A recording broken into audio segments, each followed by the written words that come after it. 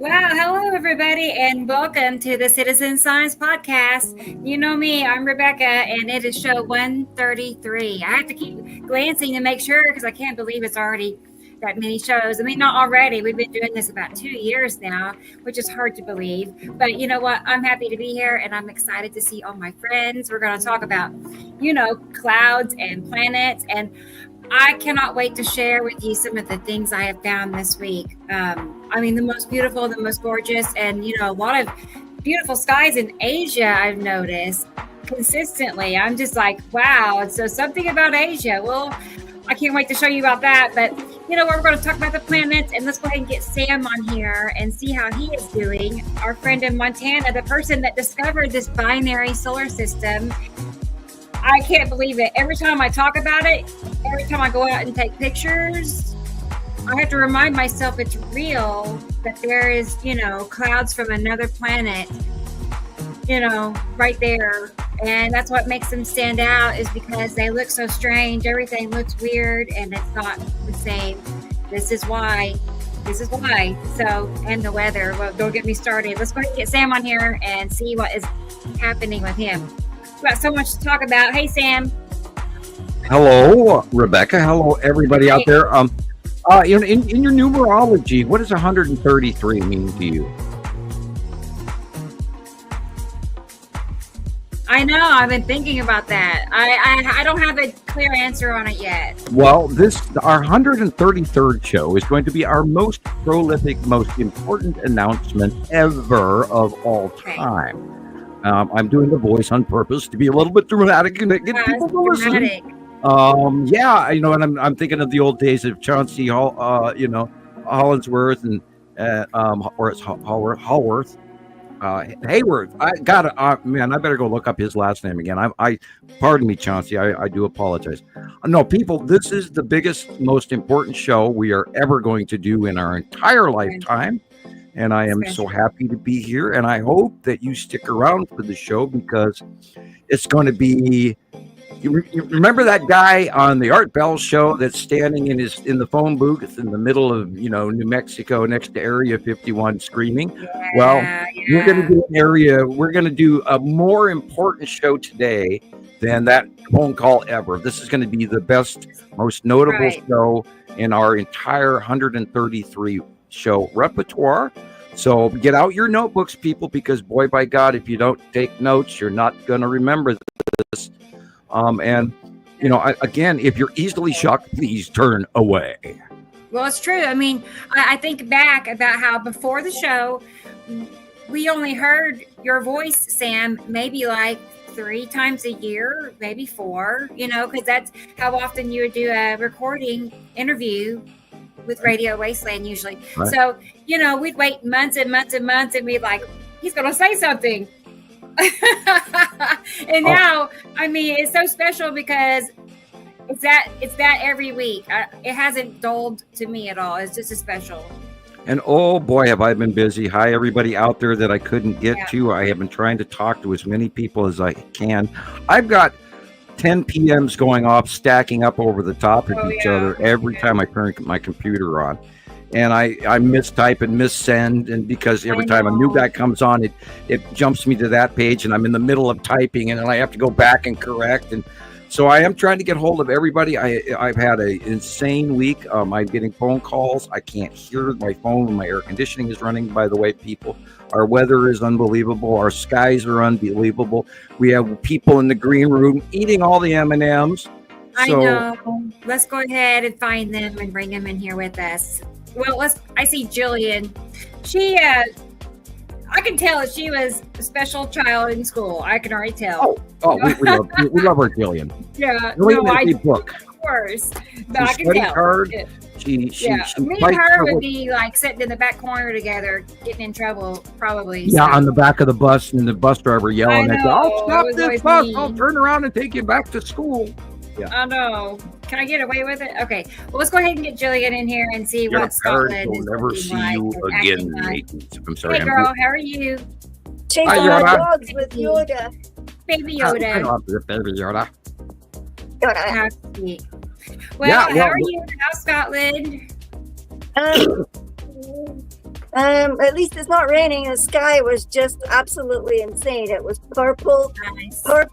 with those sort of bizarre gold gray. I sent you pictures. There's no words for it, and pictures don't even do it justice. The sky was almost kissing the ground, literally. I'm telling you, you just wait. You wouldn't believe what's coming. You would not believe what's coming.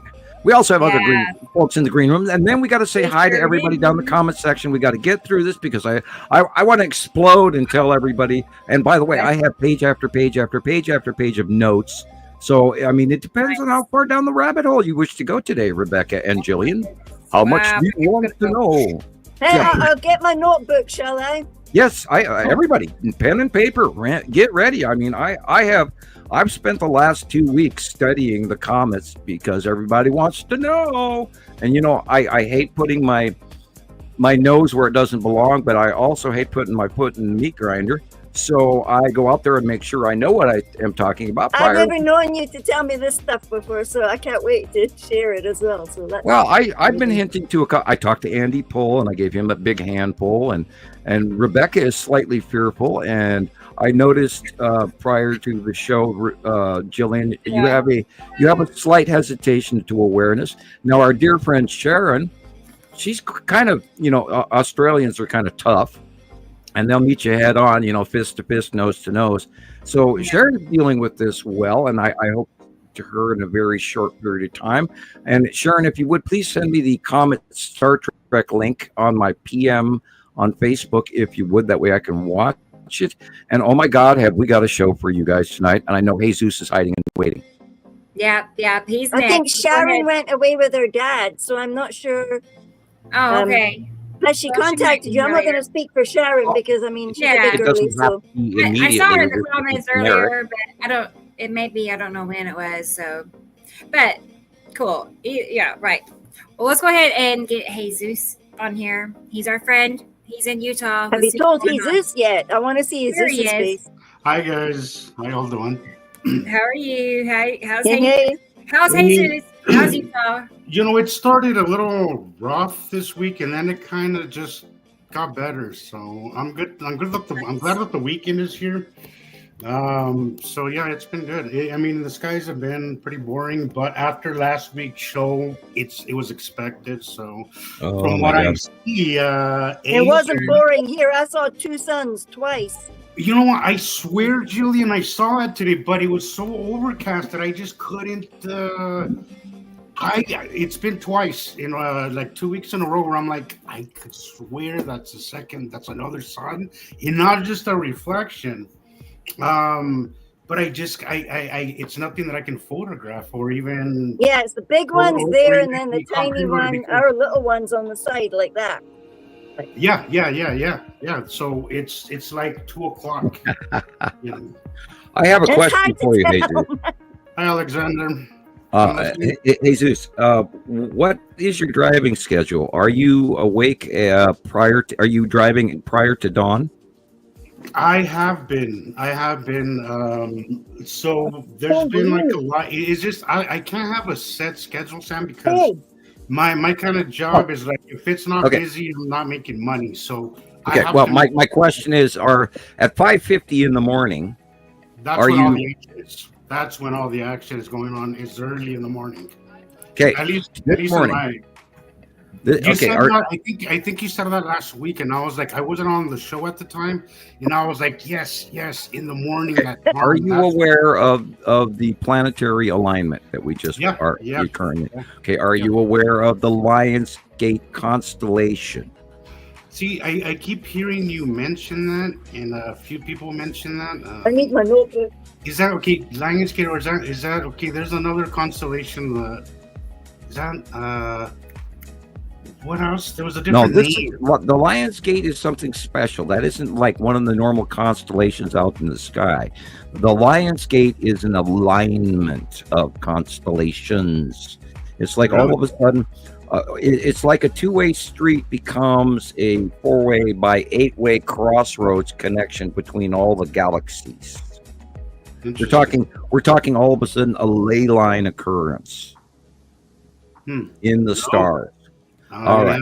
Heard of, but in all fairness, I don't pay much attention to TV these days, so there's a lot that I miss. If I don't hear it here or from you guys, chances are I haven't heard about it. So Jillian and I have both looked up the information on the rise of our solar system through the galactic plane. We've been talking about that show after show after show lately, correct? We used to be on the bottom of our galaxy. Now we are we've gone through the middle magnetosphere, the weak wave properties of the magnetosphere of our galaxy, and then we have risen now into a new cloud, a new electrical existence in the upper. We're just now starting into the upper planes of our galaxy. Something's felt different, sir. Like I was talking. Well, yeah. You wouldn't believe what's just happened. Well, I was listening to your other interview that you had recently with. We did it. We did a Mystery Mark show. And I was like, well, he's talking a little more than usual. Yep. I was like, maybe there's something that he has to share with the rest of us, you know. Yes, I could speak for the next 6 weeks on this because then I probably I could tell that you were just dying, that you were just dying to let it out, but you kind of contain yourself. We're Irish right now. I would be doing the jig, me lad. That thing I've been talking about for a decade, the thing that the wake up call. Remember, I say this all the time. The Chelyabinsk event that I would hope that we get to wake people up. Yeah. Right. Well, guess what? This is a solar system Chelyabinsk event. We are talking about 3I Atlas and the Swan 25B and the other 5 comets that are all here right now. You wouldn't believe what has happened. You would not believe what has happened. Anyway, do we have anybody else in the other room? We need to get Chris on here before. Yeah, I was just going to say. Yeah, I read you before you even reached forward. It was like, Chris is out there. We got to bring him in. Yeah. Well, you would. Here he is. Yeah, he's here. Jesus, I had a week you wouldn't believe. I can't wait. I got a download. I can't wait to see what you think, because I've been waiting since was it last night that you guys did that, or was it the night before? I don't know. It was recent. I did a show yesterday. I wonder what exactly he has in mind. I watched the rerun. I didn't watch it live, but I was like, I wonder what he's talking about. I hope he talks about it on Saturdays. So. Oh my God, dude, we're going to be talking about this for the rest of our lives. Well,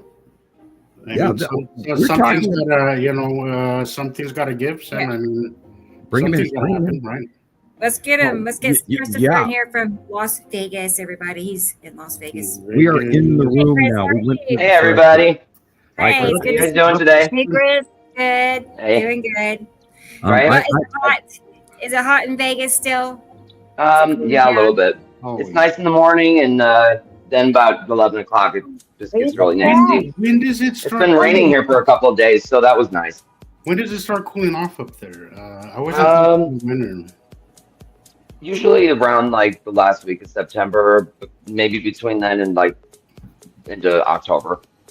It'll start to get away from the 90s. It was like 99 the other day, so we're still hitting 100-degree temperatures here. I've been in the 60s. I've been in the 60s over here, just chilling. Not fair. No pun intended. Right. It's really nice, except for that day last week, last Saturday when my air conditioner went out. Oh man, did you get that taken care of? It was 83 degrees in here. I had to go outside for a while, but yeah, we got it. And it was a good learning experience. So yeah, it's horrible when you lose your air conditioner. We fixed it under $20 and a little bit of elbow grease. Last time, because we didn't know any better, the guy charged us almost $400. Oh, he didn't even do it right. Yeah, well, that's $200 to show up. Right. Yeah. But he didn't really half-ass. What he did was he kind of MacGyvered it. I don't know if you guys remember MacGyver. Yeah. He MacGyvered that thing, You Mexican MacGyvered it, and I was like, Oh, yeah, you know. And plus, I think Listen to he that replaced one of cultural the clam that filters. he himself gave. Ooh, Mexican. Yeah. No, we have a thing in Mexico where we talk, well, in New Well, Mexico, where if you're gonna rig something and do all that, we just call it a Mexican MacGyver. Here in Okay. Montana, we call that. We have Western Montana, we have Eastern Montana. So we always tease the people in Eastern Montana that they're actually Western North Dakota, and our term would be, "Oh, he's a Western North Dakota tractor driver." right. And Oh that's my how gosh. we rewire. Rather than putting a key or fixing the ignition, they'll weld on a screwdriver. Yeah. That's exactly what I'm talking about. Oh, So what? This that's is what funny. he did. So there was three there was three connections, right? Kind of like a battery, but with a third connection for the fan. So what he did, one of those burnt out, and instead of just replacing the whole thing, what he did was he just got a little one and then just rerouted that wire to the little one. So the guy must have Overheated. spent like maybe $10, right? And charged us Right. like $400. So Oh, it was good to learn that way. Next time, I right. can do it myself, and I don't have to, deal You have a with it. future in electronics. Yeah, definitely, Jesus. Yeah. Oh, yeah. we all have You pay for knowledge, really, is what you're paying for. So. Yep. Oh my Well, God! I'm gonna get to the comments, y'all. Right, I See, was just Right. yeah. gonna say that. I know you read my mind again, or Well, maybe I read yours. by the way, that's going to happen a lot more lately, people. Oh because, man, I got special again, powers. September 15th, the monthly site drawing came out, and it came actually on the 16th. But I was having Look I was at you. having a brain download epiphany day, Cool. and oh God, I learned so much that I got answers that I thought the 2010 upgrade was cool, but the 2025 September 15th upgrade was unbelievable. And I'm again, if I was Irish, I would be sitting here doing the jig, because I am in elation, insanity, and also in fearful regret, both simultaneously. But the show must go on, so bear with me through the Right. show. And oh God, I have so much to share. Awesome. Can't wait. I was gonna say, I found a picture this morning in Italy. It was this exact. If you cut off Ceru in the sun, it was just. Yeah. You'll see it in a moment. I'll show I you. miss Right. Italy Skywatchers. It was exact. I mean, Come the back, trail from Italy the Skywatchers. it was We just love you. exact. Cool. I got that as well. I got that as well. It's amazing. I'll just show you this first clip. Wait, here it is. It's the first picture on this little series of pictures. And then I'll show you this first picture. It is this one right here. Oh, wow. Yes. Awesome. Yep. Look I at got that. I got that. Wow, but look at the bend. I know the Wowzer. detail is just so. See, this So is yes- what I've been getting this all week without the other stuff. It's just been like I could tell it's clipped. Yes. The sun is being cut off, and then the sky is really dark blue, really dark blue, and then you have a line, and then it's like lighter blue down here, like a baby blue, and then like a dark blue up here. And I'm like, how are you people not noticing this? Like literally, it's like there's no clouds out there. It's just like Right. Why is it That dark? is baby blue down here and like a dark blue up here. I'm like, dude, seriously, come on, people, come on. Brain to earth to brain. Somebody respond, but we get nothing. Right. And this is just one of like at least a dozen we've seen Oh. since Sam drew his drawing this week. Did you Yeah, see- I know. Awesome. Look at that. Did you see? Yeah, Mr. BB333. I commented Hey, on I him. swear, that comment Cyril right was there. good. That comment right there makes me think that he's kind of coming around, or he's always known. He just will never. That's as close. Yeah. As he will actually. Come on, dude, get on board. Have you noticed how there's more and more people in the comments, people I know and don't know, saying that's a Yep. planet. That's Yeah, I saw this post. more and more. Yeah, it's a wasn't even planet, a all planet, right. but- Like they're there. Like that stuff is Yeah. everywhere. somebody tagged all There of you us. go. Somebody tagged us all. I don't know who it was, but somebody I, tagged us. And I everybody was commented like, on that post that he made today, and I sent the cartoon Nibiru Followers Anonymous Citizen Science podcast clip that Nice. Rebecca had posted. She made a whole bunch of new, real cool pictures this week, and Yeah, I posted one of those I on his love it. page, and a picture of his Saturn and his Saturn's yellow moon way back in 2016. The one where you can actually see the yellow moon and the full red planet. And we Nice. know what we're talking about. It's just the rest of the world that hasn't decided to listen. Hint, hint, hint, hint, hint, wink, nudge. Know what I mean? Know what I mean? I mean, holy shit. It's Vicky, people. eggs and Vicky. It's Yeah, oh, Right? God. And, they're chalking me up as spam. Spam, spam, Oh. show spam. you one more Yeah. picture Spam, that spam. I clarified Spam, or spam. refined. You know Oh, this wow. one, Yeah, I right? love that. Oh, yeah. I love Oh, that yeah. one. Oh, wait. I cannot see that. That is Well, his Saturn and anyway. Saturn's yellow moon in front of Nibiru, and that was I smoothed it out. 2019. I meant to have the old one beside it, which the old one is kind of, I love that. bumpy looking, kind of bumpy. Anyway, it's smoothed out now. Nice. I thought it turned out nice, actually. Oh, yeah. Accurate. It didn't change it. Okay, and that white or that pinkish line just to the right of the sun, the line straight line across in front of his Saturn, that is the ion tail Wow. illuminating. Okay. Oh my God. Hey, I didn't know that. who did it? You Yeah, know, that's Sam, the I ion tail. actually, Awesome. Awesome. last week you were saying how the ion tail has been a little bit more on the bottom of Right, because it's, it, and I saw it right after that show, about a day or two after that. I saw it and I was like, holy shit, he's right. The freaking ion tail. I don't know if it's as they're moving over us or as they're rotating, but it's at the bottom, not usually. And also, as you were saying, Sam, that we're on a higher plane now of our little corkscrew behind our stars. So we're right as we do the move in from summer orbit to fall and then winter orbit. Okay. Yeah, and it's gonna that point 3D thing going over your head thing where you got to reposition the planets that are moving differently than we are, but yet we're moving too, and you have to include that in your concept. Go ahead, Rebecca. There you go. I was know going to that- point out the blue area, that's Nibiru, for those that don't know that. Right. How it's blue and Huge. And also That's notice the how planet blurry. Nibiru. Notice how blurry it is.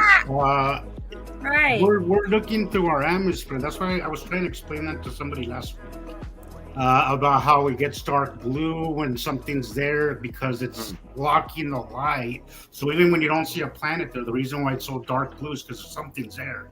Just sometimes it's not as close to. Remember, we're looking at the dark backside of these planets at that time because they're between us and the sun, and so we don't perceive black. What we perceive is our sky blue normal. Yeah, and that's so what that's what that guy was telling me, Sam. He was like, planets wouldn't just disappear. I'm like, the hell they don't literally disappear, but it's like looking at a mountain range. The further you drive away from it, you're not going to see it. It's the same concept in space, guys. Well, there's also solar light pollution. Like this is a great example of that. Right. And there's so much light showing that we don't actually see the sun. We see this hourglass shaped thing. Yeah. And that is because the refraction that comes between the planets, between us, it breaks out and gets it gets explosive like an hourglass. It expands and bends. I was trying to explain that to this guy, and Carol, I was talking to you about him. While I was talking to him, he just ignored me after that. He never responded. So whatever. But the guy was like, I made a video about the dark blue and the light blue, right? And I was trying to explain because the sun was being cut off, and you could see the shadows that it was creating. And I was like, 2017. This, and then I got that comment that planets don't just disappear. And I'm like, you're really so behind. Yeah, there's one of mine, but you're so behind all this that maybe you should listen instead of arguing with me. I said, how about you just maybe listen, leave your biases at the door, and at least listen to us. This is Yuri 2015. I assure you, if you give us a time, we can help you understand what it is that you are not understanding. But well, there's so much information. That's the problem. There is a lot of information, and I sent him some really good stuff. But some people are gonna listen. Some people are gonna give us a time of day somewhere. So what could we do? Oh, I tell you, I'm in loony land after learning what I learned. I'm insane by what I've learned. It's just like, you've got to be kidding me. And then I walk out my front door today, and at 5:00 in the morning, 5:50 a.m. this morning, I sighted one of the most unbelievable celestial events I've ever seen in my entire life by eye, and it's more to come. You wouldn't believe what's about to happen. Can't believe it. Well, let's go ahead and get into the comments so then we can Let's look do at it. more stuff. So I'm sorry. David Gregg, I'm sorry. All we can do is David was saying that he's also glitching out a lot tonight. So oh no, David, come back. Sharon's here. Hey, Sharon. Hi, Sharon. Sharon be here. That was a while ago. She wrote this. Finally, one of my First in line. Set the example. Yeah. So good job, Sharon. Good to see you. And I sent you my reel, Rebecca. I hope. All right, sweet. Eyes to the sky. It's already Dennis. 73 copyright. Hey, Eyes to the sky. Dennis is here, everybody. Hey, Dennis. Hi, Dennis. Hey, it's experimental. It would not be the same if she wasn't here. Like, you know what I mean? Right. It's just, she's always here. Oh, it's awesome. I see her sometimes on other shows. Like what, every now and then I see your name watching somebody else. Is cool. I'm like, I know her. Anyway, all right. I know. Isn't that cool? And hey, Carol Ann is here, the one and only. Hey, girl. How are you? Hey. Yes. Hello, Carol Ann. Right. September, what a wonderful day. I know. Well, I'll get more into Carol Ann stuff later, but she's just a nice lady. I know you all already know that. So I just love hearing from her. Doesn't it make your day? She's loving, but she's firm when it comes to the group. She's like, there she is. Check that out. Yeah. Thank you so much. Oh, she's the perfect librarian. She really is. I agree. Right? She's the perfect librarian. But she does it in a very in a very classy way where you don't feel offended or you don't feel like she's being mean, but she does come off firm. And that is she also knows the decimal system. It's a fine balance that I have a hard time dealing with, because either I'm gonna go too far this way or too far that way when I gotta call somebody on something. So. Right. Ooh, nice what Carol Ann is pointing out, sorry, I was just going to say, Carol Ann is pointing out that our friend Matthew Eagle, he started his own new group on Facebook. Excellent. Montana. The more the merrier. Right.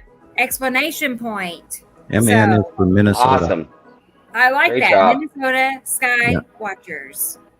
Yep, wonderful. You're welcome to Right. the sister site group, and I will please send me a link somehow, and I will join your group, and I will try to post there as often as they let me. And keep checking your spam pile, because that's anytime I send anything to anybody, it's now marked as spam. They were trying to shut me up, but still give me my First Amendment rights, which has, by the way, been tromped on. Goodbye, Jimmy Kimmel. Anyway, oh no. Thank you, Carol Ann. Thank you. Nippin'. Yeah. Okay. Thank you to Matt too for starting this new group. That makes 10. I had to start writing them down. I'm like, used to. I can't remember them all anymore Now when I want to send stuff. It's like, I'm like, that's really something, Sam. We have 10 people, or besides me, I guess 9 anyway. I'm still posting about 30 different sites and talking to people around the world. I'm still translating to people regularly in French and German, where that's all they speak. And so I'm spending time talking to people around the world. Now, unfortunately, we've lost a lot of our Malaysian friends, and our Russian and Chinese friends are gone. Too bad. Too bad. I saw some great material. Thank you, Petty, for being out there in Turkey, in Istanbul. And has anybody heard from Thomas this week? No, I got the feeling, the vibe that he's living his life. Probably the weather's nice right now, and he's probably like swimming in the lake and stuff. Yeah. Walking around without, and he refuses to wear shoes. And him and I we actually spent about 2 hours talking about shoes. Fun to hang out with. Yeah. Yeah. Okay. I think he got a little frustrated too that people weren't listening. Like Right, to right. him, Yeah, it's so easy He and did blatant. mention that. Yeah. And he got annoyed at the very end. He's like, "These people are stupid. They don't listen." And That's a horrible realization. Like, it is a horrible realization. That is a How part many of times all have we all this. gone through that? That is a part of all this Been that there. I will never get used to. Like, I've learned to live with it. I have learned to live with it because that's as good as it gets. But used to it, never. I will always find that almost as crazy as what's happening in the sky. Like, I really, Yeah. the fact that the entire world, it's not just here locally, like the entire world is missing this, and it's so obvious. Rough. And there's so much information out there that we've been putting out that still people, it just drives me nuts because we have put together evidence that is irrefutable. Now you know how I feel after my 2010 non-disclosure agreement, or after my 30-year non-disclosure agreement. I come out to tell you guys. Sam, I've been doing this for 8 years and I get frustrated. I can't imagine what 30 years would have done to me. You get to the point where you get tired of almost exploding, so you stop exploding. Yeah, that's what I stopped doing. You just stop reacting. Like, all right, dude, like whatever. Like, I used to argue, like, again, like the person that I was talking to today, it seemed that he was a real person and not a bot, right?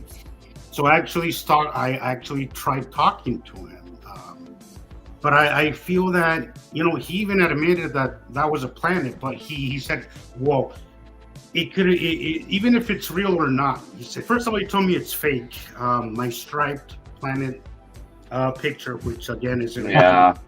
And he tells me, well, that's not real. I'm like, I took this picture. This is absolutely real. You could run it through any app and you'll see that it's legit. He's like, well, even if it's real, why don't you go and take a picture of it right now and tell me the coordinates? I'm like, here we go.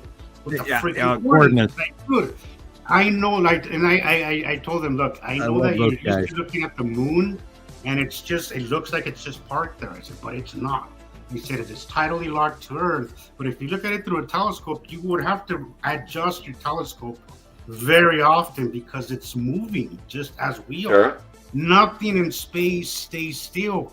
I said everything that you think comes from Star Wars, and that's not realistic. I said, if you want to actually learn, come over here and we'll teach you what we can help you. We're not looking. We don't charge subscription fees. I said we're not doing any of that.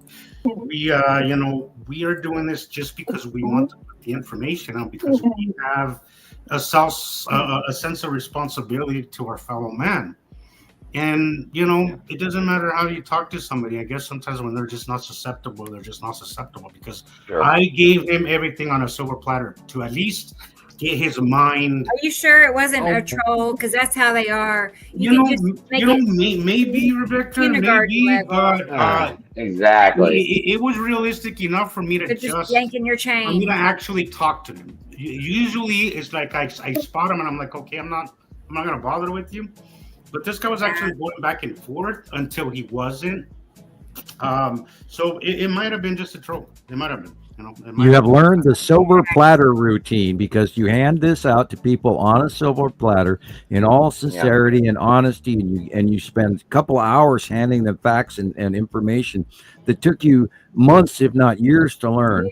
And because you're concerned for these people's awareness, and then they hand you this, well, this is past my education, or I don't believe you syndrome. Well, I tell you, I get the message that I'm on DRUGS, and I'm like, oh yeah, that's terrible.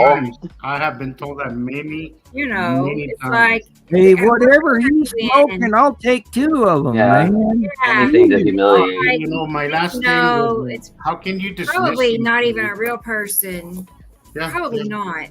Yeah, because honestly, if you send somebody a picture of a planet and they actually they still act like that, so it's like, okay, so it's real, but it's not real. I don't get it. Which one is it? We know. If you know, you know. Hey, Tracy knows.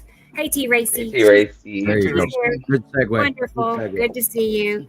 She says, my friend Valentine is, oh, cool. And tonight, eager to ask Sam about these comments up there. A comment in Star Trek, which was like the board, quite similar to the cube. Yep. Oh boy, yeah. I have a stack of notes in front of me that we're going to go through tonight, and I mean we're talking full pages, not just my usual quarter sheets. Oh my gosh. Yeah, I have page after page after.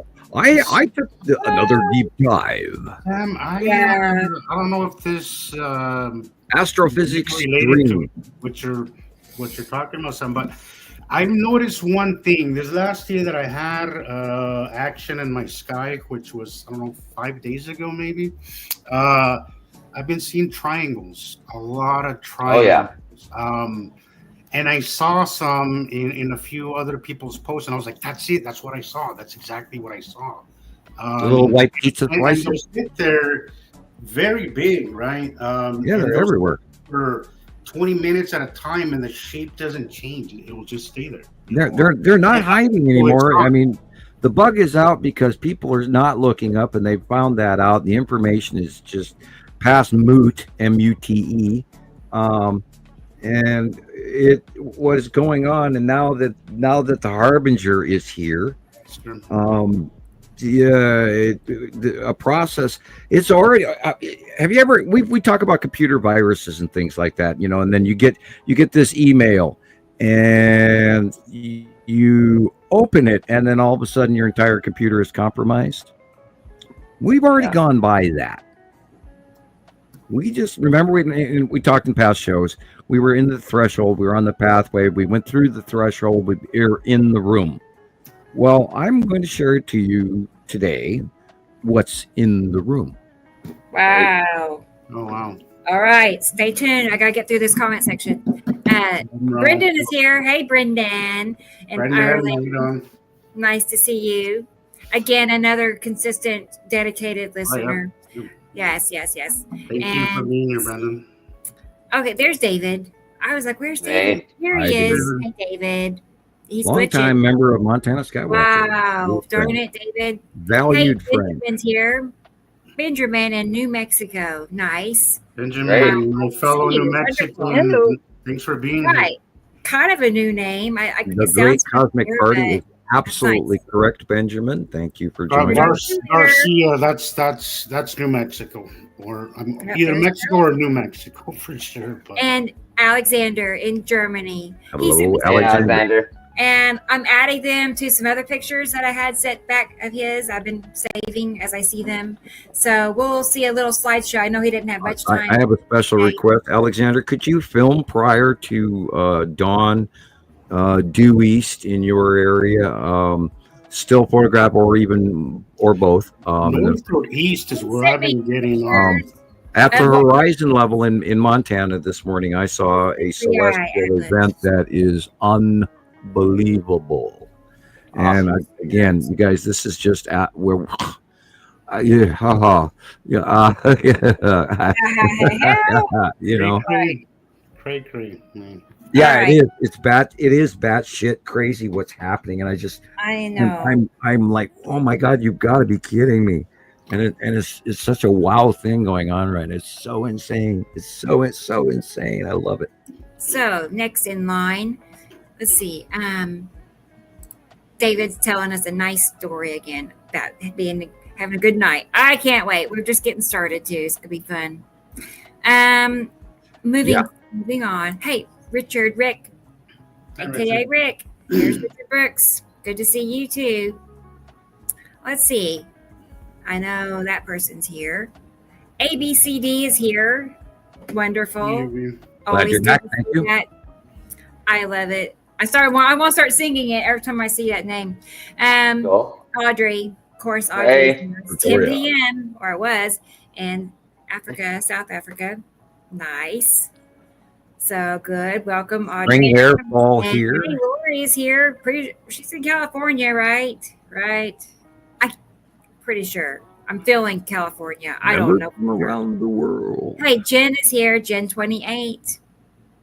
They are listening from work. Well, good, Jen. Glad we can hang out together. Let's Take a see. deep breath, Samuel. Okay. Who's this? Red Monarch. Hello, Great. Red Monarch. Hello. That's another new name. Nice. See, it's getting bigger, Sam. I'll come back to his question in a moment. Let's see. Yes. Well, and they're telling you hello, Sam, specifically. Well, hello back. I'm glad Nice. you're here. Thank you for joining Sounds us. like they sound like they are an avid follower and highly interested. Well, that's good. Now learn to spell my last name, please. It's one F, not two. One F. Thunda is here. Thunda. That's the Wonderful. Dutch version instead of the German. German has two F's. The Dutch have one. It means something completely different, I assure you. Yes. Okay. Wonderful. Let's keep scrolling. My last name has to do with vineyards and a vineyard owner rather than a farmer. Okay. Wow, Sharon. Thank you. Thank you very much. She is. We are at the precipice of Precipice of Right, a huge right. change. Yes, Right. yes, sure. The precipice. Shit, we already walked into the room. Precipice was He already 2 steps knows. back. Yeah, we're here now. She's doing a great What's going job on? too. It's happening Sharon right is. now. Oh my God, we're out of time. We're out of time. Yeah. It's happening. It's happening. Yeah. It's out of our hands, honestly. You know. Yep. No, actually, it's very important now that we maintain. I mean, to a Um, point, but a well, lot you of gotta it turn is your- out of our hands. You got to turn your head in the wind, and then you put out your spinnaker, and then you just sail downwind with it. Mhm. You know, Yeah. you let the trade wind take you because off we go. Here we go on an adventure. You know, cat in the hat. So I'm curious. We'll get more into this in a moment. I'm going to mark Okay, it. We'll come okay. back. I Okay. won't go off. I promise. I'll take yes, I yes, know. Carol Ann. I'll take a deep How breath. far down the list are we? Hey, Freezy's here. We're almost there. Freezy Peach, wonderful. Good. Always good to see Freezy. Hey, I know this name. Esri Colette, little small Hey. Sam, young Sam, or I feel silly saying small Sam or little, but he's a grown man. So, all right, but he's here. Good to see you. You could say younger, Right. I know, younger Sam the Sam. younger. far Yeah. younger than me. You know, I have this. I'm after all so Yes. old. Anyway, Like one little bug. Okay. Does anybody else ever feel bad for like harming or hurting a fly or something? Does that ever cross your mind? yeah. I don't mess with them until they start landing in places I don't want them, and I said, okay, All now right, you depends on the bug. I feel Yeah, bad, Yeah, but it at depends the on the same bug. time, Pine okay. beetles kill the pine Michelle beetle, Fox kill is the here. pine. Good to see you, Michelle. Hey, Michelle. Away in Indiana. That's so cool. I've never been to Indiana. I've never been there. Neither. I've been there twice. Three I times. bet it's like Oklahoma. I bet it's similar enough. Hey, Amy V is here in Newfoundland. Sounds very nice. That part of the world just seems like ideal temperature wise. Like it's not too hot. But then again, you got to pay for it somehow. And you could be cold extra. It's a trade-off, but I would rather cold. Carolyn, we need our summer homes and winter homes. You know, we might as well just be next door neighbors in both places. Hobby home. That's in my. That'd be fun, wouldn't it? Is a hobby home. Oh, yeah. Get like a Listen, little capsule and yes, put I'm it saying like that. halfway underground, and then maybe That'd be plant cool. my vegetables on the roof. You know, that's Yeah. the plan, and then just add to it as I go. But Oh boy. Okay. Yes. I am almost there. I can feel it. It looks like we're down to the very bottom. Maryland is going to send you a link, Sam, it looks like. Okay. Sharon, I see you just messaged me something. Sam, Matthew has Ooh. already sent you a link. I would Okay. love to see that. Comments. Everyone, we appreciate your like. Yeah, Carolyn. Yes. Rah. She's our cheerleader, bookkeeper, hall monitor, whatever. What else? So nice. Okay. I am almost there. Hey, there's Esther. I heard your name earlier. And I'm Hey. like, where is she? There she is. Hello, Esther. In the Netherlands. And Indica Land is here in Tasmania. That sounds like a cool place to be. Just a cool name, right? And we're almost there. I can't wait to start the show. So much good stuff to see. I was reading what Alexander said. He said, I'm currently uploading a video to YouTube, which I filmed yesterday. I think I captured the Comet Atlas during its solar transit. Nice. It's the shadow of it. It's huge. And it was almost too large to fit within the frame of my camera lens. Wow. Okay. Hopefully you can send it to me. It's not too big. Or maybe you could load it to YouTube and then I can get it. Keep me posted. Yeah, what I saw today was insane, and if the rest of the planet doesn't see this, I strongly suggest you get up before sunrise and look due east, and what you will see should scare the holy crap out of you and wake you up that we are no longer in Kansas anymore, Toto. We are now there's a new object and it's visible, and the government is not telling you about it. And there is so much already slices of mixing truth with distance of information, and it is all the buzz on all the social media right now, people. This is that now we jump on this surfboard, people. This is the reality check that we've been waiting for a very long time. What is happening now is going to break Newtonian physics completely out of its house. As of today, if nothing ever else happens, this has already completely changed everything we know. So what's happening in a month, to be specific? It's going, well, let's go back before that, before we answer that question. Okay. What happened when it started into our solar system, when it was 6 AUs, astronomical unit AU is 93 million miles. That's the distance from the Earth to the sun. That's what it's called, an AU. Okay, when it was 6 AUs away, it started being noticed. Now, generically, when outgassing occurs on any normal comet, that is within a distance within our solar system where the solar light actually, there's a term for it, and I'm trying to find, it's sublimation. When the sunlight shines on the ice on these asteroids or these comets or space objects, including planets, it creates a solid into a gas. And this is where, of course, the trails behind the asteroids and the ion tail from Saturn's yellow moon and all of that's sublimation also. That's the science term for it. Okay.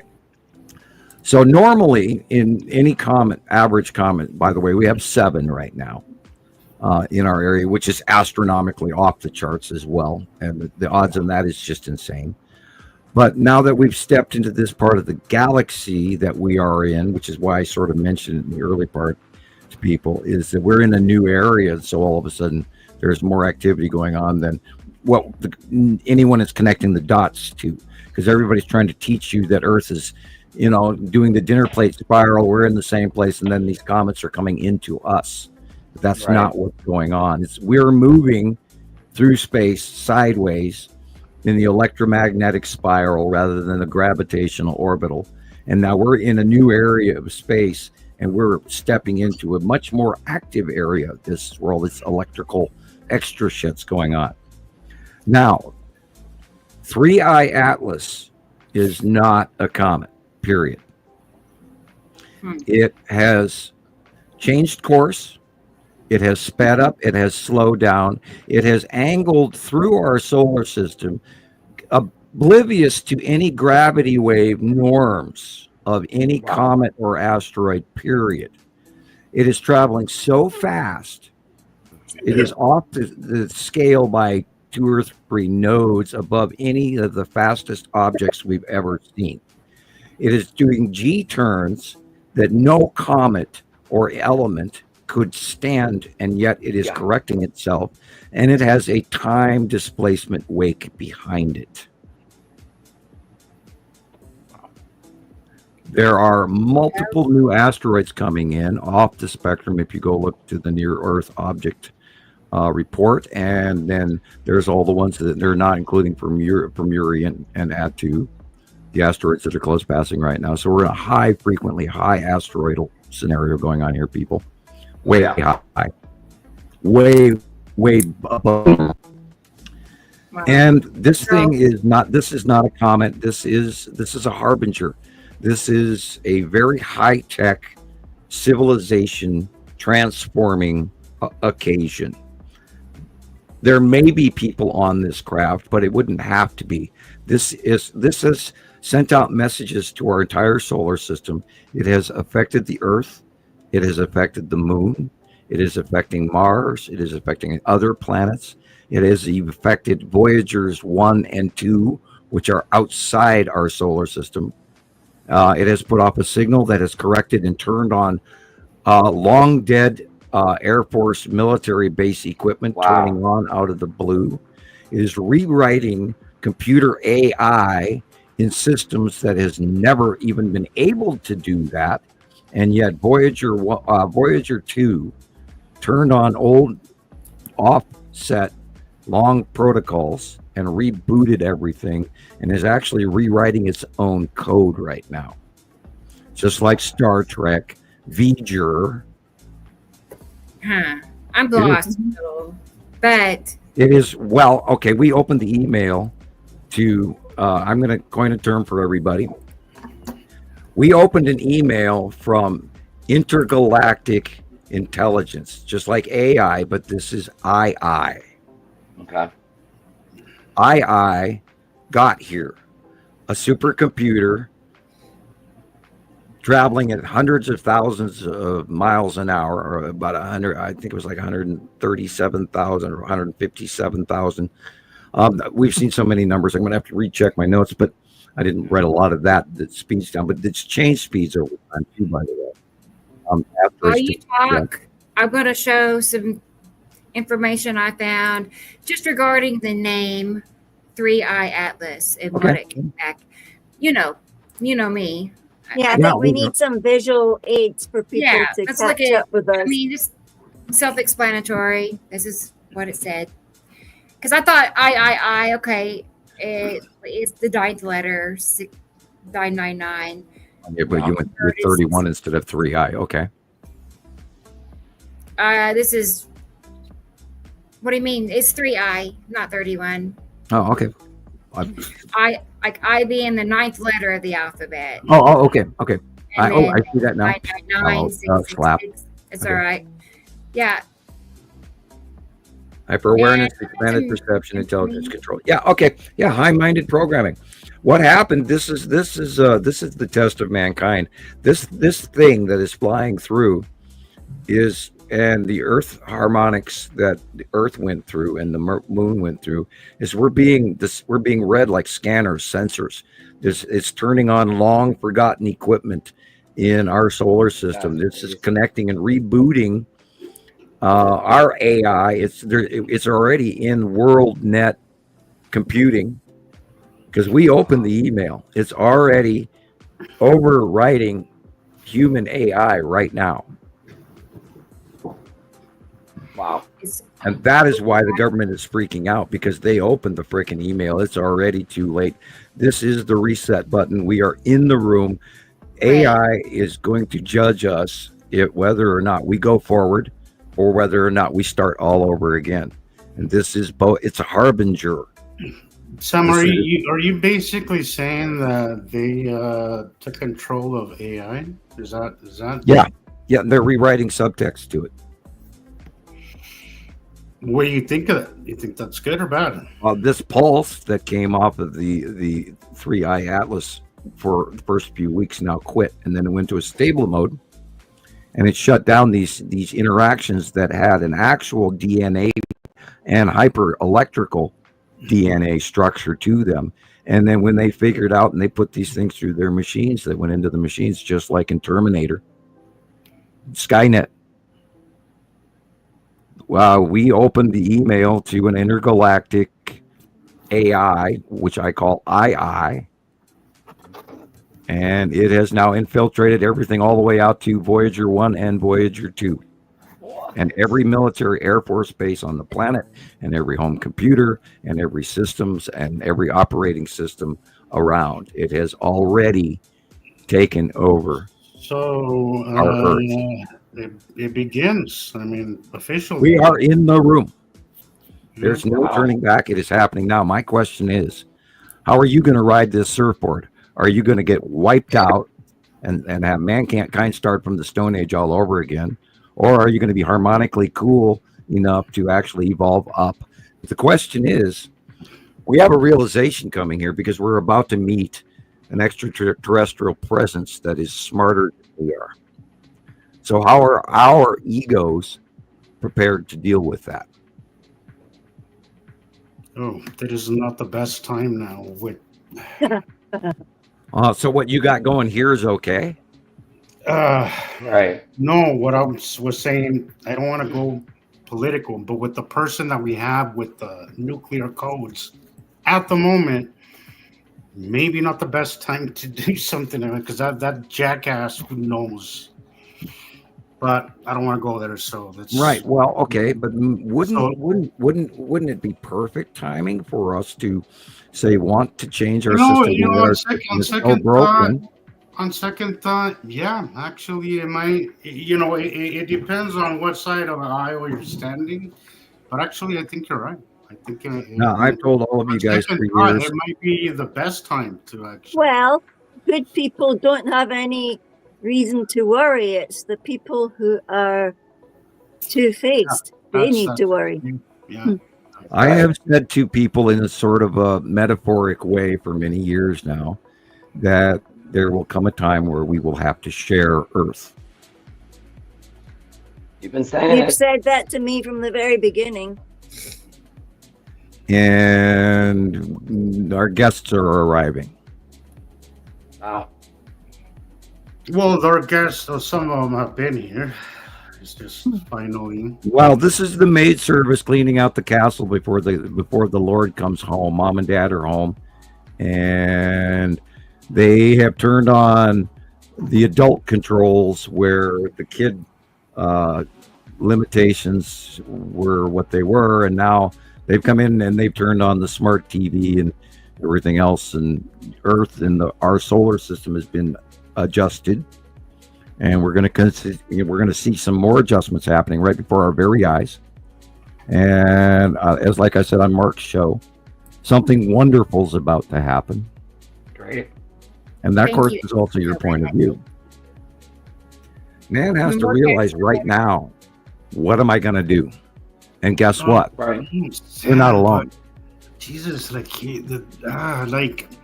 really want to. I really wanted to think that the world was ready, but I don't know. Like the shit we're seeing in the past 10 years, and it just keeps getting worse and worse, and I'm like, I don't know. Like, again, I'm all for disclosure. I am, but good God, I mean, these people, most of the world is so behind. Okay, well, let's look at people are being guided to be worse, like through the music, the news, I agree. Media, DRUGS brought into. I think that the people in control of the manipulation are the problem. They need to be worried about what they're doing and how they're going to answer our vibes by making our conditions so treacherous that you're always in fight or flight, and because they know they gotta hold us down and keep us at bay, or otherwise we might get too good. Okay, let's look into psychology, sociopathy. Now, if you're an alien race and you have numerous, because we're not the only one this is happening to right now. This isn't a trial error thing.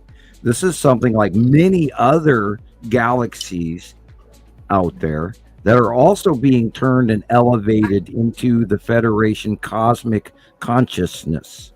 We are being asked to raise our civilization to a higher realm, people. And okay, now let's talk also about the movie The Day the Earth Stood Still, 1959, the old version. That's your best example of that. That is happening right now. The ship is here right now, waking up mankind. They've already got the attention of all the scientists and every galactic telescope on the planet, including Hubble, including JPL, and James Webb. It's all now coming in the next month. To answer Rebecca's question, we're going to see this very brightly in the sky. If you search for it, don't listen to what they're telling you, because they're lying to you where it is, because it's actually visible in the early morning, an hour before sunrise. How do you know that? How do you know? Because I saw it. No, but how do you know it's a month? I mean, we've never set dates. I have studied about 50 different videos giving the orbital path of where it's going to be all the way through till December. Okay. I just hate to be wrong. I'm doing my astrophysics. I'm really in deep actual science here. I'm not walking territory. And it may change from a month from now. I've never heard that specific anything with the. We've never given dates before. That's all. Oh, I've been studying. It's adjusted course recently. It's slowed down. It's going to go around Mars, and it's going to go a very inner moon distance between, like, Earth to our normal moon is 265,000 miles. It's going to be closer to Mars than that. Now, remember that there's this great massive coma around the 3I Atlas, which is approximately 27 kilometers across to 45 millimeters across. This is big for any asteroid. Yeah. This is a whopper, but it's not a comet. It's not an asteroid. Okay. So it's predicted to go alongside Mars in a month. Yeah, it's going to go. It's correctly go at a close pass over Mars. Okay. That gaseous coma of CO2 could actually, in effect, now we don't have all. This is where I'm hemming and hawing, because I don't want to predict that this is going to happen, but this could happen. Okay, right? This could terraform Mars. Wow! Thank you, Crystal K. I was just wondering about that. This could. Well, we know that the planetary system turned on. There's inner workings, there's Tesla occurrence inside Earth ever since this thing got into, and we're talking about the Kamchatka earthquakes, etc., the solar effects of the sun and the earthquakes that are all going on, the waking up and the harmonics that are going on through all the volcanoes on the Earth right now, in chains now, two being not individuals, but connected volcanoes in regions along the Pacific plate, the Ring of Fire. The Ring of Fire is just woke up like crazy people. So expect Mount Rainier to blow, expect Mount Adams to blow, expect a number of more volcanoes to come very soon. Wow. So is that something that a passing asteroid can do, Sam? If we're going to look at it like an electron, and by the way, this thing is putting out enough power to run our planet for the next 10 years. Wow. Because that's every second. That's every second. Wow. Because I did see an article where they were, and I think, well, I don't know if it's an article, but if I saw it, I think it might have been the Thunderbolts. Maybe, I'm not 100% here, don't quote me, but where they were saying that earthquakes, there was some kind of correlation between earthquakes and asteroids. And right. Oh yeah, there's a direct connective effect of if they can everything is connected. I would imagine that they could definitely set off. Coronal holes, of course, are far more connected from the sun. Definitely the tide wave does affect planet Earth, earthquakes, etc., tectonic plates, etc. But this thing came in here, and what happened was it caused a signal that went throughout our solar system, and it hit every planet, and Earth tone actually changed, and all of a sudden there was this seismic harmonic that went through all the volcanoes in the planet as well. Wow. It's a low frequency hum has gone through Earth. A low frequency hum has gone through the moon 10 days later. And so it wasn't all at once, but I mean, it is affecting it's changing everything around us. This is the big reset thing that's coming in, this electron, this intelligent AI, computer, whatever reset button, cosmic intervention on a chemistry equation beyond your wildest dreams, including sociologically affecting our human brain and animals. And by the way, migratory patterns changed on that same day. Wow. In all the planets, whales and herds, it's already documented. I mean, scientists and theoretical physicists and everybody in the entire science world is freaking out over what this is. This is the Great Reset, people. Man. They're coming in, and they're going to. This is the judge, the jury, and the executioner.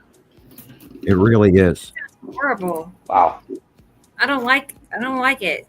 I don't feel good I don't about either, it. Rebecca. Well, we've been talking about this for 15 years. It's like we're like little ants out here. We don't really have. That's literally what we are. Every time that I'm in morning traffic, that's what I visualize. Little ants. Like an ant farm. We're all just right. Little worker ants doing what we have to do. True. The bee movie. At home making us all fight each other. Yeah, right. That. So sociologically speaking. May I say something, please? Yeah. Say something. Yes. Sorry. I've just also had a bit of a brainwave while you were busy talking about the shock waves going through the physical environments. It's also been going through the people in that you can see road rage more. Oh, you sure. can see we've also been talking about how everybody's patterns. Somebody dropped in front of the near train yesterday. Remember when we all started having weird dreams? I'm not. Oh, the dreams are out of control. I'm not an angry person, but that's when the dreams started. I've had such a. It's like a test, Sam, isn't it? Like to see how the people will react. It's like they're going through everything and rifling through our brains like it's books. Like, what would they do if they were in front of this problem? What will they do when they're dealing with this problem? And everything that we do, we have to be really careful about what we say, what we do. Always be ourselves naturally, but absolutely, wow. This is the biggest exam mankind could ever face. Wow. Without knowing. Do you see what I mean? Yes. Yeah. Well, we failed every test we've had up until now. I mean, look at how people. We can't think like that, Jesus. We've got to think like, oh my God, this is awesome. This is amazing. It's what we've all been waiting for I personally think it's awesome because we've been expecting something like this, right?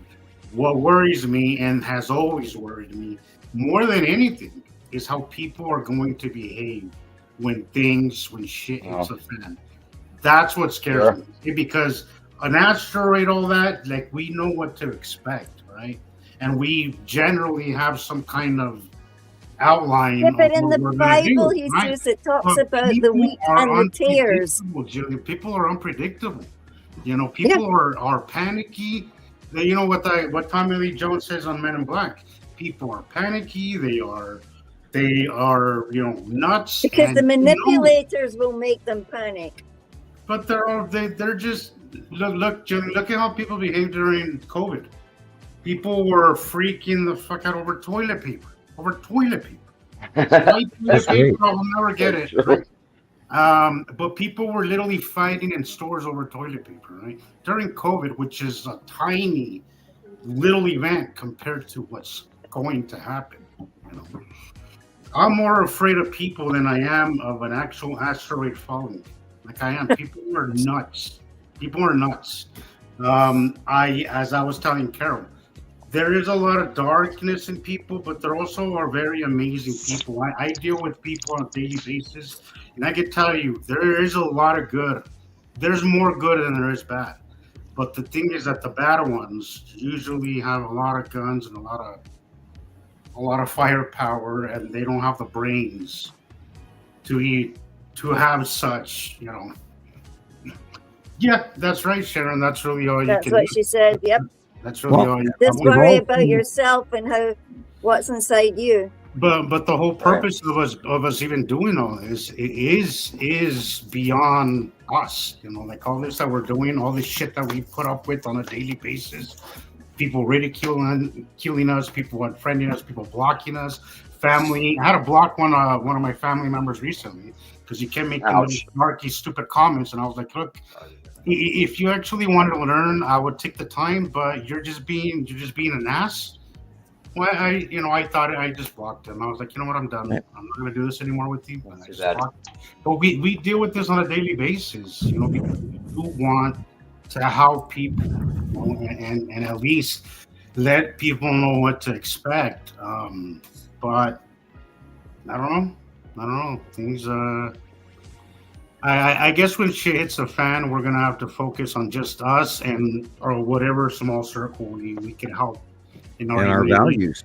You can't lose your values yet. At the same time, you're about to step into Mad Max. Exactly. Exactly.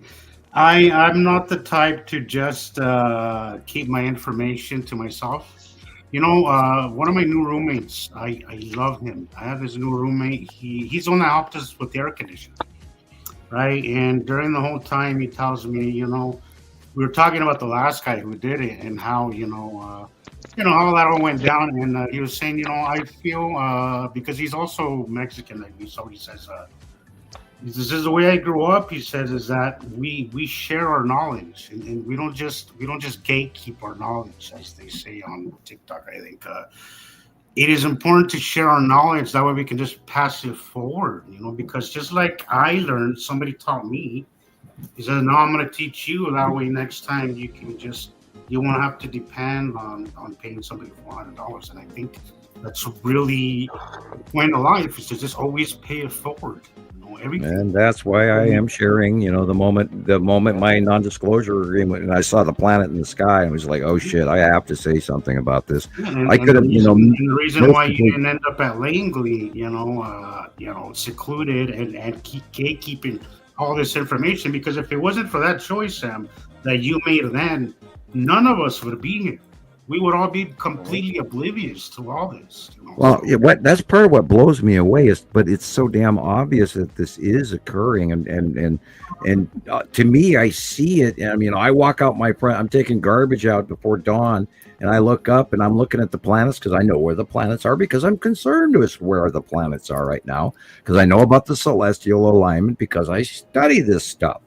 So I look out, I'm looking due east, and there, there's Venus, there's Mercury, there's Saturn, there's Jupiter, etc. Oh, there's Orion, and there's, Perseus and Andromeda, and over there's, Ursa Major, which is the Big Dipper, blah, blah, blah. And I know I look at my friends and now, hi guys, how are you? Because I know my constellations. Meanwhile, coming up over the horizon is a very unbelievably brilliant, moving light ball with a crown illumination, literally like 7 shafts of light coming off only the upper half of it. The likes of what I've never seen in my entire lifetime before of Venus, because Venus doesn't move. Venus stays in one place. This thing is light invisibly. Lately, it's been absolutely amazing by the moon, Venus. It's been awesome. Thank you, Carol. Love you too. I agree with her. Love you too. I agree too. Goodness, we all found each other. This is what I've been saying. I've said this before. Right. Like we need and Sam has said this. I think we've all said this at one point. Is that we have to build small communities to get through with this, because it takes a community. Sam, you made a point in one of the older shows where he said that not one person could actually grow food on his own. Like you need help. You need a community. That's the only way we're going to grow a field of wheat. You cannot grow enough food to survive by yourself. For yourself, you will be. And that's why it wasn't up till only maybe 100 years ago is when we started actually agriculture, because back then it wasn't worth doing all that work, because it's not enough calories.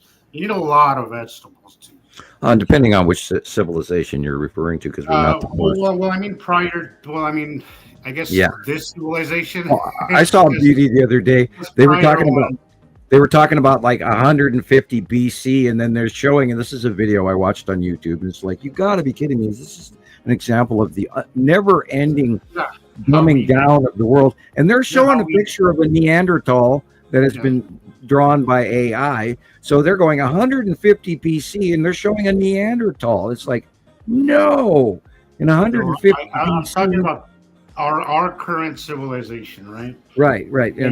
As we were emerging from last cycle. Right. Sorry, agriculture wasn't a thing until we had machinery, because it just wasn't. It was too much work. It was too much for abundant agriculture. Any small community to do, because it requires more calories out than you're taking in. So once we hit the industrial era, all of a sudden, world population did change, and we did thrive. And of course, and then we were dealing with diseases still, and the Black Plague, and all of this that throughout history, and many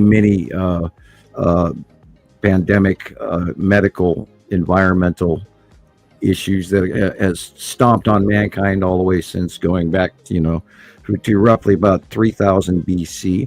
And then of course the great breakup of the Bronze Age, and then prior to that there was other civilizations like Atlantis, etc., which is the last cycle. And then the cycle before that was the Noah's Ark thing, and in current history, and before that was other civilizations, by the way.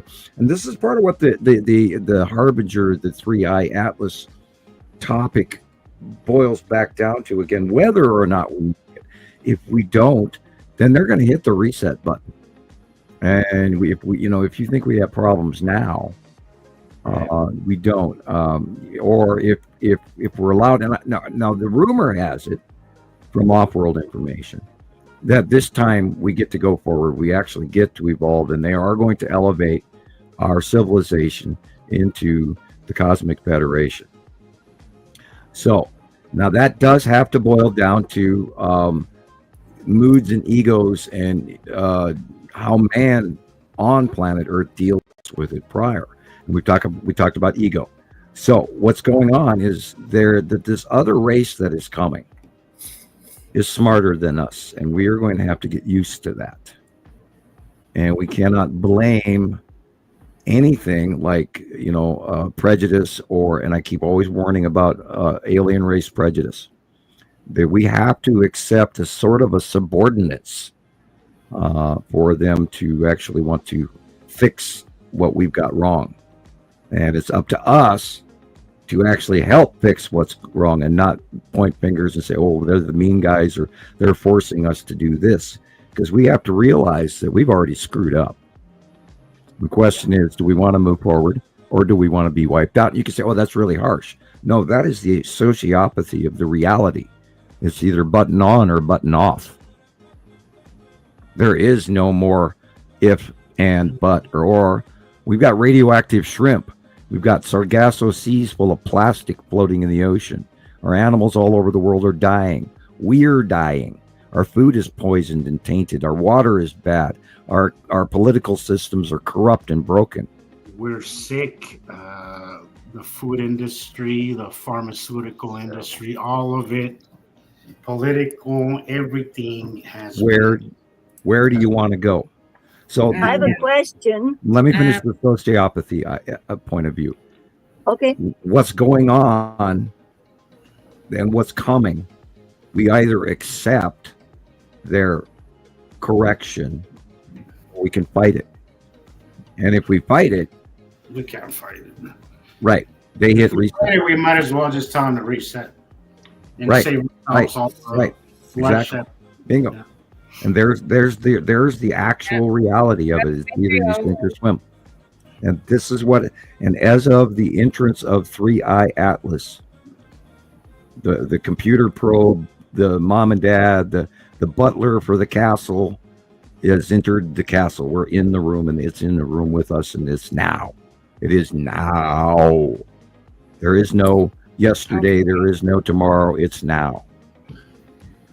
I got a couple of pictures of the 3i. We're going to look at it. Okay. Is it visible like outside, or is it I don't just know who the just source outside? is. Yes. What do you think I've been talking about at 5:50 a.m. this morning? I saw something that I've never seen in my entire life. Okay. All right, gotcha. Wow. And they're lying to you Was that it to the left or right of the suns? the sun wasn't up yet. But it was What in the comes east, first? so it would be near the suns. It If would was be, in It the comes above first in that. It front would of be the above sun. the suns on the right. Okay. But when the sun comes up, it drowns it out and you can't see it. Right. Okay, see what you mean. Right. Because there's been a lot of Katie Joe caught the same thing. Yeah, she's but this got a time bunch it- of weird I stuff. have that. this Yeah, time we're it gonna was- watch that. it Let's was do that. That's why I say Saying- go out, you but know, it looked like set the freaking out. alarm clock. Go out, watch the sun at 5 o'clock, 5:30 to 6 o'clock outside.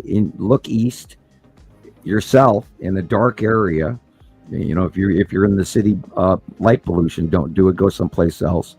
Drive if you have to. This is an event you want to see. Look east. You will see all of the planets in the alignment and 3i Atlas. And 3i Atlas is brighter and moving where the planets do not move. Interesting. I'm gonna have to take a drive at 4 or 5 a.m. up the mountain where I'm. Yep. I'm So telling you. down here, I'm about 4,800 feet. But if I drive 20 minutes east, I could be all the way up to 11,000 feet. And What I saw this morning was gobsmacking. I went out 5 times to watch it. I'm gonna get up early and see what I can capture. if Like, can you anything. describe what you saw, or Yeah, I can. Rebecca, would you like me to send you a photo? Okay, we can do that. It's a bad photo because it's got a shadow in the picture, but I will Okay. send you a This photo of it. information, it's from NASA. Is that the source of this, the 3i Atlas? Overall, Actually, the is that- entire world is publishing it right now. NASA isn't it? JBL, everybody, India, China, Russia, Discovered it. everybody's watching it. This is Okay, so- an amateur everywhere. I wanna If this is research 3i Atlas, what is the other stuff? Is that just what's the red? That's the Swan 25B is the other one. That could be the time bomb that either goes off or doesn't go off. But that's Yeah, more what are all common, like, these but little it is, color things there? No, it all is these other. unusual. Are you seeing the picture, Sam? Like, or are you? Has it gone through on your No, end? oh, I'm on Facebook right now. One second. Check out this. Well, what is no, all they're that? stars, isn't it? It was Yeah, discovered by that's it. NASA. Yeah, what it it was said. actually it was named by Atlas, meaning it was on the Atlas telescope, which is in the southern hemisphere, either on South America. I believe it's in South America. Well, what's all that other stuff? Is what I'm wondering. It says That's other stuff in space. Stars. Atlas stands for Asteroid Terrestrial Impact Last Alert System. Right. Oh, lovely. And what that is it's a computerized telescope, land-based telescope in the southern hemisphere, and it scans the skies. And it has a computer AI system that detects small movement. Now, I reiterate the word small. The parameters of those computer telescopes do not see the close passing planets. Rico, it Right. says it's the photo is like a time lapse. What do they call those? A long where you take a picture and it takes like a minute or so because it's just collecting light. Well, time lapse, of course, but Well, no, it's something. Photon. It's different. photon It's- emissions. Hyperlapse. no, Yeah, God, they what is look at it through light I spectrums. bet if Alex was here, he'd know what I'm talking about. It'll come to me, but just not right now. Well, they have judged the output of this thing. They have watched it. They have monitored it. Everything on the planet is watching it right now because it is so catastrophically not normal. This is completely, again, anti-Newtonian physics. This blows everything out of the water. They're not even they've got theoretical physicists. They've got astrophysicists gobsmacked like I am, except I understand what it's doing and how, sort of. Um, Hey, Stacy. this is the Nice, Daisy. II. This is intergalactic intelligence takeover of our solar system because it's predetermined. This is preset. This is all part of the plan.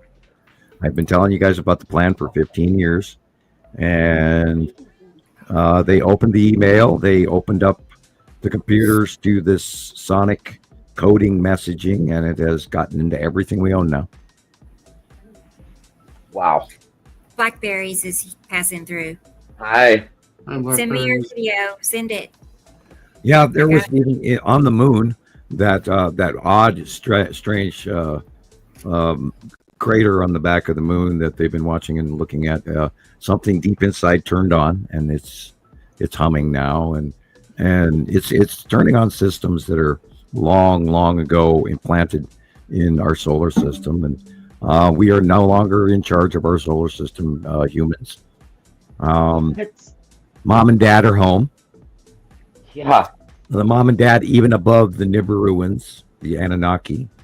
There's a higher race that's officially here above the cubes. Wow. The gang's all here. This is it. They've hit the on switch. Here we go. It's happening. Here we go.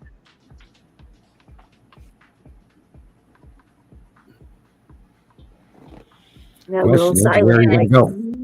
Where are you going to? Are you going to go up or are you going to go down?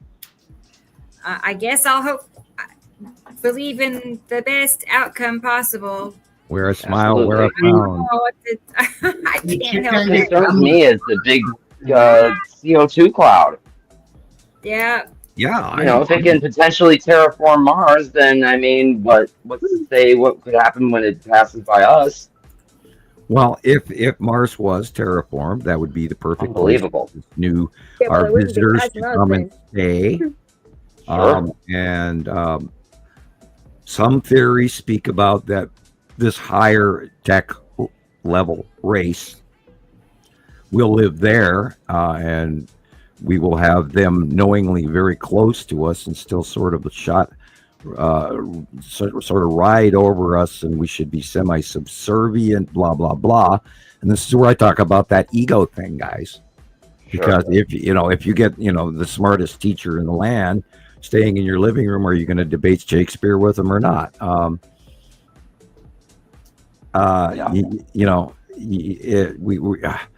If we have to share, which has been foretold, I've been telling people this for 15 years now, and it looks like they're getting ready. Unbelievable. So what do we do now, Sam? We learn. Yeah. We learn. We try to stay healthy. We try to realize that everybody around us is about to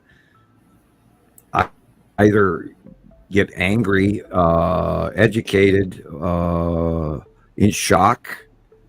This is intergalactic II. This is not a comet. It has affected many things all the way out to even the big turning on of old equipment around the world. So Antarctica got switched on again, did it? Yeah, everything got turned on all the way up to Voyager 1 and 2. That's incredible. Everything connected to everything. How do we know this?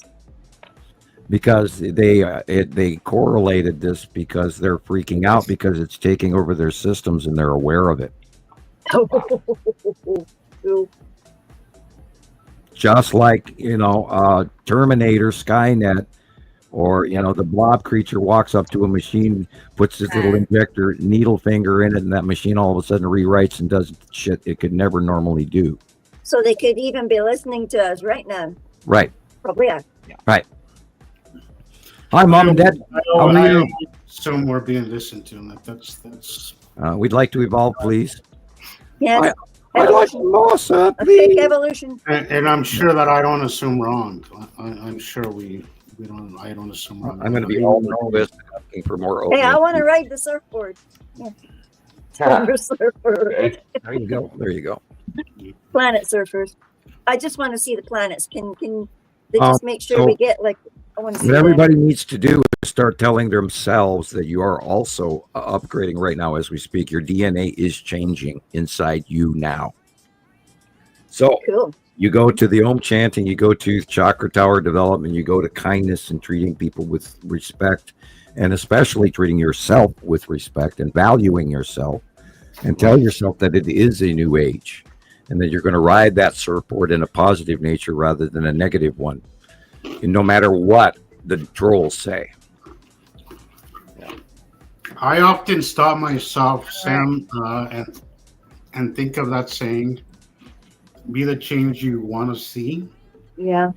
Because there's a lot of times where I want to react like the rest of the world does, right? Especially as of recent, there's so much things that you can react to if you allow yourself to go down that road. But I always think, no, well, in the world that you want to live in, you wouldn't react this way. So don't react this way, and actually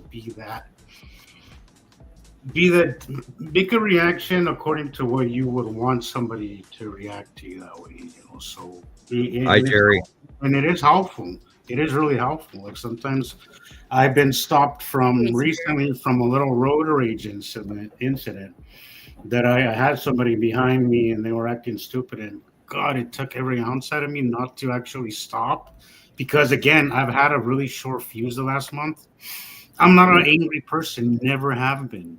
But this last month, I don't know why. I'm just. Well, we were all going through the grinder last month, and these weird dreams. I've never been angry, Sam. Like never. It's been. Well, are you arguing with the download? Are you uncomfortable because we talked about the clearing of the shelf for years now. This is another download where we're all being seriously affected by the harmonics of the planet. I know I can hear it. I've been in physical pain, but I've also been like very quick to get angry. This is not me. Like you gotta do your own chant, man. Get out, I know I really should. But I've stopped myself by just thinking, if the shoe was on the other foot, how would you want this to play out?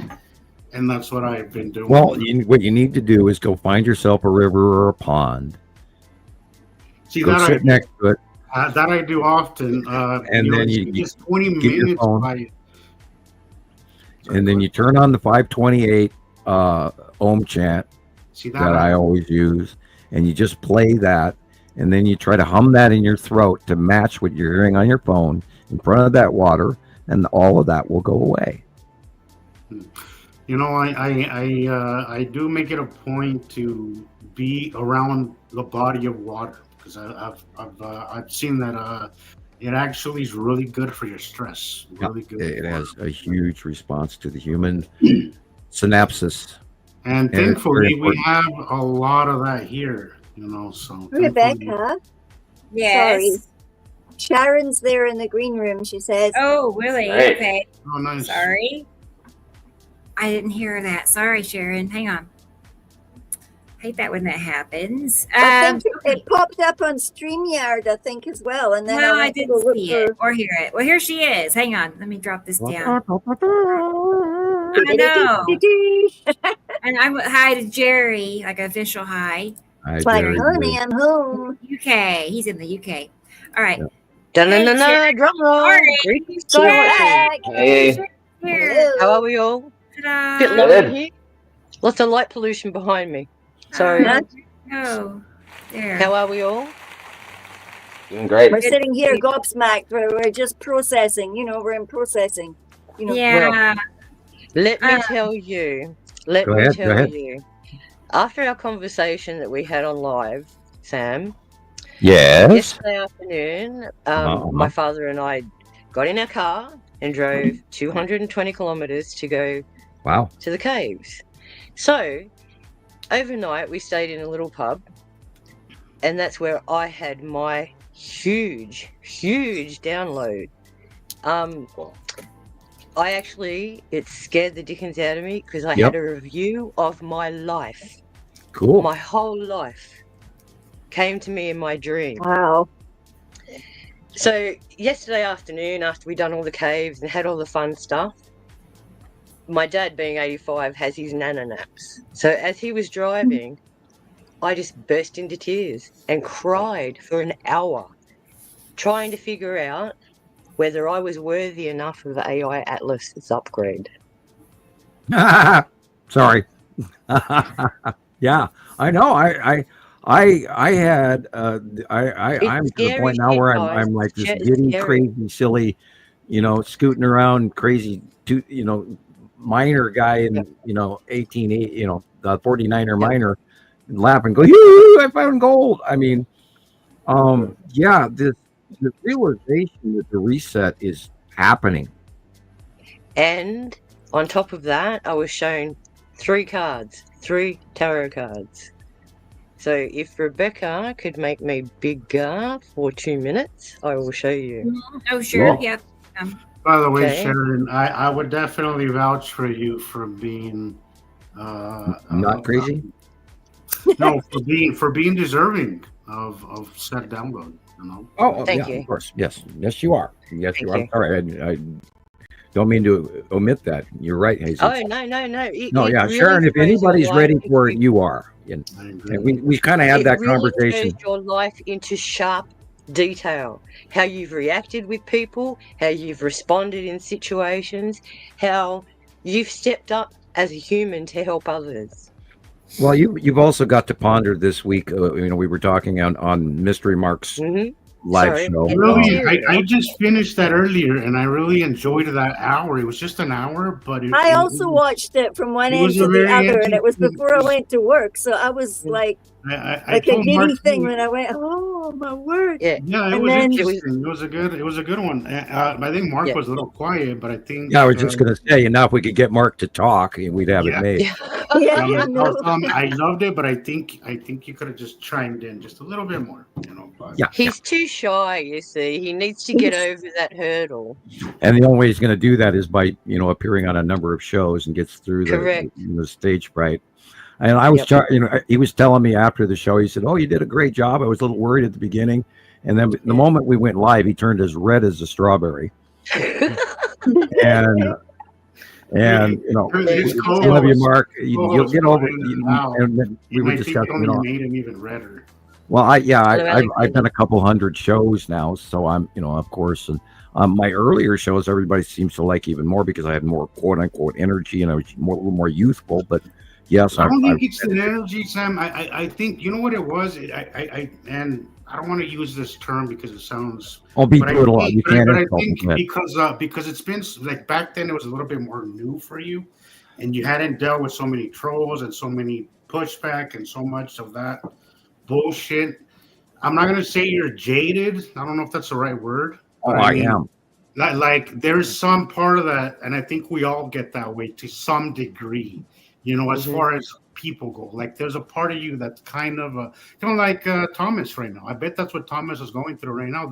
The disappointment in knowing that it doesn't matter what you show somebody, they're not gonna be open to this information.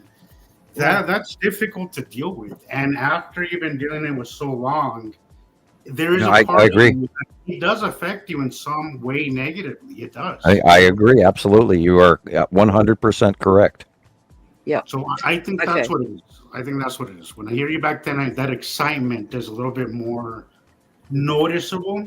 I know that you love this, but back then it's just, I don't think you had been pounded down so much. What I have learned since the 12th of July is, wow. And I'm laughing because I'm going to start laughing more as the weeks go on here watching this occur. And they've actually put a stop on people watching this as of December. But it's going to hopefully continue after December, of course, will as well. And you guys said you didn't have the dates, but I have watched so much information on this through high technical level science papers all the way down to, YouTube. And I'm not getting my info from TikTok either. So I've looked into this very heavily, and I've got, as I said, I've got page after page of notes. No, Echo. TikTok isn't that bad of an information source. It's Well, I really don't do TikTok, but I do a lot of YouTube, and the thing is that you get information from different parts of the world, and that's what I like about it. It's not really the actual platform; it's people. Like I'm on TikTok, and I got good information. You know, it depends. But my only concern is I don't trust NASA. I don't. Oh yeah. Well, I'm not getting my info from NASA at all. How can we take some information but not other information? I'm absolutely zero of what I've looked up was coming from NASA. However, I did look into MIT. I looked into Harvard. I looked into Princeton. I looked into JPL. I looked into the India project. I looked into the Chinese information. I looked into everything that's going on around on the net. And guys, I put in easy 80 hours on this study topic. I just question it as all. I consider the source, and I feel like it's this one. They're not going to be able to hide or lie about. There are so many sources. I really want to see what Sharon continues. There are so many worldwide amateurs watching this. They cannot lie about this one. And that's the thing. They're turning all of the international telescopes off, and the explanation they gave is because October 31st. These things are going to move in front of the sun, and we won't be able to observe them. So they're shutting down all the major observatories. This gives every amateur astronomer with a telescope to start pointing their stuff out there. Right. They're now the truth seekers. Okay. That's when the ball game really gets big, because that's when they're closest to Earth. Correct. So the show is about to start, guys. It's rounding bars first. Yep. It's already course correcting. It's slowed down. It's sped up. It's slowed down. It's sped up and did a course correction mid hyperspeed, which 7 times now. Yeah, in time controlled adjustment. Yep. And the trail I heard about the time controlled burst, because if you're completely avoiding the gravitational influxes in orbit model, which is impossible for a comet or an asteroid. Yeah. Correct. And think about it. It has to go through that asteroid belt too, so it's doing course corrections all the time. Yeah, it's already through the asteroid. It's already through the Kuiper belt. That's what I meant. This is why it's done all the course corrections. Is it near Mars already? It must be if it's getting to there. It's going to be rounding Mars this week, I think. Yeah, or the next be very close. By the 13th and 29th. Okay. Rebecca. Yeah, I was going to say, I want to hear the rest of Sharon's, because I want to see how that correlates with what Sam, Okay, for the revelation, the very first one is this. It's the Temperance card. Can you see what the angel is doing? Yes. The angel is pouring liquid from one cup to another cup, but it's continuous. So this is our thoughts, this is our emotions, these are our egos, always being tipped from scale to scale, left to right, light and dark. First revelation, temperance. If you look up the word temperance, it also means how you behave as a person. And for the other people that want different references, here's 2 other cards. The cat people can have the cat people. Mm-hmm. And the more serious people can sit down and see that this card here means we sit down in contemplation. This is the review of my life. Contemplation. Where do I fit in the world? Why am I here? What is my purpose? This is why this card here shows a cat reading cards. It's also an arcane card. Self-restraint is the definition of temperance, and that's we were literally just talking about. It's how you control your emotions. Yeah, so literally we were just talking about how you behave in this world. Yeah. How it's been a little harder recently because anger seems to. I've kept it at bay, but anger seems to be if I allow myself.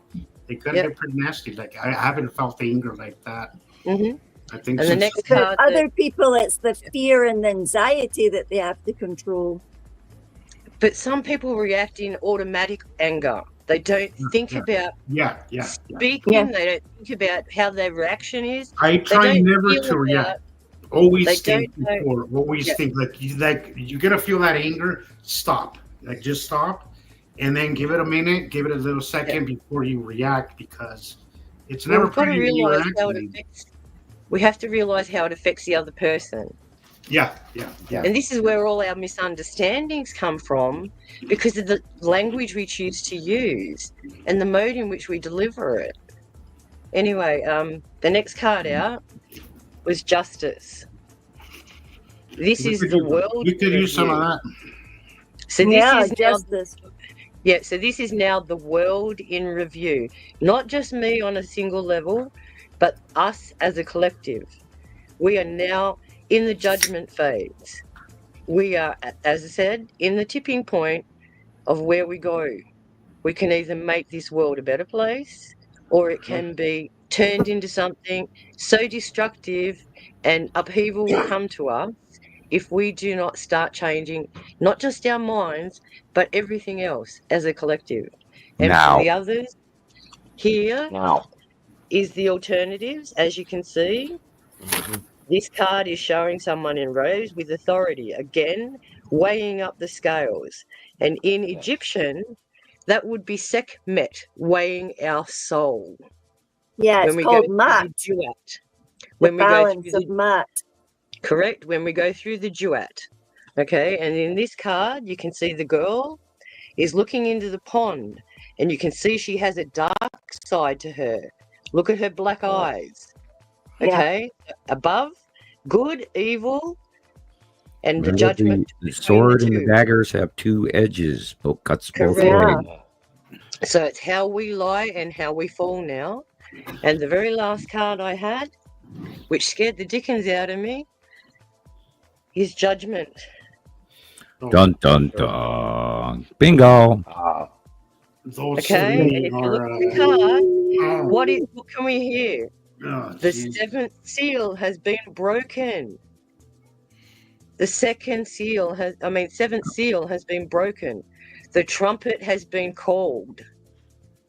The ones that understand, the ones that haven't been corrupted by living our lives in a way that wasn't meant for us, we are all going to be judged. We will be selected, or we will be reduced to nothing. David, being Tarot on a Science Show. David, yes, there's a huge science to tarot card that I use regularly. Go ahead. Okay, and as you can see, here is our prosecutor sitting there waiting for us for the guillotine to fall, or rise us up like this card and elevate our souls to a new life system, a new purpose, a new understanding, and a new world of love. That's the end goal. End goal. Okay, Rebecca, thank you. Wow, that is... Thank you, Sharon. Thank you. Sharon. Yes. Yeah, tarot cards are highly accurate, people, if you have the reverence and the knowledge behind them. And they're a 5,000 form of magic that actually does work. It's not the cards, it's the reader. Right. It's the person who does that is the one that's pulling in the energy to be able to see and give an understanding to what they're seeing. And it takes years. I've been reading tarot cards since 1997. You gave me a reading not long ago, Sharon, which I felt was absolutely accurate. Very accurate.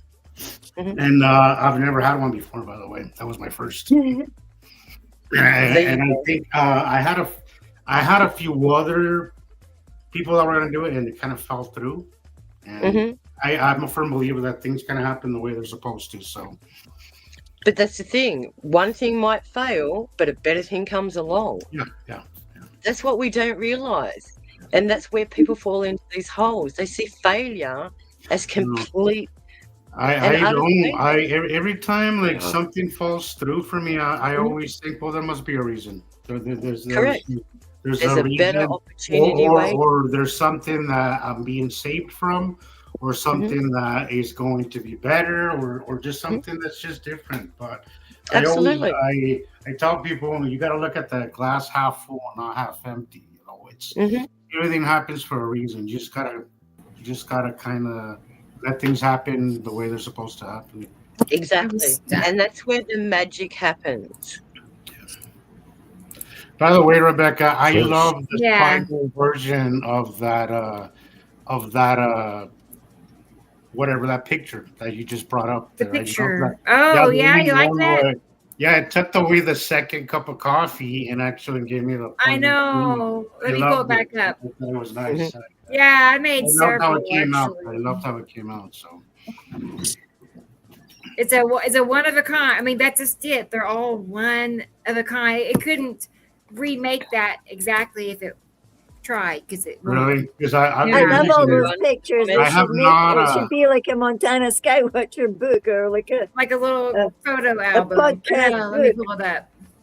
Podcast pictures. I started using that one recently on the videos because I really liked how it came out. I think it was cool. I love it. Oh, cool. Yeah, I'm gonna pull that up. And I made. Well, here's a few I made. There's Sam talking to some aliens. Actually, I had a really strong sense of them while doing the dishes in the sink yesterday. It's like, oh boy, I feel a much stronger presence now. I'm the alien that's talking to. I know. Yeah. There you go. There's our new cover pic for our group, Sam. I like Joe's Zeppelin shirt. Yeah.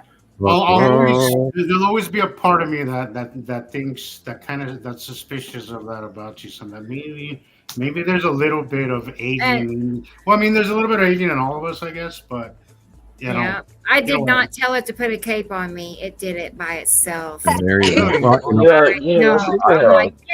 on now. I do have the Sumer bump, so yeah, I have the genetic bloodline bump that my mother was so proud of. It's amazing. So what did your mother think about it, Sam? Okay, so you kind of have a different interpretation of it. How about your mother? Did she have the same interpretation? Well, she viewed it. My mother had a Dutch German / microscopic, bloodline, Jewish, and then Romanian background from Rome. Wow. The people who were the tarot cards, the gypsies, and all of that. And she was always telling me the story. Well, that's your Romanian side, because look at your nose. You have a Roman nose, because I have the bump. I have the Roman nose, and the Sumer bump on the back of my skull. What is a Roman nose? What is it? What's its feature? What? Look at Prince William. Prince William's got the big nose. Halfway down your nose, you've got this larger lump. Okay, all right. Okay, yeah, I know. Okay, gotcha. And so in my on both sides, Sam, you got a bump in front and the back. That's interesting. Right. People go and get those bumps taken out because they want the perfect nose. Chris was correct. Yeah, start looking for the bump on your nose, Chris. And I hate it. Oh my God. My mother would always talk about the gypsy side of her family, and this is where I started reading tarot cards when I was like 16. Which was way in the 70s, by the way, guys. I think I was 23 when I started. She was very proud of that, and she also believed that she had a certain woman's intuition, and this, of course, was back in the women's movement. You know what I mean? Well, and of course, the Sumer bump is it's a pretty special thing if you go look it up. And I'm not going to brag about it, but I got a Sumer bump. Anyway, go ahead. Anyone want shirts? Send me a message. Shirts are available. Oh, we have more shirts you can order. Okay. We've got some more shirts ready. That sign up. Yep. So anybody want more shirts, let me know. Going. Yep. I want to get them all out before the end of the year, if I can. Yeah, we need as many as these out there getting exposure as possible. Yeah, I was gonna say that I like whatever you changed with the decal on the second It's round. much better now, isn't it? Yeah. Yes. Awesome. Good.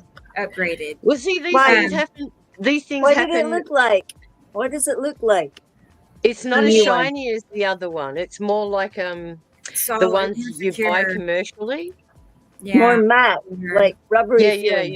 Yeah. It's the opposite kind of adhesive this time. So Oh, cool. Okay. yeah. Nice. Well, But then we do things through experiment and we improve as we go along. So there it is. There it is. First I love batch, it. second batch. Woohoo! Yeah. Looking good. Very Yeah, cool. there it is. I'm just super happy with it all the way around. And by the way, Sharon, you have not seen me wear one because I'm still a little on the thick side. But I assure you, going at this pace, I would say in about 4 months, it'll be just. I saved them for you as encouragement. It'll fit just perfectly because I'm That's already. what I meant. I knew you were on a new course. In the last year and a half, I've gone down 5 sizes. So. Awesome job. So I'm saying I'm down to one size, and then I'll be able to fit in. Congratulations! That's a huge effort. Yeah. Thank you. So where did our pictures go? It is a great motivator too because I do want to wear it. I do want to wear both of them. So.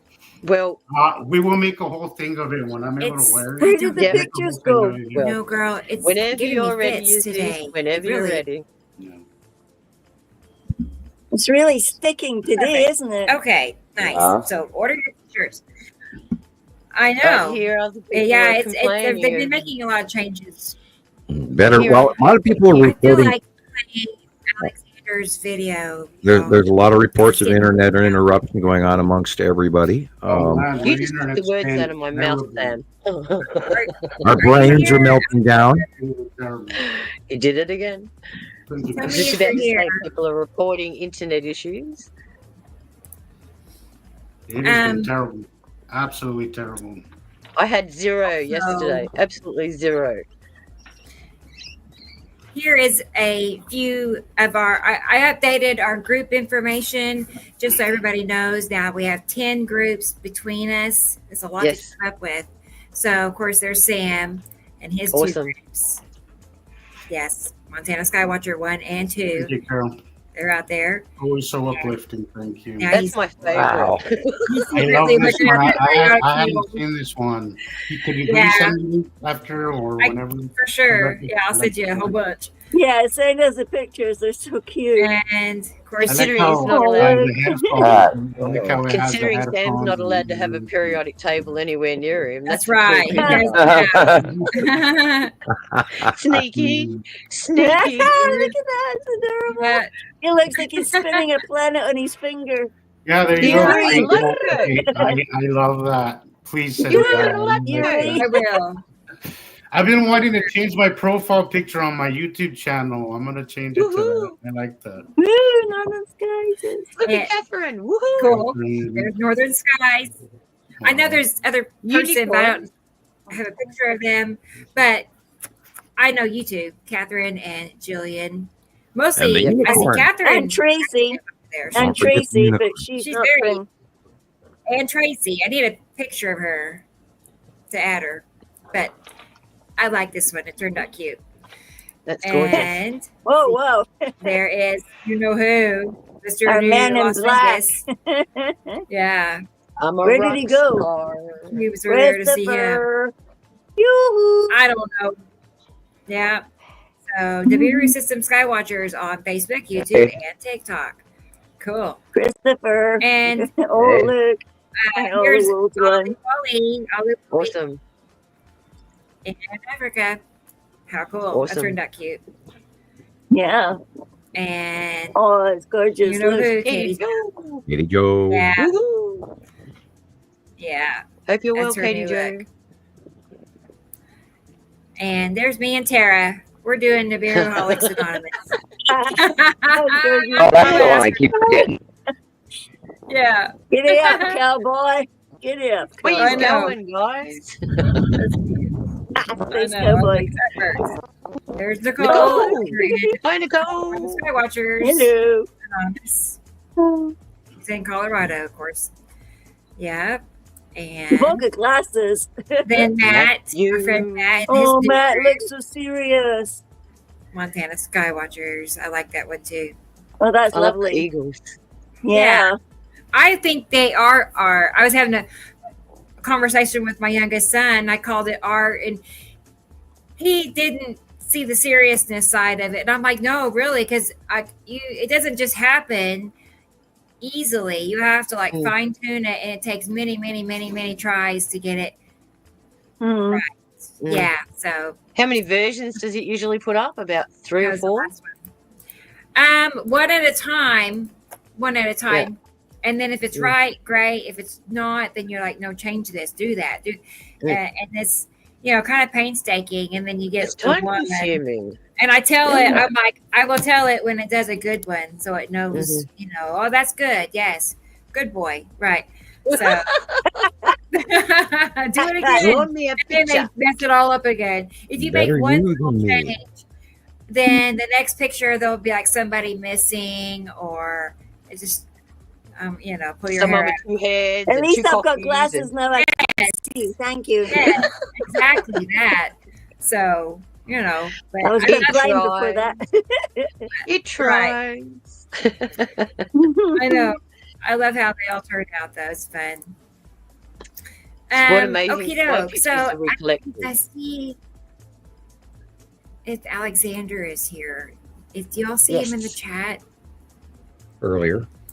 My screen is stuck. He did say that he was kind of having internet issues. Yeah. Well, yeah, but he was saying that he might not stick around for the whole show. He was saying that I don't know if he was not feeling well or if he was tired. Yeah, he told me that too. Yeah. Sorry, Alexander. I hope you feel better soon. It is kind of late. It's getting late. Well, I'll wait. I'll message him, and I know. Yeah, we'll give him a little bit see if he comes along. Yeah, but I made a video.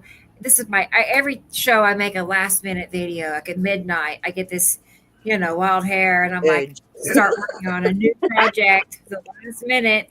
But it turned out being my favorite for the whole everything. I think today is Afan Ahmed in Maldives. I put together awesome. You're gonna love it. You're gonna love it. You love when magic works. It just works. Girl, it was like that. Yeah, it's on fire, Mama. It was like that. It all just like fell into place. Like when I'm picking out songs, it's on my phone. There'll just be like a whole series, and they're all just numbers. There's no names. It's just Alexander said you're here. Anyway, it all fell in place. Alexander's in the chat. He is here. Okay, let's do that first then. Cool. All right, Alexander. This is just a slideshow. I don't have any video clips on this one, but these are just some recent pictures he has been sharing. So let's take cool. Let me see him. Hello, Alexander. Woohoo! Look at the castle. Love it. I know. It's gorgeous. Isn't that nice? Germany's such a pretty place. Red asteroid is dead center under the sun. Whoa, look at that. He's got one that looks just like Sam's drawing. Look at that thing. Oh, look at it. Little Sister and some smaller 3 asteroids lower left of big red asteroids. Very big. And the smaller stuff is there. But sorry, I just want to say that these first 4 pictures, he said that they included 3-eye atlas. Is that correct, Christopher? Not Christopher, Alexander. Is that right? We'll go back and look at him in a moment, but I just want to make sure. I haven't noticed it yet. There's the 2 suns. I know. Yeah. See, I told you I've seen that as well. I've got 2 days that I've seen that. Sunday and 2 days ago. That's the owl one. What's that owl one? It looks like an owl, like it's got a mask. That's the side of Uri and the Tan right on the left. Uri. Wow. This is the spiral asteroid crossing in front of the sun. Yeah. Cool. Wow. Cool. Been doing a lot of that. Yeah. Yep. seen that one as well. Mm-hmm.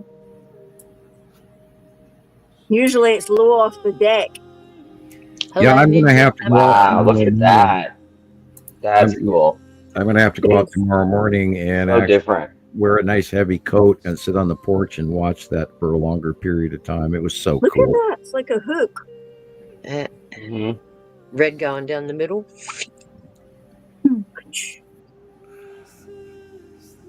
Oh, look at that. Okay. And that is good. That long box cube is on the left of the sun there on that shot.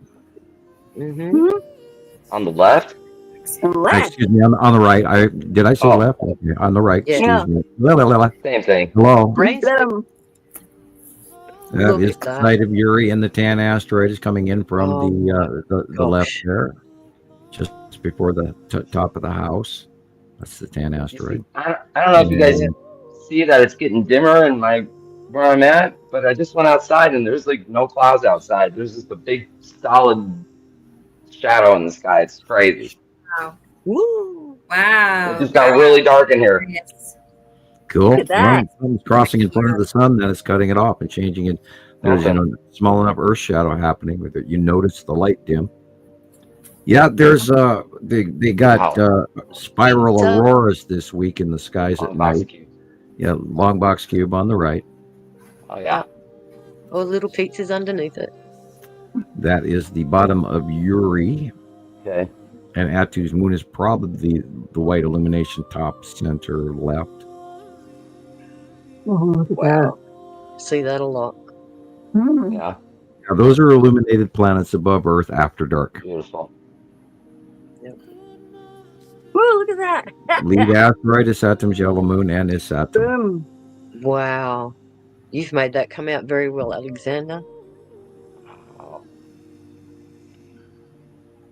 Yeah, that white thing. Those white blips. Importanto. Yeah.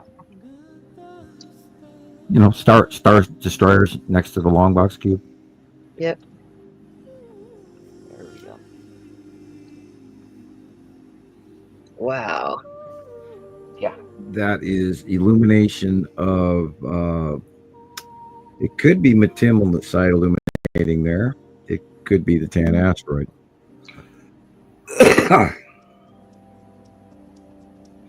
Yeah, look at the daytime illumination on the trees and on the houses. This is after and just right at sunset. And then look at the illumination going on above, and they don't match. Sublocation. Beautiful curve. That looks like the cluster with the Skull asteroid dead center. Look at the reflections. Yeah, Skull asteroid and peeking out. Dry throat. Happening. Oh, look at that. That's the edge of a planet being and the light changing, and it shines on the edge of the planet and it puts off from cold to gaseous. Now remember the gas giants have gas, and that gas changes. And the planets are cold and don't have atmosphere generically, except for Nibiru and Saru. So when you get the sun shining, that's the bottom of this the red asteroid dead center, and then that would be Atu and Atu's moon in front of Uri. You got some great shots, Alexander. Yeah, that last one was insane. That big round was like Atu's moon with Atu behind it. And whoa. This again, Atu's moon and Uri. Yeah. Yep. Saru is on the right hand side beyond the horizon. Wow, that is cool. That is the text cube. Yeah, I've been getting those extra reflections as well. So, thank you, Alexander. Katie, there you are. We were just talking about your video. I hope you sent it to Rebecca, because it's the second time that you see the same thing. Great stuff, Alex. By the way, as always, great stuff. But Katie Joe, I hope you sent that to. Well, I think Rebecca said she had it. Never mind. I think she had it. I think she has it. So, but it is something we want to review the time that you see it, and you captured really well. So. Yeah, we should discuss that because this one seems to be hovering around what I can only think of as an asteroid. So it'd be interesting to see what the collective here thinks about that. Fair enough. The other thing I was going to mention to the members here is that I know a lot of you can't stay for the duration of the show.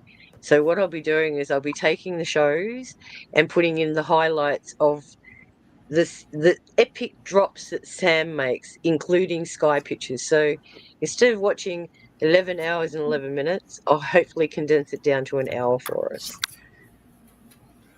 Sorry. Cool. So it'd be like a highlight. I love that idea. That's so needed.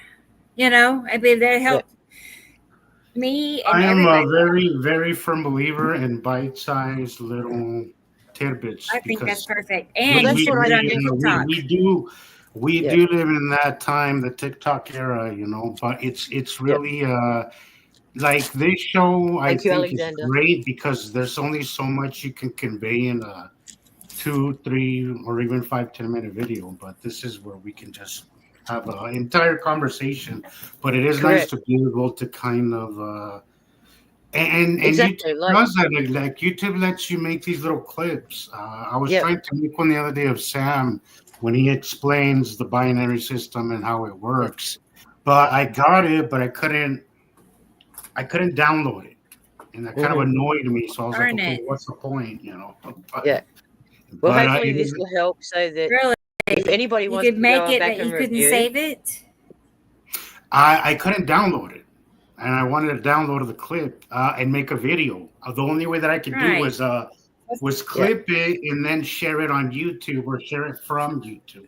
But what I wanted to do was extract just Sam's voice and add it to one of my videos of how he explains binary system. But I couldn't do it. I got annoyed.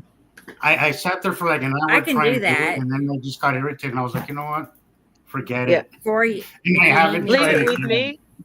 Leave it with me, and I might be able to create a sound bite for you. There's so I'll find because there's one specifically that I really like. It's one of I think it's one of his first shows on with Johnson, Radio Wasteland. But he explains I looked at that too. That entire show was just, as far as information goes, it should be mandatory for anybody that wants to join the group to watch that, because it is so chock full of information. Like from minute one. The whole, it's a short interview. I think it's only like 40 minutes. But I mean, the whole interview is just like one thing after another. Like after watching this, it's just like a rough, it's like a rough introduction into the binary system, you know, and it'll kind of just because when me and Rebecca and first came to Montana Skywatchers, it was mandatory for us to go watch the Understanding the Skies. Understanding the Skies. And I found that but you wanted to watch them. You wanted to watch them. That's the first thing they had us do. The first thing they had us do before we made comments, before we asked redundant questions, they diverted us to see that, and it was incredibly helpful because it gave us an idea of what to ask, what not to ask, and then what we can learn on our own. And it just really, for me, it was super helpful, and I know for the rest of everybody it was as well. So yeah. Well, that's on the way, guys. I'll let you know, and I'll pass all my work over to. I'll pass all my work over to you, Rebecca, and then you can upload them or whatever, or come back and say this needs to be clipped. I don't like this bit or whatever. So I'll send it to you very soon. I'm excited. Look forward to it, guys. It's perfect because I'd like to share it on TikTok also. Me too. Sorry. I want to share it as well. It's important that people understand as much as possible because we know this stuff, and I'm sure there's people out there that would be just as interested. Yeah. Wait, Katie Joe's here, right? Right. Yep, Katie Joe's. Yeah, she's there. Lagging so bad. It's glitching so badly here. Anybody else lagging? All of my reels did not download, and they're all twirling on Facebook just now. They're just going. Yeah. We're What's checking going your on? copy. Two say Jillian. checking your 1, 2, 3. copyright, and the other one's just spinning. Gillian, how's the world going to be when Atlas AI turns off everyone's phones? Gone. Yeah, not good. Mental confusion, anyone? See here, I've been thinking, Samuel, you know how you use the word That sounds epic like a when I phoned bully. you?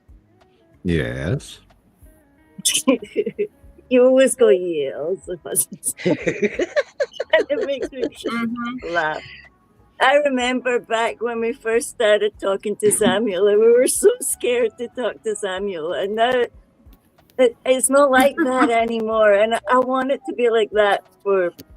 there must be other people out there. Oh my word, this is so exciting. This is so profound. And after you use the word epic, you sounded like a wee boy going to get on a roller coaster ride. Like, oh my God. Yeah, it's like, oh yeah, I am that giddy over what is occurring. This is so, again, it is so, this breaks all the rules. So yeah, it is so huge, Sharon, exactly. This is mind-blowingly big because we have an event that has come into our sky at the edge of our solar system, and we see it 6 angstrom units away, which is also unheard of. And this is a self-luminescent intergalactic visitor that is flying 3 times faster than anything we've ever seen before. It's putting off a discharge pattern with a coma around it that is vastly huge and containing a unusual. Did you see it was the size of the sun, Sam? That When is it first Yeah, came, they were when they using first ridiculous terminology to describe it, Jesus. So that's why they do that on purpose as well, so that people are just central body. You know them talking again, you know? That one too. Hey, they better not steal my cats. Bring me because back my some cats will bring them a pictures. bowl. Bring me back some Yeah, okay. pictures of a bird's Bring us eye back view of the next. system. Sure. Bring us back to space next. The central body, the object in the middle, is approximately 27 to 45 kilometers. Wow. In round. It's not like a muamua or whatever you call it. It's not a fragment. It's a round ball. It's also made of a metal they can't identify. It's putting out a nickel carbon monoxide surrounding coma, which is not natural. It's also adjusting, and it is cyclically been recorded to be putting out tones into the solar system that have done untold things to everything around it that it's touched, including Earth, the moon. All of our electronic equipment is being affected by this. Everything connected to the internet and the government and you name it, everything they've got turned on and started acting with this. This is why they're all freaking out. This is why they cleared the schedule on the James Webb and the Hubble telescope at the same time to turn them things and look at this damn thing that came in, because it was discovered by Atlas, which is a separate from NASA.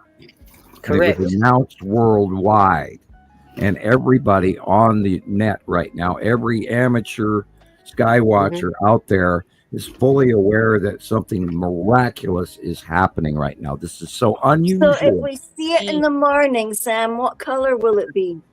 It'll be a big bright light with a crown on it, an effervescent, illuminated, rounded coma appearance crown on the upper half. Interesting. Okay. Like a refracted cutoff sun. Sam, have we seen anything remotely like it? Nothing. Like an ancient depictions or anything? Have you? I was gonna mention that here just a minute ago. I was gonna remind everybody to go watch Symbols of an Alien Sky again and look for that, and go through your old pictograph and your stelae and your Egyptian lore and every book and look for this new additional. I've got a few Anunnaki tablets that I'm going to relook at, but again, we're talking about the Lionsgate constellation. We've shown that the lion, we know that Again, also, I might add, Atlas did come from underneath us, just like Nibiru did. Mm-hmm.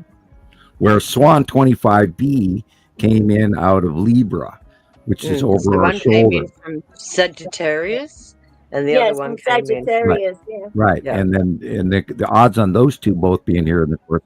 Swan is definitely got a very long comet tail, but it is also acting differently because there's stuff that doesn't match comets normally either, but it is more comet-like than Atlas, or 3i Atlas.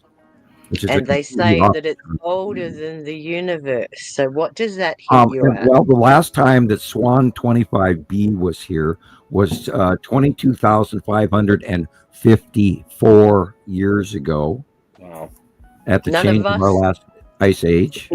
Not recorded in any human history because we don't have the records.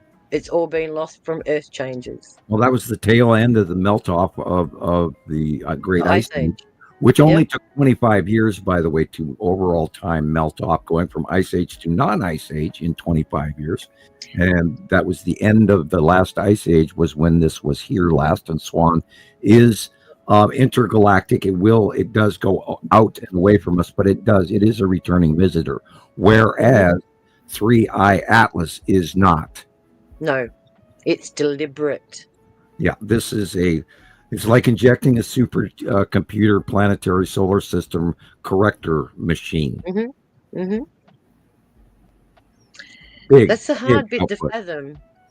It's very hard to fathom that another part of the universe is sending a beacon to us and the whole universe. Well, the people that created, our universe are responsible for conditioning us and growing us over the millennium, generation after generation of human, non-human, dead human, living human, dead human, living human. I mean, there's been so many versions of us in the last 4 million years you wouldn't believe. And 4 million years is a long time, people. We're probably what? 1,000th iteration of ourselves? Well, we know there's been 100 cycles since the supposed war over Earth. We only have to listen cycles, to the story. Not generations. 100 cycles of the passing of the Nibiru group. Yep, that's what I meant. So how do we know in those 1,000 iterations how many times have we been recreated? Yeah, That's what I was telling Carol just the other night. Like, I often think, how many times have we done this? Because everything, I was telling Carol the other day how everything feels like a rerun. Like everything, like to me, everything just feels like we've done this before. Well, this is I where was just thinking, it feels like we've done this before. I hope we're doing it right this time. Well, no, I think we are, because we've done this before. And I think remember, there is a time placement, a time wake displacement behind this thing. Also, it's going so fast that there's a time wake behind it, and there's some messages that are getting before they're even sent. And we've talked about that stuff with the super collider and all of that. So it is directly connected to outer galaxies, and it is directing its information as if a probe is sending back material to a void in space where there is nothing that we know of. Yep. I've done my homework. There goes those sci-fi movies. Yeah, this is why I'm talking about, how we have now risen to the upper part of the ecliptic plane of our galaxy. And this was where the Mayan calendar spoke of in 2010, was when we began the journey into the 13th Baktum. And then it's time of no time, where we rise up from one side of the galaxy to the other side of the galaxy, and the magnetosphere and the electrical part of the entire universe that we've all gone through. And this is the time, now that we're in the upper part, we are going to be manipulated and elevated in our genome, in our brains, and in our minds, or we're going to be erased. Yep. Simple as that. Yes or no?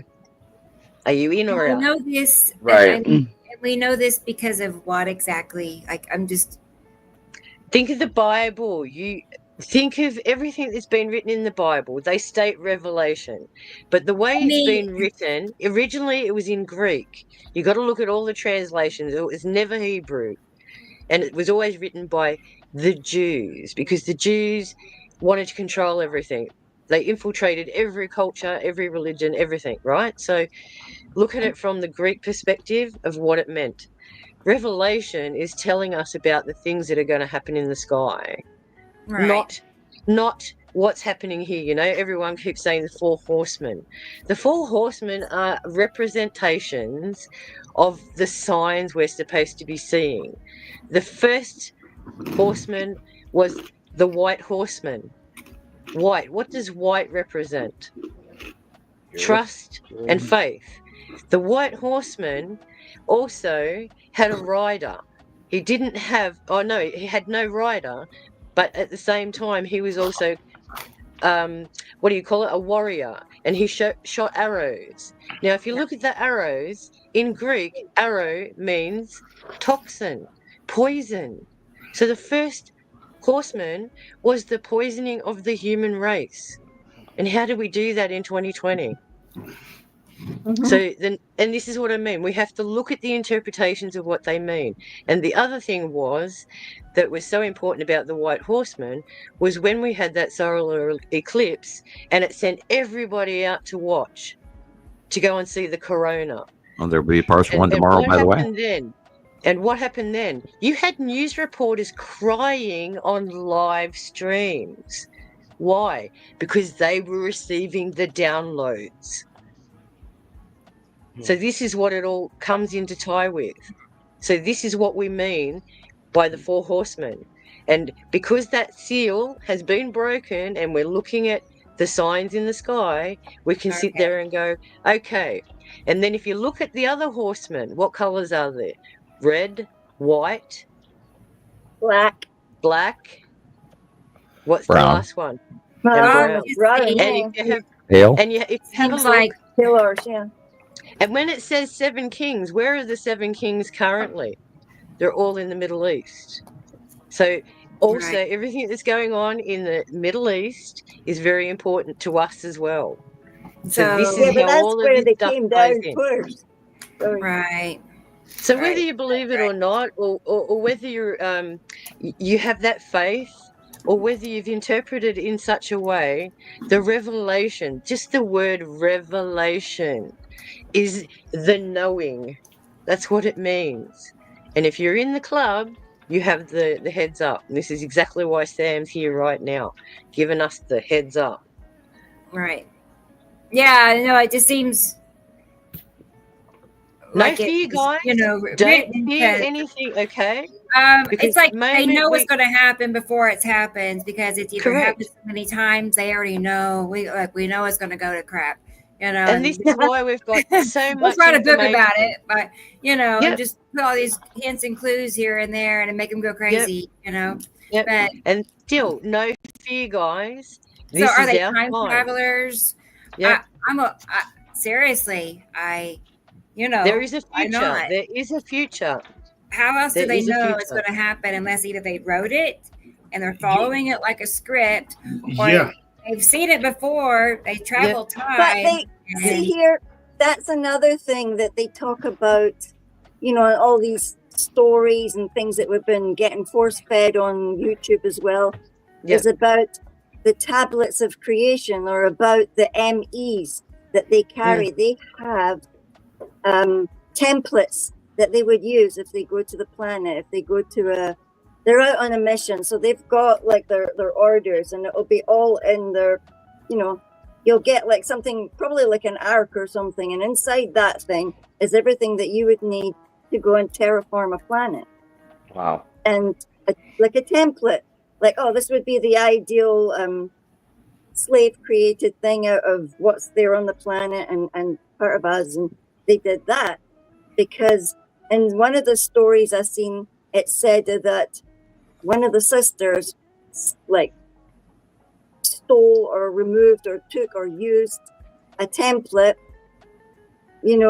in secret to create an ideal human. But if they've done this many times before, it won't surely have been the same geneticist doing it each time.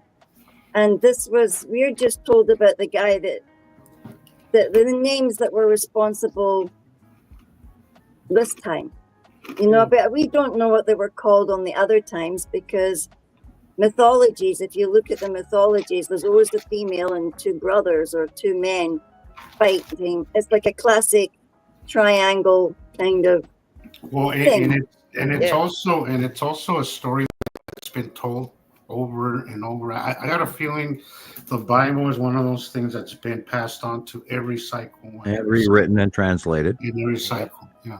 It's in your DNA, hon.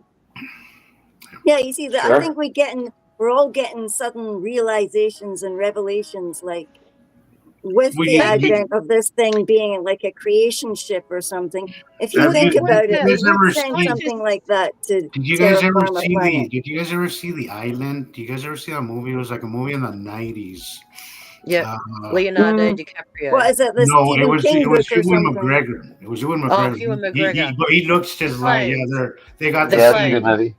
Yeah. But in that movie, when I heard Sam talk about our placement here on Earth, I couldn't help but think of that movie, because that movie, maybe details are askew, but that whole island of people that were created to help the richer people, basically, they were being spare parts. You mean, in other words? What's that? They were being created for spare parts. Yeah. Well, guess what, Zeus? The human race is doing that to each other without having to create these beings. Yeah, that's what I mean. Every time that I say it, I'm like, that movie was soft disclosure. It is. How do you come up with that? And then now we're here 20 years later. It's probably like 25 years since that movie. How about that movie, The Knowing? But I always think about Sam's story about how we. Okay, Rebecca. Yeah. Sorry, Rebecca. I'm saying hi to Egg. Oh. Hello, Egg. Hi, Egg. It's for you her. You were raising your hand. You were raising your hand like Julie, because you wanted to say something. You just have to look at all the bad in the world. But I just thought that came to mind. I've been wanting to mention that movie. Nina's here. What? Nina. Our generation, Zeus, we would say Logan's Run, because the island is based on Logan's Run. I watched it this week. Is that the same? Really? I haven't seen Logan's Run. Hi, everybody. Yeah. You guys were talking about it last week or the week before. I remember it. Let's watch that video from Katie Jo. Her UFO video. Yes, because it's real. Aren't you, Katie? Are you here? I think she's with us. I saw her just a while ago. Check in. Let me know. Pretty sure, but it's a short clip. But you'll see, it's the real deal. And it's the second time she catches it. Crazy. Yeah, she caught it twice. Yeah. It's hanging out with her. Yes. I want to make a mention to Nicole. Actually caught something very, very similar. But really? It caught her more in midday, and I feel like it was probably the same because it was. I just had somebody, I won't say who, but they told me to let them know when I get approached. I don't know by who. I'm like, what? But when I get approached. Men in Black. Yeah, from what we're seeing, it could be just around the corner. Okay, there's Katie Jo. There's Katie. You're gonna get the mind swipe. Yeah, right. Look right here. Yeah, and you don't want to do that. That's no fun because the residual will haunt you. Little pieces that you go, I know something, but I don't know why I know something, but I know something, and this doesn't jive with. Now, remember that recently there was a period of time where I lost a couple of days here, about a year ago. It was weird. Yeah. Where I actually, the kids were looking for me, and I was home, but I wasn't home. Anyway, and then we'd have weird other. Clocks, Sam? Are you going to mention the clocks? How they're gaining time? Your dead clock, my dead clock of gaining. Well, that comes from solar flaring alone. Well, what kills me is that we were talking about 3-Eye Atlas, and it could be rewriting all kinds of things, including if they wanted to, I think because of that time wake behind them, I'm thinking like, holy shit, how powerful are they? Can they actually just send us back to the Stone Age? And I mean, wow, I there's no telling what their technological level is. I have a generic idea of who is running this, and believe me, it is not a faction that has been parked over the top of us for the last what 5, 6, 7, 8 years now. It's this is higher faction. I was going to say, so this is a new bunch showing up. So who's been parked over was basically the cronies, and these guys are the daddy. El jefe, as we say in Spanish. Well, you've got the Nibiruans and the Saruans, and they're the locals. And we were created by the locals, and then the Federation moved in, realizing that there was a slave race and a higher culture race controlling this system. Then they got part of the booty, the commodities, when they interjected, and then there was higher races above them who were aware of what's going on, who are in control of their solar system. So they had to follow the rules as well as following the rules And so we're supposed to be, look at it.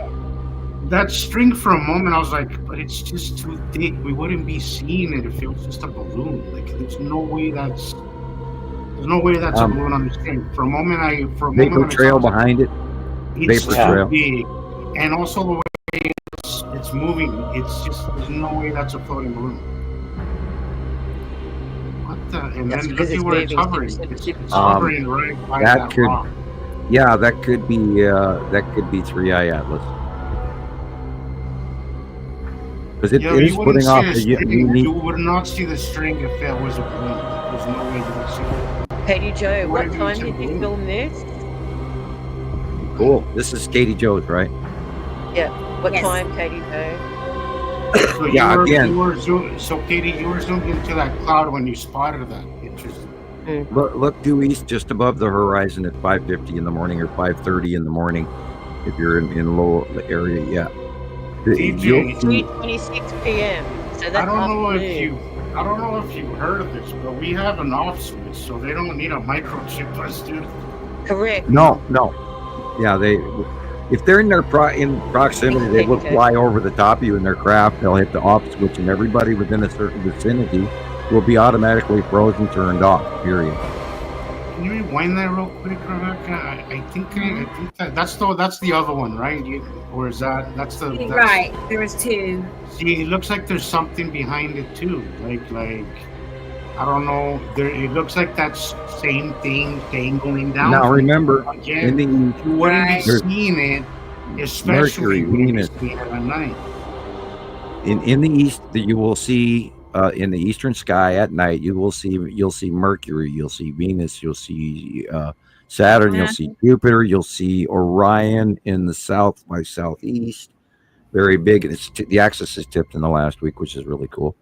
And then Perseus and all of that is to the northeast, and etc. But you have to realize there's normal planets due east as well. But you're looking for something at the horizon level at about 5:30 in the morning, and it's the brightest damn thing in the entire sky. And it'll be wearing an illuminated crown.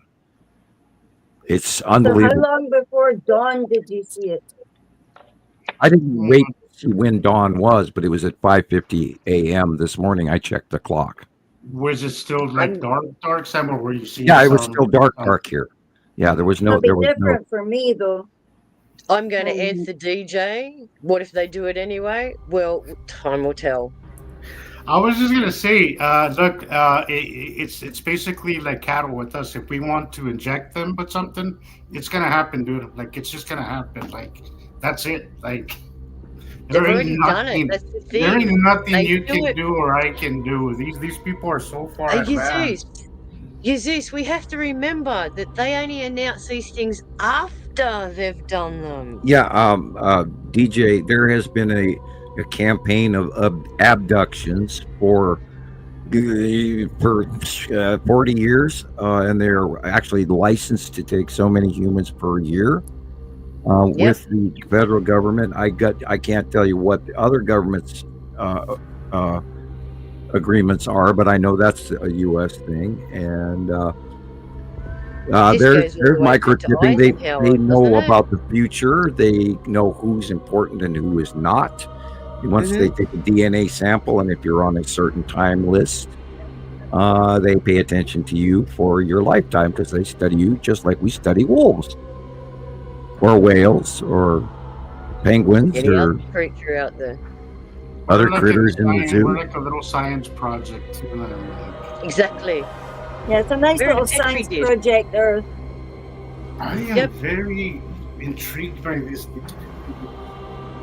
Imagine that guy that put all of those plants and things, soil plants, and stuck it in a bottle and sealed it for 75 years. Right. It was self-replicating, oxygen forming. So if that's a complete ecosystem in a bottle, then what are we? That's what we are too, yeah. Including generations of different creatures through different evolutionary periods going back millions and millions of years. You know, people forget about the one thing that I always chuckle about is, everybody goes, well, the dinosaurs died 65 million years ago, right? Okay, great. But you know how much time is between then and now? And we have caves here that have megafauna skeletons. And we have a megafauna of a wombat that died, and it is perfect preservation. You can still see fur on it and everything. We're talking big wombats, bigger than me. That, of course, back when the Earth had twice the oxygen. They're about the size of maybe a raccoon right now these days, right? They're about maybe a little bigger. A wombat would be like a mid-sized dog. Yeah. So maybe that's how big they are. Yeah, a little bigger than a raccoon. They're tough little bastards too. Oh my god. They bury underground. Yeah. Oh, they're tough. They're tough little buggers. But again, I don't understand how anybody could think that we are the first, and that we became this far intellectually. I mean, not that we're super smart, but that we have had this ability of brain power in such a short time. Like, there's no freaking way. There's no way. Well, if we were to ask Sharon's neighbors, the Aboriginal folks, they would think that we are quite stupid. We are. And lost on our brains on those things we hold in our hands and talk to each other on. They have so many stories that just get ignored. And you got to remember, I can show you a map, and on that map, it shows you every indigenous tribe on the continent, and there's something like over 1,000 of them. And each one is unique, and each one has its custom, each one has its story. And this is why we don't have a lot of stories, because a lot of those things are verbal. They keep them traditional. And for everyone to understand, like we're conveying a message here using pictorial evidence, they use chanting, song, dance, smoke, and fire to convey their messages. Because each one of those elements is significant to the Aboriginal people, because they're in touch with the land, remember? Well, they have knowledge of the stars as well. Correct. And I was watching a program the other day, and they were talking about the early Picts and the Celts and the people in England, and they're talking about these carved circular patterns in Celtic art, in early Celtic and Pictish art, and they're these spirals, and they're going, oh, these are tribal, no, they're freaking star charts, people. And they're warning you that, these things that they're seeing in the sky, because they haven't got light pollution in their neighborhood, and they're up all night. We have a very prominent scientist here that is full. I think he might be part Aboriginal too himself. He has found so much information in regards to carved stones and star charts and what they all mean and how they relate to every indigenous tribe. So if you find one of these tribal stones, they are very important because not only did they log the star charts of the time, they also have mathematical computations in there that they're only just starting to work out now through AI what all of these computations mean. Gobli Atepke. You know, those they go, oh look, these are animals we don't recognize. No, those are constellations. And back then they had a different language. What we may have say is a star, they may say, oh, that looks like, and give it another description. The great spirit dog, you know, our revered great spirit dog, Nogula. Yeah. Well, we call stars by scientific name, Alpha Centauri. But they might turn around and go, oh, look, dog star, bear Estrella. star. Estrella. Yep. So culturals do leave the information behind. It's how we interpret it. Right. And you know, we've been screaming. I mean, this has definitely changed my brain setting, knowing that this, you know, 3i Atlas is now in our solar system and rounding Mars, and I'm so insanely excited. It's actually changed my point of view. Yeah. And yeah, this is this is honey on your sandwich. It's like me yesterday, driving for an hour while my dad's over there crushed out. Just tears. I don't even know how I saw the road, to tell you the truth. It was such a dramatic moment for me. Yeah, I've come to understand the sociology of the event and why it is occurring. And I had the missing stuff because I had the human classified, and then I had the off-world information. I didn't have the stuff in between. And then realization of what this actually is, and it is occurring. I got the middle, and it was like, oh my God. Like being hit by a thunderbolt, guys. Yep. Oh yeah. Yep. And I'm gonna continue. I mean, I got, you know, parts of me wiggling thinking about it. I mean, there's a quiver in my soul over this, and not only that, you know, my ears are ringing like crazy. I can Mine feel too, for some reason. Everybody I know is sick to their stomach. The whole freaking planet is humming. All the volcanoes are acting up in connection to each other. And, you know, I mean, all this new science is going in. And by the way, that 7.8 earthquake, they're now going, oh, there was no tsunami warning past Hawaii. But they didn't talk about the fact that there was 8 tsunami markers going off around the world. And yes, there actually was a tsunami, but not a significant one, because as it fanned out, it slowed down. Yes. Distance makes it reduce in intensity. But I sat there the other day, literally watching all the tsunami reports for hours in front of the computer. Everybody was trying to talk to me at the same time. And I'm going, no, I'm doing tsunami watch. Leave me alone, you know. Yeah, I was watching the Bering Strait very carefully the other day. Well, I was very interested how far south it almost went to New Zealand. Agree. I was watching that because that is the farthest south that it actually went over the equator and south of the equator. I went, you know. How many dimensions are there, before I lose this question? Dimensions? I believe 144. I was going to say there is a lot more than 13. Okay. Yep. Well, why do you think they always say 144 souls are going to be saved? The 144 represents a lot of things. Yeah. But don't think of it that only 144,000 people are going to get saved. That's bullshit.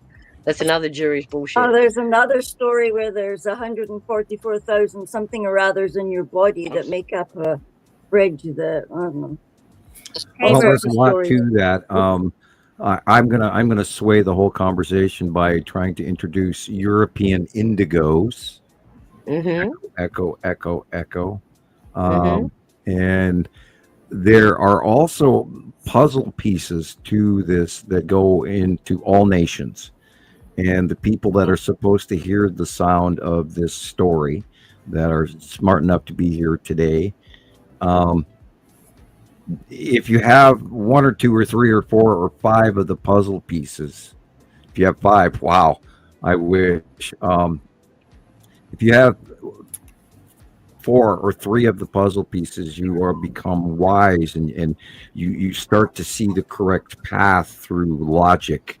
And part of your upgrade is learning to navigate through the bullshit and the self-centered people and the negative people and the people in society around you, to make your own decisions to come to what you would call a bodhisattva or an enlightenment. And when you achieve that enlightenment, things become easier, and you're luckier. And we talk about Source all the time. I am very, very led by Source, because Source always hands me the correct information exactly at the right time, exactly when I need it. Sometimes while I'm playing Star Wars. Also, it doesn't give you more than you can handle. Like, it gives you just the right. Oh yeah, it does. At the right time. Oh yes, it does. You're a special case, Sam. You know, you're a special case. Way more than I want, not more than I can handle. I'm kind of well, yeah, but I mean, it won't give you more than you can handle. You know, I've been very adamant about that, because I feel too much too soon. You have to kind of know where you're at. I for years had an argument with God, and I was rather irritated with him, you know, for a long time. And I of course was shown the error of my ways in many different ways over the years, and including you know, with witnesses and some of the crazy stuff that I've managed to achieve. And we all know that, you know, not everybody gets to smell meatballs during a live show. Indica Land, to answer your question, go ahead. The dimension of reflection is within. Yeah, we there are all of us. There's lots of us around the world, and I would say, you know, 10 million or 1.4 million something. I'm being hopeful that there is a whole bunch of magically puzzle piece filled friends out there that are going to be part of the transition movement and the bloodline that have been. I really hope that we find people that are familiar with this at some point. Like, it would be really nice to come across a group, you know, that was studying the same thing. Well, when you know it inside you just know it. I would just be over the moon if we would come across that. It's the people that know this stuff inside automatically. Mm-hmm. And we don't have to second guess. We don't second guess it. It's always with us. No, this is you know, Sharon. Now that you say that, I've always had a lot of self-doubt. Still do, working on it. But the further I go back in my life, the more prevalent those feelings were. But this is something from day one, just never did I. Once I heard Sam talk, and once I started seeing, I was like, yeah, I never once doubted it. Like, in the beginning, of course, but once I found Sam, everything just kind of fell into place. You know, and then after that, it was never. Of course, I've said this before. We have our moments where we think, am I losing it?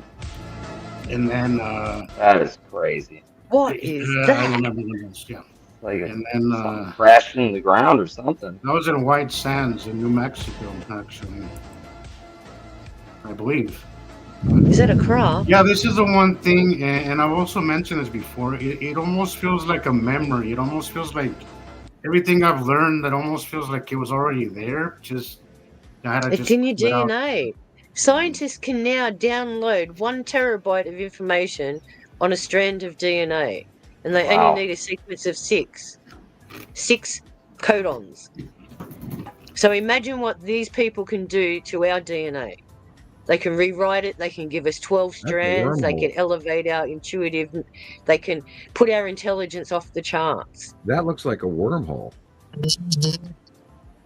Wow. Nice one. What?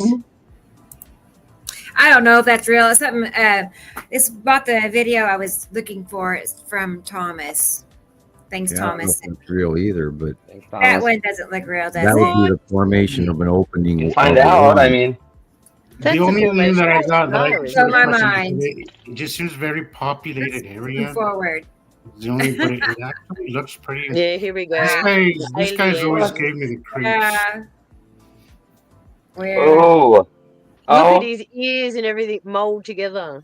But see, how do you know that's not lighting, camera angles, shadows? A mask. I will interject that there is. This is way an prior to AI. Shapeshifter. Guys, I don't want to be here. There is documentation of we have had an interjection in the human race from exterior races mixed in with ours for over 40 years now. Hello. Who was that guy that claimed to have come from Venus and sat down with the United Nations and the governments? Do you remember that story, Sam? I heard it years ago, I think. There, speaking of Venus, I've never believed the telemetry stories of Russia or of the United States' opinion of Venus because it doesn't make sense. The Tic Tac. What? But that jury's out on that still. Yeah, I saw this is an older video, and I was the speed of it left me a little bit leery as to whether or not it was real. I'm going to try to find my video. I have a video that has some really good captures on it. You know what I mean? Like, I feel just in general, we can cover the whole thing with the blanket. People, there are so many craft here you wouldn't believe. Yep. UAP. And they came out of hiding in April of 2019. Like, even if a lot of these ain't real, I would say at least half of them are. Considering what's all happening. So, there's really no telling right now. There's really no telling. There's some that are very obvious, and others not so much. So I've been a little bit more open than I used to be on. Well, we have to hit fast forward on psychological conditioning to the reality that this is happening.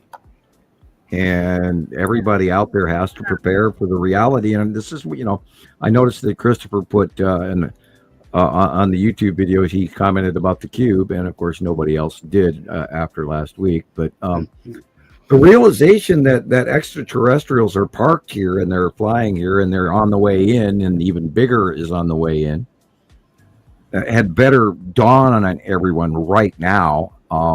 It is not a hypothetical.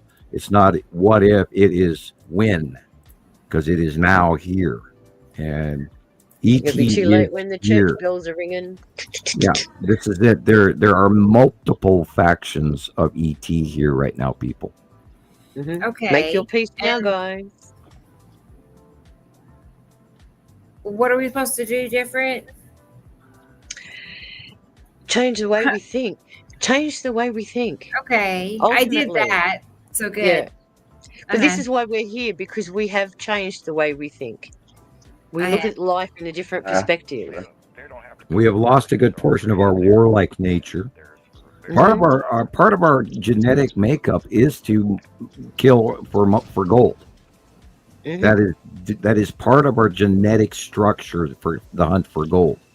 And there is definitely when they talk about gold fever, that is a reality to that statement. If you've ever found gold and watched what you do after you find gold, it's unbelievable. This would freak me out. You only have to watch some of these guys that go out there and do it, and they get a couple of specks in their pan, and it's like it's like they're rich. I don't know. It's probably not real, but what if? I've seen close-ups to that.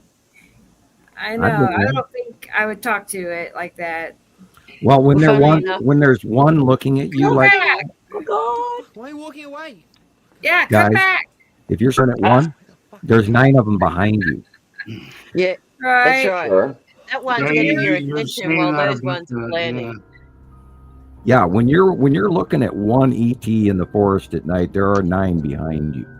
Yeah. What? This was in my backyard, in the sky. I've got crazy pictures. Look at these pictures.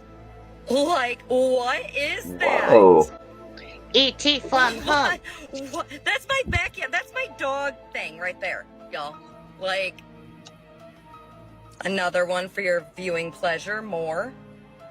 And as I'm trying to videotape, I'm hearing footsteps coming towards me. Yep. Run. Wait. Huh? What, Stairway to Heaven or what? Well, they only have to think, and they can paralyze you. You're That's immovable. Have you an ever Air heard of Force plane instant dropping paralysis? flares. Yeah, those are flares. Those are Watch flares what from happens. an Like, Air Force plane.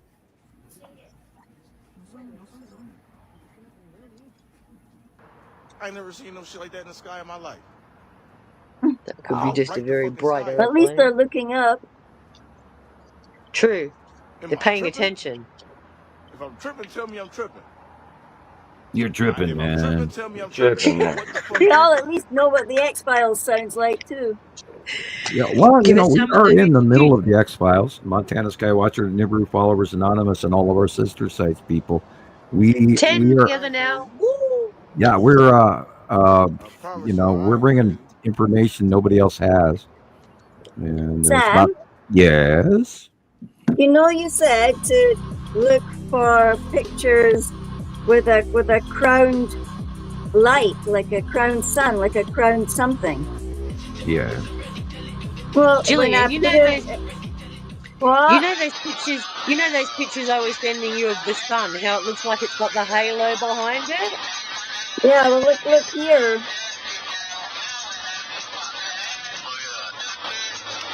Can you send that to Rebecca Yeah, so we can get if you it? spun that upside down, it'd be the other way It around. looks like an MRI, like a baby, like a baby monitor. An ultrasound. An ultrasound.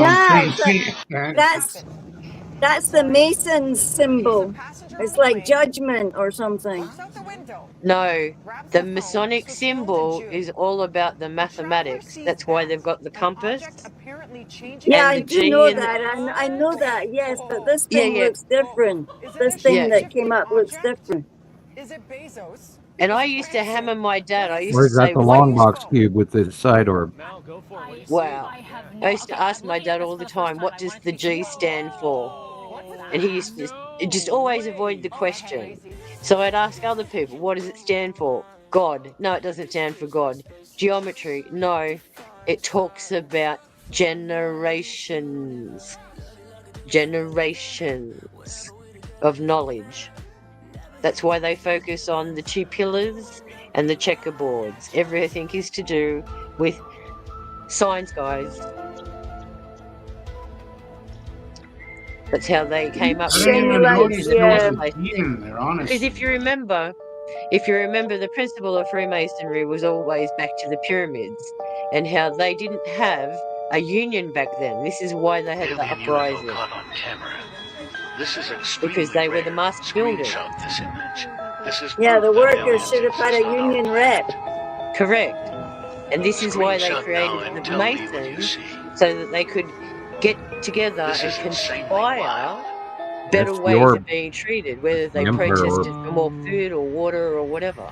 And the new crap that's here, those weird ones that we've been seeing for about a year now. What the heck? Squadron formation. Look at that. Holy shit. Yeah, exactly. See how everyone's reacting what the now? fuck is that? Fuck. See, look how they're reacting. That looks like Starlink. Yeah, it sure does. Yeah, there was somebody took pictures here and I saved it and it looked like braided colors. Really beautiful. Yeah, look at that.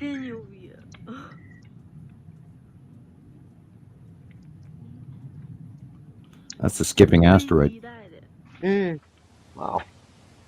Here's our booger ball.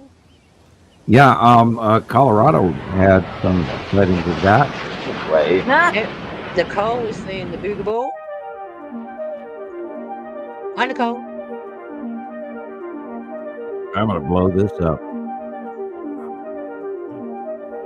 Yeah, lots of stuff coming into, by the way. There's a shitload of asteroids coming in. Yep. Go to the near Earth object listing and do your math and learn how to do that math. Florida. Look a little pizza shaped to me. Our little buddies. What is that? Yeah. What is it, y'all? Since when do planes shoot firecrackers out their butts? Yep, there's That's a not Millennium normal. Falcon.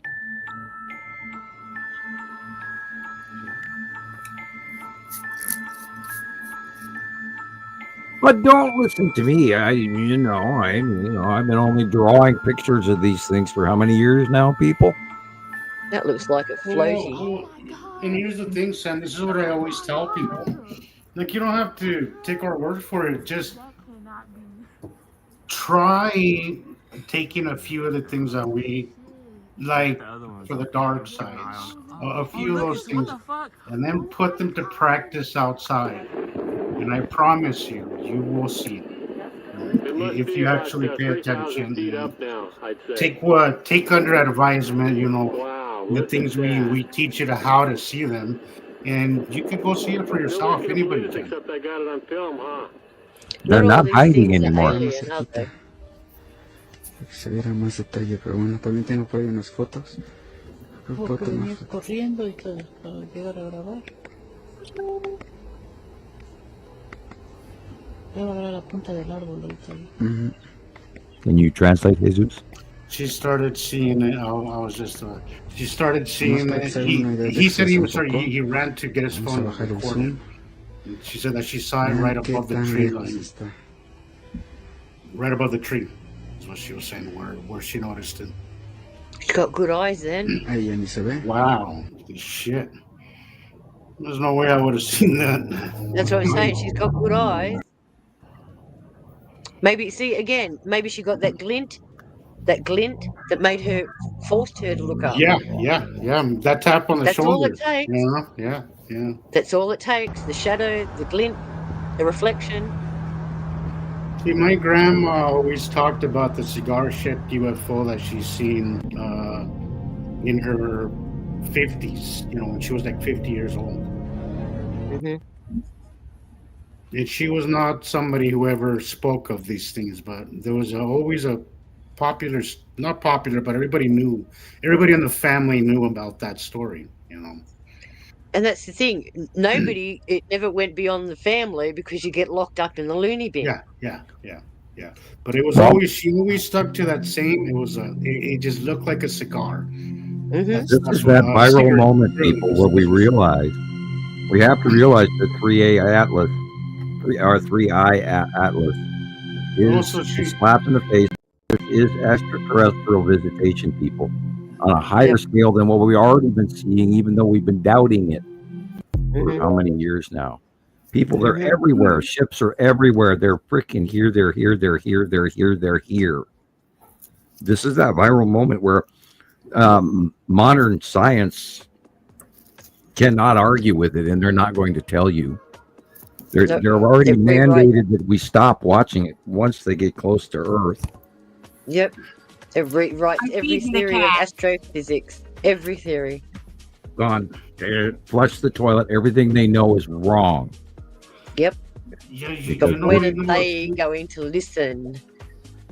That's a reoccurring story, Audrey. Like, I've never seen one, but the cigar-shaped UFO is actually very common among people who've seen stuff. I personally, what I've seen is two things. I saw a golden orb. I hate using that word, but that's the only word I can think of. I saw a golden orb, and then I also saw what looks like what do you call those things? Those sewing little things that you put on your thumb, a thimble. Thimbles. Thimble, is it? Thimble with the TH? Thimble, okay, so TH. It looked like a thimble, right? So here's what happened. Airplane 747 comes very low, right? Comes across, drops a sea trail. I could almost hear it. It's that low that I could literally hear the sea trail. And in come from this other side of the thimble, and its nose is blinking. And then what it does is it twirls around that sea trail, and then it just flies away. I don't know. Have you seen the lost footage of that Malaysia flight? No. They've got samples of the infrared, and it actually has 3 going around it before it disappeared. 3. No kidding. Wow. Yeah. Audrey said that she saw a cigar-shaped craft at school when she was 7. And Audrey's in South Africa. Yeah, you've seen all sorts of weird things in South African skies because it was so pure and clear. And on Montana Skywatcher, we have seen thousands of star destroyers since April of 2019 alone. Yep. This was in my beginning times when I saw this stuff. But it was there's no way it was a normal anything that we had, because we can't twirl like that around a freaking line. A jumbo. No, we can't do that around a jumbo. But there was 3 and they were all in sync with each other, and then all of a sudden gone. It was there on screen and then gone. Yeah, it just took off and just flew, and I never saw it. No, it was like it was transported into another dimension. Yeah. And then about a month later, William, I don't know, Bill, if you're here, William Laffey, he caught a picture of that exact same thing, the exact same thing, with the nose lit up and everything. Same thing. Yep. Well, we have so how much do we know? evidence that matches over and over and over and over. Yep. And this is why I'm amazed that there's other people out there on YouTube that are they've got their plaque and they've got a couple of million viewers. Meanwhile, we're sitting here. Now we had a good view for our last show, but hello people, hello, you guys out there have to make this go viral, because the information we're sharing is top of the line. Astrophysics extraordinaire, and nobody else has the information compiled correlation that we do. I mean, Rebecca, myself, Sharon, Christopher, Jesus, Jillian, all of us, Carol Ann has got a huge pile of information. We have so much banked information. This is beyond reproach. It's not debatable, period. This is fact. We are at fact. I mean, we've done our 10-year doctorate on this. We're in 15, going on 16 years. We're trying to release the paper and it keeps getting rejected. Really? That was you, Chris, right? That you said about the Germans had a thimble. The Glocken, what is that? I've heard of that word. What does that mean? It's like what they called it, I think. I don't know what the hell it was, but it's something they built in the during World War II. Oh, I know what you're talking about. It looks like a bell. Yes. Yeah, it looks like a bell. Yes. It looks something like that. Like if you actually turned it, because I saw it on its side, but if you actually turned it, well, if you want to know the standard lander looks like, resemble a bell, actually. The standard lander looks different from underneath, and this is people talk about cigar shaped, and that has to do with the side and angle that you're viewing it at. It may look cigar shaped, but your standard landing craft that comes out of the big stuff, and then they land down on Earth, and then they run around. Little guys run around, do their thing. That they hop out of is a disc. Just like you see in The Day the Earth Stood Still 1959 version.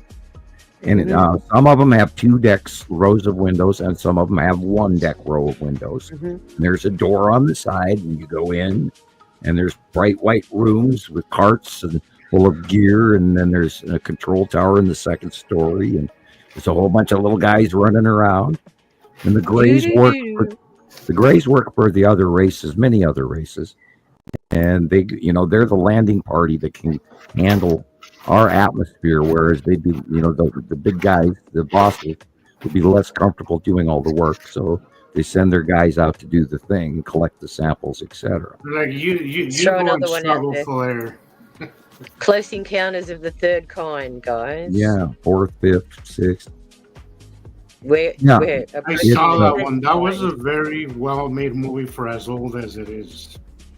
What's going on is Close Encounters of the 4th Kind for our solar system right now. It has directly been switched on. The switch has been thrown. Yeah. Is your antenna receiving? Right. And it's interesting. Audrey had the same comment about the thimble, that it could have been the bell, but I never even considered that, honestly. If you look in the Sanskrit writings, they talk of vimanas. What shape were they?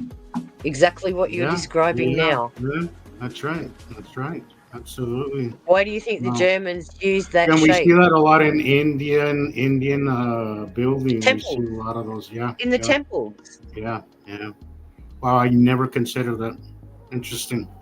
Now I'm intrigued. I'm gonna take a deep dive into this this As further, I said, because when you go down that rabbit hole, you fall deep. You sure do. And you have to climb yourself back out. Mm-hmm. Yeah. You come back out battered, bruised, and chipped and broken. Yeah. But at the end of the day, you repair. You put yourself back together as a different unit. Yeah. And you stop worrying about the little things everybody's so concerned about down here. Yep. You forget about why that person said that and it really hurt my feelings. Oh, no. You have to understand it from the point of view of why it was said that way. Yeah. You know how I can tell if you've seen the planets, if you're really seeing them or not? Because you kind of leave earthly things behind. You stop worrying about those little things because you realize that there's a lot bigger shit to worry about, to deal with, than the petty shit we got going on down here. Why do you think the poor monks and all the nuns and everything give away everything that they value in materialism? Yeah. That is true enlightenment. It comes after you. Well, it comes and then you drop off all that other shit because it no longer holds the value that it used to. And I think that's part of the reason they don't tell us a lot of what they don't tell us is because they would rather us just be focused on worldly shit down here than actually rise above all of it. That's the programming. What kind of clothes am I wearing? What am I going to go and buy that $75,000 handbag just so I look good? Who's going to notice? And you know how I do this? I say to my nephew, "We're inside our car. What color is my car?" Exactly. And he goes, "It's white." And I went, "You only know it's white because you've seen the outside." But that's now so tell me, true. From the inside perspective, what color is this car? Yeah. People spend $500 on freaking Jordan shoes, right? But the truth is, your average person will never look at your shoes. Like your average person. And they won't realize that those pair of Jordans have been made in a sweatshop in Vietnam where that person's earning $1 a day. Well, look at now. Once all the tariff things went into place, a lot of people, including myself, I buy directly from China now. Like I cut up even if I gotta wait 3 freaking weeks for it, I'll wait 3 weeks for it. Whatever. What did Trump do yesterday? It's the same quality. It's the same stuff. It doesn't have the name Jordan on it, but it's basically the same thing. Like everything. Well, I don't buy Jordans, but just shirts. What did Trump do yesterday, Jesus? He signed over that any international skilled workers coming into your country must pay $100,000 visa entry. That's stupid. Wow. I didn't know that. Well, ICE raided a Korean factory in South Carolina, and all of those workers have been repatriated back to their country. So they've already pissed off South Korea. Yep. Our regime is pissing off most countries out there, and we are being boycotted. Yep. And again, I will warn everybody: come November, our economy is going to crash. Yes.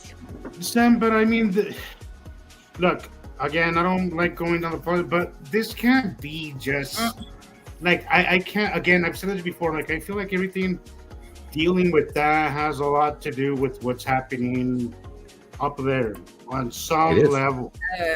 Land obsolescence, my man. You don't know what. That's the only thing I'm always wondering. Why are they doing this? Why? Because if you pay attention to what's happening there, and then you correlate what's happening in the sky, it's like crazy shit happens up there, and then crazy shit happens down here. And there's always a correlation. So I'm like, it's their distraction, but it can't all be distraction. Like there must be some reason behind all the crazy shit. Like there is method to the madness, I assure you. Somebody mentioned the other day that part of the whole ICE thing could be that they just want everybody when shit goes down, they want just this country, and then that country, because when shit goes down, what you want is just people that are in your circle, I guess, so to speak. You know, I would remind you that the bigotry that is in power on this planet is not in control. It's very important who you invite to your dinner table. They're certainly trying. Yeah. Yeah, well, but the rulers of this planet are not in charge of what's happening.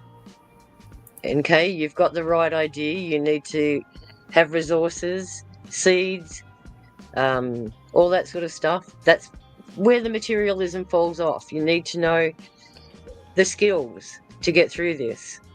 That's what we're saying. We're asking everyone to put on their armor right now. Everybody was fearful of invasion, and they don't need to invade because they already own it, for one. Yep. For two, now we talk about, what happened last cycle in 1650 BC. Mm-hmm. There was a depopulation, there was a climate change, climate migration, there was famine, there was wars, there was 50 years the of tip darkness. of the planet. Yeah, and there was a lot of people that were no longer around later. And that also is part of the cyclic, because then of course you'll hone the stronger will survive. There are a heightened strain of the next bio tool race that they restart with, but this time around supposedly they're going to do that and more. So the question is, if we don't do it to ourselves, Sam, right. Did you hear the report out of India after all those major floods? Because of their not India, it was Bali. After all those major floods they had in Bali, they had so much rubbish and refuse. They're now worried about a new virus called HN15, which is not a swine flu virus, but a new generation of it. And they say this one is going to be very difficult because of the amount of damage that happened in Bali. A lot of people are going to get sick from this. Oh boy, let's hope they contain it this time. I think the World Health Organization will step up now. The United States just recently boycotted another United Nations and NATO movement, and is being just stupid. But anyway, I believe that Europe is going to actually learn to step forward in this occasion, and I know that Australia is right there along with them. So I am not majorly fearful of that, but let's be aware of it. Okay. I think in the predominant nearby future, what's coming all the way next to the turn of the year with this cycle of the Nibiru group and the comets, if you want to call them those things, or the electrons coming into our solar system from intergalactic visitors that have changed us permanently already. We have. You call it II. You called it intergalactic intelligence. I called it intellectual intelligence. It's a higher intellect than us, guys. Well, what it's doing and crawling into systems that can't actually rewrite itself, and yet that's what's happening in lesser systems, even antiquated, outdated gear that we have. Systems from years back. Yeah, that's all being rewritten and recoded. And I think the governments are fully aware that their systems have been incorporated. Infiltrated. Infiltrated. That's a better word. They've been hacked. Yeah, and I think by II. Beeger. Space hack. Well, guess what? Everything has a firewall. Firewalls can be broken. Beeger. Can you highlight Rebecca NK's comment? I think that was a good comment. She's talking about materialism. Hey, Maria. Hey, okay, cool. Hi, Maria. Good to see you. Who am I looking for? You say Katie? NK. It's a little bit up. She's talking about materialism, which I think it's the one right before that. Yes, there is materialism and materialism. Like, there is materialism for shit you don't need, and then there's materialism for shit that you're gonna need in the future. And yes, you can't eat gold and you can't eat silver because both are necessary in the diet. If you're gonna spend anything, spend on a shovel, on things that you can stuff that you water stuff collection units, filtration yes, units, that don't need electricity that you can use when hand saws. Yeah, absolutely agree with a you. good pair of Wellington boots. Yeah, that you can actually walk in without blisters. Correct. Yeah. I've got my whole full wetsuit if I need it. You know, I think it was you that said, Sharon, that at the end, you know, when at the soup line, billionaires and poor people, nobody's gonna know the difference between billionaires and poor people. I don't know if I heard you say it or. Well, see, that's where the problem is. There's so much inequality. Somewhere. Who came but up at with the end of the day, when shit goes down, those billions of dollars, they're not going to mean shit. They're going to be in that same line. Let's go back. Who was the first ruler? Who was the first one that nominated themselves to be the leader of everybody? This is where we've got to go back in history. And how did we diverge from that? I don't even. Why do we have royal? Well, that was the Anunnaki because they sent down governors to control the effects and knowledge of mankind. Yep. They called them the Inunu. Yeah. The creative behind the gold. Yeah, those I've heard of. Anu. Yeah. So it was their uprising. It was their uprising that created our situations. They knew that they were being subjected to something. And they also had something that the Anunnaki did not have. Imagination. Sure. So with imagination, internal monologuing, visualization and stuff. Well, you can create anything from imagination. Why do you think we talk about dreams? Why do we visualize things? They didn't have the same capacity as that. They had to organize. But you get people that don't talk in their own heads and don't see in their own heads. And they're going to be absolutely lovely when they go big and imagine how the world's going to react when they start hearing voices in their heads. Mm-hmm. You know, I think some of them already do. Correct. And where are they ending up? In schizophrenia hospitals because they're misunderstood. And now look at all the kids. How many kids do you know that have been diagnosed with ADHD or autism? It's neither. It's a new awakening.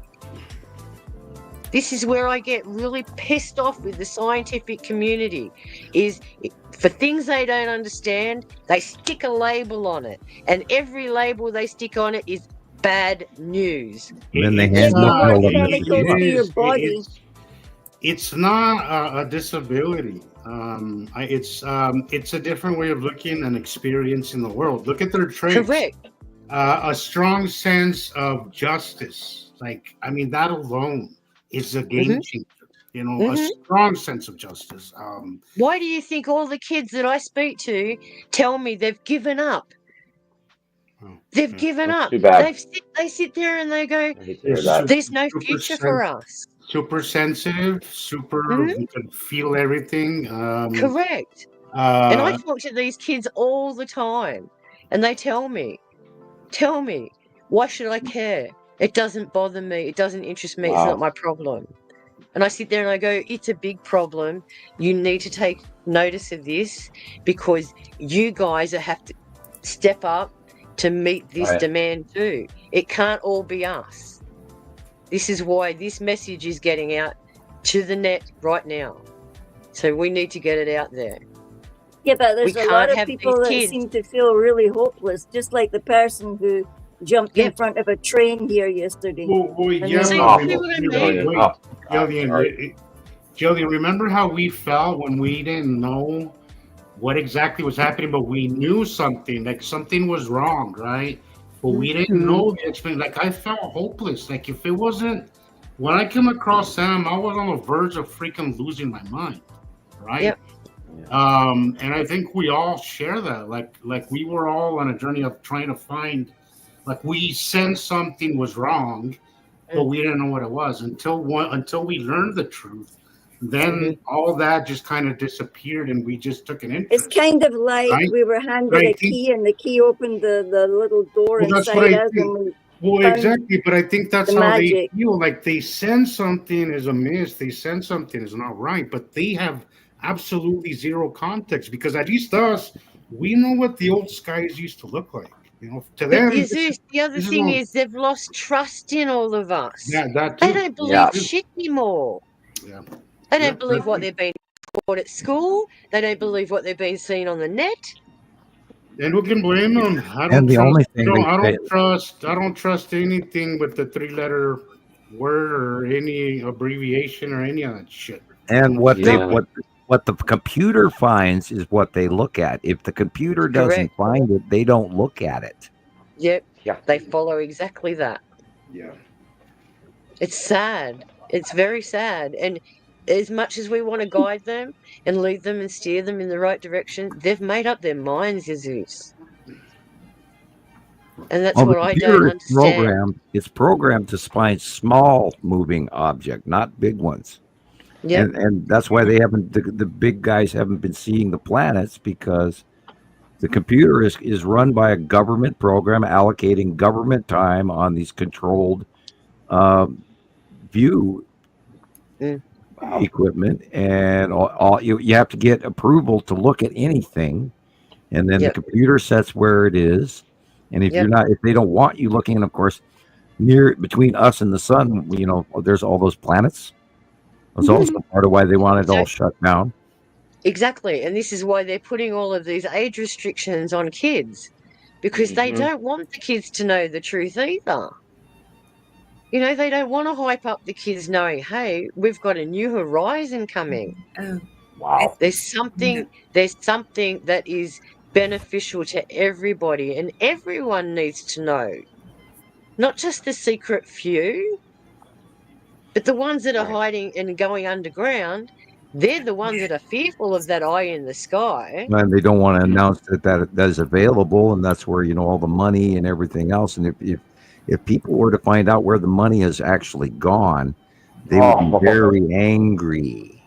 Didn't they say, I read somewhere on an underground channel the other day, they've got another 160 trillion missing from the Treasury in America. 160 trillion? Yeah. In America. Holy. From the Pentagon, yeah.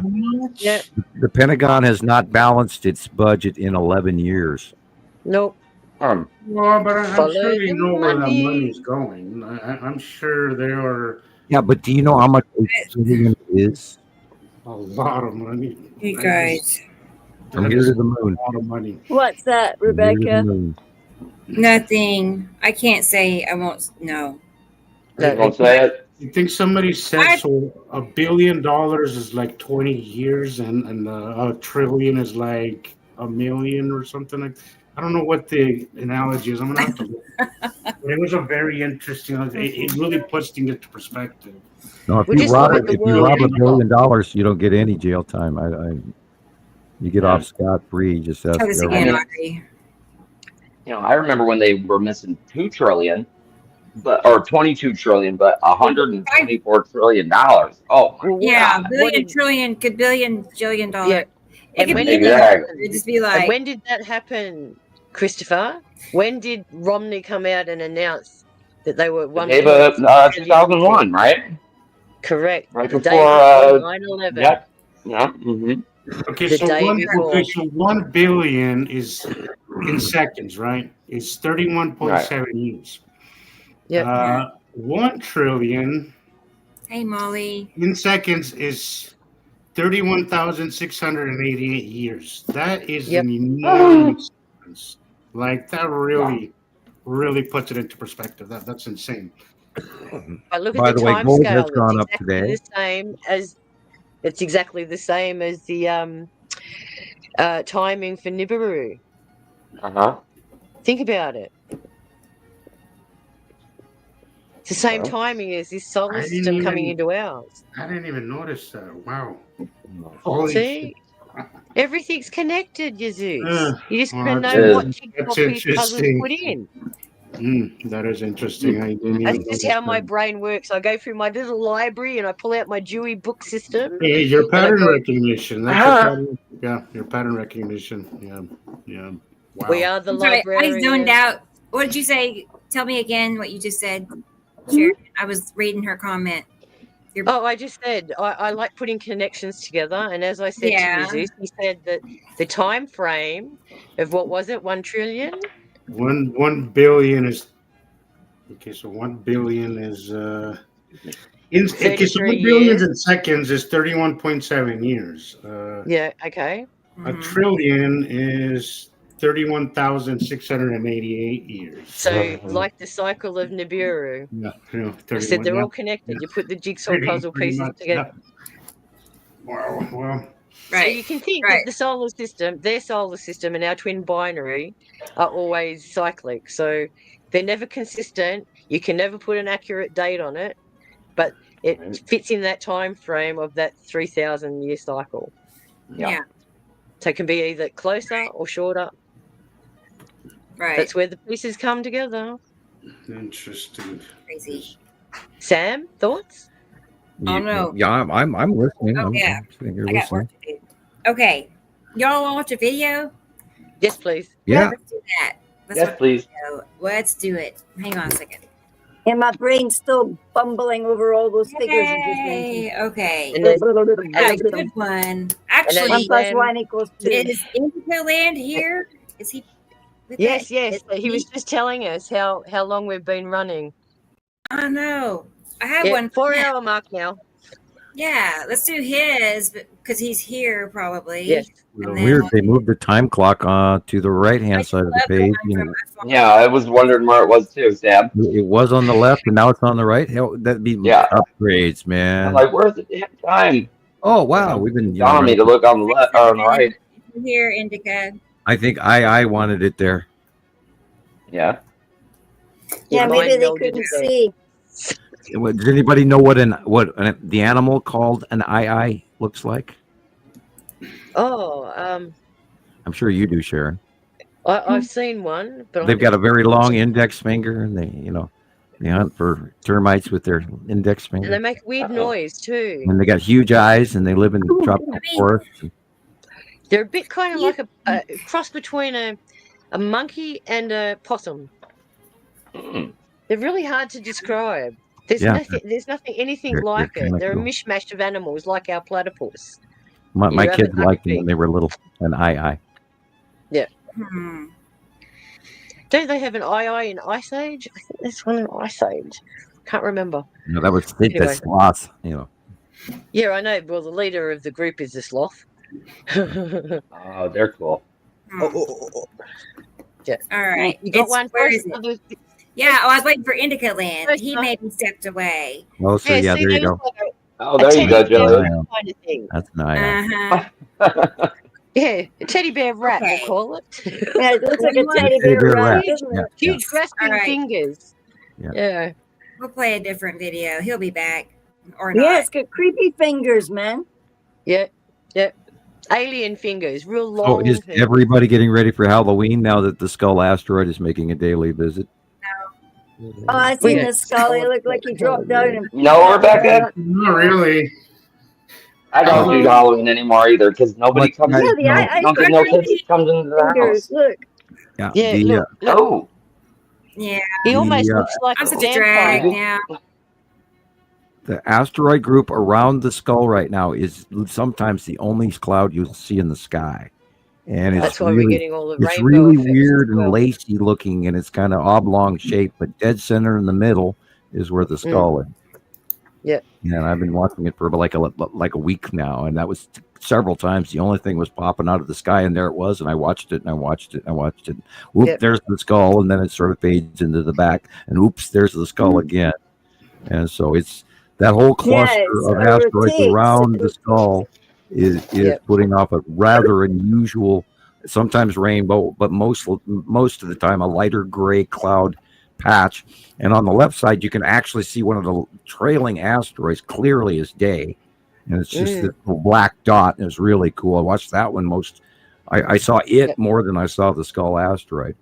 But Yeah, the skull asteroid is getting ready for its Halloween appearance, like last year, which was awesome. But this year it's going to be even bigger. I hope they turn the They lights actually on do in a the news eyes report. this I'm sorry, say that again, Sharon. I hope they turn the lights on in the eyes this time. Yeah. Yeah. I have somewhere I have some art that's like that has fire inside the skull asteroid. His eyes are glowing. I love that. I'll find it and share it. Love it. Let's see if they put out a news report again this year. Yeah. Nothing to This see last year, right? Well, for you hardcore Sky Watchers, I would encourage if you're going to go find the skull asteroid, wear your adult diaper because you're going to make your pants and knock your knees together. So. Yeah. Or have a stiff drink too, a scotch. I'm going to play a Fonz, so we're going to go ahead and do his. Okay. Yeah. So. Yeah. Here we go. Yeah, I love all his. Man, I'm a fan. He's got one great photo this week. He goes back in our group like 5 years. Cool.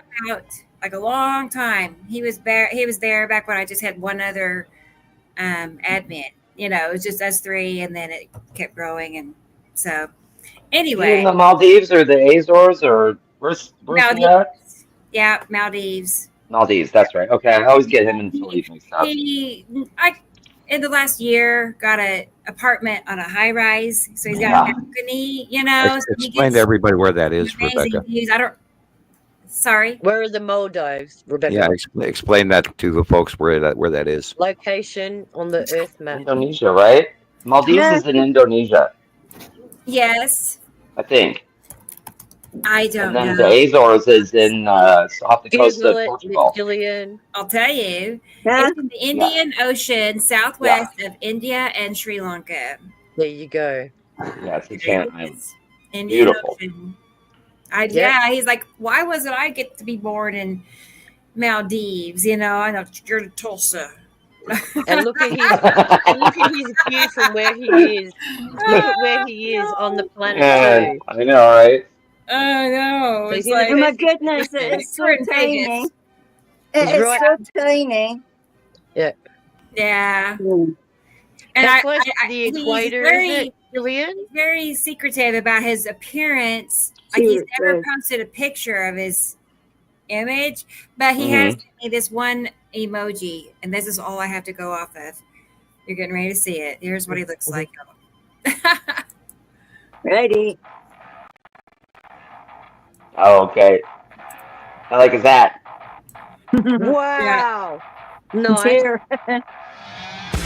Spiky.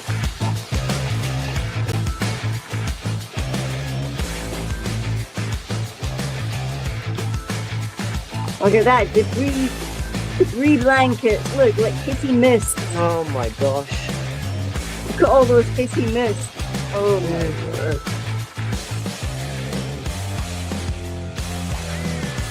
Okay, that is on the right-hand side of the sun. And that would be lead asteroid in the long box cube. It's upside down, Sam. Yeah, we're all doing the head tip. It's like we're all spinning. Here we go. Hello. Take me deep. Bottom urine. Big planet. It looks like a waterfall, doesn't it? Yeah. That's the side edge of the stratum. That's the yeah, right. The waterfalls of the Saturn. You saw it. The Saturn waterfall. The gym is on the left-hand side of the sun, right there. You can see it. Yep. Dark shadow. Look at it. Yep. Yeah, David, like a wise lemur. Big butts. That's Big the butt, ion isn't it? tail of Opus Saturn right there. Whoa, look at that thing. Amazing. Wrapping around the Saturn, Opus Saturn, Jello Moon. That's the ion tail, that white area right there. Yep. Yep. Oh, interesting. Wow. And over the ocean too. How beautiful. This is the red asteroid underneath Atu's moon. Yep. You're so lucky. Look at this view. I find that is a beautiful place to stay. Wow. Isn't it what? Nothing but ocean everywhere you look. Yeah, beautiful. And in the sky. Atu's moon. And Nibiru is back there to the middle right left. That's Nibiru behind all that dark blue is Nibiru. Wow. The light blue on the horizon. Now you see Nibiru, the dark blue way back with the white line on the bottom there. That's Nibiru, but this is also Atu's moon with the red asteroid in the upper left corner. Again, the red asteroid going overhead away from you because the light is behind us. This is Atu's moon, red asteroid beyond Earth being facially illuminated. This is the right-hand side of the sun. This is the Saturn yellow moon. The cube long box is in this shot, but you can barely see it. Yeah. It's obscured by the light. Bottom of the Saturn's yellow moon. Amazing.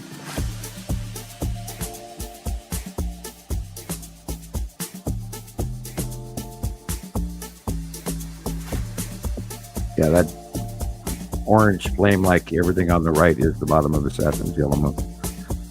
Wow, like craters to me. Like, Are those craters? Look at that thing. Holy wow. Yellow moon with ion tail wrapping around your Saturn, which is actually blue. Which is odd. Excuse me. Bless you. Hey, why are we all sneezing tonight? Because the world is sneezing. Our immune systems are changing. We're all sneezing. Like they're making us all sneeze, Sam. Everybody's got acid reflux. Everybody's going through nausea, ear ringing, headaches, dizziness, irritability. I've never had so much acid in my life, like past couple. Right. Yeah. Months. Everybody we know has acid indigestion right now. Yep. Digestive problems through the roof. Bananas, like the other part of radiation sickness. Well, in the Bible, it is listed as the birthing pains. Those. And these planets, they're affecting our Earth, and they're affecting our animals, and they're affecting us. And now we've just added another hot element into the compound, an electron or whatever this civilization-altering mechanical entering 3-eye atlas is, because it's not a comet. Yes. Nowhere near the comet. Unexplainable phenomenon going to be. It's a phenomenon. It's traveling at a speed that it's going so much faster than any comet ever seen before. It doesn't even quack like a duck at all, period. I always had trouble with those words. Millennium. Look at that, man. That looks like I know. It looks like. Look at that. It's like, it's like looking at a baby in the womb. Look at it. It's like craters and mountains and your brain. Wow, your brain's just trying to make sense of it. It looks like all your brain. Oh yeah, that's me upside down. Thank you. Yeah, that's the Saturn's yellow moon after sunset. Woo! Beautiful pictures. Incredible. Wonder what camera phone he's got. With stereo in the background going off into the distance in the green blue. Probably exactly the same as us, Gillian. Standard phone. But the location makes the difference. How close these things are kissing our planet. Look at that. Like drawing. Just about having a sip of seawater, that thing. Yep, beautiful. And this is Atu's moon in front of Atu overhead. Look at that. He's big, dark, chunky rock. Looking at it's like a point. And you sit there and the outgassing and the shadowing.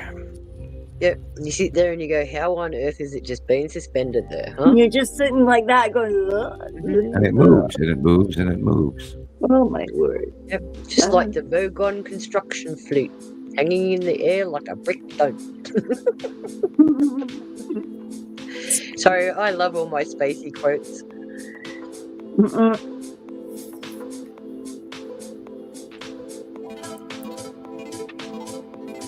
Yeah, David. Yo. Yeah, exactly. Yowza. Hey, David, I Yeah, tried the real to sky send is you a yellow. friend request, but I don't know if it's you, David, or another David that I've just sent a friend request to, but someone's going to think I'm a nutcase. Well, Dylan, we already do. Sea levels. No, yeah, I'm a Yeah, you know, a I am. loopy-loo. You know, Loopy-loo. Yeah, sea level. Oh, look at that. That's the yellow moon right there. Yeah, look What a at dark that blue thing. with that. Yeah, that's the yellow moon. Oh my God, I just climbed the stairs. Oh. Yeah, Look at it. that's It's the like, yellow moon. like That's it, steps right, on a Betty. pyramid, that thing. Yeah. Oh my gosh. What great pictures. I must be asleep. Good on you, Afrin. They are awesome pictures. Beautiful.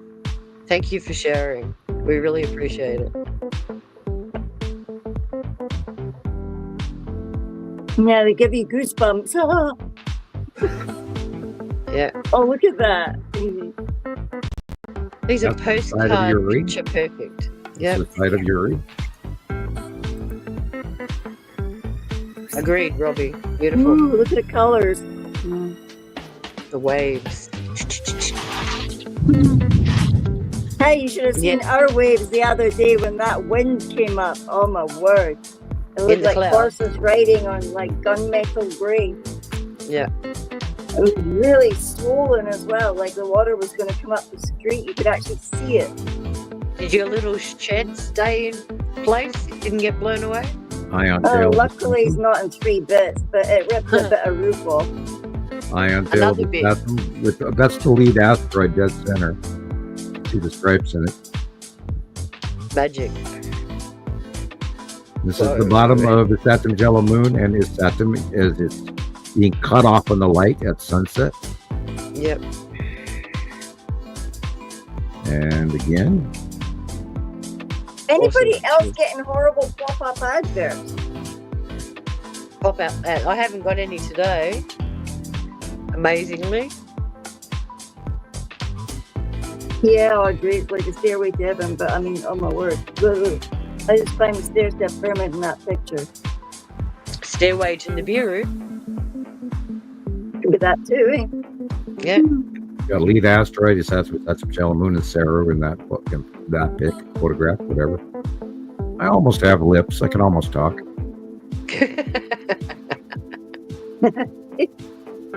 Oh, Sam.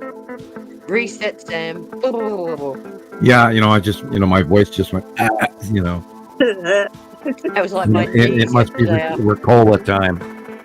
It was like my knees yesterday after walking up something like, I don't know, over 1,000 steps. The caves we went in yesterday were 80 kilometers deep and 8 kilometers long. I don't know if I could go in a cave. I'm sure I don't have a geeky blood. I could go in a cave. Oh, look, some of these, some of the step ladders and everything have been there since 1926. Some of that stuff must be scary. Like you wouldn't climb on it. Well, stairs. The thing about our caves are they're all natural limestone, and some of the marble is some of the purest in the world. They've used the marble from out of there to build the old Parliament House in Canberra, and this is why in 1926 they decided to not mine the marble anymore, and this particular cave system is World Heritage listed, so it's protected now. Can't be touched. Yeah. Exactly, and we're the only country in the world that has protected our caving systems. And not only that, it's made of material need that's to not stick in going to fail. It won't cave in. It's not going to fail. You got it. And it's a granite constant and marble. Yep. Constant 14 degrees. Doesn't matter whether it's hot outside or cold outside. Constant 14 degrees. There's no chance of flooding because of the topography of the land and how all the river system has changed. And the reason why the Aboriginals don't stay in the caves, it's dark. You can't see in front of your face. And they have their stories of a creature that lives in that cave. So that's why they don't live in caves. They only live in open areas or under rock crevices. So there's some history for you guys. Thank you, Sharon. You're very welcome. I'm still awake at 1 o'clock in the morning. Amazing. Are you scheduled tomorrow? No. Oh, beautiful. Means Not we can for talk 2 at length days. tomorrow. Yeah. Means we can talk at length again tomorrow, Gillian. Yep, definitely. Another 3-hour call. Yeah, well, yeah. See, these shows Yeah, aren't long enough. teaching We each still have other to how continue to talk nicely in our heads, like. Yeah. How to reprogram ourselves. After Even what I saw Diana. today, yeah, that would be a really good idea. Yeah. Awesome, Carol Ann. Well, we have to realize that, everything we've known over even the last decade, which, wow, it flew by so fast. I mean, everything has changed, including the society that we live with and the people around us, and even our commerce and our trade and our shopping and our food supply and our everything supply because of the C virus A and other things and psychological and sociological changes. Our civilization has changed drastically. And now we're going to have to really wake up. Look at, argue. Look at that. I mean, there you go. Argue with it. I mean, like you always say, argue with me, I beg you. Yeah, I dare you to argue with, what what I see and what I copy down, and all of my friends that go, oh my God, he did it ahead of time again. And it's just that every single time, now that you've taught us how to look ourselves, we each look differently at it, so we all see something different. He's got flying, what are those That's things? Adorable. That's so cute. Isn't that I bet cute? he's taking screenshots of that. Thank you. Yeah, send them copies. What do you call them? Jet ski. No, the ones with the big spikes, the one that put Steve Irwin in the grave. What are they? Jellyfish or no, it was stingray. Stingrays. Yeah, flying stingrays. Yeah. Gosh. Right. All we need now is for the whales to talk, hey Sam? Well, they already are, and AI has broken it. Correct. Yeah, the dolphins. All right, Kenny Fowler, I whereabouts in Scotland are you? I spent 2 days looking into that, and I enjoyed it very much. So I don't mention everything I study, but AI has broken whale Why I saw. raise them, Sam, because I can pick them up. I can sit there and I can. Yeah, I sincerely believe that there's space whales as well as other forms of life in space. But they had whales in Ashoka, and they had space whales. Space whales in Star Trek, because and in Doctor Who. No, I mean they took whales from one planet to the other, didn't they? Yeah. Doctor Who had a star whale that was the power source for Old London. Old London was on the back of the whale, and they were torturing this poor whale to keep the power source going. And all they had to do was release this whale, and they could have had free power source to travel throughout the universe however they wanted. But again, because of man's misguided thinking, we have to harm this creature to get what we want, not work with it. You remember, even in the new Avatar movies, they're messing with the animals. Yep. Well, what it's going to boil down to is that we're going to have to get some sort of humility going here, where we realize that we're not the smartest, our sharpest tack in the box, and we're going to have to start listening to nature around us and our newly joining us visitors, and it'll be like some sci-fi movie called The Visitors, and we have a society to get used to. I'm being cut out, aren't I? Yeah. Oh no, you're all right. Oh, okay. Yeah, we have a new society to up and learn, and it's happening right now. So we have to go in and we have to examine our prejudices and our bigotries and our pettinesses and our greed, because you can't up and take it with you. And then all these people over the years have been going, oh, if I meet ET, I'm going to say, take me with you, because you are not ready. And this is part of the psychological work that you're going to have to do starting now. You have to flip that switch in your own mind and go, we're not alone.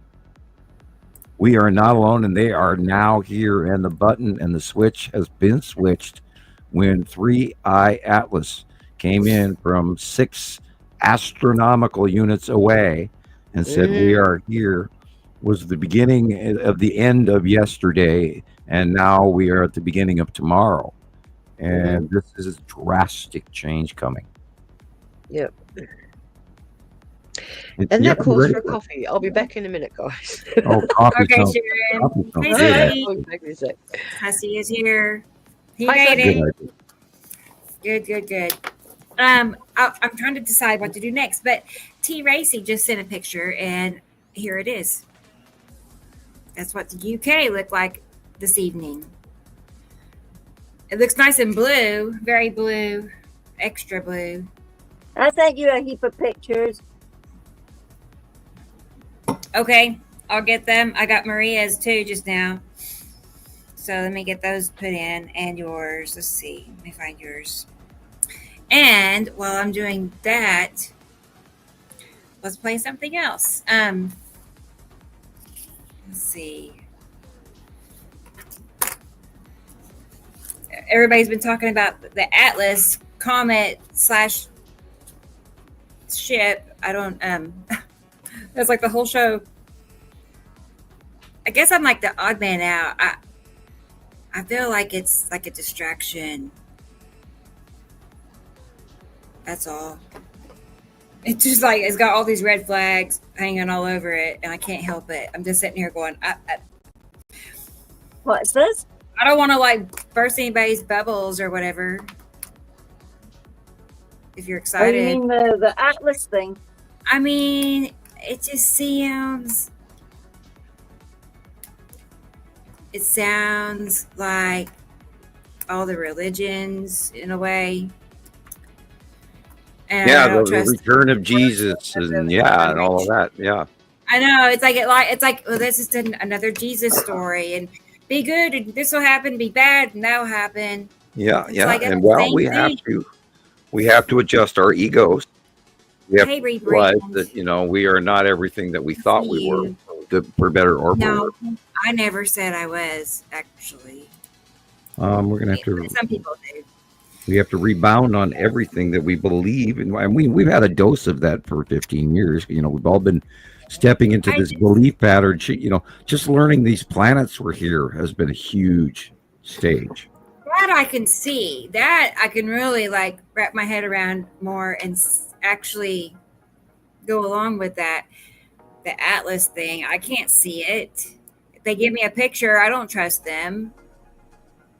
I don't know, and it sounds just like the Bible story. It's like the same scenario. All right, let's have a discussion about that. Now, what happens? And this is hypothetical. And this is I believe it's still within the realm of if, not when.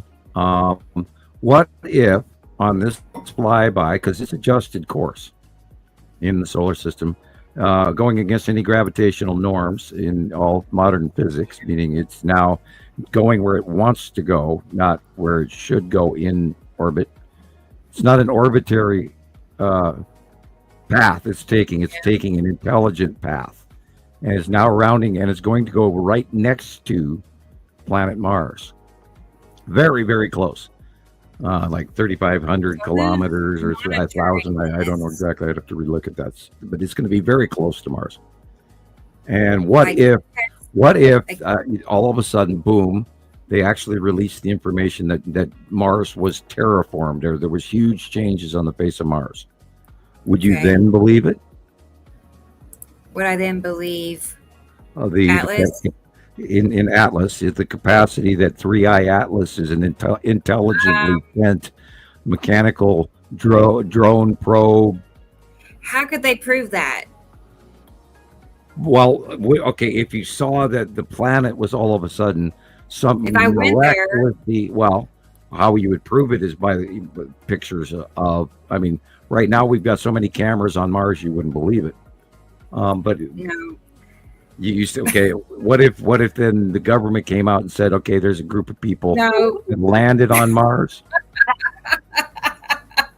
No. Well, then why? Okay, forget. No. Then I suggest you forget about the Atlas and don't worry. I know. I want to be excited with y'all, but I'm just like, man, this sounds just like that. It's the exact same. And there's God, you're good, and you're bad, and heaven and hell. And it's just like, and it's all over mainstream media. That's a red flag. The I 999 flip it 666. That's interesting. It's like they had to just come up and say that. That's not by accident. Yeah, It and can't be. and this is That's how they are. there has been slow, soft disclosure within the the last 50 years for a reason, and they're elevating us up to be acceptant of it. And while it is shit down here, we will be far more acceptant for them to come in and fix things. Right. I want something crazy to happen. I feel like we're just like Nina's. It's like no matter what, it's a prison. It's like a prison and a prison and a prison. It's probably some crazy complex. Well, currently system. the prison that we're living in is pretty broken, and I mean we're living in a fit scenario where people have to work 3 jobs just to eat. Yeah. So I think I think some improvement from far wiser extraterrestrial would be sort of welcome. You know what though? Yes and no, because they're notorious for creating the problem so then they can fix it. They create the problem and then that depends on which faction you're referring to. That you wouldn't really want it in the first place, but you'll take it because you're desperate. Like, oh please, it's so terrible. We'll do anything. Well, we were created by one faction, and now there is another current embargo of our planet from another faction. And now there is a third over higher being faction that is now coming in and hitting the reset button on their scheduled development of their civilization.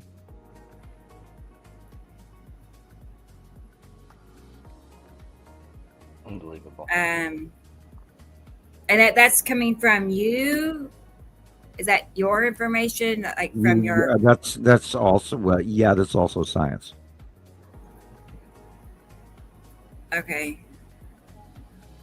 Because what 3i Atlas is doing is so far off the charts in computer science skills that it has created this pulse toning that has managed to turn a switch inside Earth and inside the moon and inside this and reach all the way out to both Voyager 1 and Voyager 2 space capsules across the outside of our solar system. Right. I was about to say hi to DSP. What it's doing is so far off the charts that it is actually civilization manipulation has occurred.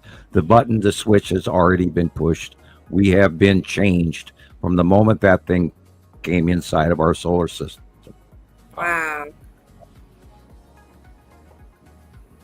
It's like adding or subtracting a proton and a neutron. In this case, it's one hell of a high outputting electron or a proton being added to our chemistry equation of our binary solar system. This effect is also affecting the people on Nibiru. This affects the entire equation. Right.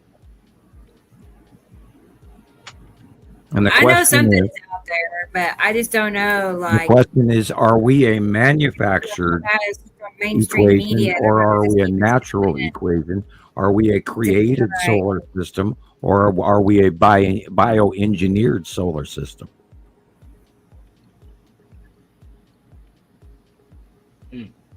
Hey, what? Say those two again.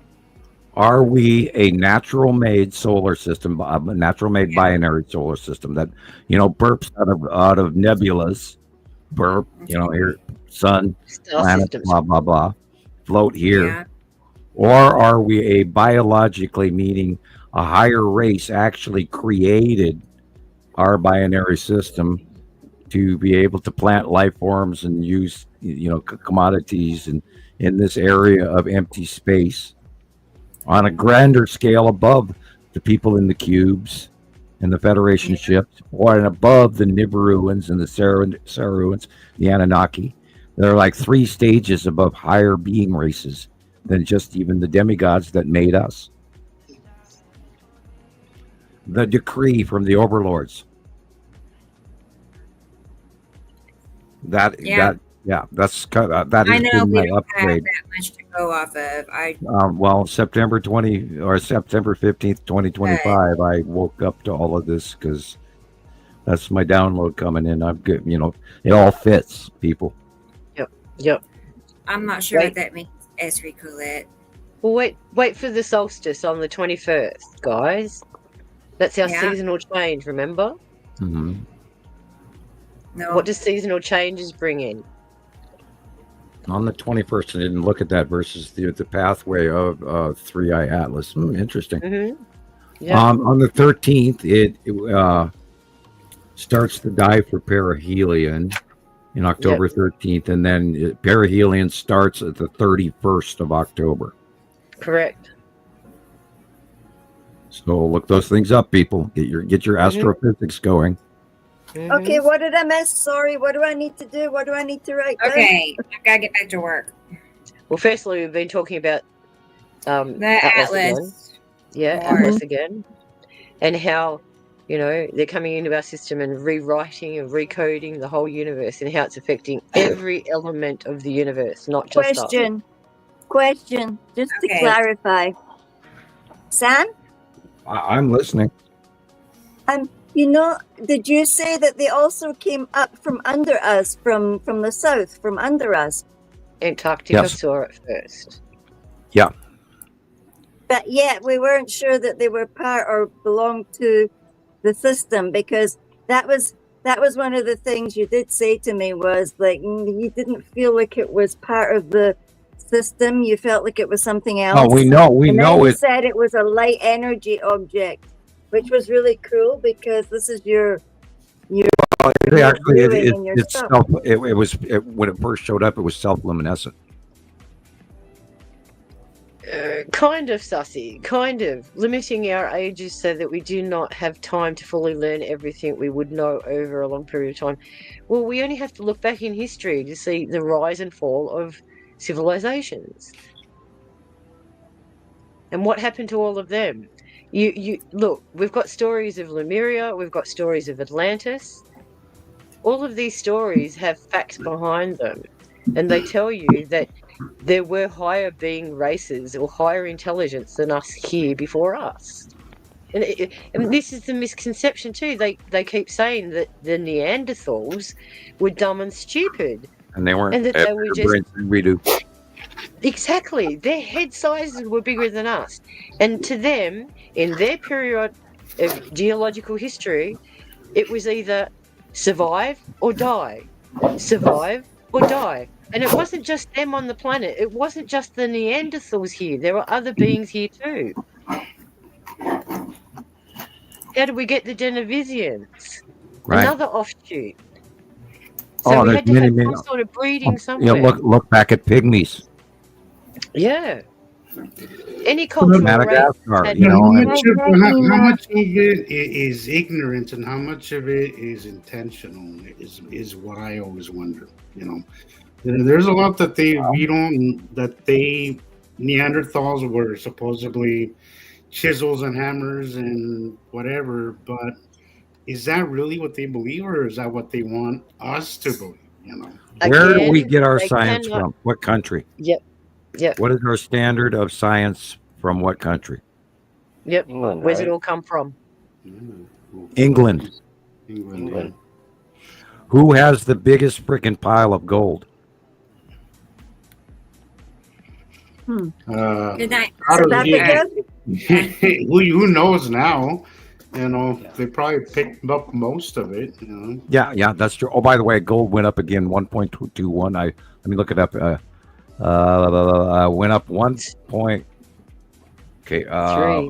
1.12%, which is now $3,719.40 for an ounce of gold. Yep. The highest ever, and it still keeps going up. 5,900. How much is an ounce? Like a little pebble? The square 27 grams. Yeah. 27 grams. About half the size of a pack of cigarettes. Yep. Oh, 4 grams. Jeez. 2 teaspoons of sugar. Wow. You know, they've been talking about here how they're calling it the Utah Gold Rush because there's been some areas where They're finding more gold now than they ever have before, which is supposed to be dictated because all the by volcanoes supply and demand. Yeah, the volcanoes. And I have this friend who she has everything. She's into fishing and all that. And she made her own little one of those little pan things where you could it's I don't know if it's the pan, but she says it's she made a makeshift filter where it filters the dirt from whatever like rocks or whatever slush. Yeah, slush. I don't know what word she used, but she said she just made basically like a makeshift filter. But she's a little all into this, and we're supposed to go panning for gold somewhere. Hey, I'll send you a Dan Hurd video. Who's one of my favorite prospectors, Dan Hurd and Dan Hurd Mining. I'll send you a copy of that right now, Jesus. I'll go to Facebook and then you can watch. Somebody told me that if you're looking, she was actually telling me that it's where you're looking for like black dirt, basically. Right. No, I'll send you a video that'll teach you how to learn to do that. I'll be right back. Go ahead, guys. Well, she does. How to read the river. Okay, how to read the river and where to look for it along the river. Yeah, you should, Sam, because I've been procrastinating about it. But after I heard of the whole person who found a bunch of, not a bunch, but enough to change his life. You know? Yep. And sometimes, and here in Australia, you can go and dig for gold, but you can't dig for an area bigger than 1 meter by 1 meter by 1 meter. That's the extent that you're allowed to dig. And we have people on the side of the road that do that looking for sapphires. Well, like at a time, like you could just dig that hole and then cover it back up and then move on. Exactly. You can go on, you can do that, but by law you can't have, it's like fishing requirements. You can't take more. You can't go around digging holes and just leave them like a freaking pit bull dog, you know. Well, that's the sad thing. In a lot of these old mining towns, there's a lot of pits that are still uncovered. So you have to be very wary where you walk. A rotor, that's it, Audrey. That's what she was talking about. It's like that's kind of what she defined it. But she made her own makeshift. I don't know what she used. How? Oh, that's like we call a rocker box. It's full of different screens, and it takes out the different. Yes. That's what she was telling. That's what she was telling. We built a rocker. Yeah, so all we do is we just throw all the big rocks on a big screen and then filter them out, and then it goes through a series of sieves. So you'll start with a high grade and go to the lowest grade.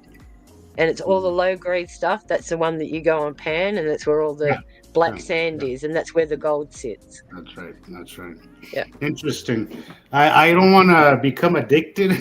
I'm kind of like as wary as when I went to Las Vegas. I'm like, if I'm going to be here, once you get the itch, I'm telling you, once you get the itch, Jesus, it becomes obsessive like our sky. Yeah, that's we want to keep going and going and going. It is webbed in our DNA to actually to seek and hunt gold, and I have found nuggets before, and you'd be amazed what happens to you. I mean, you don't even your track of time vanishes. You'll move a mountain of dirt and not even feel it. And the only time you'll notice that you have to quit is that it got dark about 25 minutes ago. And then you get up the next day and you're pain. Oh, and then your ass hurts and your body hurts. And and then you look at the mountain of dirt that you moved and you go, how did 5 guys move that pile of dirt there? And you go, no, it was just me. You know, that kind of thing. And was it really worth 8 grams per ton? 8 grams per ton is a little slim. You want ounces per ton. Correct. And this is what the mining companies are doing. And I look at some of their analysis, and they're only pulling out 22 ounces per ton. And I sit there and I think, that's actually very good. I know it's very good, but you look at the material of stuff that they're moving. They're moving, placing to get to it. Oh, and what they do to the actual terrain is a nightmare. Correct. Unless you're doing hard rock mining. Now, there are, of course, different. There's placer mining, there's nugget mining, and then there's picker mining, and then annual replacement mining.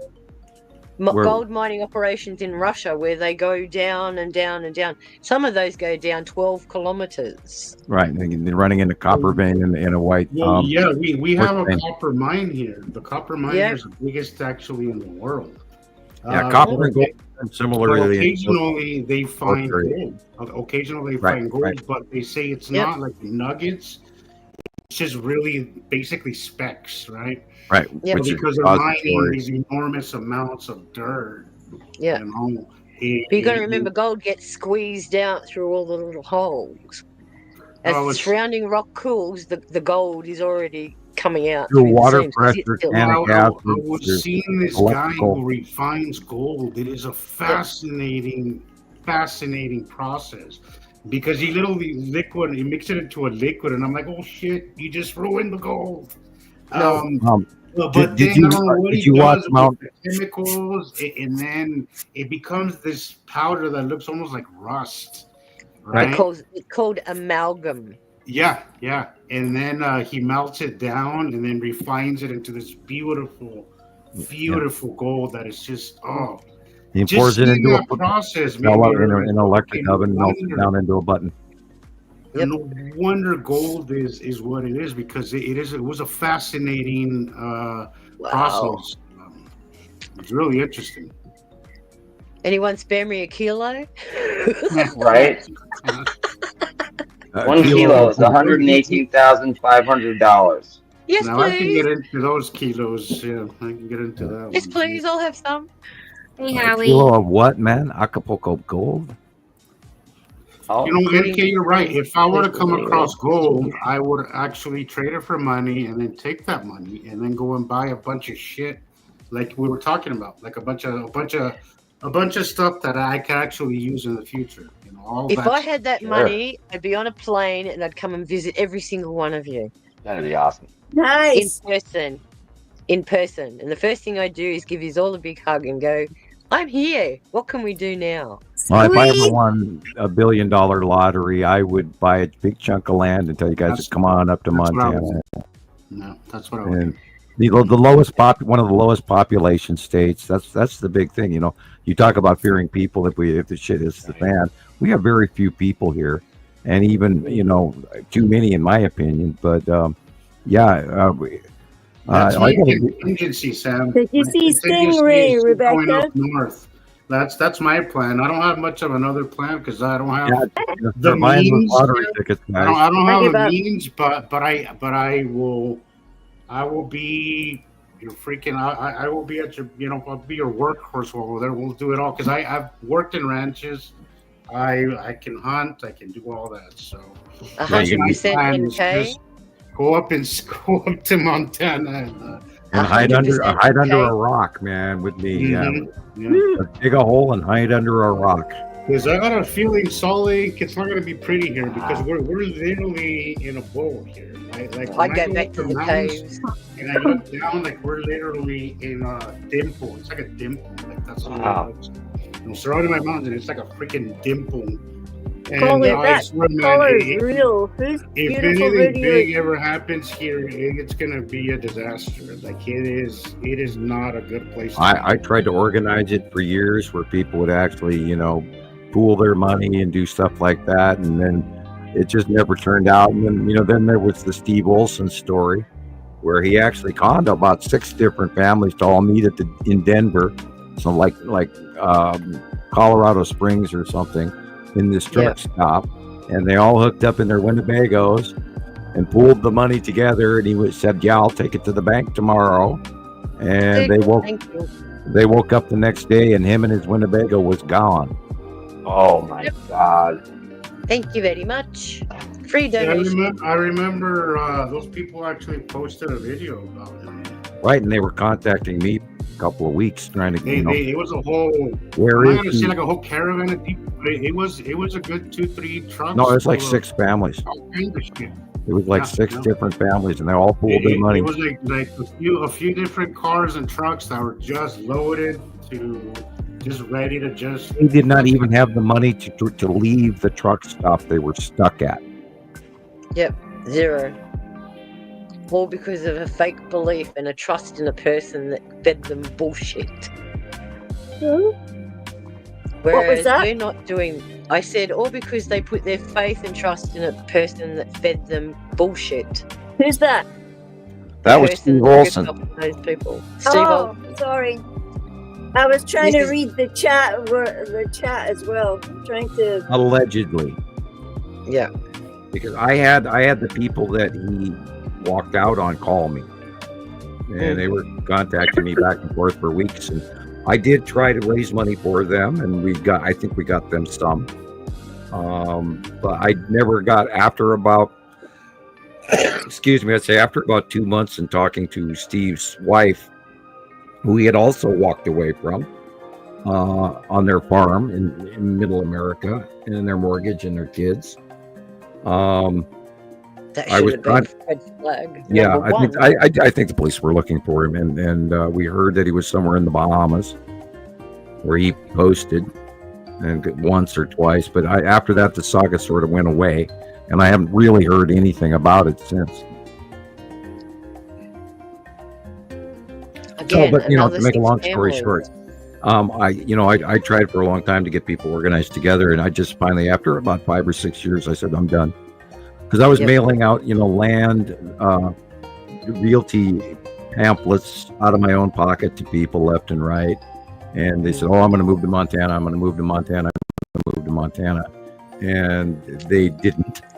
And a few tried and didn't make it very well, but I haven't heard from them much either. So anyway, old history, new history begins. Yeah, old history. I got to check something. I'll be right back. If you didn't know all of us back then, see, we're better people. Just saying. Again, the shift is changing. It's sorting the group from the herd. That's the important part. The ones that know, and we are the ones that are stepping forward and trying to tell everybody else what we hear, what we see, what we feel. They're the ones that are resisting. Thank you, Tara. Nice to see you. Hi, Tara. Hey. Hello, Tara. The sky is crazy. I know. It was pretty neat today here, too. I was sad. It happens more often than not on a show day that the sky looks amazing, and I want to go outside. And go you wait for days and days, and then on that particular day, while you're busy inside, stuff is going. Oh, you want to cry because it's the two things you like to do most. It's even worse when you're driving and you can't do anything about it. Same thing. Oh, that's horrific. That hurts. You sit there and go, oh. No.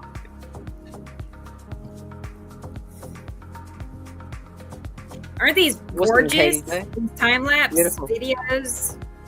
I found them through a person it's like they're in Taiwan. Wow, you can just see the spokes going across the sky there. Wow. You and your funny numbers, Tara. 888. I'm glad it's 888, not 666. Me too. Oh my gosh. Even 111 would be good, but Look at that big blue thing. Look at that. Beautiful. Absolutely beautiful. Oh. And look, it's like the light going around that object. First, look at the people standing on the bridge. And then the light goes over as it moves. Look at the people on the bridge. They're enjoying it. I'll bet. They're even looking. Details. Details. Look at the people walking on the beach. Pictures of each other. Notice the red spot in the water and the reflection. It was on the left-hand side. Red spot. Red spot. Can you see it? The shadow. Red spot. Yeah, look. See, that's what I was seeing earlier today. I wasn't like there was two. They looked like two different light sources, and I wasn't sure if it was reflection because it was cloudy, but it looked like the turquoise blue or turquoise green on one side, and then just the regular white on the other. And I was like, that's too, what's going, like, but it was just too cloudy, and I was like, it's not concrete evidence when it's the clouds. So I was like, God, this sucks, because I could swear something was happening. Like, it's the second time. Well, remember the bottom of Peru. The bottom of Ceru glows so brightly, you have to take that into account. But no, this was not that, Sam. No, okay. Because it was that turquoise blue that you see from the sun. It wasn't. No, it definitely wasn't. Well, then it was cut from either what I think this is saying is sometimes when the light source goes behind the clouds, it has this big, bright blue illumination that's scattering all the way around. But it was on both. It was two. It was like two different sides. So I don't know if it was maybe light going around an object, or if it was actually two light sources or two suns. So it's the reason why the pictures or anything I didn't even bother, because it just wasn't. Again, it's the way we do things here. We don't go on supposition or something that's not completely. We like to dissect everything. Repeatable. If we can't repeat the process, we just don't bother. So I was like, this sucks, but I don't know. I just got the feelings it was more than just reflection. Gotcha. But I'm paying attention. We'll see what happens. If it comes out and I will catch it. I will catch it eventually. Are you along with the rest of us, Jesus? Yeah. What do you mean, two suns? It probably looks like two suns. It's like those pictures I put up the other day where I said, is it a lens flare or is it an egg? Yeah, I know I took pictures on Sunday last week and like a couple of days ago now. And what's today? Today's Saturday, Friday, Thursday, Wednesday, Thursday. I don't know. One of those days that I actually took a picture. Yeah, it was early in the morning, so you could actually see the two light sources. Yeah. Hey, Sam, here's a question from Kenny wanting to know about what makes the shadows. Thanks, Carolyn. The shadows where thank you. The shadows can be caused by cumulus nimbus that are in the way of the viewer. And the shadows can be caused by the cutoff edge of a planet in between us and the sun. The shadows can be caused by the cubes or the asteroids. Thank you, Colette. Or sometimes, or sometimes the sea trails will actually reflect on the planet, the shadow on the bottom of the planet. I love it. On the planet too. So we've seen that many times. Oh, I can't look at words anymore. My brain's starting to boggle. Everybody's like, "Oh, it's a black sea trail." No, dude, it's a shadow of the sea trail. Have your video ready.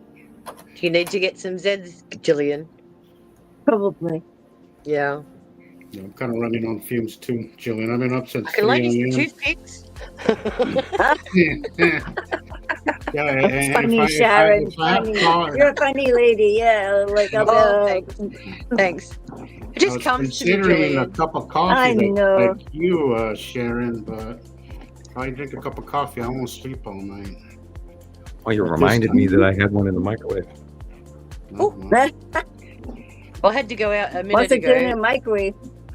Heating up. Went cold. Rochelle went to Comic-Con today, so I'll be very curious to see what she comes back with. Oh, really? Interesting.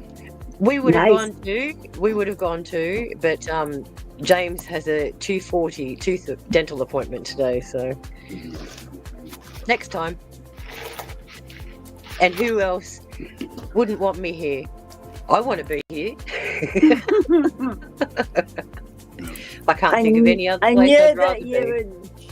If you could do it, you would. It's just like, how fast did you drive back if you're on the show now? Well, 220 kilometers is 2.5 hours, Gillian. And our motorways are set at 110 kilometers an hour. So you didn't drive at 110 kilometers an hour, did you? No, I put it on cruise control and let it sit at 108. That's the way to do it. I just steer. That still sounds mind-bogglingly fast to me. When you're driving and you're doing the speed and focusing on the road, you don't notice it. It's the passenger. This is why people get motion sickness, because they're looking out the window and everything's going so fast and blurry that it upsets their equilibrium in their brain, which sends a signal to their gut that makes them feel sick. It's exactly like being on the ocean. They say, don't look at the waves, look at the horizon. Because it resets the brain. Yeah. So I don't notice going 110. And because I've been driving for nearly 40 years, it's secondary, you know, like it's like we're talking about other things too. When you get in a vehicle, you feel like you are part of that vehicle. Every touch on the accelerator, every push on the brake, everything is part of you. And that's how I see it when I drive. But the most important thing is, I don't drive for my sense of being. I drive for the comfort of my passengers. God, I wish you drove me around. No road rage there. No, well, there's a lot of people out there that I've been in vehicles where people just drive flat out. They've got their music up so loud you can't even hear yourself. And they take corners like it's the F1, you know? And I sit there and I go, holy crap, what are you trying to do? Yeah, I'm a good driver. On the road today when I was coming home. Oh my word! It was so fast. You felt like wind going past. Yeah. I'm a good driver, but I am one of those that's blaring the music when I'm in my car. When you're alone, it's okay, but when you got of course. But when I have my passengers, of course not.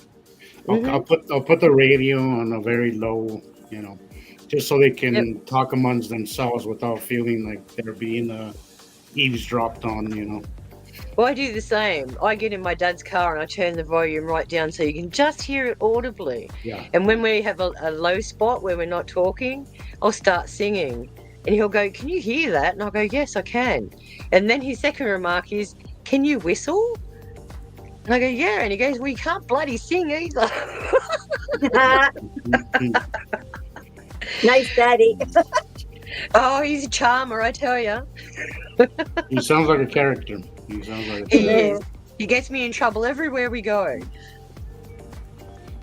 But I wouldn't have it any other way, Zeus. Oh, they keep things interesting. Oh, you could see it up there. Well, that's it. You learn so much just by observing other people and how they maneuver through the world. Yeah. I'm a it also teaches you patience, and it teaches you how to not take things personal. There's always a reason behind everybody's behavior. Oh, wow. I've always been a people watcher, watching how people do things, how people discuss things. I find human behavior fascinating. Operate.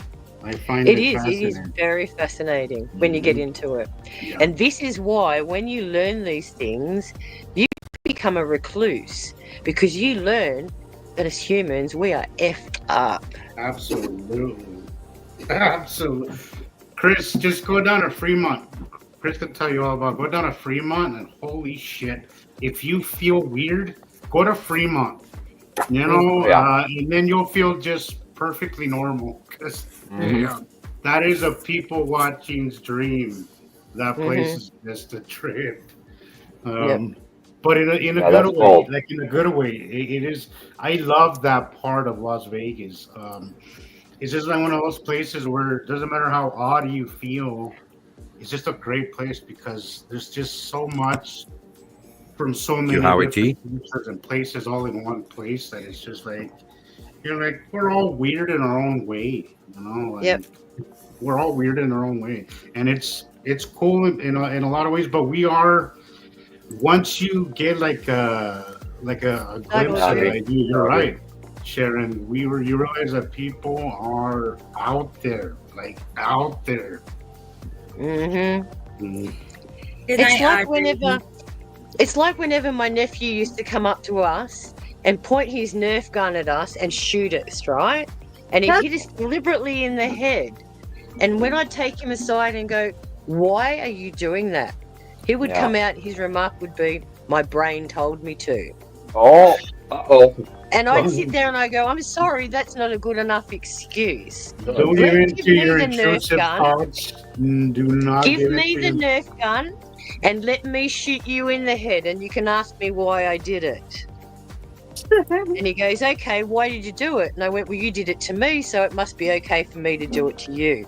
This is human behavior.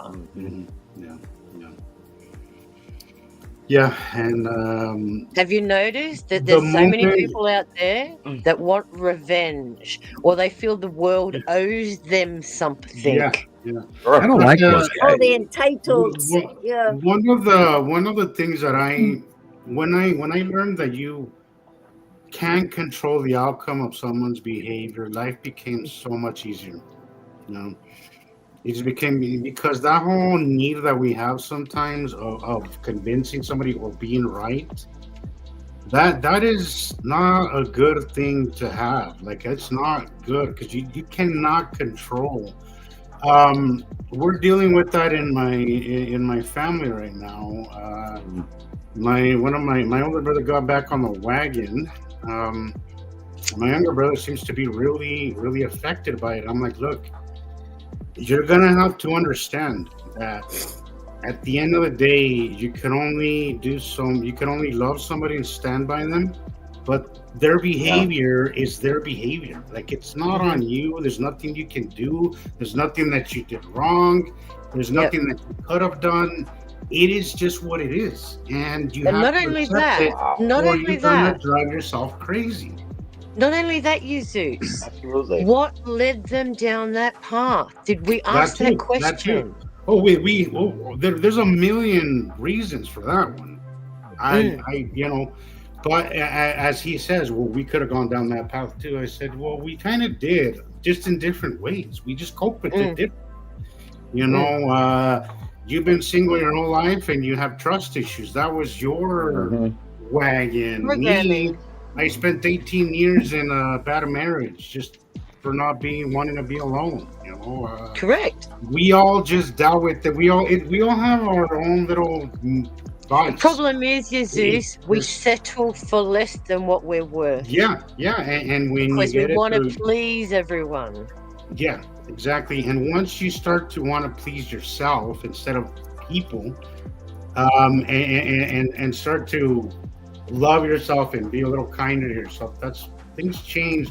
Because love starts at home. If you don't have love for yourself, you can't really spread love out. That's where that inner reflection comes in. That's where our harmonic intunements have to realign. This is why Sam is always promoting the Om chanting. Howie T, what makes it this weekend? Yeah, that's what I'm asking him right now. What makes it this weekend? Do they know something we don't? Give us the scoop. Yeah, because I'm falling asleep. I'll have to go to bed soon. No. Oh. Yeah. I was like, video ready. Hold on. It'll be ready in 4 minutes. About. I don't want to go to sleep, but my brain's going to sleep without me. I know. Sometimes I think they're already in their bunkers and they're just letting the world go wild. They're letting the world go to shit, and they're all hanging out in their bunkers. We don't see them. Yeah, that's kind of what I mean. Every now and then they say one of them guys, remember what their bunkers operate on. So they'll be all getting hardwired and reset too, remember? The Bible says they're that all even farts anyway. The mountains will fall in on them. If I remember correctly. Good for them. There is no escape. Night, silly mother. I'm gonna if I find the door to where they're at, I'm gonna go lock it. I'm gonna go put a big boulder there and let them just rot in there. Not kidding. That sounds like the thing they rolled in front of Jesus' tomb. Just stick one of them up. No, here's what you do. That's exactly the thinking that they want. What do we do? You No, go- we can't do that because we don't want to be like them, do You we? go and you stand in front of their air intake station and you fart. Correct. I was about Oh. to say the same thing. We're They'll just be out. disgusting because They'll we're be out getting, real fast. I was yeah, gonna we're type getting, in we're the getting, comments we're getting before. daft now. I typed in the comments before, once the genie's out of the bottle, the genie's out of the bottle. But I was going to type in, once the fart's out of the jar, you can't put it back in unless you put it in yourself. So. Oh, little blowfish, yeah. Yeah, well, I always think of the movie Time Machine with the Morlocks and the Eloi, where the scientist goes forward in the future, and then there's the people that live underground, and then there's the blonde people that live up in paradise and are uneducated as to the realities that the people underground, the Morlocks, actually eat the Eloi. Yes. And that was a that took a horrible left turn when I watched that movie. I was like, what? Seriously? Like, it was kind of like The Sixth Sense. Like, you did not see the ending. Like, I didn't see that coming. Like, I was like, really? That's why it's called a plot twist. That's pretty bad. That's pretty, holy shit. What story is that? Time Machine. And it was such a simple Orson answer Welles. why he couldn't change things. H.G. Wells, sorry. Well, you can't really change things unless you're Samuel Hoffman, and that's a joke, by the way. And I plan to change time as best as my capability will allow, and that's what we all have to seek a legacy now for this time period, and so that we can go forward rather than backwards and not become the Eloi or the Morlocks, and hopefully. Do you know what's going to be the most important thing that we have to preserve? Information. Correct. Information. Yeah. So Well, start that leads me to believe. keeping journals. Well, you go back into the mid '80s, the like 1987, 86, or whenever it was that I can't remember the exact year that I got the information from the alien, but they were from the future, and so he said to me, and this is it always returns me back to this spot in my mind. Well, we looked you up, and you're going to do this.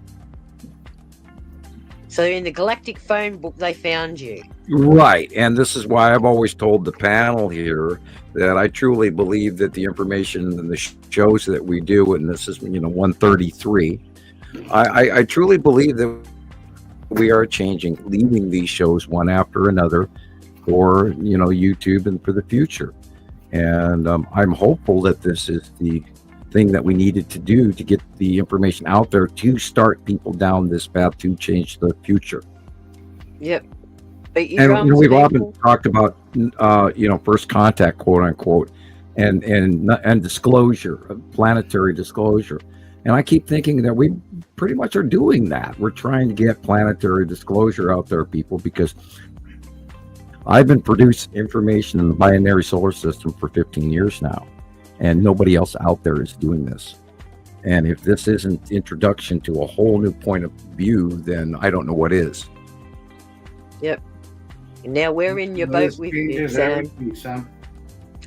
We're trying to row to that brand new horizon, trying to get other people to see our flag's on the boat. It's not a pirate flag at all.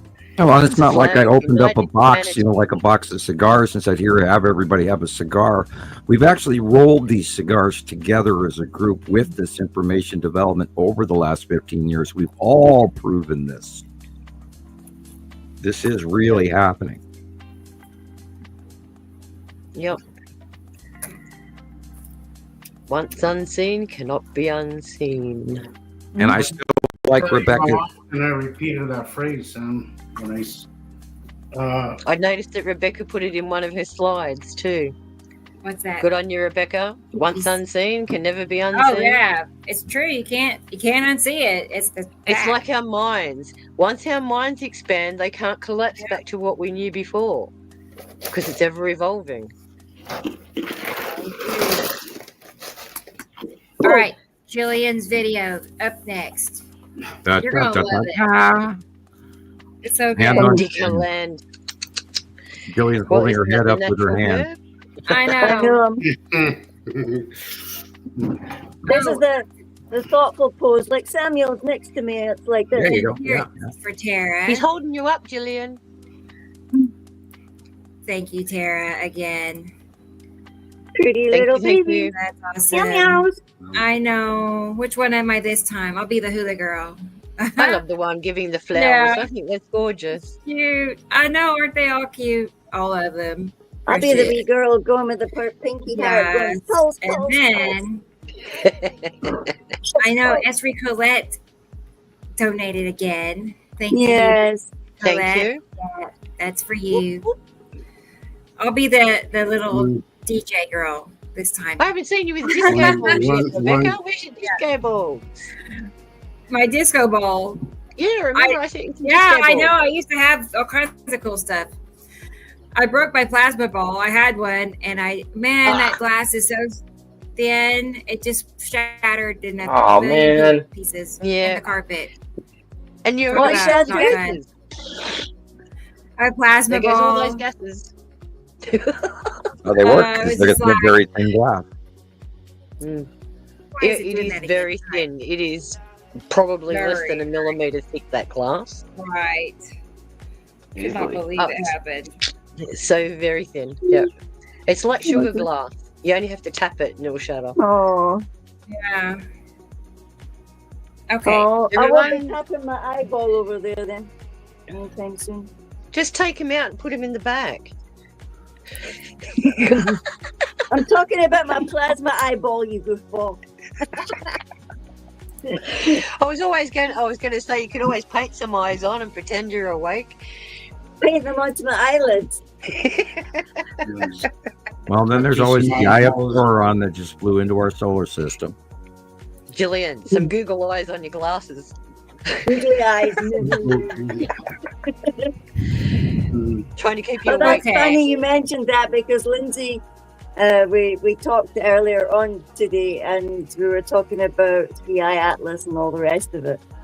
And she blinked. You know, you could change the the story, the theme in your chat. Well, she changed it to the Google-eyed cat. So one eyeball was looking out there, and all our pictures were going up the other side. So there's one eyeball's like that. I was like, "Oh, come on, you're damaging my sanity with that little eyeball thing." But, yeah, she said to me, "Can you see the eye?" And then we started degenerating into giggles about the eyeballs. And meanwhile, she was saying to me, "Oh my God, go outside and look. Oh God, the sky. One side's green and one side's purple. Oh, quick, you've got to go out."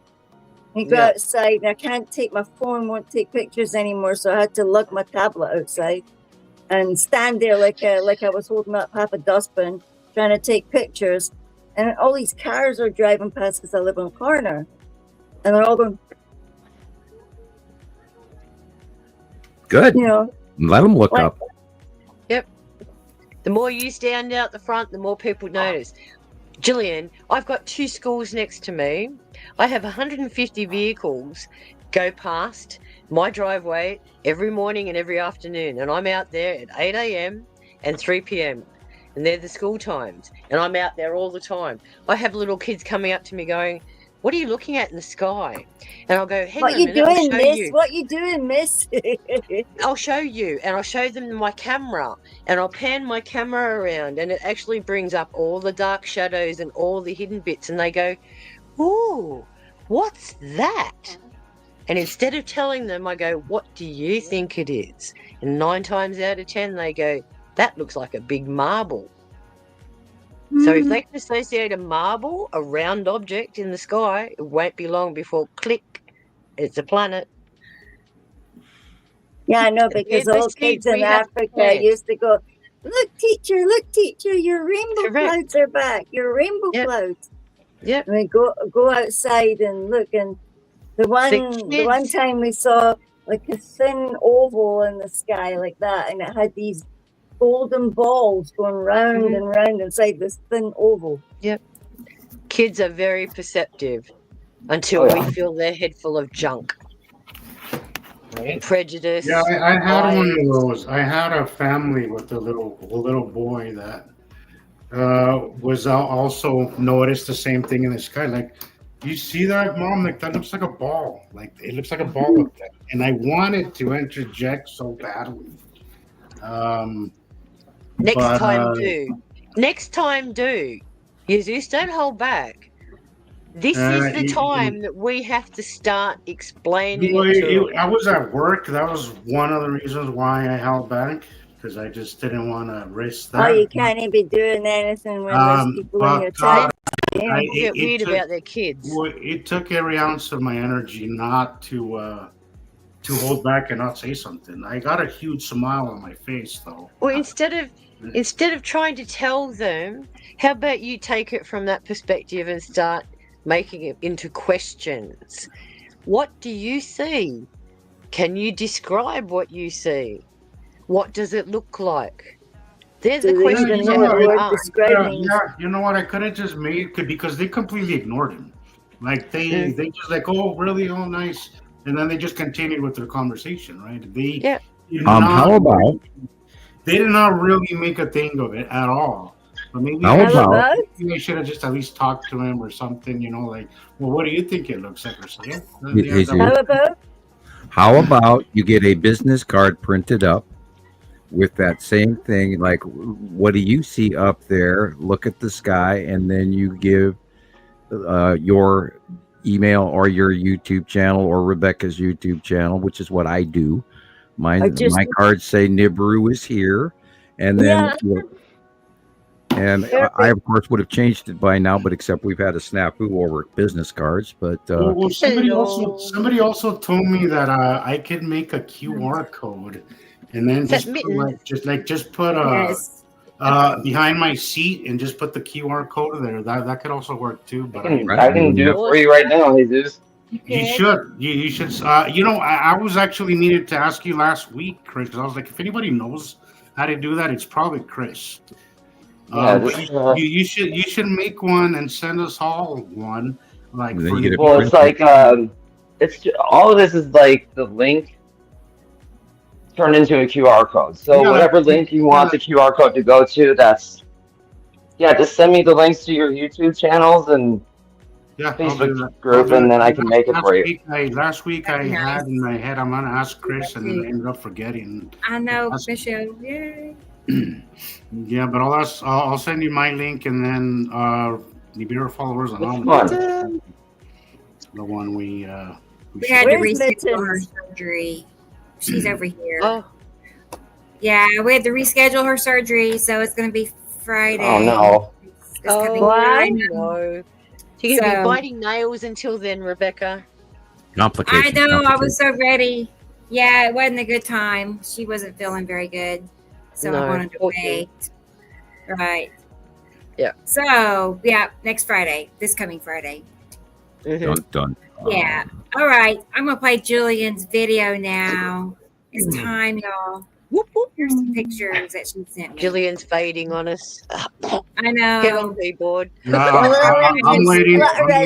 I'm also waiting on Julian's video because I'm gonna go. I'm tired. Oh, how gorgeous! I'm a sweetie. Me and Jillian always exit pretty much at the same time. Look at that. Oh wow. Well, we are up to 5 minutes. 5 hours 20 almost. Oh, I can see that dark circle right there, right in the middle, right dead in the middle. Wow, look at that.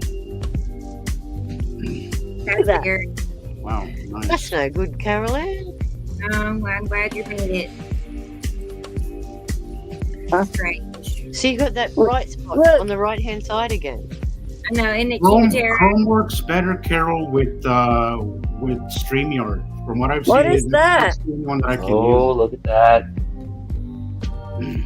Interesting. Yep. More interesting. There's a straight line there.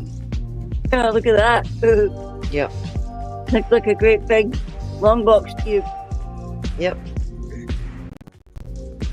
Oh, look at that. Wow. That's the things on. I don't know if it's. Notice how the lens flares change color? It's gone from green to blue there. Yeah, I know. It's like it sees blue things and then it sees green things. Excuse me. Yeah, it's definitely picking up those strange blue things. Left And of look the at that sun. on the left there, that blue green thing. Yep. And all of those. Look at the ripples coming out. I didn't even filter that. The second one went dark again. Yeah, But look at the little perturbation on lights. the side. Look at the lights inside the rainbow. Amazing. Little blips.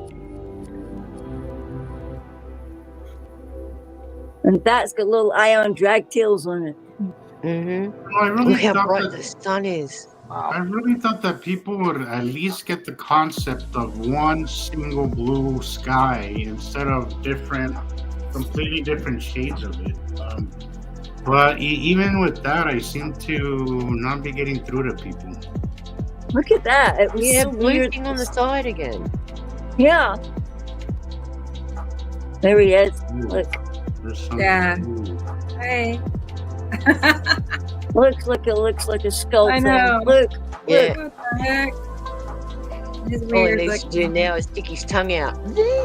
Yeah, I Oh know. my He's, God. you look at the ball behind there. Look. Yep. That's always two great of to them. hang out with you guys, Rico. Always great hanging out. Awesome, Jillian. Thank you, Jillian. Great stuff, Jillian. You got some really good stuff this week. Nice. Indeed. Yeah. You did good. I won't Oh, even tell you sorry. when I got them. You won't. All right. Aw, I'm making pictures. Maria one now. I sent you my one whole reel that they allowed me to make. I can't believe that they stopped my other 4 reels. Copyright. Gosh. All right. What do you mean they stopped it? Like why? 4 of them were sat there and it said we're trying to decide about copyright, something or other. You know, there's a feature that I've been using just to kind of make sure that I don't get muted, because sometimes it'll mute my video in certain areas because of the lights, even though I'm using Facebook Music. But there's a feature where you could put it where it'll scan your video for copyright, you know, like the music and stuff, and then. Well, before it Facebook posts- is still scanning 3 of them for copyright, so I must have been a very Still? bad girl. I'm still no. over Facebook's Are you knee. using like their music, the music that they offer on the app? It was the music that was on the list. Really? You know how you can go in and search and type Yeah. in whatever you want? Mm. I some went and I countries- asked it, and then it Yeah. gave me a whole bunch of other gobbledygook. And Yeah, then in it said, do you want to see something or other? But then you go in and you ask it, clunk, like, why can't you, what's wrong with my video? And then it goes into some other bullshit. I don't even begin to understand gobbledygook. What has been happening to me like the last 3 shows is that YouTube is blocking my video or live. It's telling me that it's blocking, but it's not blocking them. And I only put my own, it's only blocking it on pictures in this third one. It's only blocking it I on my just- account, and it says it's because of music that's being used. Yeah. But I then was the like, music is the music that's on their music list. well, yeah, What but is wrong with this? I'm like, if I got why, and I'm not saying Nibiru following Rebecca's channel should get. I'm just saying like, why mine but not the other one, or why? I'm like, if it's the same music, why is one getting tagged with copyright and Shafted. not the other one? Tagged and bagged. What's the word Yeah. you can use? But it's Hey, I'm really this is the disgruntled. last 3 shows it's been doing that. You know? You're under the microscope, dude. I They're think- watching I you. guess so, because it's just all 3 of them have been blocked. For, They're watching copyright stuff. you. And I actually got a warning about that. But the Thanks, bulk of guys. the reviews come on the Beer Followers Anonymous, so whatever. I just post on mine, just for extra. I'm just disgruntled now because I made 4 really awesome reels. Even if I say so myself, I was really enjoying myself. I thought, check it out, man.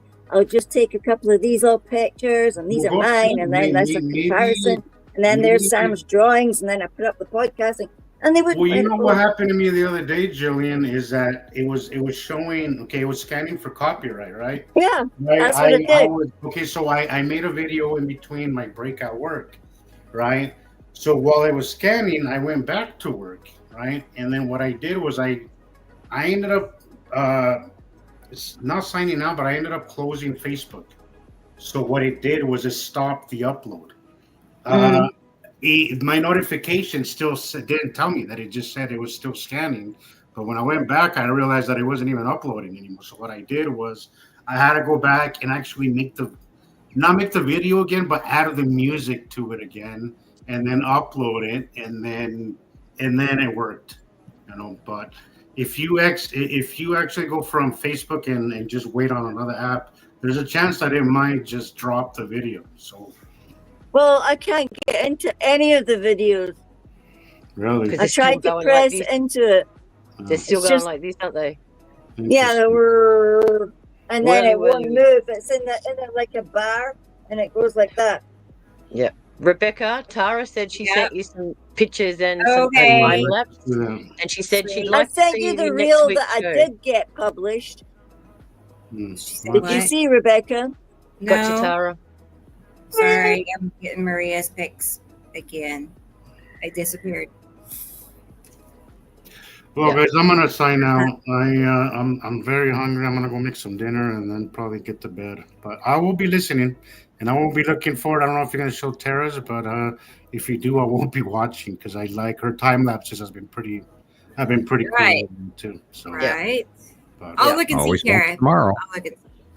Okay. Right. Well, we'll see you guys next week. I'll be talking to you guys throughout the week as usual. Oh, night, Jesus. Always Good night, great. Good night, Jillian. I almost called you Hey Jillian. Get some sleep, Julian. You look. You want us all to go to bed? So. You look tired. You look tired. Yeah, she does. Yeah. Yes.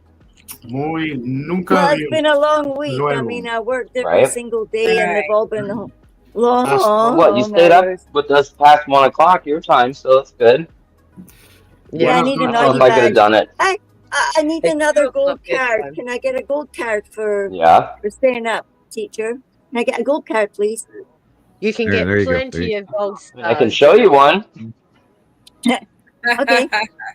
Give us your book and we'll put all the Love stars you. on. Have a good night. We'll see you guys next week as usual. I'll post videos as stuff happens as usual. But, Yeah, I'll see if I can post some. I took videos of that goofball sky. I should have taken it of the purple sky, man. I can't believe. Can you get purple with gray clouds, like the great big gray clouds that were just about on the deck, man? These things were on the deck, and then once they started going different colors, were gold, like gold. Have you ever seen when it's like gold on top? In the morning as the sun is coming up, you get all these crazy colors. That's why I love watching at dawn. That's my favorite time to watch. No, but this was now when we were waiting to watch the show. And Lindsay said to me, "Oh, go outside quick. Oh, no, it's turning funny colors. Oh, run." I'm like, okay. Run is just not in the thing. You're like holding a phone and that and trying to trip over a dog and trying to get out the door and the dogs are going, when we used to do the show on Tuesdays on my day off, I would hang out for 8-9 hours, but it's either I get up early to do the show or I won't do it at all to work in the morning and then come and do the show. So, but now Sam's saying that I have to split my time between work and here. But 5 hours I say is a good one. Good. So. What time did you say again, Sam? 5. Good night, guys. What, for the morning? Yeah. He said about 5:50. 5:50. Before dawn, or before sunrise. Due east. About how long before sunrise? About 20 minutes. Yeah. About 20 minutes before the sun comes up. He said between 5:30 and 5:50. That's about 20 minutes. It's about 20 I just want to get the time right because, like I said, I'll probably kill myself tripping over a cat in the dark. Have a look on your phone and see where they've told you when the sun comes up. On my phone, they tell me it's 5:36 every morning. But I get up before that because I want to see I would it go only from be dark able to to light. see that kind of sky if I had to walk up a bit to the field. Because I think maybe them houses are in the way. Oh, don't you where hate the that? sun's coming out. Gillian, go get on your roof, love. This one's great. I'll be like your that. ladder out. Do you know that wee picture Sam's got of the guy looking over the wall? Yeah, They'll that probably one. report me to the council. Tough. The strange lady with a camera looking over my wall at 5 in the morning. Yeah, we knew you were causing trouble this whole time, Jillian. Hey, I got a good meme for that as well. Hey, just sure, but hey, that's perfect. Where is that thing? I just got the I just got this picture. It is so relevant to what you just said. Yeah, it's okay. Like, we had neighbors that were really nasty when we were growing up, and I remember my dad got a sticker of the guy with his face, his eyes, and his nose hanging over the fence. Stop Snopes. Closer, Jillian. Blurry. No, it's blurry. It says, "Don't be part of the problem. Be the entire problem." Right, that's definitely you. Yeah, you can just see Moses shouting at the sky, with the electricity coming up. Jillian. Oh, it's so perfect. Here, Rebecca, you've got Yeah. What? I need to send you that picture. Okay. Sam's gone quiet on us. I'm just sitting here watching and listening to you guys. He's having a good time. Yeah, very comical today, aren't we? Thinking we've all lost our absolute last marble. Yep. I had a huge week in brain revelations or epiphany, and I'm still pondering the magnitude of it. So I'm kind of in shock. I really am now that I. Yeah, I know. I think ever since I spoke to you, I've been kind of in like a shock state, thinking like, there's a level of shock that comes with this, the realization that we've been all expecting the cycle to continue, but now knowing that this switch has been flipped, and another way to describe it is the countdown has begun. And ding, ding, ding, ding, ding. yeah, like sands in the hourglass, man. Yeah, I mean, this is a countdown. Guys. It's there, huge. Rebecca. To midnight. There, Rebecca. I sent you the Daft picture. Okay. There you go. All right. Yeah, but there was a picture that I found when Sam said a crowned star. Well, that's that picture, and then I found another stone that they've just found in Scotland, like these beautiful spiral things you were talking about. And then naturally, my meme that made the day all worthwhile. Pictish carvings in Scotland, yes. Yes. But they're discovering stuff all the time, Jillian. It just doesn't make public view. All over the world. We are realizing the fact that science is now all of a sudden awakening to the fact that there's more going on than what empirical science has held us to. So we are breaking free of the norms of science and still doing good, accurate science, which is what we do. And we have rules. And because we have rules, that is good science. But we didn't have to follow their rules. Here's your two sons in this one picture. It's called the there, it says there on the bottom. It's the Daniken Pictish stone symbol stone. And it's got that it looks like, you've just got to see it. You've got to see it. It's like so why two is it sons, called Daniken? Is Daniken the person that discovered it? Have a look, Rebecca. Jim, when you're finished with these guys. Yeah. Is Daniken the person that discovered it, Jillian? It's called the Daniken stone. I would imagine that's the place where it was found. Okay, a dun is actually like a mound thingy. It's like a castle something or other, fortress. Gotcha. I just wanted to know if it was a place or a person. A place. Usually a place. Gotcha. I'll stop babbling now. I spent a lot of time watching about Scotland this week on TV on YouTube, and I watched the formation of the continent of the UK and separation from North America and all the forming of the volcanoes in northern Scotland and Wales and offshore the island. Am I going to be safe up here? Well, you should. Yeah. Well, you're on Old Rock, and Old Rock is where you want to be. Yep. You can outrun most volcanoes. Got a paddle board, 2 dogs that can pull me. Well, Yeah. we have to worry about the output of volcanic ash. Are we and are we going to see a mini ice age through a nuclear winter / volcanic nuclear winter, or are we going to see? I would love to see the terraforming of Mars. I would love to see the event slap across science's face that we are not alone, because I know for a fact we aren't, because I've met extraterrestrial races going all the way back to the 70s.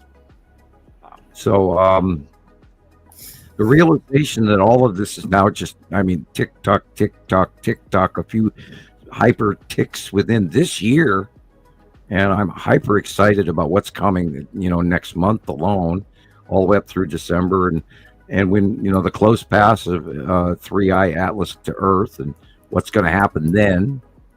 And again, all these asteroids that are that they're warning about, and there's huge amounts of self-disclosure going on right now. People just keep looking. It's coming out like bucketfuls now. Before it was a drop at a time. Now there's lots. Yeah, you have to squeeze it out of them like a sponge. No, you can't. And if you keep in mind, that I've also been wondering, this 3I Atlas kind of almost looks like the green asteroid, and then it was also green for a while, but it has now turned red. So, it's red now. Well, latest report within the last few days. Yeah. So we'll see what next week brings, and where it is. And again, I saw it this morning, and it was unbelievable. And I knew it wasn't a planet because of how fast it was moving. It was It was real slow, but it was noticeably moving. And that is not a planet. That's an incoming asteroid. And again, it looks like it's wearing a golden crown on top of this really bright object the size of Venus.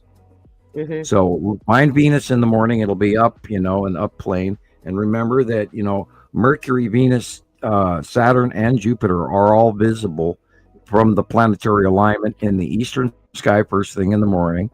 So it'll just be up, 15, 20 degrees up off your horizon. That's if you're in the northern hemisphere. And then farther southeast will be Orion. So, and it'll come up over the horizon, just over the horizon at about 5:30 in the morning, due east, east by northeast, east with a sliver of northeast of east. And it's unbelievable. It's so bright, and it shines, it changes, it bright, dim, bright, shine. So it's not a planet, and it's not a comet, and it's not a star, and it's not a plane flying by. It's insane, and I hope you get to see it, because I did this morning. It was just insane. I loved it. I went out 5 times. Yeah. Tara, to answer your question, anyone that lives in the southern hemisphere can add to my page. Anybody. Cool. So if you know anyone that lives down South America, New Zealand, send them an invite, please. Yeah, I put some spam on your thing today or yesterday. That's okay. All good. I don't know if it came up as spam or what, but I got the notice that says that the admin has to check everything I send anymore. Well, I just got I'm admin, so right. Yeah, you'll need to get yourself some invisible admins so that you don't get locked out. I don't care. Yeah. I honestly don't care, to tell you the truth, Gillian. I'm not afraid. I don't care. I would stick with 1 or 2 admins in there that and trust, because if you do have like a year-long development where your page goes and all of a sudden you lose it, it's not fun. I've done that. Yeah, well, this is why we have backups. Right. But losing all your background information is not fun. No, this is why we have backups. Yeah. What else you got for us? What is that, Sam? Rebecca? What is that? I'm curious what that upside down rainbow is for. Like, what is that?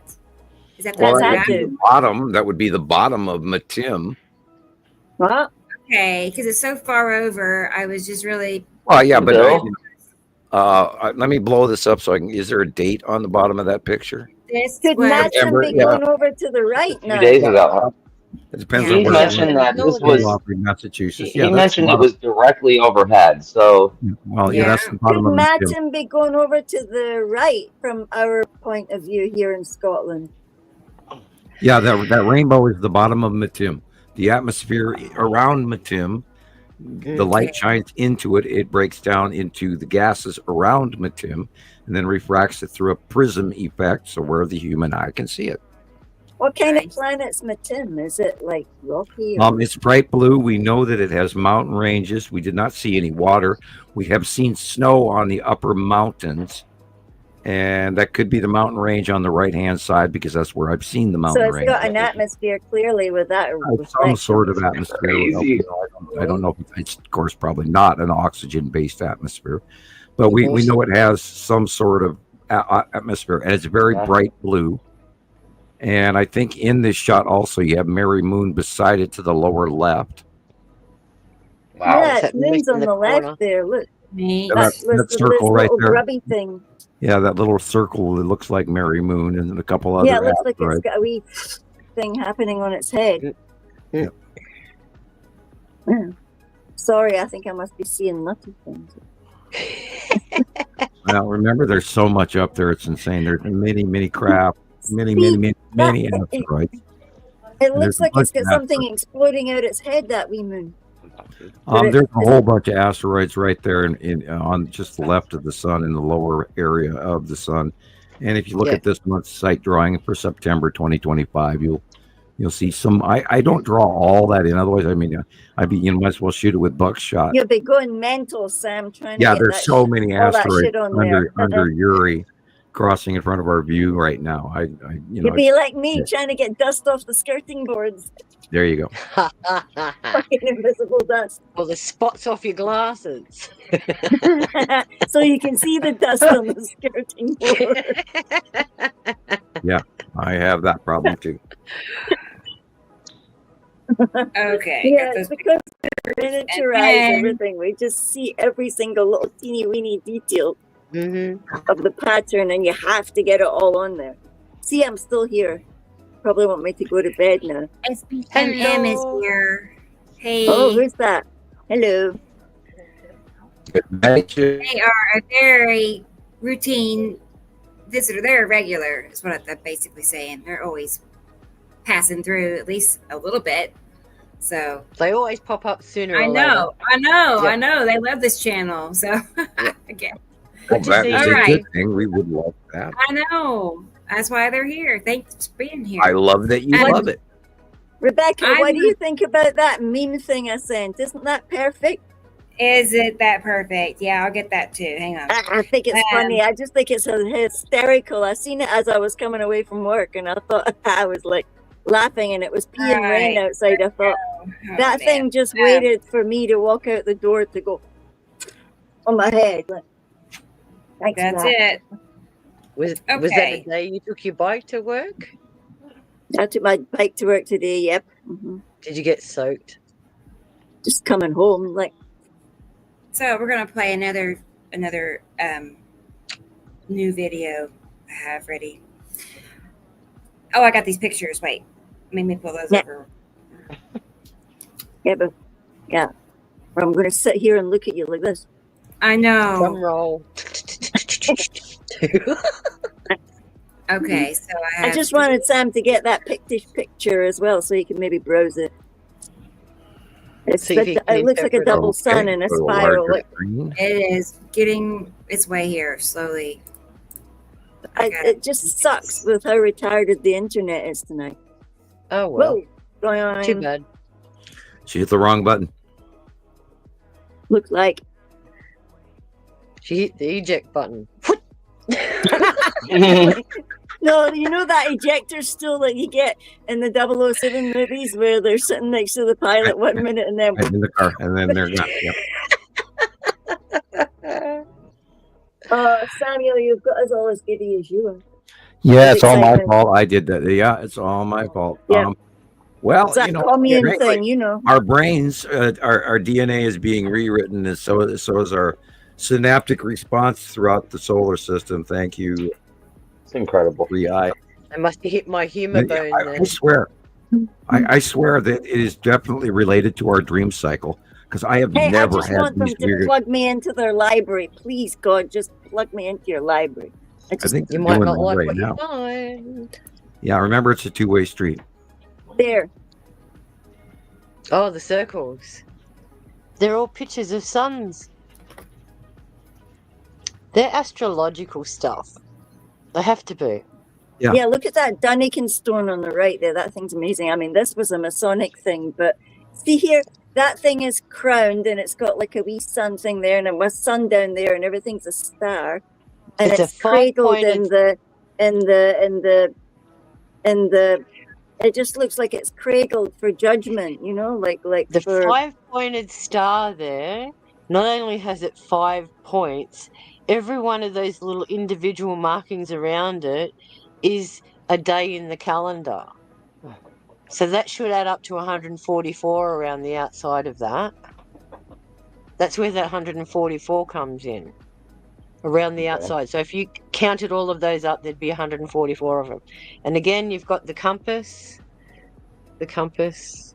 So why do they focus on the compass, Gillian? Because that's not really a compass. Look at the bottom of it. It's more like a sextant, a viewing device that they used to use. So that's not a compass at all. That's more of a sextant. No, so you can to line me, up it's the almost trees. like they're weighing something. It's like they're weighing something as well. To me, it looks like it's like, look, it's on like a chain. So that means that it's on a defined path.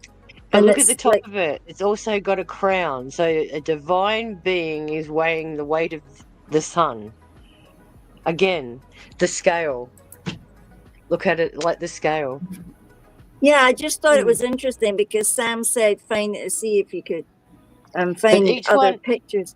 But so each one of those, they're swords. They're swords on either side. If you look really closely, they are swords. Yeah. So what do swords do? Chop, chop. Yeah, that's like warriors. They're looking for like a place to go and terraform. See that thing in the middle there? Looks like they're going to create it. You know. Correct.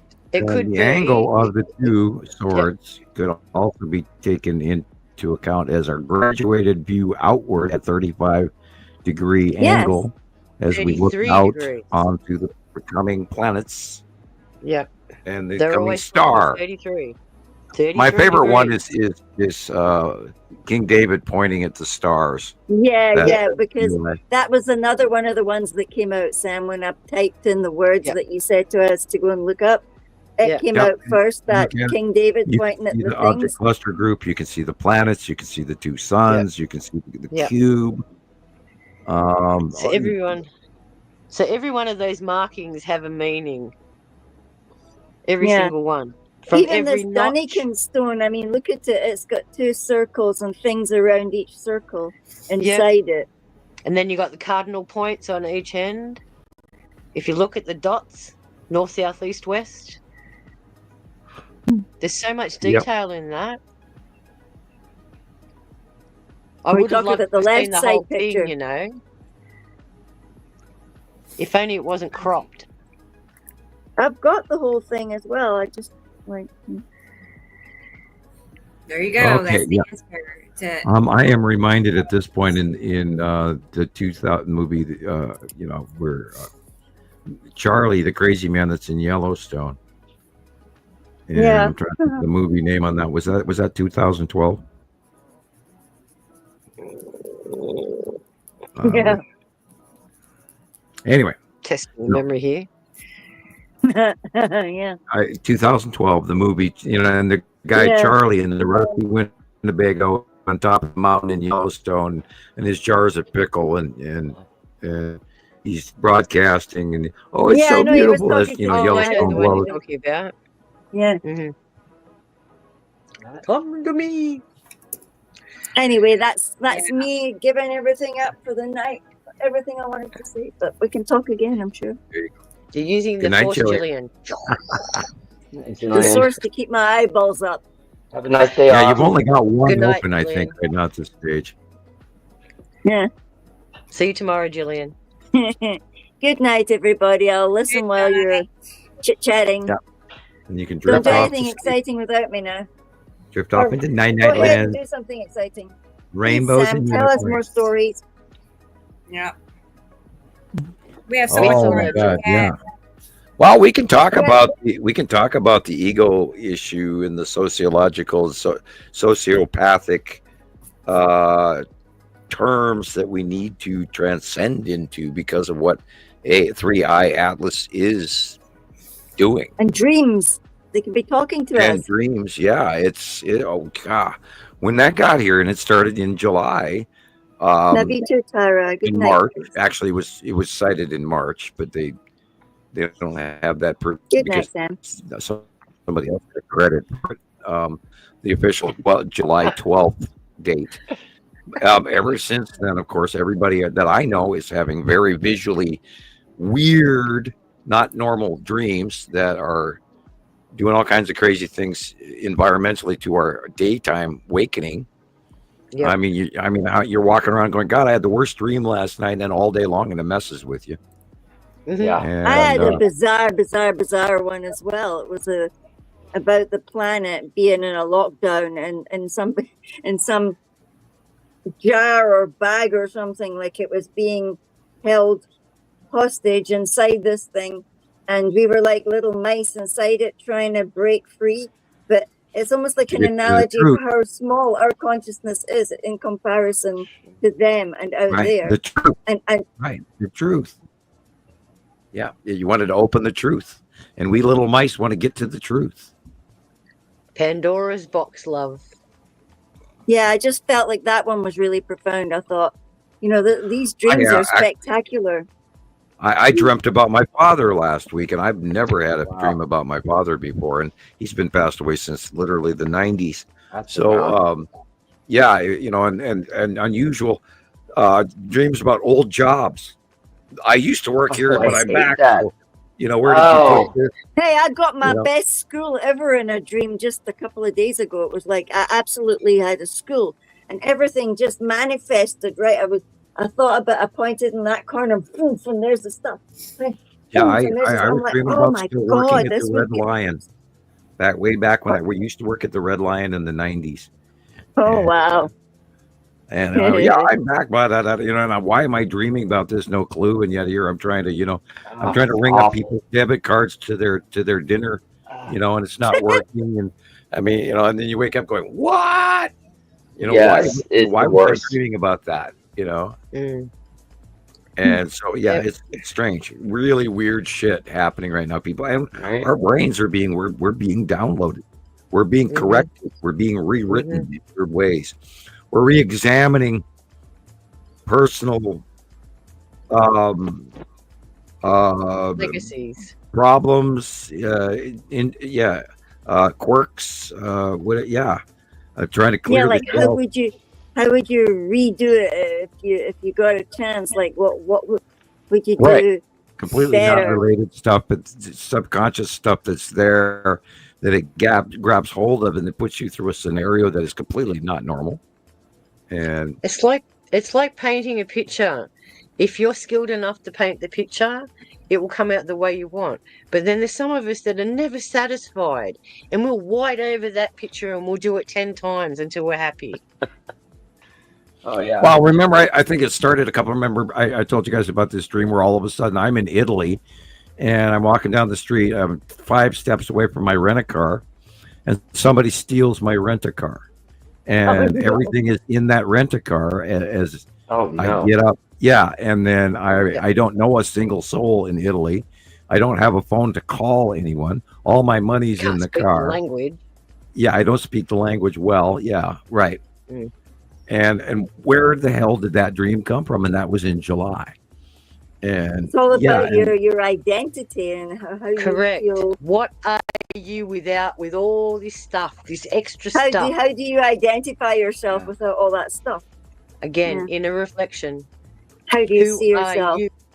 What are you going to get pilgrim in a foreign land? Nobody. You're alone, and there's no way to communicate, and you're in the middle of society, and yet all of your reliable accoutrement is gone. Yep. and everyone else around you can see you, but not It's one like of them is that stepping up to trailer help for the you. movie Nibiru, and it says like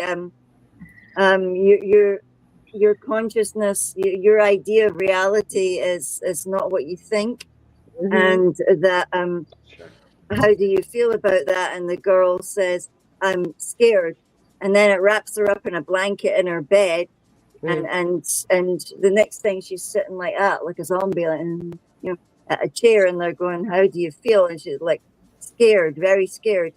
And they said, how do you know the nature of your reality, or something like that? Exactly. And I had a dream that can relate to that.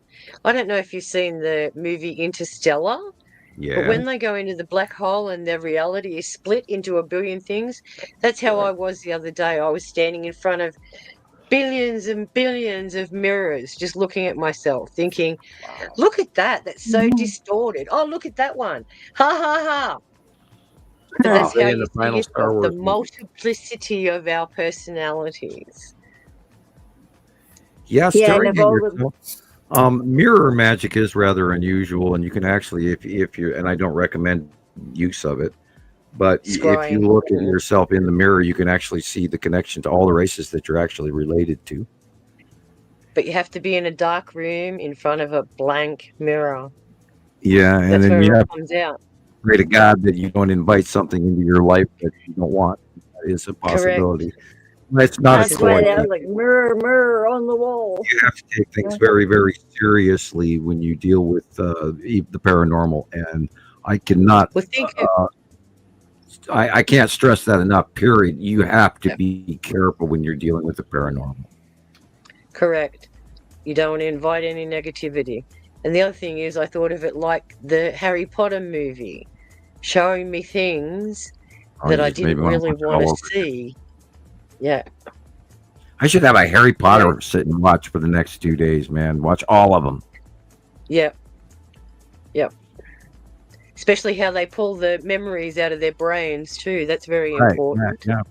Well, the government can do that. They've got technology from extraterrestrials where Men in Black Pen does work, and they can screw with your memory. They can't take all of it, but they can screw Just look with at the Manchurian Candidate, where he was getting fed different kind of memories. They were putting him in situations where he was going and programmingly killing people, and then coming back and living a normal life. Because you mean the orange savior that we're having that is already in our government right now? Yep. Okay. So the Manchurian Candidate, our hippocampus stores all our memories. They can use EMF and all that kind of stuff to rewire that. That's why they can change your reality. I had people years ago accuse me of, because they were questioning, what Sam Hoffman knows, and are we sure that he's not been programmed by the extraterrestrials to lead us into a trap? And I chuckle over that to this day. That there have been, of course, I've been called far worse, but I chuckle over that still to this day, because I actually do ask myself that question, and the answer would be, out of all the information, out of all the factional commentary that I've been exposed to, the only one that I actually trust is me. And I don't believe the Pleiadian, and I don't believe the U.S. government, and I don't believe some of the other people around me, and some of the stuff that I have witnessed when meeting other races. I still don't believe everybody, but I believe pieces of it. Mm-hmm. And that's the hardest pit. You have to, again, sift the rocks out. Go with your gut, man. Go with your gut. Sift the garbage out. Yep. And that's part of what enlightenment becomes, because you not only that, if it's simple and it fits, it's the truth. If it's complicated and you don't understand it, it's a lie. It's that simple. And if it's truth, and if it's truth, you can see it from multiple different angles. They all concur. They all agree with each other. Kind of like the binary solar system, the fact that we know that the light changed and the sun started coming up in 2011, and then the planets got here from Antarctica, and we've got hundreds of thousands of photographs of them, people, and we've watched them get bigger and bigger and bigger and bigger and bigger, and now they're over the top of us, and you're just now finding out about it. Interesting. Yeah. And soon we'll be going bye-bye. Oh, be sad. So I have to get up at 6:30. 15 years. Go to bed, Jillian. Yes, we've already said our good nights. Go to bed, Jillian. Go to bed. How many good nights do you need? Go to bed. Rebecca, all right, people. Love you all. Enjoy Love the you rest too. of the show. Gotta Good go. night, Jillian. Right. Good night. I'll see if I can find a Yeah. way out myself, but you know. Let me know It's if you me. need help. Look, more Oh, citizen look at the people. scientists. Yep. Woohoo! Oh, come on. Hey, found it. Night. Night. Bye-bye. There's my pyramids. Bottom of a This whale. one made it on. Sorry, go ahead, Sam. Oh, I was just saying the bottom of a whale tail. Yeah, Yeah. definitely. That one made it on every Facebook Oh group my we God, have. that's too gorgeous to leave. Oh, And look at the perfect circle. It's a punch cloud from something above it that's punching through the, beautiful. easy red Oh, night, asteroid. night, when pretty babies are coming on and I'm going. Oh, Red asteroid and Lorraine. Catch Look up at later, that. Jillian. yes, Mom, I'm out of here. Night, night, Now, bye. this is that cluster. If you look in the dead center, just slightly right of center, is the skull asteroid. That's Whoa! what I was talking about. How That's beautiful! crazy. Two This rainbows. is punch cloud from Tim and Mary Moon. Beautiful. This is a red sky. A red sky in the A red- sun. No way. Yeah, man, way. No Bottom way. of Yuri. Bottom of Yuri. Bottom of Yuri. Not urine, but Yuri.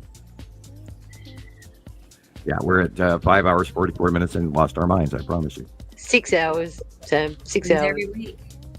Okay, yeah. That is the red asteroid as well, coming in, hooking around and orbiting under Attu and Attu's moon. That is the bottom of Neptune, believe it or not. Beautiful. Wow. The snorkel development is just about to drop its snorkel core. Yeah. Oh. And that again is the bottom of Nepacity. Hasn't she been putting on a show? Oh yeah. And getting smaller. Look at Oh that. look. It's the dove of peace. Beautiful. Most likely the asteroid's going in front of the sun. Still a beautiful effect. Tim cutting in from the left, possibility. Whose pictures are these? Are these Maria's? And now in this These shot, are the normal from, sky is white. different people. The blue is the Oh, side yeah. of Yuri. There's those rainbow clouds. Yeah, it's random. This is, of course, asteroid debris going overhead and looking the sun through it.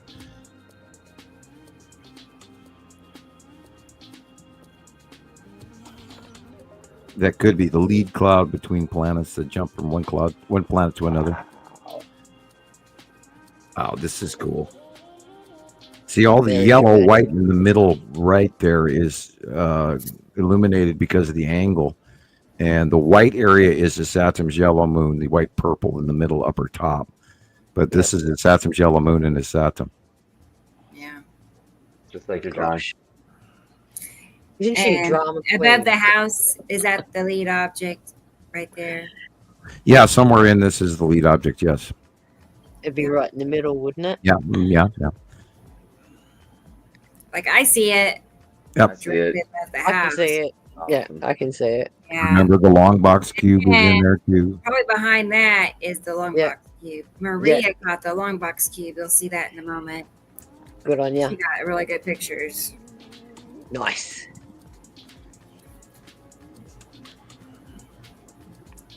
Below the horizon.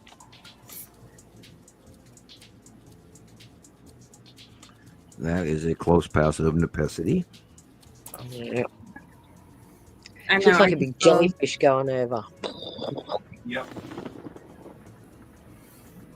Beautiful. I just now saw this, Kenny. But yeah, these are all really cool pictures. Hey, Kenny. I know Kenny's here. He made it.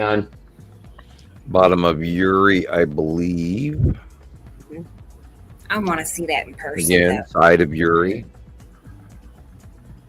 And the tan asteroid and all of that is the circular thing in the middle left. Discharge from Nepesity. It's a single bolt. But what's it hitting halfway? One of the big 3 asteroids. Uh-huh. That in the cluster group you're talking about? Yeah, there's big 3. There's 3 asteroids that hang out just at the bottom of Nepesity. Now, they could actually be minor moons. We don't know. Yeah, we haven't figured that out yet. Haven't seen a lot of close-ups, although we've watched them for well over a decade. The big 3 are really some of the oldest, earliest ones we ever started watching. Yeah. Wow. Okay. Beautiful effects. And it took forever to attribute to them their placement is next to Nepesity because I didn't want to believe it.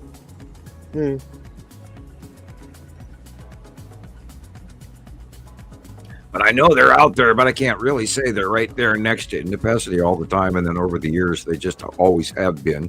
So I finally gave in and said, okay, the big 3 asteroid group is just to the left side of Nepesity. Yeah, that's actually probably. Wow, look at that. Sideways. No. I clipped out there because everybody went black and scrolly there for a second. Yeah. They cut you. Yeah, Nepesity. This is underneath Nepesity because the glowing internal green core. The snorkel, the core has gone over the top of you. Wow. And of course, notice it's purple. I wouldn't want to be anywhere near that house. And this is the side edge of Uri. Everything blue on the left-hand side. Yeah, we're seeing the orange rays like nearly every night now. Shining around the planet. This is probably the open core of Saru, or a fisheye lens of a spiral asteroid. T. Racy has asked, how can people see that and not question the sky? This is the bottom of Nibiru. Oh, look at that. Magnificent. I think it's people don't want to know T. Racy. Right. A huge portion of it, yeah. They can't accept it. They break a sweat, they panic, they freak out going, there's no way. I don't want this to be true. That means this, and this. Well, ask people this, T. Racy, and this is how I gauge things. Can you sit through a full-length horror movie? If you can't sit through a full-length horror movie, then you won't be able to stand what's in front of our faces when it comes. Wow. So true. Yeah, I hear my daughter is, watching Aliens at age 6. Yep. My daughter says I psychologically damaged her watching Aliens. Yeah, I mean, Nova comes to me, goes, Dad, that xenomorph in this movie isn't as good as the last one, and I'm going, xenomorph. What? Come again? Yeah. And you get a 6 and 7 year old kid talking about xenomorphs, and knowing it like gospel. It's like, holy cow. Yeah, I was that kid begging to watch it, and then screaming and crying afterwards. Yeah, exactly. Because you freak the hell out. You go, oh my God. No, my kids, they have a threshold for horror that I don't. So it's like, yeah, they like all the scary games and all of this, on PlayStation 5. And I wouldn't play that. I mean, look at the gore. Put that axe down, you're going to poke somebody's eye out with it, that kind of thing. But see, this is where all the young people are falling into the trap because they're so hell-bent on shooting all these baddies. They're numb. Whatever. That's it. When it comes to reality, how are they going to react? Well, we've been training Mad Max for about 2 generations now. And if you crawl into a spaceship cockpit and grab the controller, it is the same thing as a PlayStation Nintendo controller. The greatest navigator. Yeah, because it's we've all been trained how to fly the spaceships. That now remember, humans are a commodity as well. Correct. Well, I wonder if this is Casper. Cool. It's beautiful. Yeah. Going downward, vertically down, but Casper, that looks like Casper. Rainbow as hell. And this, of course, is a necessity discharge, very wide, very big. The core is actually discharging. That's a massive one. And all these energies bleeding where proximity of Atu and Atu's moon is right by Nepenthe, so the sky can turn green and then purple right away, or vice versa, purple then green. Yep. Look at the micro clouding. Tiny little clouding. Oh, by the way, Christopher, great job on your 4 videos you put out this week. I cannot watch them; it's very embarrassing to listen to myself talk.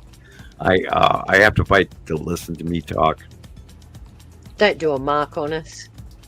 Damn. I get it. Yeah. I go, oh God, there I go again. Well, there he goes. You're going to have to get used to it if I'm doing these little mini clips for us. Yeah, right. Yeah. I can always put an AI voiceover for you. Man, these are the dolphins at SeaWorld doing their tricks. Yeah, aren't they clever? They're very wow. Yeah, wow. That's impressive. Just looks like a huge dust storm. Yeah, it does. Wow. Now this is definitely Ethnum's yellow moon. Notice the yellow inside. Mm. And it is after dark because the Walmart lights don't go on until after dark. Mm-hmm.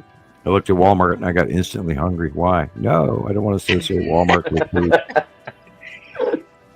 He's got the food. Yeah, I had a slice of pizza while you guys were talking. That's partially why I was so quiet. Okay. But, Go ahead, another. Limiting the intake of food. Every time I eat, I feel so full anymore. It's crazy. I have been the same, Sam. No appetite whatsoever. Yeah. Over the weekend, we went away and we turned up at the pub yesterday. That's the base cloud right on dinner time, basically. So from yesterday, no, not yesterday, the day before. The day before evening, about 7 o'clock was the last time I ate. I didn't eat anything at all yesterday. And I came home and it was about 11:30 and I went, holy crap.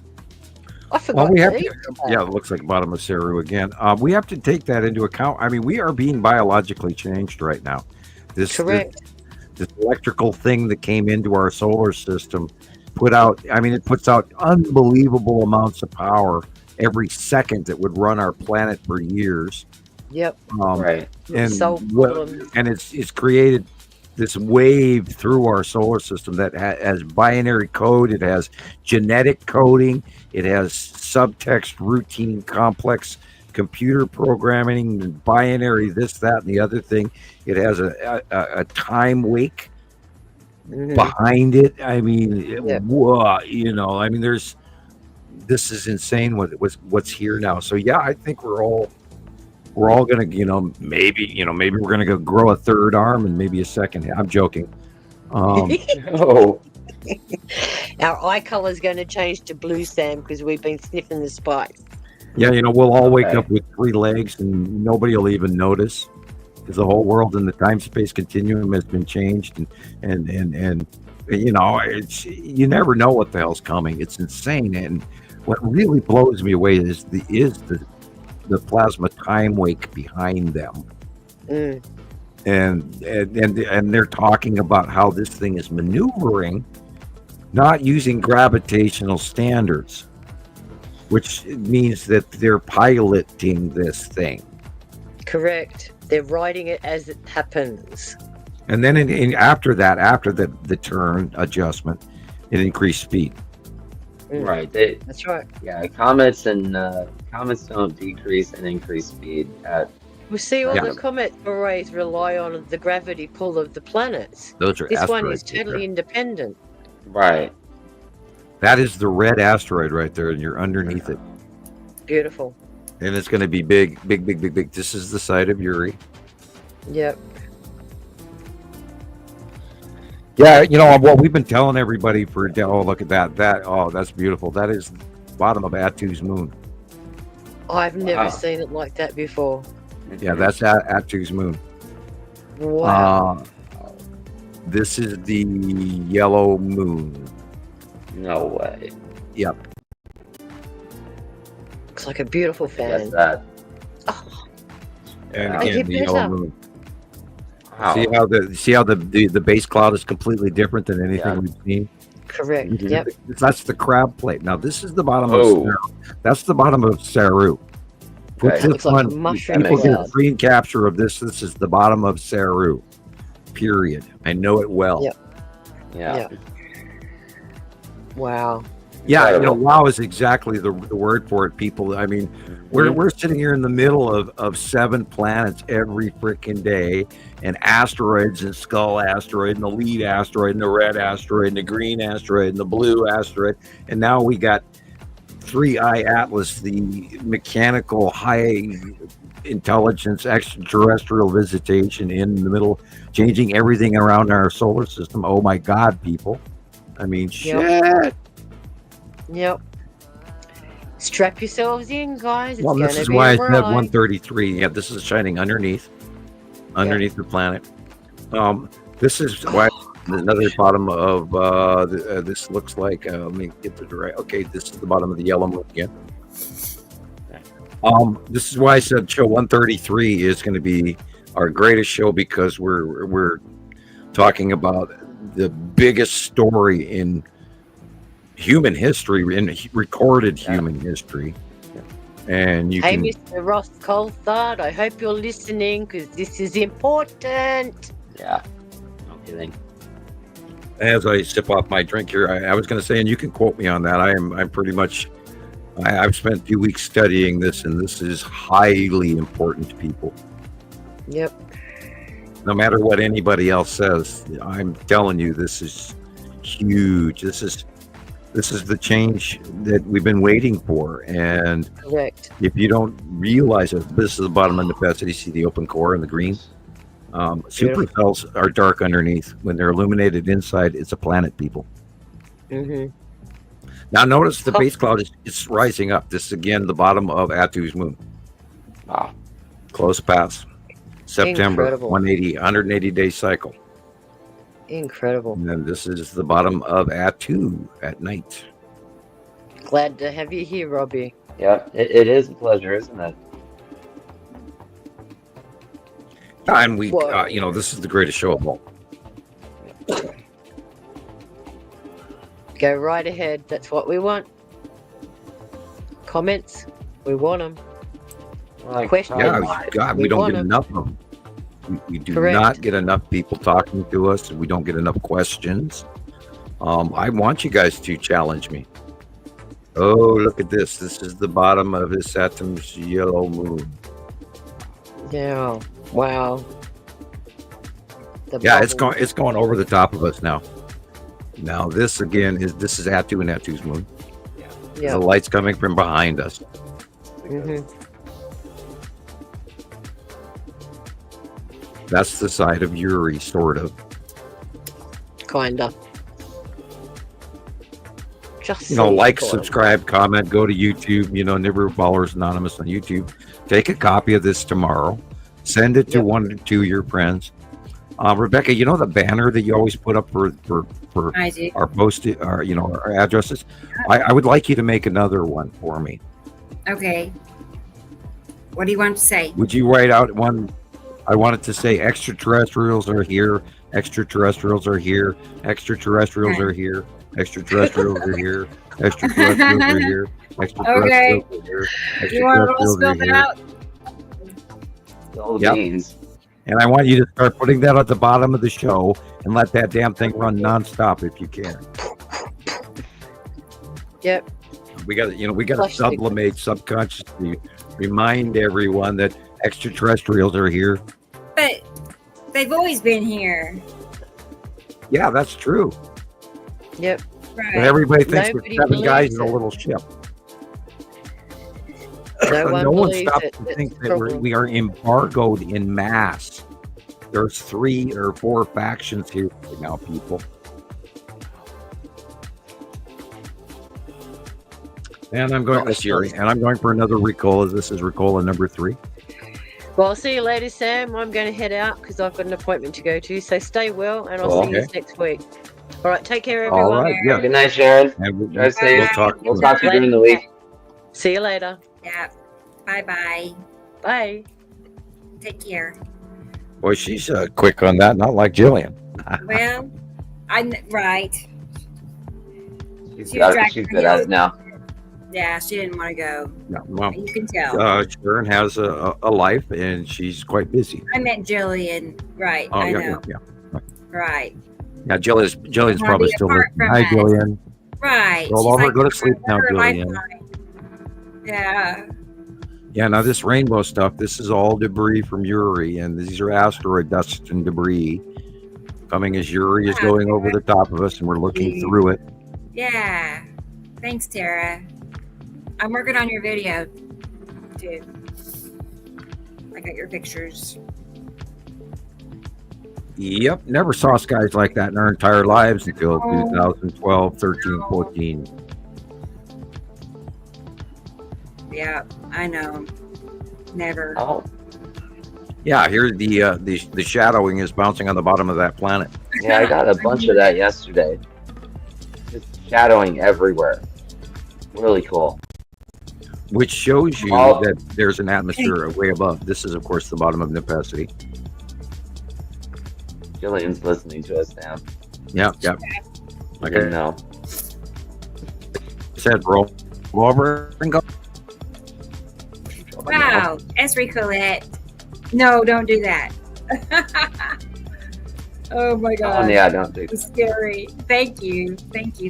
Wow. Yeah, 777. It helps so much, y'all.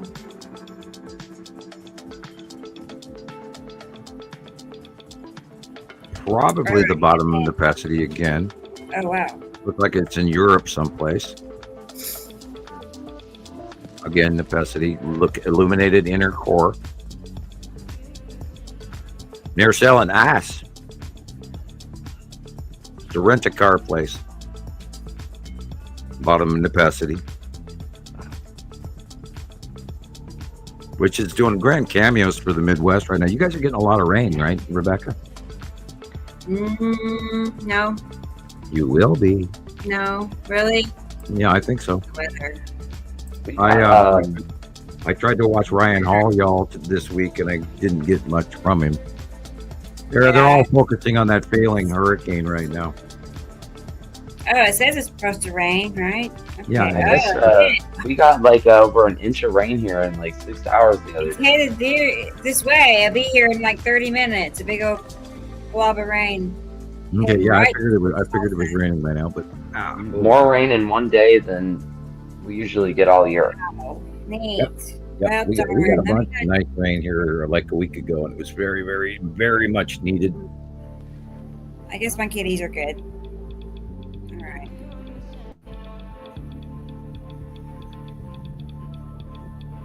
right. There wasn't a lot of information out on the world scene for major storming or fires or floods or I think they're doing a better job of covering it up. I'm sure that's going on everywhere still.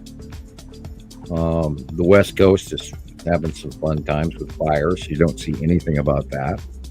Canada is still on fire. You don't see anything about that. There is a lot of information. Yeah, this is again the bottom of Nepacity with the snorkel being smaller. It's raising up. Oh, hello. That's pizza with extra cheese. Yeah, definitely. A little pepperoni hanging off the side. Yeah.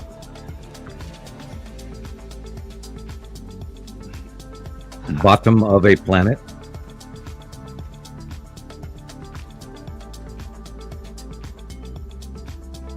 Oh, look at that.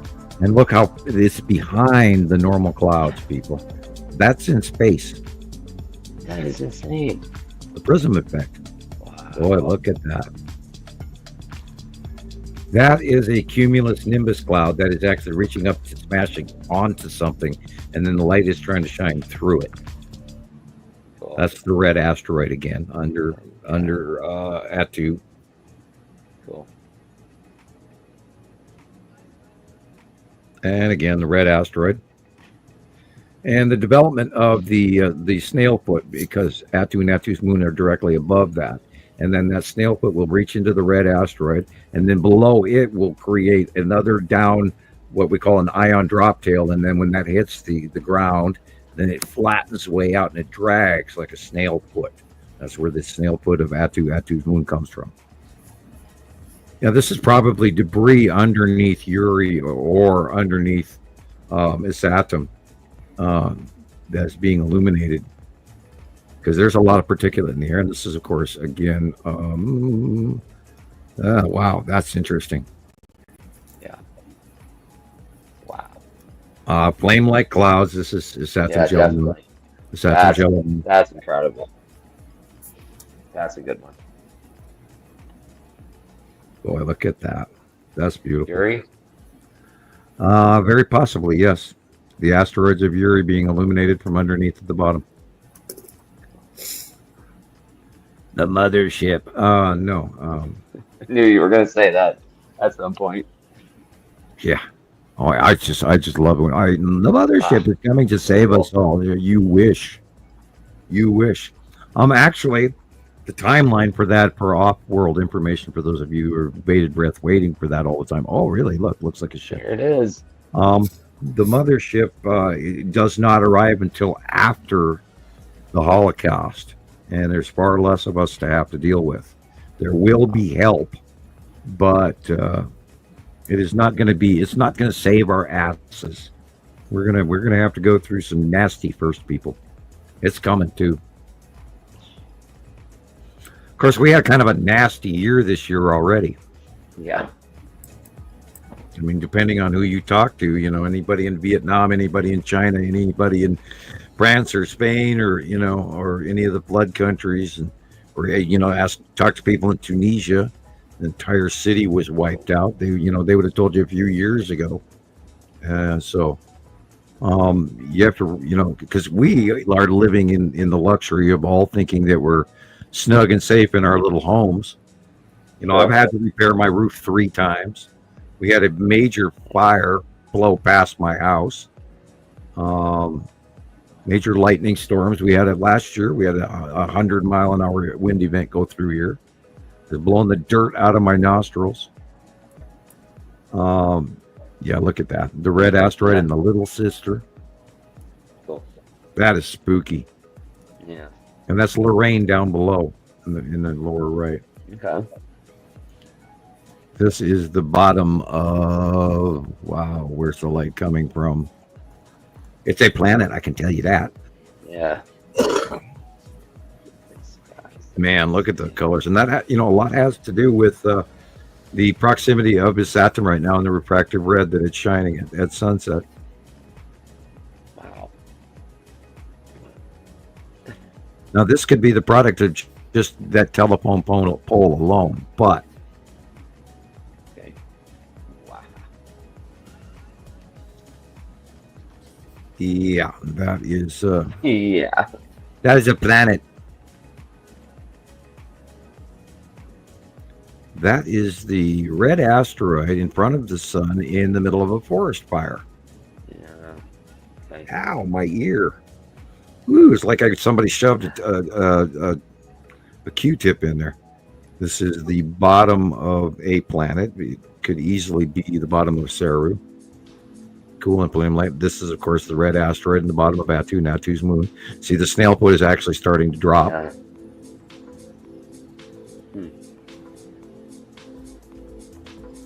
This is a white discharge, but it sure is big. That's normal. Hard to call. This could be easily a tornado or a shadow, but I think it's more tornado-like than a shadow. Okay, the light is coming. This could be the bottom of Nibiru.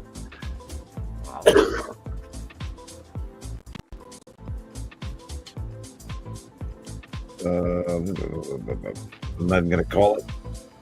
So that's a planet. White is normal, orange is planet.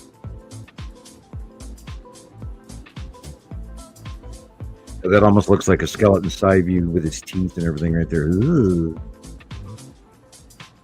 Get ready for Halloween. It's going to be awesome this year. We're going to get the shit scared out of us, I promise you. We'll October 31st. Yeah, look at that. That's Saturn Jello Moon. Hey, Donald's here. Hey, how you doing? Good to see you. Cool. Yeah. Right when perihelion is going to be of this thing the whole world is watching, and right when they're watching, they're going to shut us off from watching. Of course, the amateurs will take over. But right about Halloween is when things are going to get really interesting, people. Slightly purple.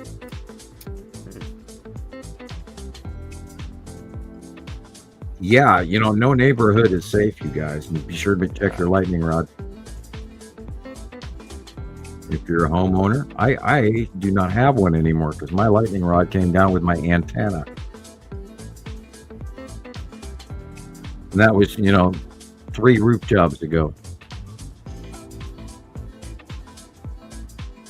I had one of those old-fashioned TV antennas on my house and a lightning rod on that, and it got ripped off the hard way.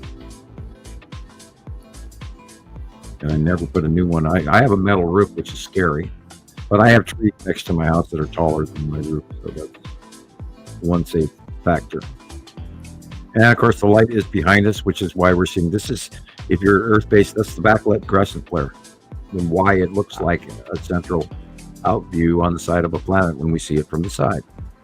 Because of course, the asteroid's underneath Uri, and then Saturn Jello Moon is on the right. This again is the red asteroid underneath Attu and Attu's moon. You can always see little sister right there in front of the red asteroid. And that is the bottom of Nepenthe core. Tipped axis, purple from Attu. Remember before ever seeing purple skies, like before Attu ever got here, we never saw anything like this color, ever. The skies were pretty, look, a dragon. Yeah, sure enough. It's a dragon. Don't come down here and bite your ass. There he is. He's right there. Look, it's an angel. Or a phoenix. Or a buzzard from Warner Brothers. I love desert pictures. Oh my God. Microclouding, people. Not normal. This almost does something to my brain. Yeah. Like my stomach went to my nose when that picture came up. Weren't those cool? I got rainbowed to death. It got me. Shuckins, ma'am. That was fun. Okay, so I need to find a new thank you video. Yes. Because Tara sent something. Again. Can we eat it? I'm joking. I know. Let's see. Let's do this one. I've done nothing but cats today. I've done nothing but cats. So we need a dance party. Thank you, Tara. And Esther Colette sent something. Again, he's on a roll today. He's having a good time. Awesome.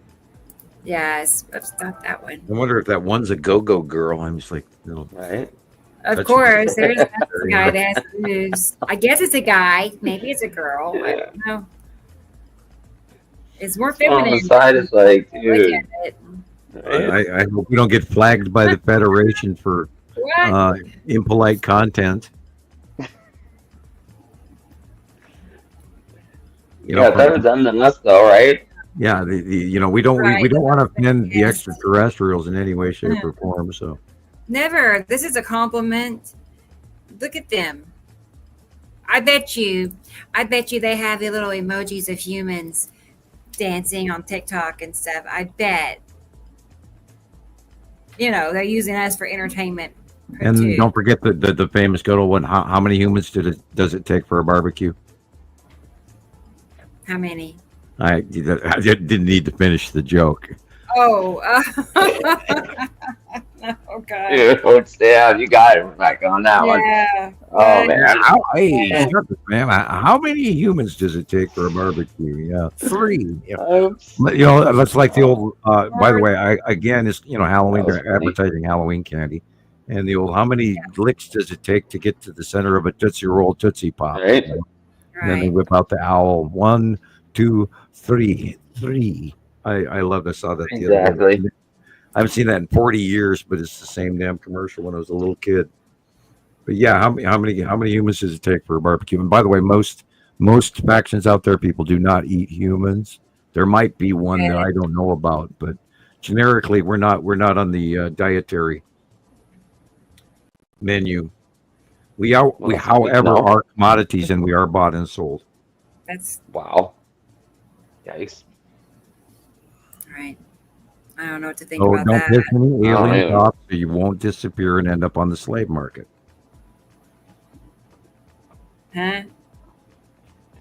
Yeah, don't piss the wrong faction up, because there's rogue factions out there, just like Star Wars. Did you watch Star Wars? I bet. Yeah, I was just gonna ask, how's your Star Wars coming? It's going well. It's going well. I'm on the 5th. Oh, you're getting far. I'm getting deep into it. I know. I can't remember all the names though. Attack of the Clones. Cool. That's where we left off. Right. And clones, our clipped 24th chromosome from a petri dish, and placed on this planet. We're self-replicating tools, and we have a shortened life, just like the clones. Yeah. And, they're military, bred and bought and sold by the Empire. Created on after Attack of the Clones is a sad one, right? It was sad. No, the one after the one you're watching, the one you're gonna watch next. It's sad. Oh no. Yeah, get ready. Oh no.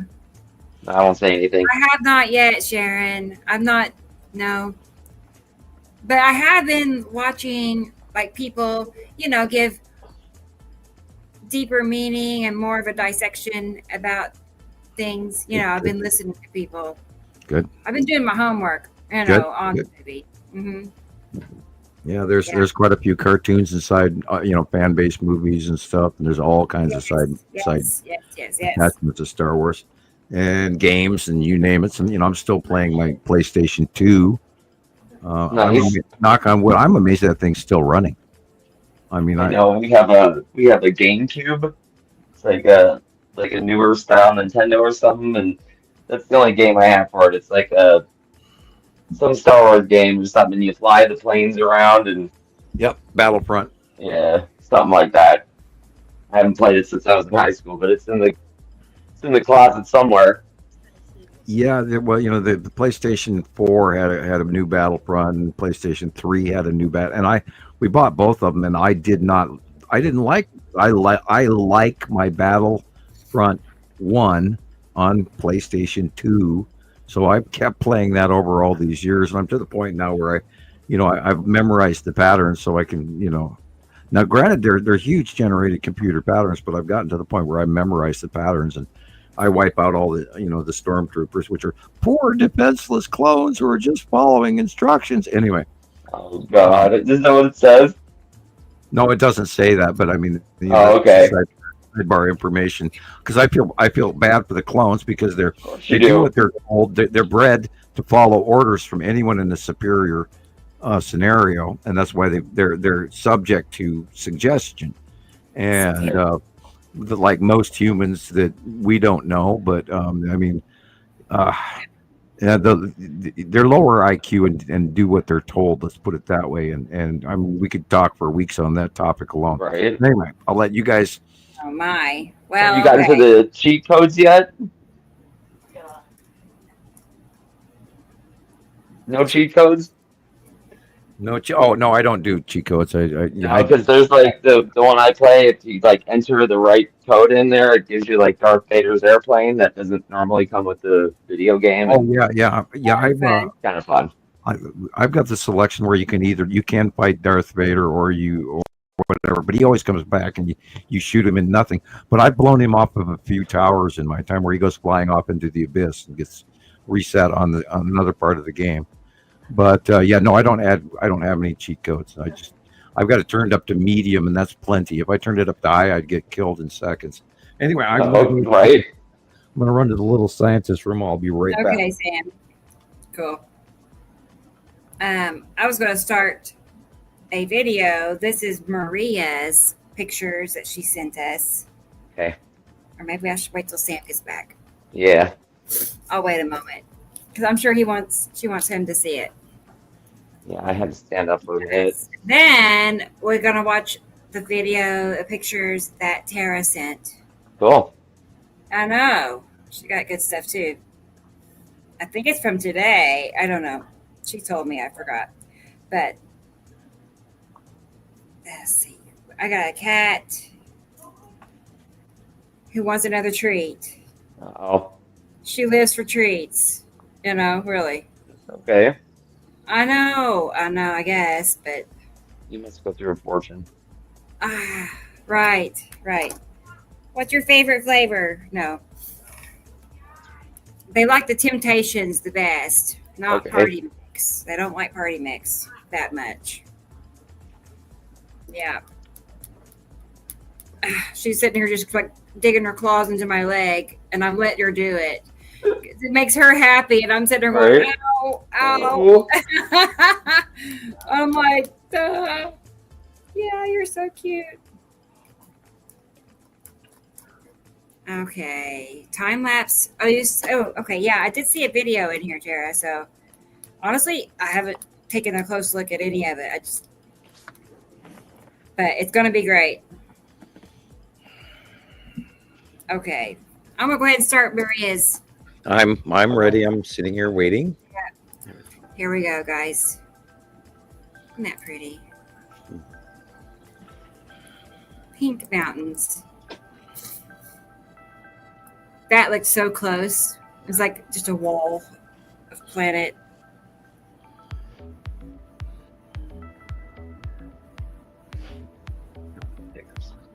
Nighttime close.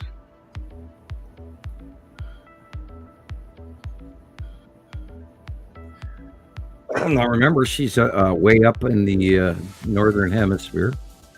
Right. There in Alaska. The white line could be the edge of Uri. I'm tempted to say this is like the tan asteroid. Wow. Okay. Yeah.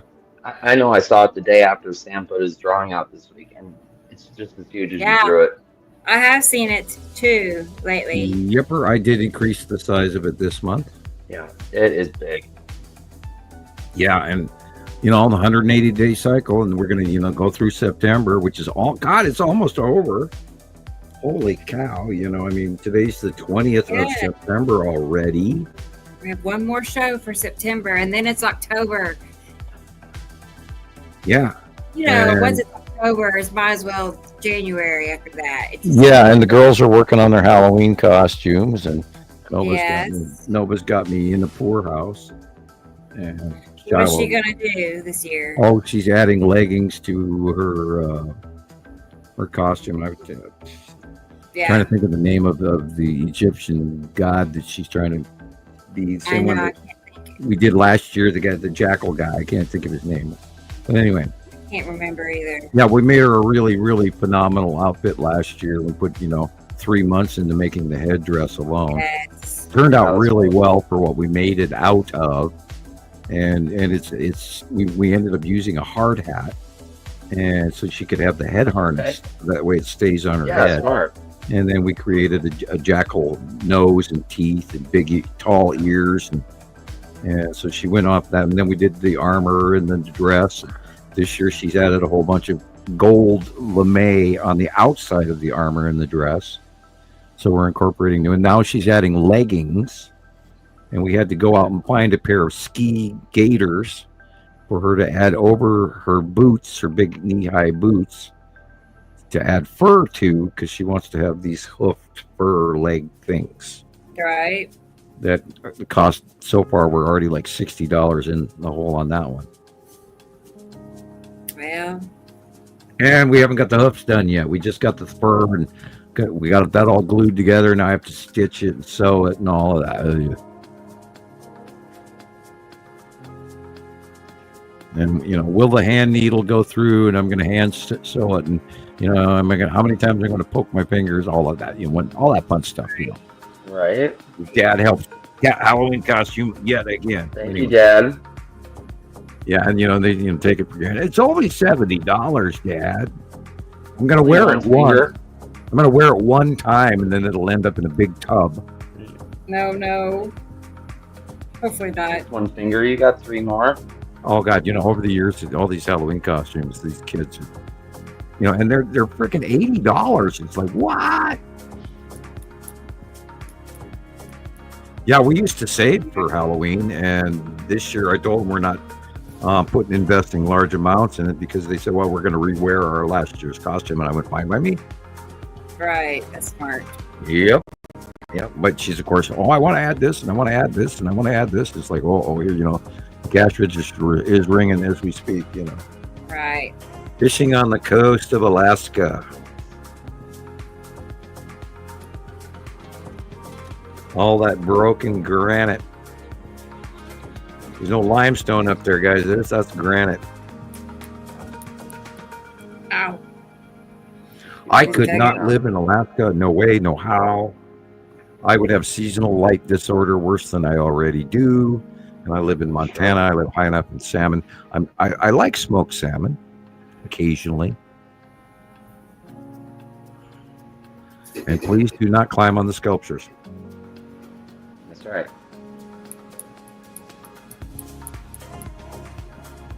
Yeah, thanks. I'll pass. Not only that, seasonal climate disorder really affects a lot of Alaskans, and they do have some issues with it, from crime to you name it, depression, etc.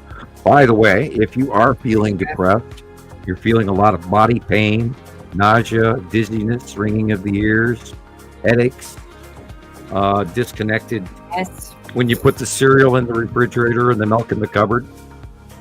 Right. Notice that it is planetary. It is not you. If you're uncomfortable and you're hurting like hell, and you feel like you're 800 years old, it's planetary. It's not you. Right. Or maybe too much sun as well. Yeah. Well, definitely planetary. Yeah. And I can't wait till everybody figures out we have 2 stars. That will be very intense. Go crazy. Oh, geez, look, Star Wars was right, Bill.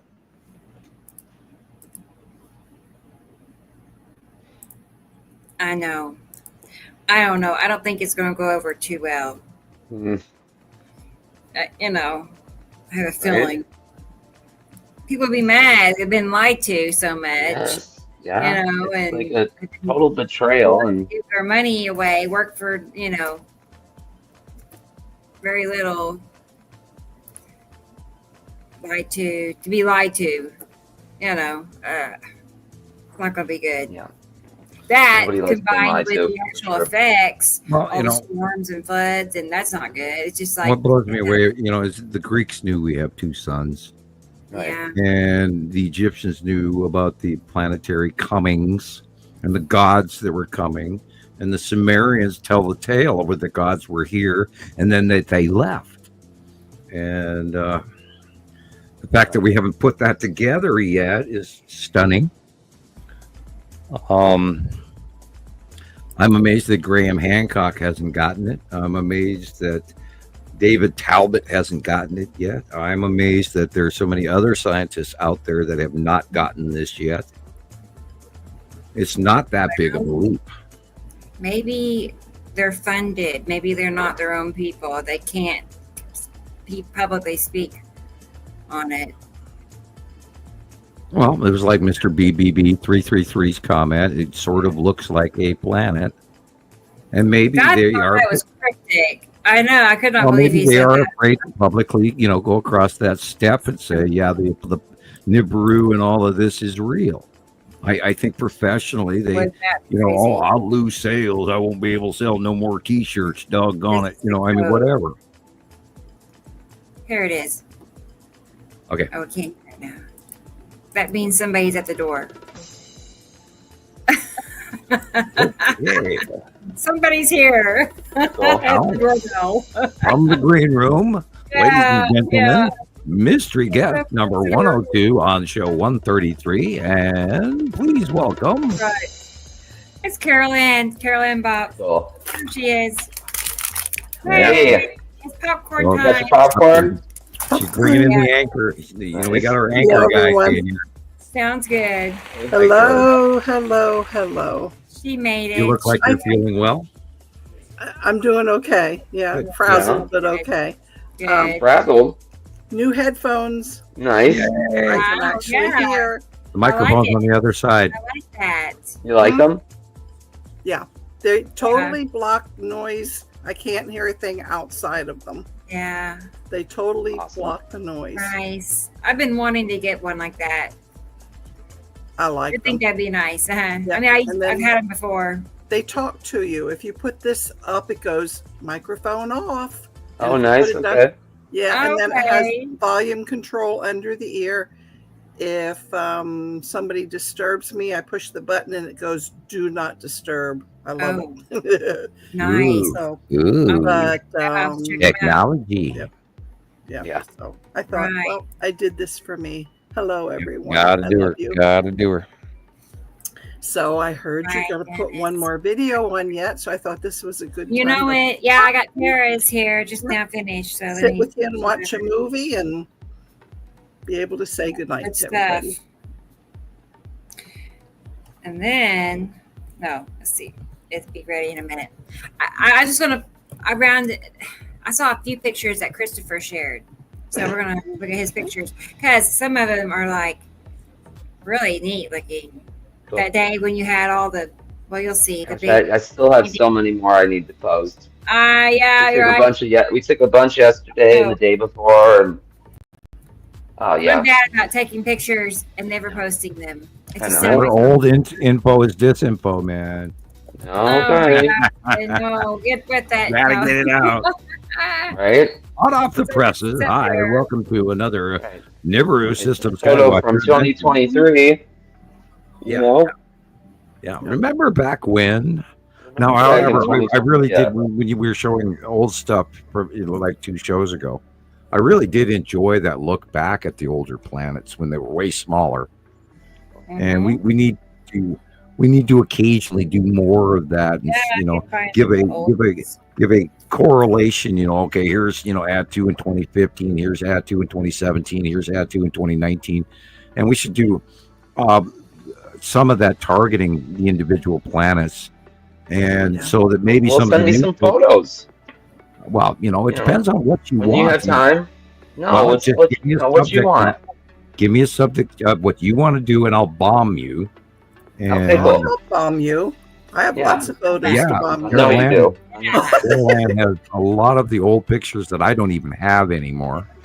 Chris met some of my posts already. Do you have a picture of that too? Yeah, here, Chris, and he gets 150. That's okay. Yeah, it works. It works. Yeah, the thing is, I don't really think that our listeners out there have any idea the volume, and Carol-Ann, you and Rebecca, you guys being the older members here where Chris is not. I don't think people realize the amount of information that we have gathered. I can't fathom what the actual number is between all of us. It's unbelievable. Many thousand, right? Oh, and we are not guessing, and like in the startup, Rebecca's startup, it says that we've gathered thousands of comparisons where Rebecca has done thousands of comparison pictures with my drawing excerpts and clips, and Christopher does it, and other people do it as well. Yeah. And I just share them. I don't think the new people have any clue what we've accumulated in 15 years. I mean, I look back and I can't. I mean, just on this computer alone, and this one goes back to 2018. and knock on wood, thank you, my loyal computer. And the amount of photographs that we have, and I mean, I don't save random photographs. I only save pictures with planets in them and asteroids. And, we're upward of literally like 1 million pictures of this going on for, a decade plus, and our doctorate, study group. And if people don't get on board with this, they're silly gooses at best. And I'm in awe at the amount of information that we've all gathered and faithfully share with each other. And we've all, been elevated to a level of man on the street would look at us like we're a bunch of clowns that just got out of a clown car. I can't imagine the day when we all get together. I cannot imagine how elated that's going to feel. Probably have a heart attack on the spot. I know. Don't say that. We'll upset the time-space continuum. I think we'll in the universe for sure. It has to happen. I think so. It's closer. Rebecca, I feel it. It's closer. Yeah. Neat. The 3i Atlas. This is, again, everyone. This is the calling. This is the button. The switch has been cast. The upper scientists. Now, what they do with it is what's important in the coming time. If they actually finally go, oh shit, we have to tell the world. If they do the right thing. If they do the right thing, exactly. And or if not, then we're going to make sure they do. If That's they don't, what we're doing now. Right. We're not giving them much of a choice. We're not backing down. We are sharing the gathered truth that right. Citizen science around the world has been riding this this shuttle car through space-time continuum. Goosebumps. It's true. Yeah. we are the truth in a dark world, in a media black zone. And we're going to continue to do it as long as they let me, until I vanish or die or whatever. Yeah. Or eat too many donuts. I don't know which. Big old blob of lightning is on us right now. Cool. A lot of lightning. That was why I was asking, because I know you're going to get ready. I feel it in me bones. To take a screenshot. I feel it everywhere. Oh God, yeah, I've been having my hips. Oh my God, we had that low pressure go over last week, and I actually was nauseous from how bad my hips hurt. Mine too. Oh man, dude, that's the worst. Yeah. Where you're in such levels of inner bone pain. You cannot find a comfortable spot. That's how I was and it comes and it goes. It comes and it goes. And when it grabs you, it's like a toothache from hell in your ass.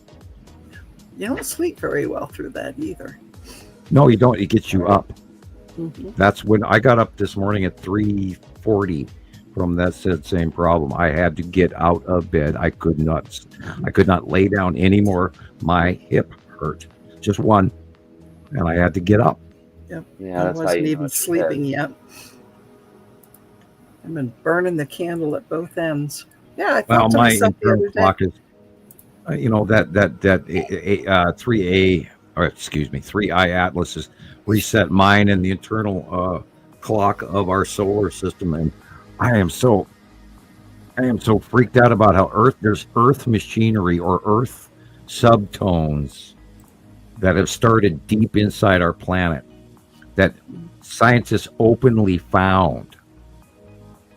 And then 3i Atlas went quiet, and that's after its course correction change. And then it went quiet, and then it stopped putting out that message, which is why I've been screaming to everybody. The timer button has been flicked. It is ticking down to, we have an event coming. And I'm praying, I'm hoping and praying that they're going to terraform Mars and show the entire planet a fast terraformation where we publicly talk about, oh my God, look, this is an extraterrestrial event and they're coming in, they've terraformed Mars. and they're landing there, and they're going to live there, and they're going to change our world. Well, wouldn't that be almost like what's happening in Africa right now? The deserts are growing. Yeah, right. Yeah, right. Yeah. Isn't that terraforming? Well, the Earth has moved. We have rolled, and our weather patterns have changed. Not only that, remember that both hemispheres, the ground air at lower altitudes is moving the same direction for the first time in human history that we know of, in recorded history. And that started in 2018 when the Gulf Stream got all weird and everything else. Yeah, now the planet, when the binary system got this really close, Earth tipped.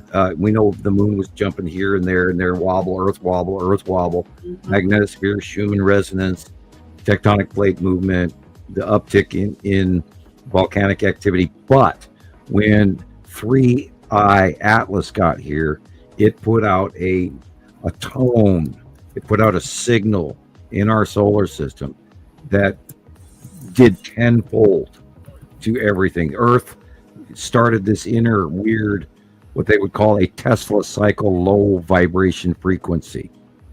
And then the moon 10 days later did it. It's like turning on a mechanism, a change in the machinery of the actual construct of the solar system is now something. It's like grabbing the big train handle and pushing that handle forward, and the machinery goes off, if you're into steampunk at all. Almost like a chain reaction. Yeah, this 3I Atlas has now. Wow, that's lightning strikes. That's me. I'm in the red dot in the middle. Help!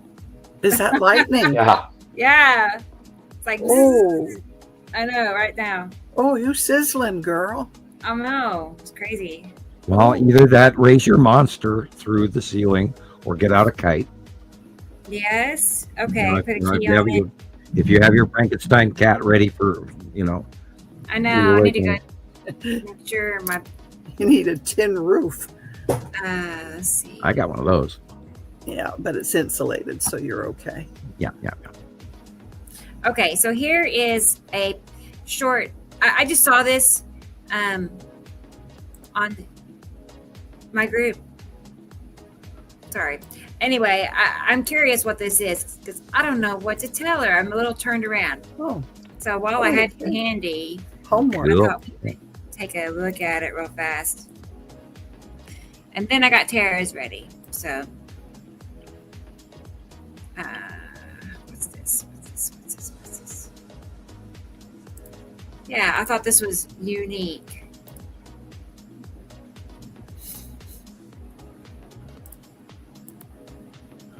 Like, what's going on with there? She said, can someone explain why the dark blue came up on my camera was not visible by the naked eye? 2 different cameras and the same thing. I initially was trying to take a pic and the weird triangle cloud and I noticed the dark blue. Did she say whether she was taking it behind glass? And then no, they didn't. I can see. It's a pretty hard 45-degree angle there. Yeah.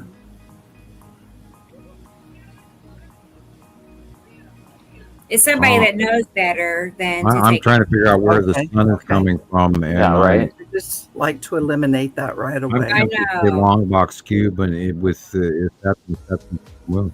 It's hard to tell. I know. I'm turned around. Because from the light that I can tell, it's on the right-hand side of it. Because look at the light where it's coming from the left. Shifts. Yeah, she's shifting, and then there it goes away. Okay, it's weird. almost like the sun is causing some kind of you've got a Saturn. The dark blue right there is his Saturn.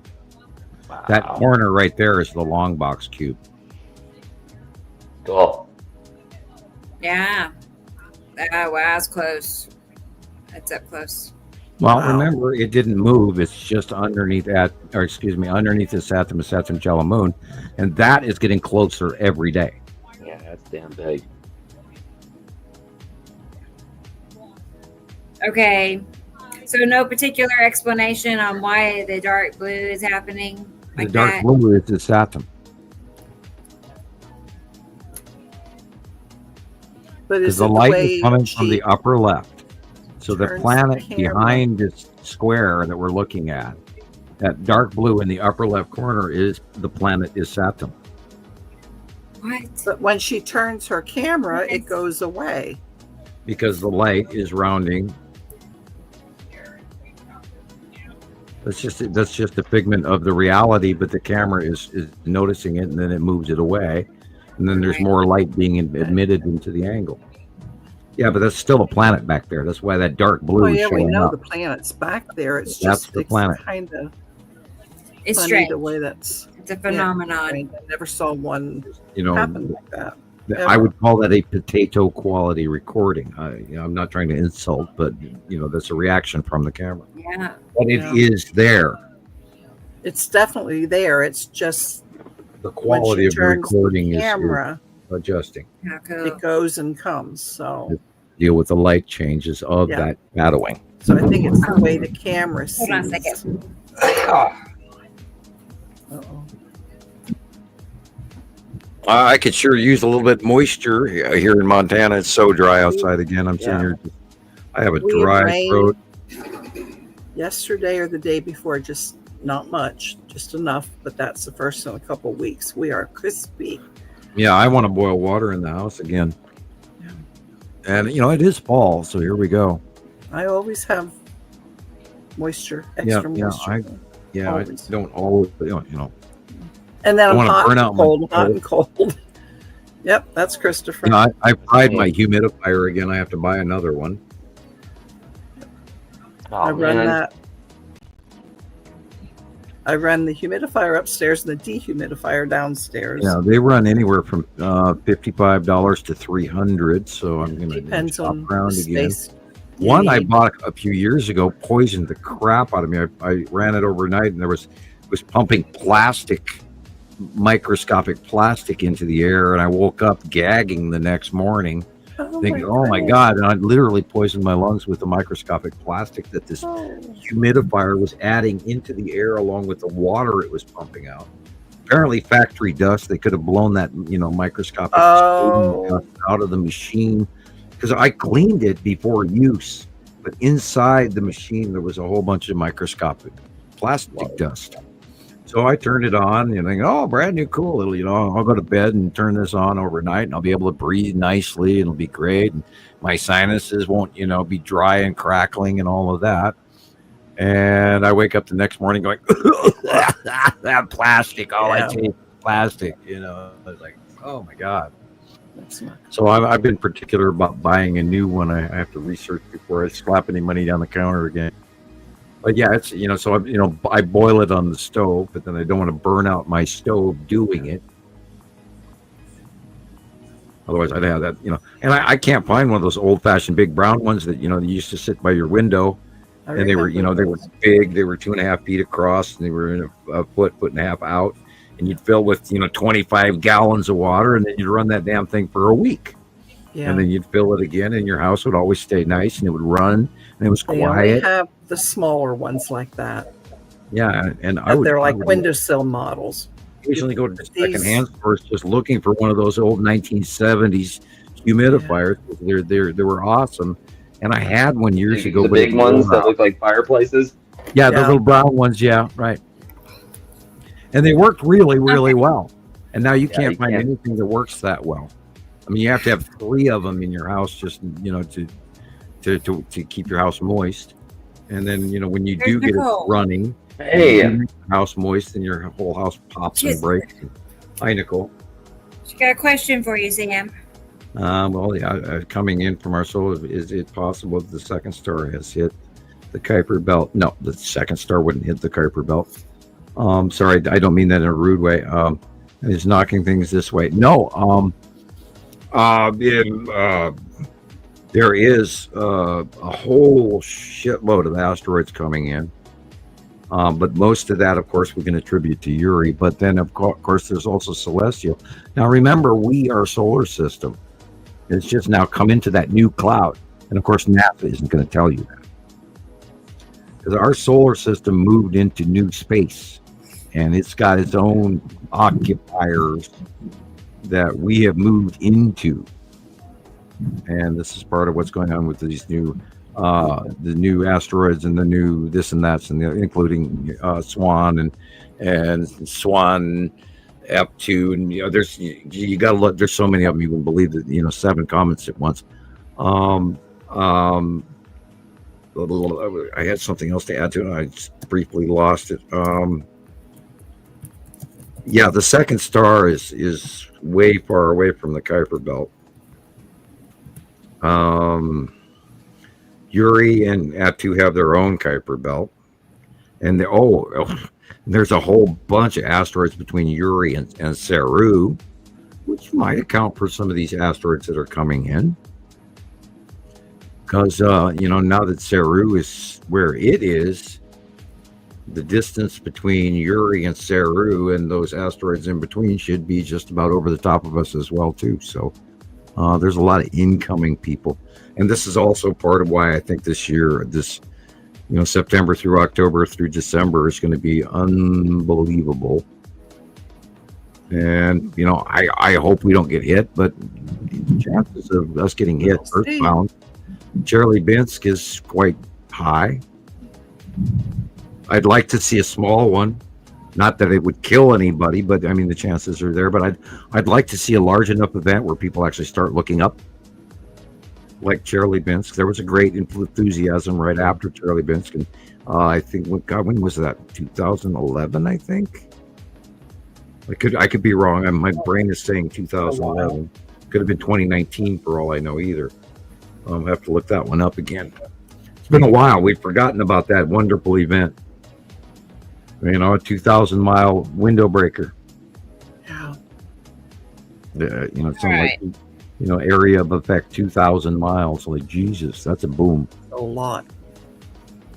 Rebecca, there's a remark for you on there from Eyes to the Skies. He wanted to. Is there? It's up above. Let's see. Eyes to the sky. Waiting for the schools to teach the kids the longest word. Now there's a layer of ice and asteroids and stuff on the outside of our solar system, and then there's the Kuiper Belt, which is between Mars and Saturn. I am still waiting for the schools to teach the kids the longest word in the English word in the dictionary. You probably won't get the message. I got it. Yep, I got it. And we are seeing your messages. We are. What does that mean? I don't know what the longest word is, Dennis. Supercalifragilisticexpialidocious? Is it? I don't know. Find out. I'll find out. Hang on. Oh, okay. It's a race to find the longest word. What is the longest word? I'm gonna beat you. What? No, in the English dictionary. I got it. It says it's pneumotremicroscopisticovolcanoconiosiosis. Wow. Pneumo-ultra-microscopic volcanoconosis. Yeah, but there's another one. There's another one. Oh my God. 45 letters. Does that mean something that's microscopic erupting out of your butt? Is that what that means? It's a lung disease, actually. Here, one more time. Pneumo-ultra-microscopic cirrhosis. Cirrhosis? No. Does it say how many letters there are? Stenosis. 45 letters. This one has. And there's another one. Oh my God, there's one here that says it's 189,819 letters. Oh, it's the longest technical word. The chemical name for a protein. There it is. Oh, and it's not supercalifragilistic. Yeah, there's a lot of words here. I thought I was being so smart. Microscopic, steli, volcanic. Oh, okay. Yeah. Pneumo. Yeah, meaning that's microscopic lung disease that has many volcanoes, where there's probably blood bursting out of those little. Oh. inflamed corpuscles within the lungs. And That must not be what he's talking about. Oh, he's Can't be. talking about COVID 19er. Mm-hmm. Yeah, that makes sense. See it? Okay. Or there's hippopotamotromas putilophobia. Yeah, pneumonia. Yeah. Wow. Yeah. Pneumonia. He's talking about COVID 19er. Really? Okay. Well, you Yeah. sure made me look. I sure hope we don't have another pandemic brewing. Thank you, They're East saying Asia. something else coming out. that They everybody were has to responsible for the resurgence of the COVID that is transferring. Oops, I said the word. This virus that is running around back again at the United States. Finally, it went through Australia, and then it went boom to Europe, and then went boom to here again. And people are suffering. And I'm done. Yeah, well. Yeah, I can't think about it I'm not anymore. accepting it this time. I'm not either. I am now Superman, and I will beat it every time That's right. from now on. Und. That's right. That is all of there's to say. Yeah, und. So we're gonna beat this shit too, and We're going to beat it the second time. well, in the fifth, and there's been like 5 strains already. Now everybody got the SARS virus on the planet, and once they stopped selling the vaccine for it, they stopped mentioning it on the news. But everyone on the planet got the SARS virus, and it was just considered the normal flu after about the 3rd run around the planet. Yeah, and we all suffer from that as well. Be sure not to get Zika virus or West Nile virus, which is running around, or the Black Plague, which is running around, or malaria, which is running around. Oh God, you don't want malaria. Or the resurgence of measles, No. Gosh darn it. mumps, rubella, tuberculosis. I already had chickenpox 3 times. Serious? Wow. Serious. Yeah, that sucks. I don't know how you managed I that. worked in a school district. I Let's had talk about everything. everybody. Let's talk about everybody's favorite, shingles. I had that too. Oh, that's painful. Oh yes, Yeah, I did too. very. I had shingles when in my 30s. Oh Oh. my God. Yeah. That's not normal, right? Yeah, I had it. It was on the front of my chest, under my armpit, to the middle of my back. Oh, For mine went this way and this way and this is on your stopped. head. Yeah. Oh, Oh, oh, my neck.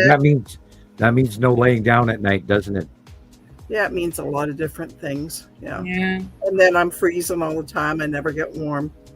Yeah, I have that too. I don't get Yeah. warm. I have How long did that last? warm. A long time because I Yeah. had so many other. It can last like 6 Probably weeks. Months. It'll yeah. last 6 weeks. A long time. Yeah, and you cannot even touch it. It hurts. Even to this day, I can touch here. It just feels like there's a rock Sure. under my skin. So. And Yeah. if you have any clothing on it whatsoever, it's excruciating. Mhm. And I went to the store and I bought a sheet, a big double wide or queen size sheet, and I cut a hole in it, and I wore a white sheet for weeks, and I couldn't go to work. I could not work. I was off work for like almost 2 months. Oh, yeah. Yeah. Yeah, was it's pretty- blister. pretty That severe. it feels like you have a porcupine. It was not comfortable. And then it was in the dead of summer. Oh boy, that's even worse. Because then that's when I had it too, was summer. Yeah. And then you're sweating, and that's why I wore the sheet. And I had guests at my home, and I just walked around in a big bed sheet. I don't blame you though. Said, I'm because not wearing clothes. You can't make me. There's no way I'm gonna put on a shirt. You No can't way. imagine how a little tiny bump makes your body hurt. Oh, and you want to scream? I at hope people. not. They grow off the nerve endings, right? Like, It's horrible. that's Yeah. why you get it traveling on your skin. It's like it literally It moves. will show your nerves. Yeah, get it in on the back. Very painful. Yeah. So Right.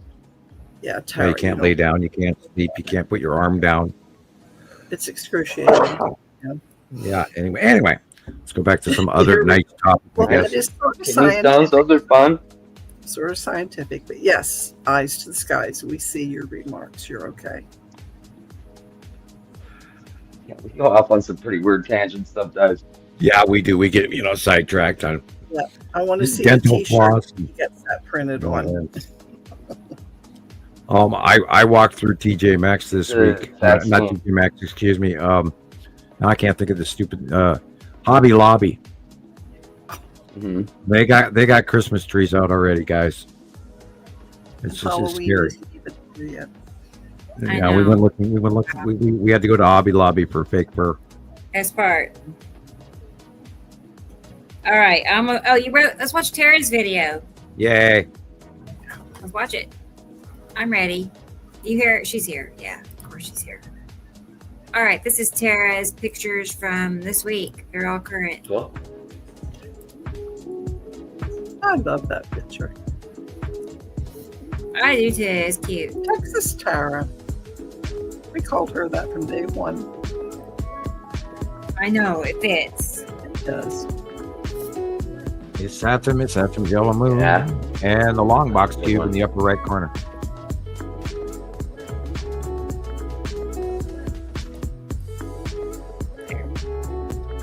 The sun has gone down. That is the shine on the bottom of Saru.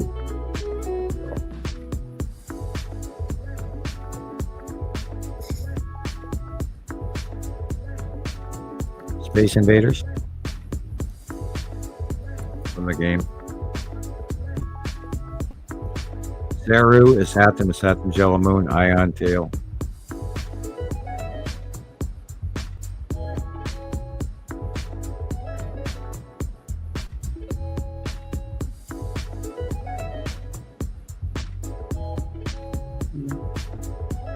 It's calming down outside now. It got kind of blustery. It was like, well, windy and, just out of nowhere, boom, storm. Yeah, I knew you were going to have a storm, Yeah. Well, it's raining at your house, isn't it? No. And then bam, it's raining. What? Yeah. Let's find out. It's supposed to be pretty nasty all the way up to literally, reaching your area there, Carol Ann, like tomorrow. It's supposed to have a little bit of rain on Sunday. Yeah, Midwest, and then it's going to work its way, northeast. Again, it's Saturn's Yellow Moon. Saru. God, I had a sip of coffee, now I have the hiccups. Whee! Yeah. Why does it do that? One tiny little sip of coffee, and then all of a sudden you get the hiccups. That is the edge of Uri there rolling around, but you can see it move.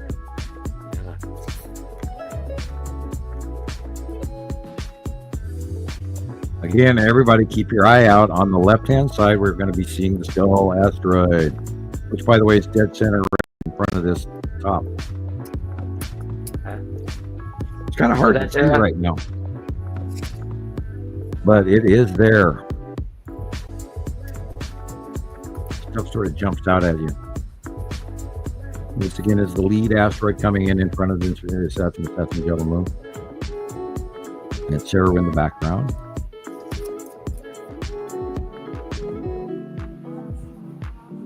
I'm going to blow this up. I want to see the sun. See, you've got the double sun showing here. Wow. Tara's asking, Tara wants to know, she said, what are those flame feather stripes? Where at, Tara? Which ones? What?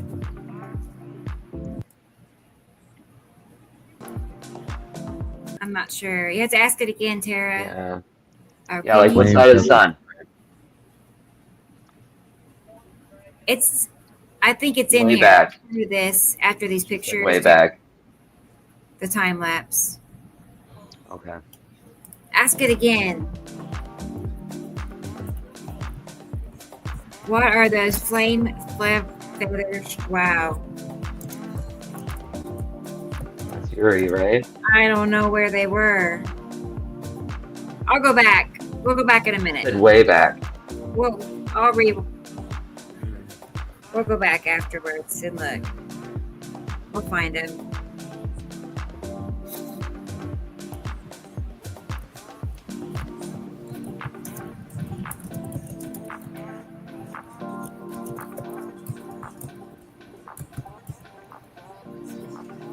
It's okay. All right. Indica Land, do not say that publicly.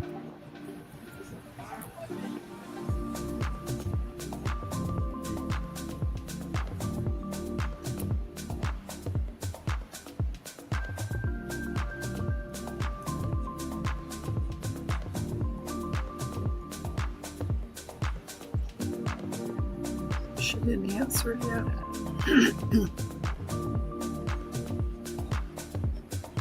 All right, there's that. Oh, and then there's a short video for Chris.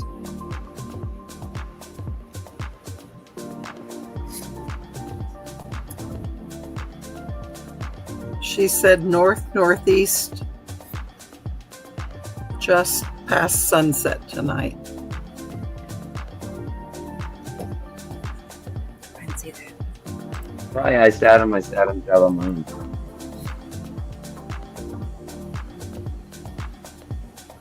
Yeah.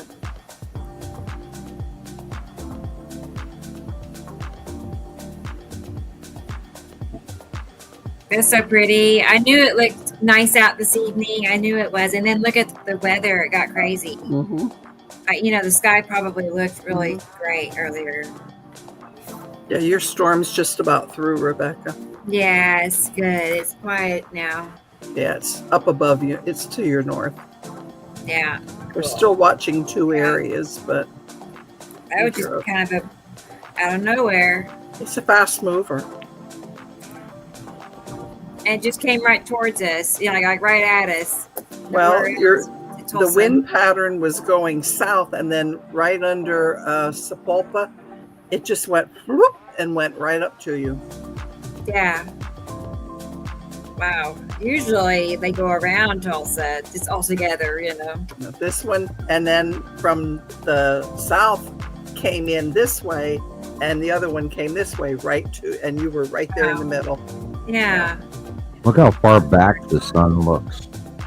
Way back there underneath a bunch of stuff.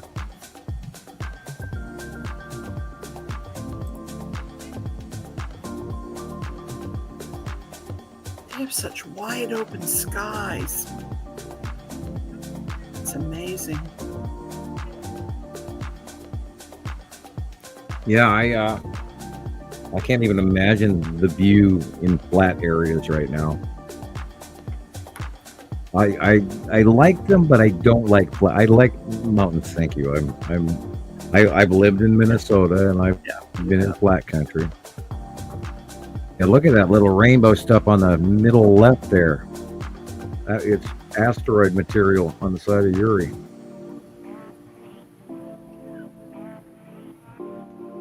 That's pretty.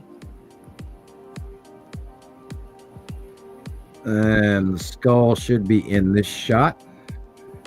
There it is. And it should be in this shot too. In the middle of its asteroid group.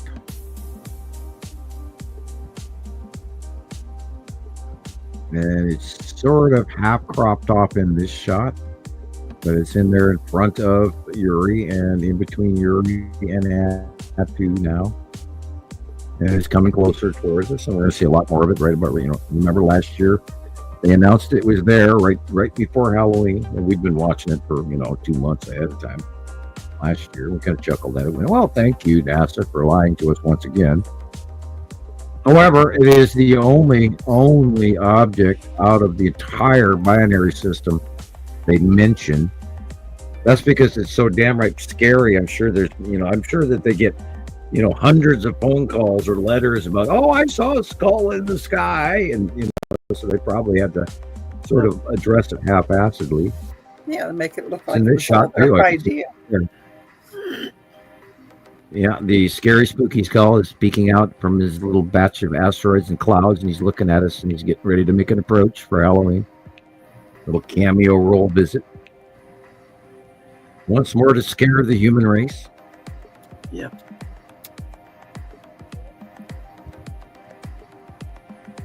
On All Hallows Eve. I'm looking forward to it. Oh yeah, I know. We get to see it out, out my north window. I don't even have to go outside now. That's awesome.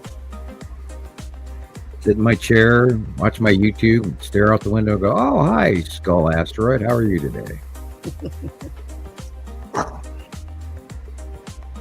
Sat there the other day, and I watched that. It was the only cloud pattern in the sky at all. There wasn't anything anywhere else. And of course, it was that patch of asteroids coming invisible, and then out pops the skull out of the middle of it. And it's like, oh, okay. And again, the one on the far left of that patch, the smaller asteroid, was so unbelievably black dot visible. It was just like, wow. You could absolutely see that it's a perfect circle asteroid, without a doubt. I'm seeing more of them here. Oh, and we're gonna. I mean, we're in the tail end of the fall change, the orbit change, and Yuri going over the top, and the electrical discharging, and the weather, and the freak shit is going to start all up again. We've been relatively calm for the last 2-3 weeks. So anytime now, start kicking our butts again. Yeah, I complain a lot. It's like I have no sky. I go out and it's like, oh.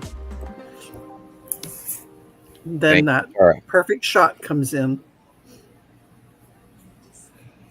Yeah, I haven't seen a lot visibly from here at all. We had the weather last week, but this year it's been this week it's been nothing but clear, empty skies, and literally the only thing I've seen is the Skull asteroid and the asteroid group. That's it. It was surprisingly blank this week. We had one day, and Isn't that cool? They were all Earth Thanks, clouds. Tara. You too. Nothing other. Thanks, Tara. All right. Now we're going to look at something. Oh, before this is just a few pictures, Sam. What is this? Wait, where'd it go? It's Christopher. Yes. Perfect timing. What is this? It has to be this one. I'm just curious about these clouds. What is up with this? It's different.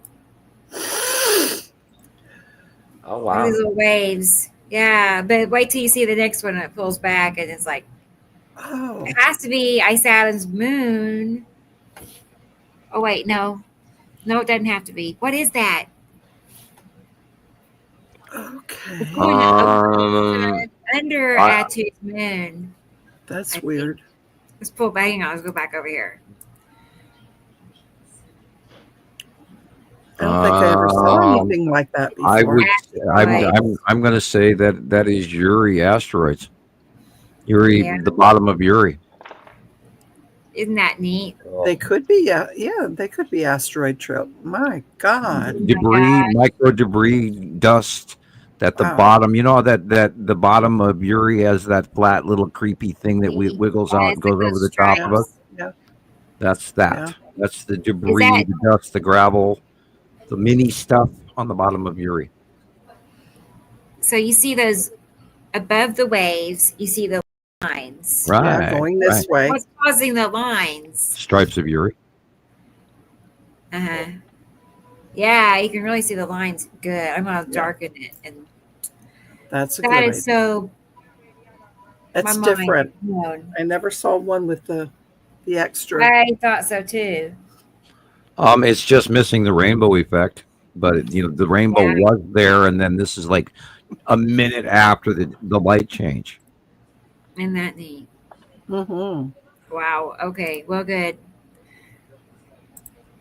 I had to ask. That's debris waves at the bottom of Yuri. Was that in our group, Rebecca? No. Okay. Let's see where he said they were. Australia. Okay. Yeah. Different group. Nice.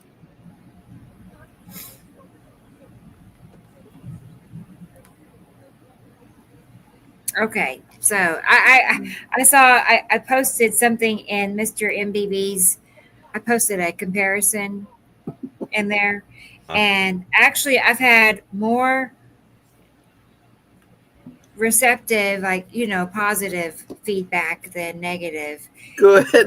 Total strangers, just total strangers. And I most posted people on were like, that one of his today too, and I yeah. even took up a picture, He's gonna two go, what the pictures, one of hell? the Stop assassination. it. No, the other day, you and Katie Joe really had some dude was in there and he was not happy.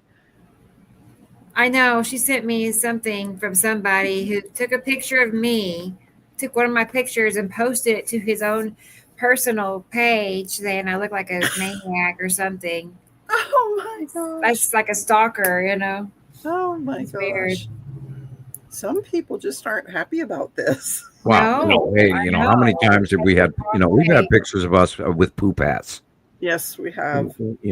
and where they, for back when the old photoshopping where it actually took effort rather than having AI do it for you. And, we're all used to it now. I mean, there's nothing they can do that'll upset us anymore. I mean, we're way past that. Oh, and it's hilarious too, because they get what blows me away is how angry some of these people really get. Oh my God. I know. Like all of those really freaky gifts that I get every Christmas. Mm-hmm. The postage alone. Right. But there's it's like there's no balance in that. You're Right? so mad at me that you're Terrible. mailing me. Your $30 postage alone. It's like, thank you. It's like, oh my gosh. Merry Christmas. Yeah. Wow. Okay, I'm gonna play this next clip. Yeah, These you are you think you're dealing with somebody from a truck stop that's got a really odd mentality too. And you just So sit there much going, worse. these are some pictures from Chris. I didn't find. Well, this is what I found. Yeah, Tara was asking. There's one that There she might be has. more. I don't know. Is there another? Okay. Yeah, it might be in your thing by now. Yeah, he's getting cubes visiting him. So cool, Christopher. So cool.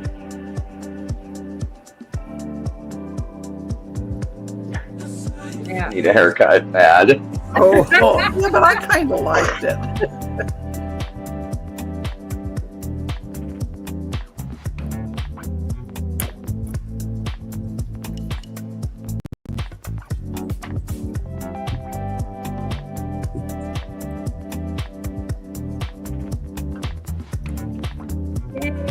He's still here. I think you got to have to win in front of Nibber on that first one. Yeah, that's southeast at sunset. That's Yuri, of course. And Yuri had to.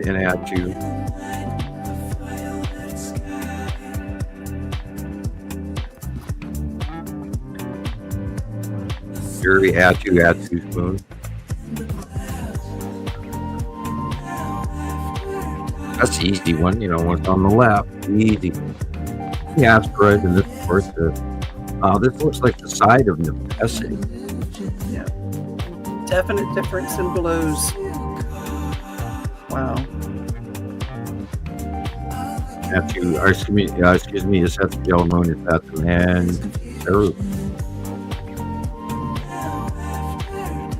I see Atu's moon plane is day. In the upper, where the two reaches are going to, then and Atu behind it as well. Here it is again. You can see Atu's moon is the circle top center left. I can almost talk. Ugly towers. Almost. Yeah. Let that brain cell be fried by that wire, or the 5D frying us.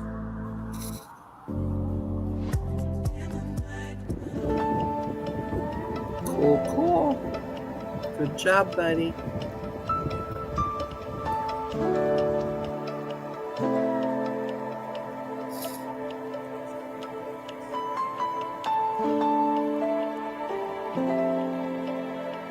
These are the August drawings, not the September drawings.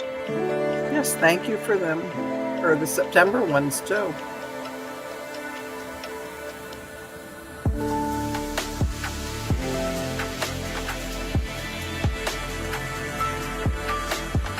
Oh my.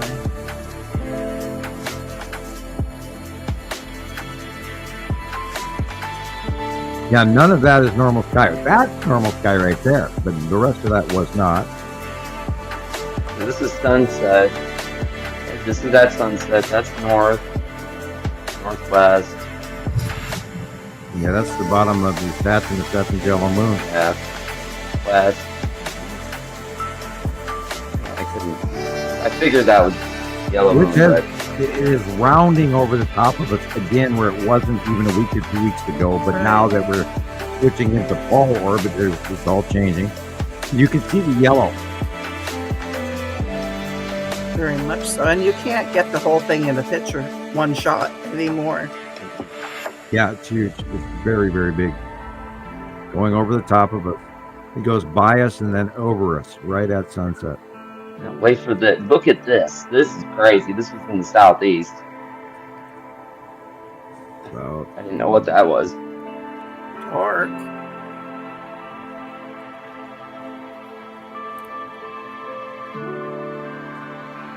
yeah, the illumination beyond the first layer of clouds is really strong. Yeah, and you can even see it as it goes this way. And you watch the transition as night and darkness settles down. Right. And the illumination above you while everything's gotten black. Yeah, Jackie actually took all these photos. I was gonna ask. She's getting pretty darn good with this. Right? Oh, look how nice.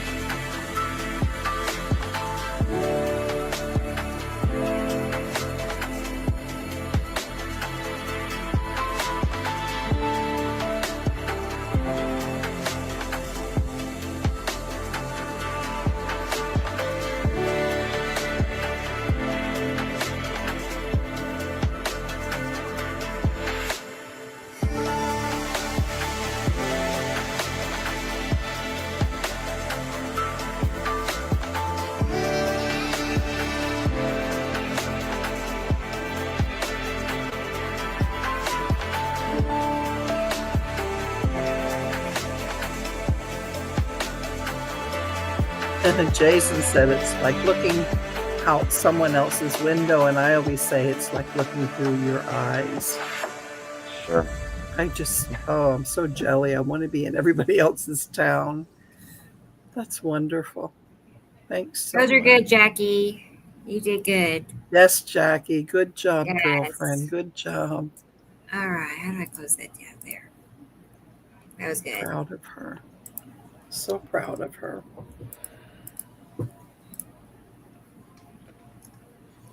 She goes, those are my pictures. Right. Yeah, good. You rock, girl. That's right.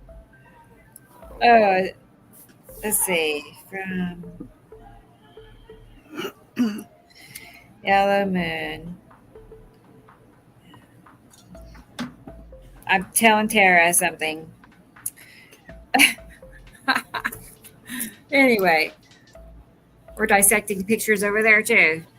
Cool. The science never stops. It just never stops. It's like, what question do they have? What are we going to talk about? Which cloud is this? You know, it's just, we're all like that. Isn't that We funny? need to watch It's what's like, going on. nobody does that. Nobody's, I don't think regular people out there are talking about. Not like we do. No. We should have like a nobody. questionnaire for all of us. Like, what hobby do you have other than Yes. Sky? What? Who has time for that? What time do you go to bed at night? That- How many that of what? your Sky friends do you talk to Sleep? during the Right. day? That. How often do you change your Right. underwear? No, Oh, where are you? Where are you? And have you seen the planets yet? Yeah. Yeah. I know. We have it bad. Nobody does this. Nobody. There's nobody out there. No. It's a We're it. disease for us. You're it. Yeah. Jackie, you should be proud. We're proud of you. And the problem is that our least knowledgeable people are so many years ahead of novices. It's kind of sad. And we want everybody to get a hold of this and see this, because this is the greatest show that ever was. And it's so exciting and so wonderful and so awe-inspiring. And oh my God, look at that. And oh my God, look at that. And yet everybody's missing the greatest show that ever was. And you really can't get that last decade. You lost that decade of all of what we have gained. Dennis is here. So. That's right. Yeah. It's hard when someone comes into a group and goes, what am I looking at? It's like, where do I start? Right. But now we have all of Rebecca's teaching videos. We all have Christopher's teaching videos. Our groups are all interconnected. If they don't have one, it'll be in another. Right. And we have Samuel's understanding the skies, which are still critically important. Yeah. Radio Wasteland, all those. And it's just, I really think most of them say, I don't have that kind of time in the day. Oh boy, that's true. That's true. I also suggest again, Rebecca's YouTube channel. Start at show 1. Absolutely. I still look at them. Yeah, I watched show 1. I've watched it like 5 times now. And I mean, I've been doing it for all these years. I still don't know everything. So I still don't know everything, but that's funny. Oh God! But you know what I mean. I would love to plug you guys in. Do you remember the Walt Disney Fantasia stuff where the horn darkness evil climbs over the mountains into the city and the town? Yep. Dun dun dun. And at the time, way back when this, that was put out in like the 60s, it was like, oh my God, Walt Disney's breaking the rules. He's putting out evil, demonic, scary shit. And from all day one. Yeah. Well, yeah, he put out a bunch of stuff that, was pornographic. Right. But anyway. Right. That's how he got started. But anyway, if I could plug your head into my head through a USB port or whatever, and direct link to you guys from what I saw this week, and the absolute honesty of the equation of what is going on with 3i Atlas, and the realization of that it fits so perfectly with the elevation process of the civilization. And I didn't know how it was going to happen, but it's the perfect answer for it. I actually taking over and teaching mankind and man's science a slap across the face going, look, you don't know shit. And here we're telling you the hard way. And they're going to have to wake up and take notice, which is why all the resources are focusing on this, and why there's 800 videos online right now about it. And some of them are really credible, and there's a bunch of junk out there too. Right. I saw a lot of junk this week. A lot of junk. And if it starts to not make sense, then turn it off and don't get these guys the like or the watch or the views or the money. No, my problem is I forget where I am and I start typing. It's like, oh shoot, I can't put it here. Yeah. Yeah. Oh Christ, this is so huge. What this is an absolutely intervention. When this object came in, it changed course and changed speed. People, no matter what else, just the basis of that alone. This is being driven, and the output of power. Oh my God! And how fast it's coming! Oh my God! This thing is it's the fastest thing we've ever seen, ever. And it's going to be here for quite a while. And it came up from underneath us, just like the planets did. And it's sort of like, wow. Still remains to be seen what will happen and when. We don't know when, but we can speculate. What it's already done is rewrite history, because I'm sure that the government is aware that there's a bug inside of everything we own now. This is computer subtext rewriting going on. And they're aware of that. They know this is happening. Scary. That's scary. Well, whether that alone is going to change the course of everything we do from now on. And the question is, can we trust it? And say that because you know how our GOVT is. They play dirty. So we'll see. We'll just I don't think, frankly, they're going to take the greedy people into account at all, because that is the opposite of what the reality is. They might just chalk them up to, the term "burn in hell." But I'm very excited. I'm also leery. I am. This is amazing, but it's also fearful. Yeah. I mean, this puts the Skull asteroid into a whole tiny little, chocolate Easter bunny category versus, full-on stand-up werewolf, 8 foot tall, lycanthrope walking through the forest. But wow. We shall see how this runs out. And it responded. Hell, it didn't respond. It sent.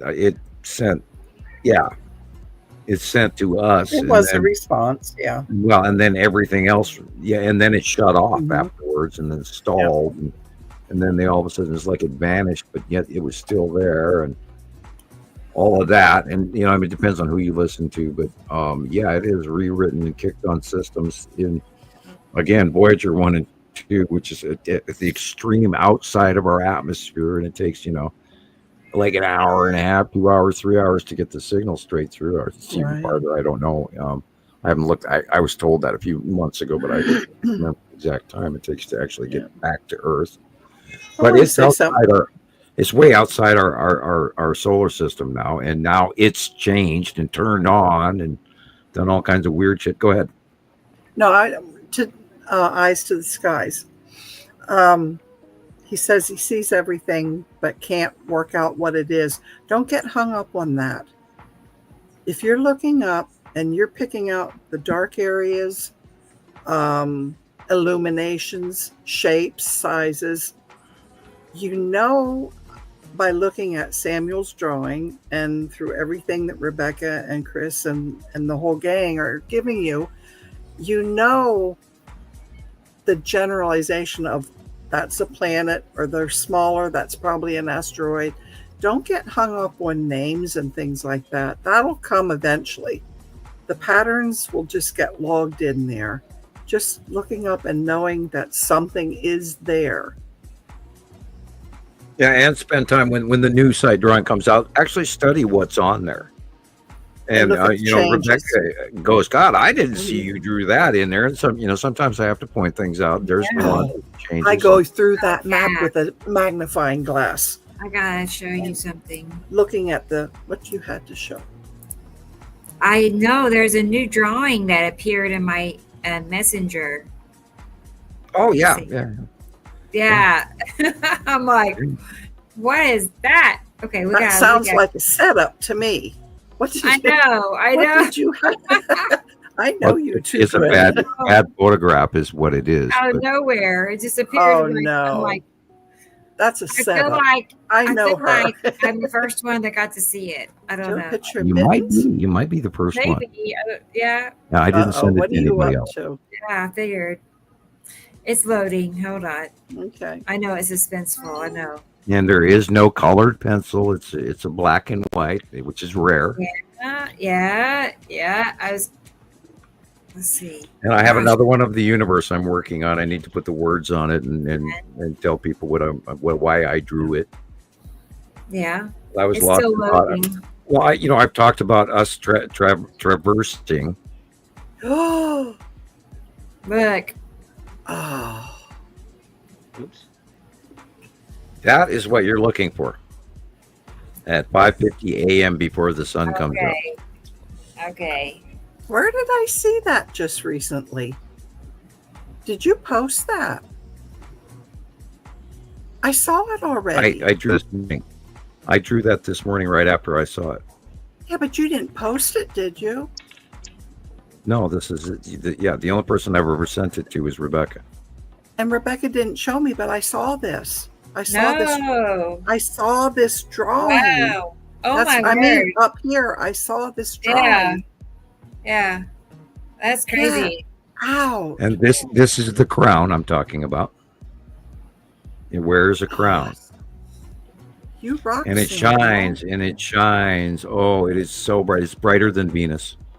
And it glitters. It moves and shines and glistens and sparkles. Is it fast moving? No, it's actually really slow moving, but you can see that it's moving, which you can't on the planets. If you watch the planets, they don't move, but over time they do. You can actually watch this slowly rising up off the horizon. Okay. This is big. This is freaking unbelievably big. This sucker is going to, when it comes in front of Earth by the end of October, I mean, we're going to probably be able to watch it every day from now until then, but we don't even know what it's going to do at the end of October, December. I mean, this could be a bright, brilliant, unbelievable thing right in the middle of our faces all night long. I don't know. I know this thing is brilliant and it pulses, and there's that crown of light. And Venus doesn't do that. I saved it. So it's going to glow like a star? Is that what it's looking like? It's glowing? It's glowing like it's an object. It's a glowing with a crown of light. And they believe that it's self-luminescent. Okay. I'm just freaked out right now. Yeah. This is big. Saw this is a visitor that is nothing that we know what it is, and it's actually it's being driven, guided, driven, guided, steered on purpose by either people on board or it's a computer controlled planet. It's a computer solar system adjuster. It's contacted the Earth. It's contacted everything that we own as far as computer works. It has embedded itself in old technology around the planet that turned on out of the blue by itself. Stuff that had been turned off for decades turned on by itself. It has a mission. So whatever this, I saw it, so I drew it this morning.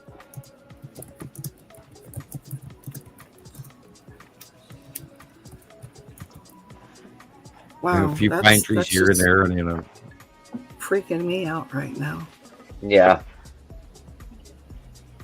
Yeah, this is an event, and we're going to be able to see it if and they're telling people, yeah, you can see it at sunset, and it's like, no, sunrise, whatever the hell that thing, and it's just coming up off the horizon and it's going up, and it's like, wow. And the planets Venus, Saturn, Jupiter, Mercury, they're not moving, and they're not near as bright as this, and they don't have halos, they don't have a crown.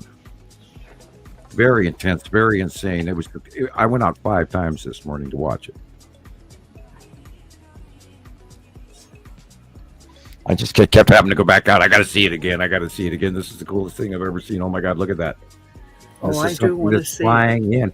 And people, it changed course to go by Mars, to then go by Earth, to then go by, I think, Jupiter or something like that. I'll keep rewatching, keep studying.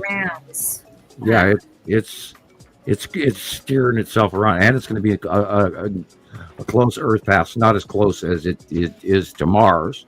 Mars is very close, and its trajectory was set before it even got to Mars, and then it changed, and then flew in even closer.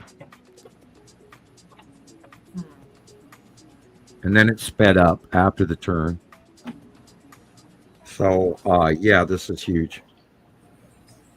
And I if more amateur astronomers get out there, before dawn and see that, we might keep it as topic and public notice. I don't think they're going to get away with hiding this. It's too unusual. It's too bright. It's too brilliant, and it's going to get big quick. We have 2 months. It just. And there's a 26-month window to ever get a rocket up to anything. Sure. We don't have the 26 months to get a rocket up. And this is why, the Hubble and the James Webb were all reallocated time, and they scratched and bumped everybody off the waiting list. And they turned every damn observatory on this planet on this thing, people, because it's freaking bright. Well, this will be interesting. All the videos that come out that put dates and times on them. So be aware that anybody that is capturing this, and it's this bright ball, and it's just above the horizon, and it's coming towards us. You now realize on more TikTok videos around the world, if you know what you're looking at, we could see a horde of these, because I saw it this morning. And I was thinking it was way tiny, and I needed binoculars to see it, which is what they're telling you in the information. But you didn't need no binoculars for this thing. This is huge. I looked up. I took the garbage, dropped it into the garbage can, looked up, and went, oh, shit. We have a contest going on. We do.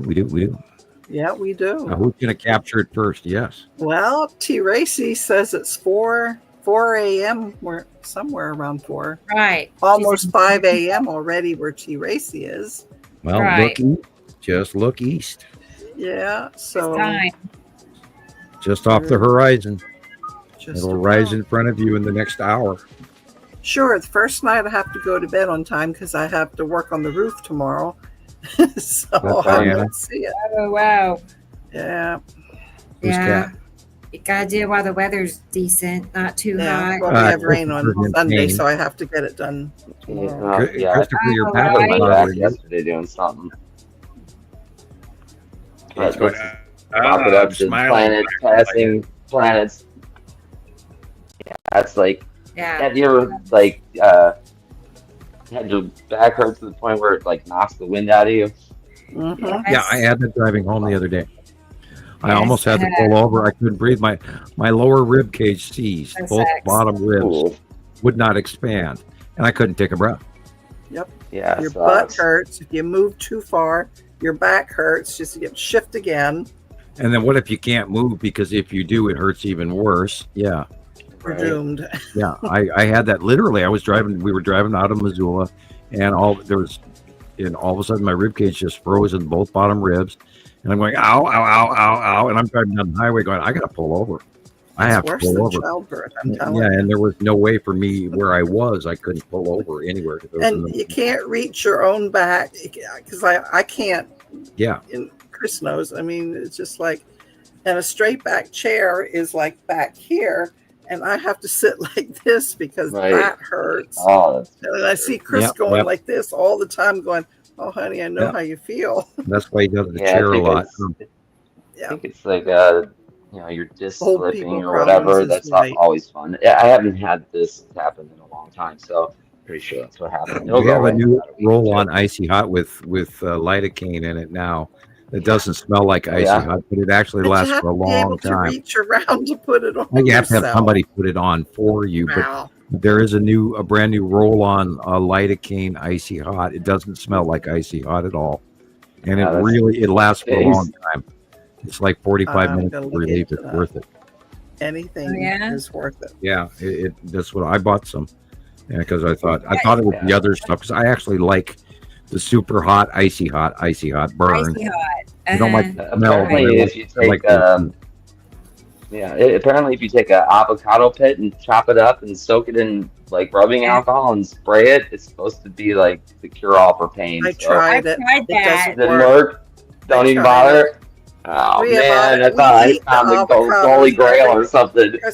I have my avocado right there, all of them. Okay.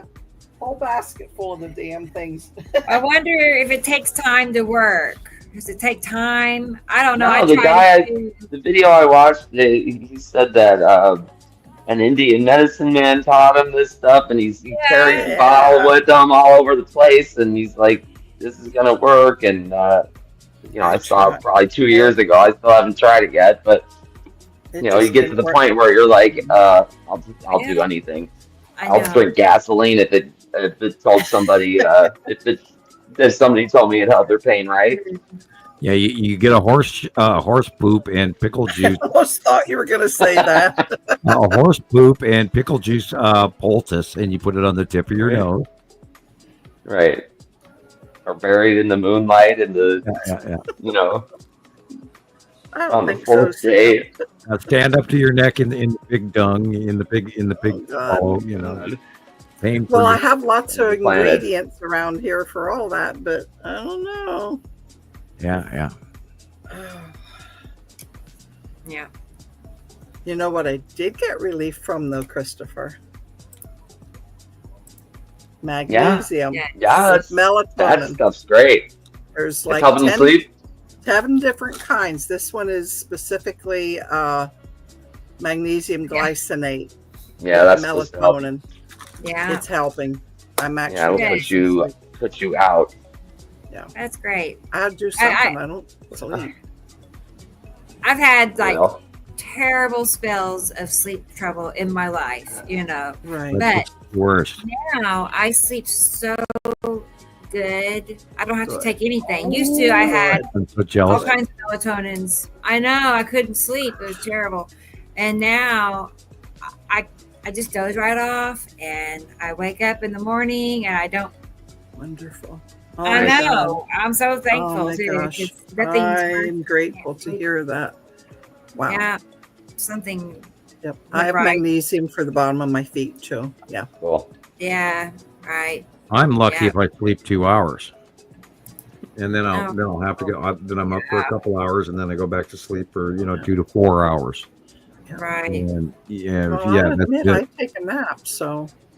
Yeah, well, all of this planetary crap has messed with our internal clock, and there was a reported group of people around the world that are early risers like me that used to get up at 5, and now everybody's getting up at 3 o'clock in the morning, and they don't know why.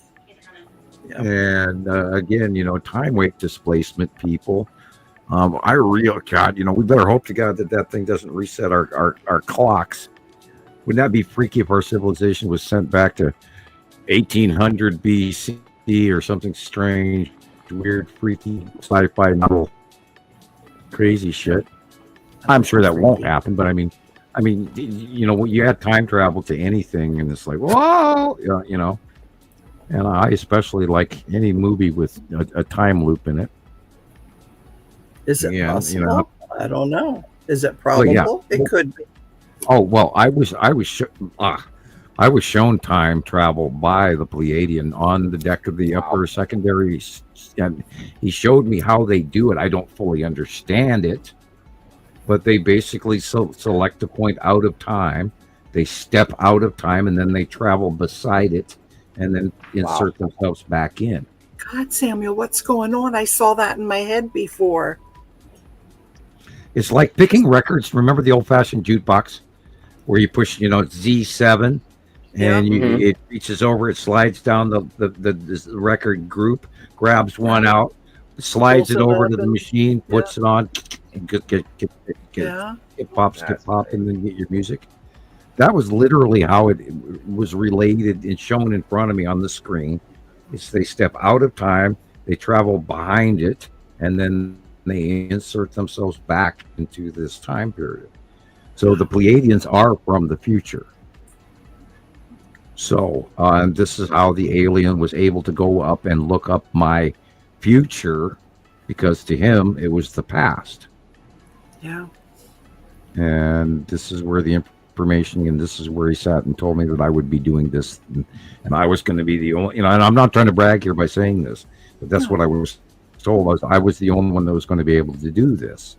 And I was going, this is where, and I, for the 100th time or 1000th time, this is where I started arguing with him, going, well, how, simple, little, stupid, silly me, am I going to, do that? And why would people even want to listen to me? And how am I supposed to change, physics or whatever you're saying I'm going to do? And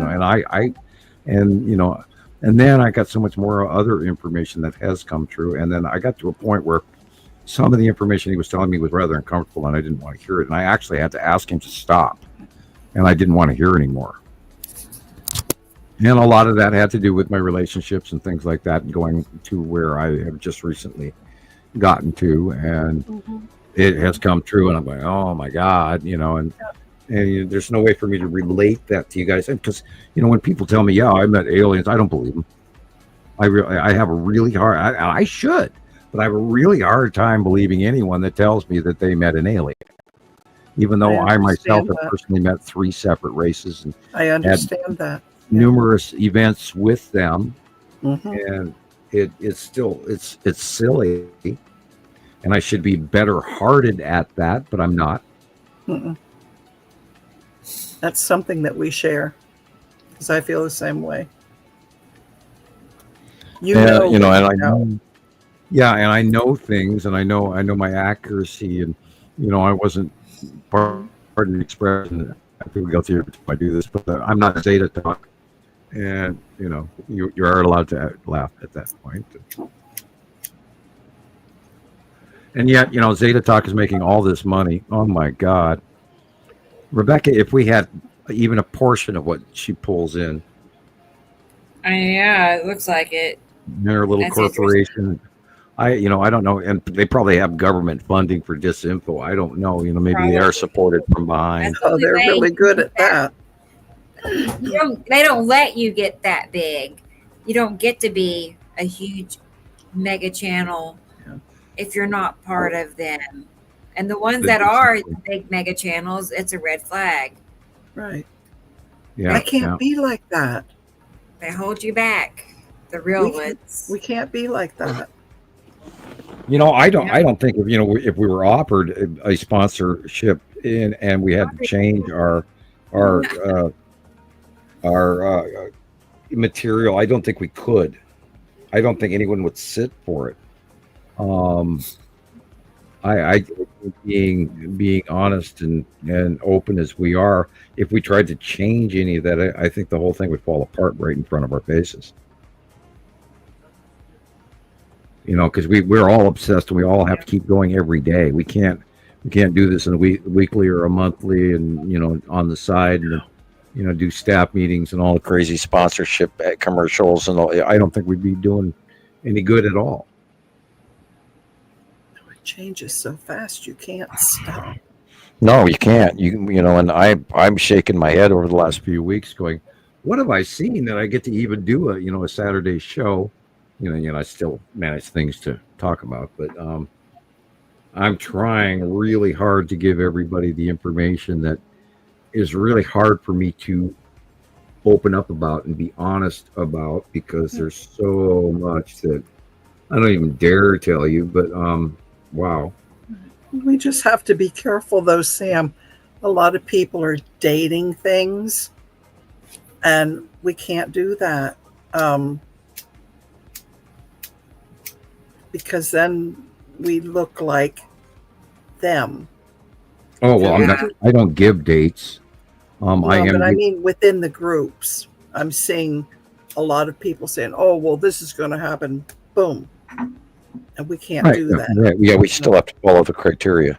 Yes. And we don't give dates, and we just follow the information as it comes in. Right. And, I do make occasional, like midsummer, I was telling everybody, come September, look out, because we're some crazy. Well, that's a projection, right? It's not, and it was accurate because here we go. Right. And again, everybody, make sure you get your snow tires. That's a projection. That's common sense. So I mean, we've been doing the weather long enough to know what the patterns usually look like. But with these planets and the changes, we also take that into consideration. So it's more of an accurate projection. There's a very fine line in there. And we haven't been wrong so far. No. I don't want to see a lot of, I guess I'm being stubborn as I'm getting older. I don't like to see so much change. God. I think when something works, don't fix it. So I get a little stubborn at times. Oh, yeah, I've been concerned over, how we do things. And there are other people that have their concerns and their comments going, well, you guys should be changing and doing this, and you guys should do things that way. And I don't think we could. I think we're going to, no matter what, we're going to be, a bunch of nice friends that are going to share their disconnected correlation of amusement and discussion and happy science rather than rigid, follow the rules. Dang it, get out the ruler and smack you in the knuckles for not following the rules. So thank you, Sister Ann. I think we're going to just keep doing this and keep hoping that everybody listens and we actually get. Well, that's because we have good, solid information, and it's just like it's not broke. Don't fix it. Go with the flow, build on it, and that's where change is good. When you build on something solid. I mean, that's just common sense. Yeah, well, maybe we'll get common sense and stop doing 8-hour shows. Never gonna happen. Look at the clock. We're a minute and 50 seconds, a minute and 45 seconds. 2 minutes till midnight here. So yeah, is it really? Yeah. Show. Oh wow! Yeah, it's almost 11. Yeah. That's and crazy. yet, it's so easy to sit here and actually talk for 8 hours straight about what's going on because it takes that long. It really does take that long to talk about what's going on. And we're family too. And I mean, I'm sorry to the people who only want to hear science. Well, we're family too. So, I mean, with Sharon saying she's going to take it and cut out segments like this and just keep the science stuff all in one place. That's a nice thing. That's a nice change. I'm glad that she would like to do that. That someone will do that she would for take us. that on for herself, and we all sort of kind of invent our own roles. That's what Christopher got here. Well, we have Chris and Tara and Katie, Joe, and them. Like, if I didn't say your name, I'm sorry, but they're in the field. They're doing the videos and they come back in and do the little clips, and then you have Rebecca doing the comparisons and the information, and she's like my number one lady because when I get into a tangle and I go, well, let's ask Rebecca. And Rebecca comes in and tells them the same damn thing. Like, well, at least that's two of us with the same story. We all help each other, and we all have a little role. That's right. Then we have Sam. Yeah, the guy sitting up here in his Montana cave. Me, the coyotes, wolves, bears. The guy who sits like this doing the whole show. Yeah. I very still in my Yoda-like Buddha pose. Yeah. Yep. Look at this. I just seen these pictures just now. They're probably in Asia. Asia has got the best pictures right now. Look at that. Yes. Yeah.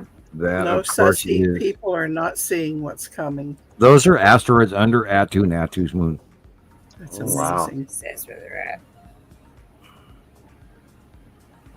Now, just because they're red does not mean it's the red asteroid. Right. Well, it is actually most likely the red asteroid, but it's got characteristics. Yeah, it does. And there's a bunch of them there. Not only that, people, the smaller stuff we never documented is all much bigger now and going directly over our heads between us and the nearby planet. And there's not a lot of room in between. And this is why we're talking about the discharging and the freak storms, which should start up anytime soon at the onset of the Arctic blasts that we're about to get bombing down from the weird storm patterns on the North Pole currently. It's literally like the South Pole is becoming more active and the North Pole less active. And years ago it was the opposite. And again, the South Pole has really changed in the last 5 years alone. Thank God I don't live down there. Australia's weather has direly changed, and they've actually been enveloped in the jet stream that used to go just around Antarctica per se, over the top of the actual landmass of Antarctica. But now that is expanded into literally like 3 separate jet streams. I saw that on the southern, part of the planet here, people. Yep. And that is like maxi not normal. And we watched it, and everybody, yeah, okay, they don't listen. We tell them, and people blow it off and don't pay attention. But the South Pole has completely changed in the last 5 years alone, and going back 10. And then the oscillating mid-Atlantic subsea temperature oscillation that has changed in the Gulf of Mexico, as well as all the way off the coast of England and Scotland and Ireland, and that will affect the Iceland winter, and it'll affect England's winter. They're going to have far more snow this year than they've ever had before, so be ready for that, people in England and Europe.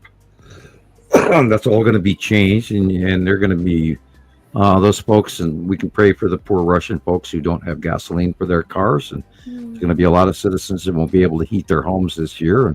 And again, every day of every month of the year, we need to pray for the Siberians, people who live in Siberia, because they are a subservient subclass of folks that are giving all of their resources to Russia, and they get nothing in return. So God bless you all, and stay strong. And then, of course, all the Baltic states and regions and those folks who are living in communist or dictatorship countries. I'm so sorry for you, but I know kind of how you feel, although we're just beginning our God save the Queen and all that. Yes, raw the pip and all that. And stay calm. And, right. Yeah. I don't know if this will show up or not, but this is the current jet streams showing like the tips of South America, South Africa, and let me see if I can see. I'll make it big. Okay. Oh, cool. Wow. That's the current jet streams. Take notice, there's nothing on that side. Oh, right. Weird. What's going that on? Weird.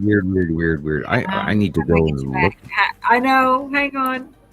Again, no school.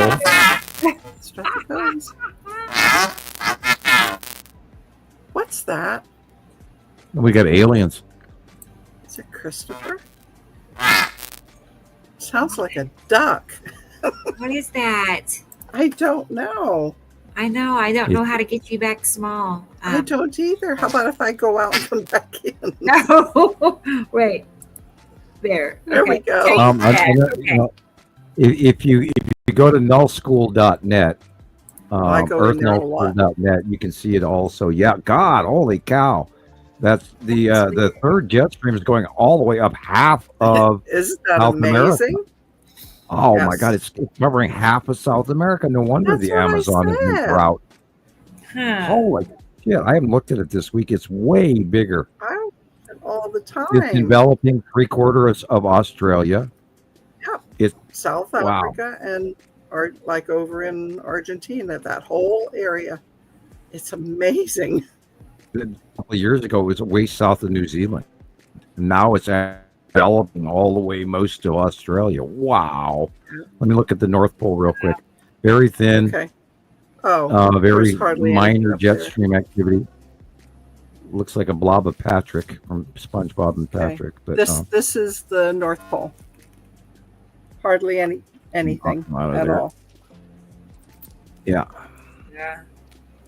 Yeah, people, our planet is in danger. We are in danger. Oh my God, what a ride. This is going to be so cool. It's going to be interesting. I mean, winter it's scary. It's very scary what's happening. This does not adhere to any science that I've ever watched. I've spent 15 years watching every day to make sure I was accurate for you guys. I do my homework. Want to make a fool of myself. I learned this stuff. Okay.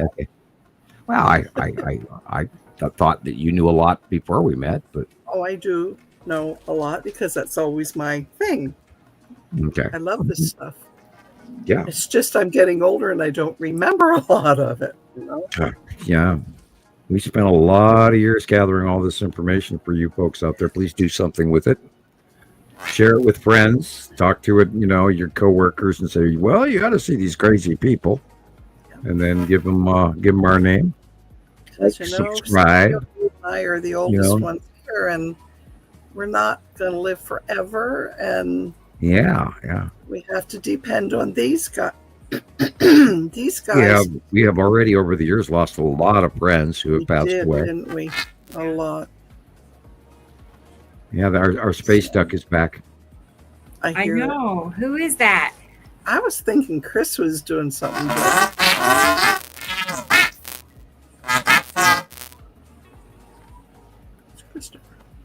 His mic or something. Yeah, the aliens are trying to talk to us. Is it Chris? Chris, were you just trying to... You're laughing, but... Say something. I told you it was him. Christopher, you sound like Donald Duck. Oh my gosh. Yes, you.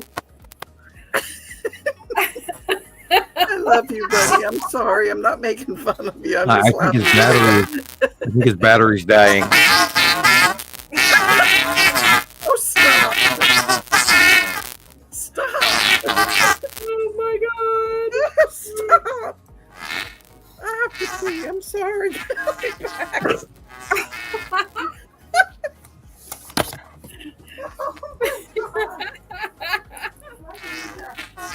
Wow. Wow. That's funny.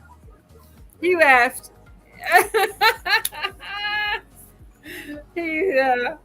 Yeah, I think it's an interaction from space.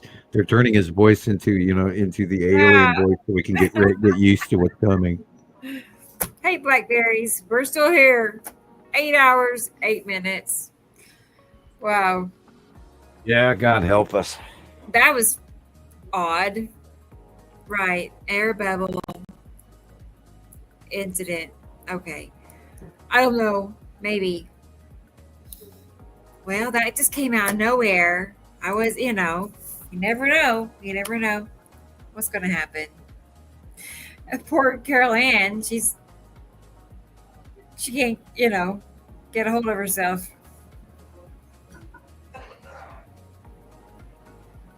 Well, it's been a great show, hadn't it? 133.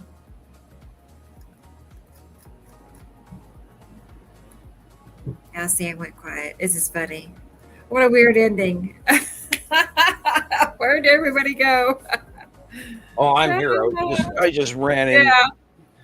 I just ran in and looked out the window real quick. You're good. Yeah, I jumped out of the chair when Carol Ann did because she was laughing herself to death. Right. That was pretty funny. It was funny. I'm glad it was him. I thought it was somebody like tapping into our connection or something strange. I thought, yeah. So at least he belonged here. But if it's going to happen to somebody, it fits with Chris. He has all the weird fluky. Yeah, the pop-up bubbles and the Yeah, the Abe Lincoln and the now he's Donald Duck, right? I just laughed too hard. I'm sorry. That was so funny. Oh my God, that was funny. I know, Tara. I scared me a little. It sounded like Donald Duck. Yeah, I thought, how you used to get like your phone lines crossed and you'd hear somebody else talking, like what? Yep. Years ago when you had the party line. Right. Yeah. I'm just glad I'm not the only one that heard it. Yeah. If you were the only one that was hearing that might be an out of body That moment that you may never recover from. Right. Well, Yes, I'm hearing voices. I have to go. Ooh. They're coming to get me. Oh no. Yeah, I have to go, guys. So, Yeah. early day tomorrow. Oh, we might. You're going to build a roof. Yeah, we're gonna cover it. It's like a plastic kind of stuff. It's just to hold it because we're emptying it out. We're going to sell it, and we just want to keep it in the best shape we can. So yeah, there you has go. to be done before winter comes. Yeah, it is about that time again. I'm going to have to disconnect the hose and drain it and all that, put everything away and cover up the lawnmower because, it's new Whole this routine. year. Yeah. So I'm going to say good night. I know, girl. Okay. It's that time, everybody. I was just thinking, it's like we kind of it feels like we just started the show and now it's already over. Yeah. But 8 hours have gone by at the same time. I know. It was like, boy, that flew by. It did for 8 hours, I think. I like that. And Sam said show 133 is going to be historic. It's going to Tara be says, wouldn't it be cool if someone cut in and gave us a live alien message? I'm kind of doing that. I'm sharing a live alien message in my 133rd show here tonight, people. I don't want to burst anybody's bubble, but we are alien. Yeah, all of us are, We actually. carry the DNA. Yeah, we're a combination of 12 races that were genetically reconstructed in a splicing CRISPR technology genome sequence added to human apes from many donors of the galaxy. And this is why we're all aliens. We're connected. We're still connected to those other races, by the way. They did not cut that part out, and that was part of their surprise. And the fact that we have a soul was also a surprise to them. But we've been running around as a commodity for so many hundreds of thousands of years that some people might be partially immune to that concept. So, yeah, we are all a lot bigger than we know. Okay, so I'm not going to do a Jillian. I'm saying goodnight and I'm leaving. So I love you all, and I'll see you soon. Love you Thank too. you for letting me come on for a while. Yeah, of course. Okay, catch y'all later. Oh, bye. Okay, bye-bye. now. Cool. All right, Sam. Yeah. Wow, that was fun. Yeah, it was nice. And Enjoyed it a again, this is a really important show. And I want to look back at this show a year from now and see how accurate we are with this event with the 3-eye atlas. I cannot imagine. I hear what you're saying, and I'm like, that just can't be. I would love for Mars to be terraformed. If we could see the celestial event of a terraforming, just like in Total Recall, the movie, where we could watch the terraforming of Mars, that would show us that there absolutely is an extraterrestrial presence that has come in and actually created something that is so beyond our technology that it is absolutely undeniable that they are here. Aw, Dennis. Thank you. I feel the same way. I'm like, I learn new stuff every week. So, and I would hate to see a government cover up, but every amateur scientist is on this. All over, it's plastered all over the media right now. Right. I feel like that's concerning. That it's everywhere. Well, I am very happy for this. I mean, this is a major event. Us, it can't be everywhere. They don't let that happen, but the fact that this is being mechanically driven, steered, sped up, change of speed, it does not behave like a comet in any way, shape, or form, including its output, the power output alone, including the nickel without iron. There's no moisture coming off this, so it's not even in a comet spectrum. Right. No liquid water or and then it turned off its signal. And if it had a signal, it went through the universe and with the same thing, static noise all the time would be one thing.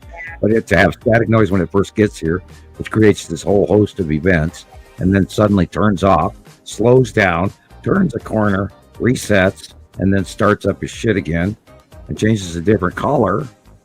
Yes. There's so much more going on here, people. This is huge. I'm like Tara. I'm like trying to be nice. I don't know what to think or believe. I know. Well, I'm going to keep watching it. I feel funny about it. I feel funny. I am not done watching it. I'm going to keep watching it. So Yes. until next week, and then I'll give you a report then. We can come I back know. I can't wait to same see bat how. time, same bat channel. Because it's going to be a few more And, weeks, you said, right? It's going to be her hanging Oh around. yeah, we're going to be watching. It's going to all the way through December and beyond. And Okay. they're going to stop the public.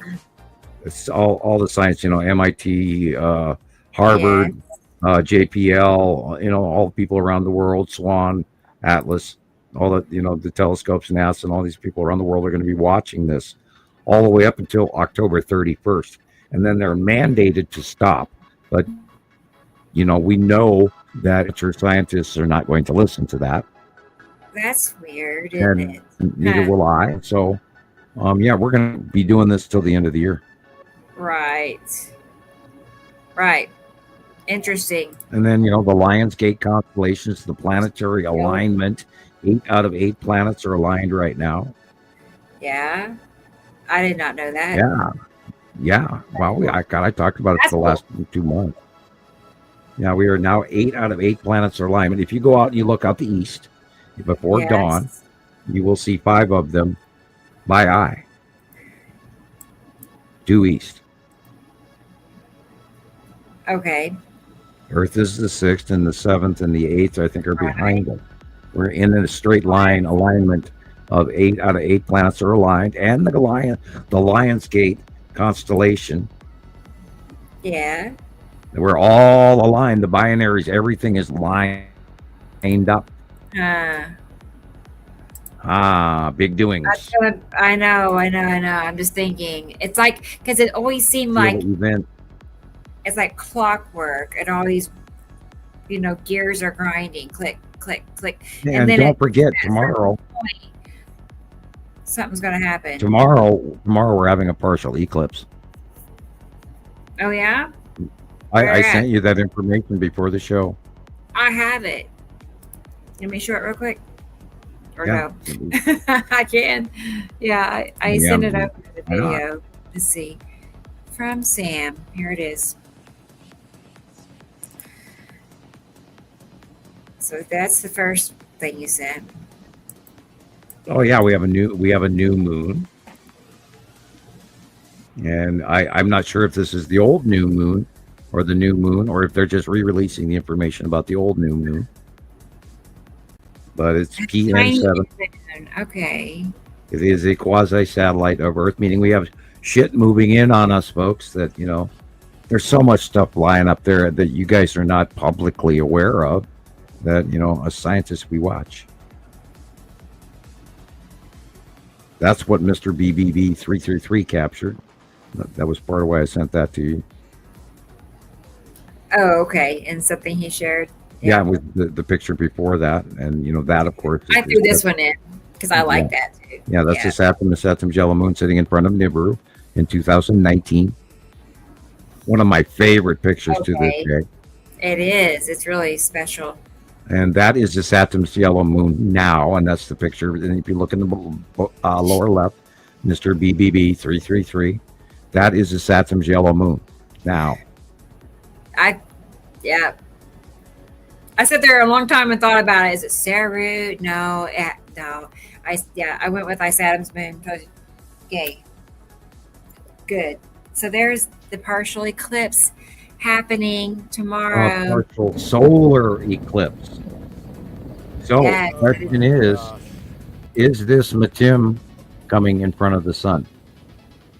Oh. Or is it the moon? Or is it what planet? So everybody tomorrow, heads up, partial solar eclipse. Yeah. Not lunar. This is a big one. What planet is going to go in front of the sun tomorrow? Have your cameras ready. Have your notebooks ready. I haven't heard anything about it. Where is it going to be visible? Well, in front of the sun. What countries? They haven't told us. They have not, this time they have not told us, because they're calling it a partial. And this, of course, is the NEO list for this month. Near Earth object, and of course. This is planetary path for both binaries. And if you notice the rosation of that overall mix of orbit pattern, that is in our history in many designs around the world. Yeah. And like this is the coronal hole, or not the coronal hole. This is the CME report for this week, 4 hours ago, which was this morning. So we have a whole bunch of, we have 2 rows of filaments. So be watching for more space solar activity. Tara. Right. Wait, Sam. Oh, what? Okay. There's like a 2-minute time lapse. I can still talk barely. I know. Hang I'm on. still here. I'm still awake. I'm fine. You know me. I can talk for almost forever. I got sidetracked. I did get sidetracked. Here it is. Yes, we do. I think that's It's so pretty too. I can't. Have we seen this before, Tara, or is this a new one?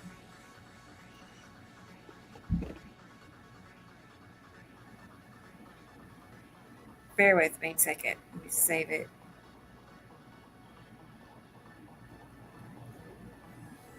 I don't know. It looks familiar to me. Yay! Esri Colette. Thank you. When do I think the shit will hit the fan? I think the shit has already hit the fan, and it's only going to continue to get worse. We're in trouble. I mean, look, if you ask that people in China, they would say 3 years ago. If you ask people in the desert region, they are shocked because you know how many swimming camels there have been recently. Yeah, I still talk. I keep talking even though when I can't. We are past the point of no return. We are past the threshold. We are in the room. This is, little ET guys in the left corner and in the right corner. We're completely wrapped inside of the middle of a bunch of aliens, and we've been embargoed for many years. And for some reason, I'm having trouble getting you guys to listen to that. So, I mean, where do you want to draw the line at shit hit the fan? We're embargoed by extraterrestrials. I mean, how bad do you want? It's going to get worse. But I mean, a large portion of us next year are going to lose our homes. No. Yeah. I hope not. Yeah. I know. I don't want that for anybody. Well, it happened this year too, and we just have obviously forgotten really quickly, like the folks in Texas or the folks in South Carolina or Georgia or Tennessee or Kentucky. That was a few months before that. And remember early this year or spring? Remember the storms this spring and May? People have already forgotten those huge storms where people lost their homes and people died. Children died all over the planet, people. We lost 64. So many bad ones this year. We lost 64 million people were unalived last year. 64 million. Wait.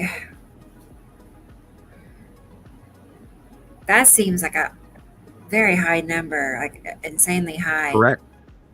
64 million due to what? There is not a country in the world that is growing in population. All populations on the planet Earth are in decline. Are you saying 64 million people passed last year? Yeah, 64 million people in last year. Yes, around the world. Right. I haven't thought about it. Like a seventh or an eighth of our population.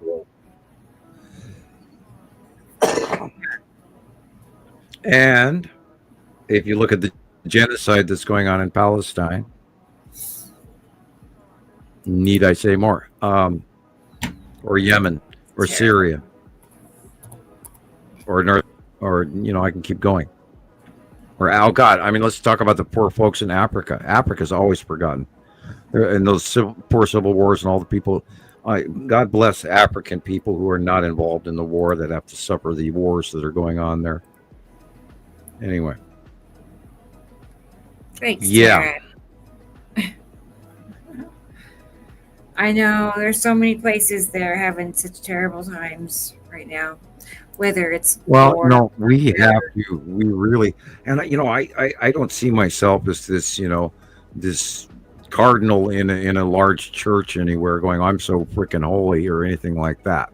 But I take a great deal of time to study the sufferings of the entire world so that I'm aware that I can share with an honest value and understanding and not be disconnected from my fellow man. And unfortunately, people with money are.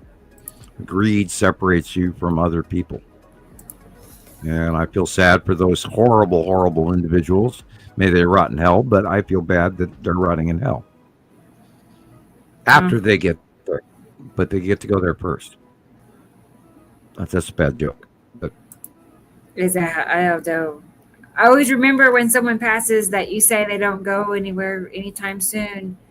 yeah, it takes a little while to get where you're going. Yeah. Yeah, Right. they're probably going to hang around a while. Well, some of them, I hope they get there really quickly. Yeah. May the keepers keep you. Yeah. Wow. Yeah. I hate to. I love BlackBerry.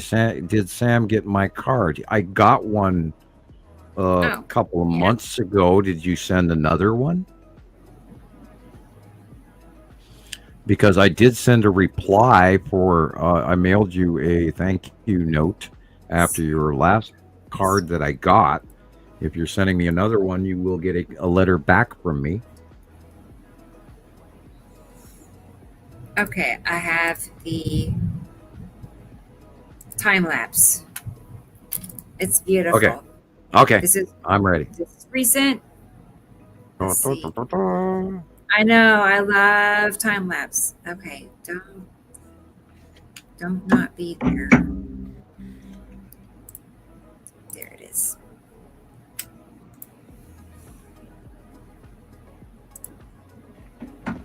Oh yes. Okay.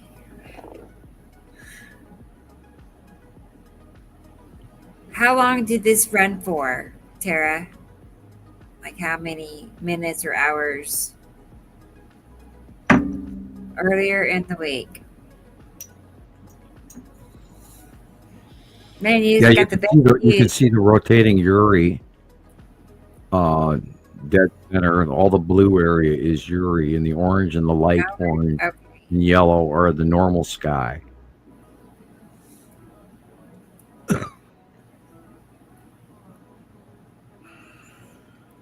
And that white blob there is not necessarily a star. That looked like a star destroyer to me. Because notice there was no stars at that night scene, because the planet was still in the way.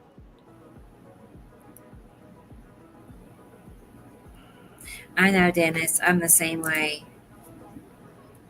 I don't know. You can really see things moving around in a way that you know, of course, can't see it on a still picture, but you can see. The longest time we were running off of still shots, and so I'm still, kind of attached to those. But I do like.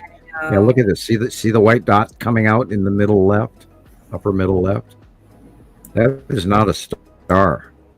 That's a star destroyer. And then it's gone. Upper middle left. Wait. Yeah. Watch when it gets dark. Upper middle left. There'll be a white pizza slice showing up.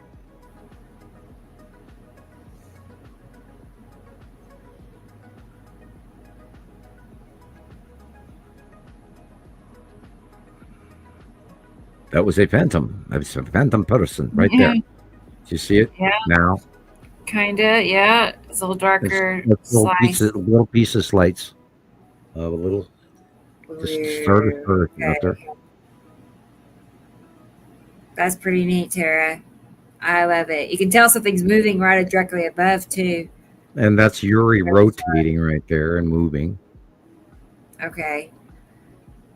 Yeah, and then the light changes and you don't get to see it much anymore. And you've got mostly bottom-based, normal human Earth clouds for the most part here. But notice when it does get dark that there are no stars. No. That's true too. It's cool. I mean, they're just like making a mild impression, on our sky. Like right there. See that moving by?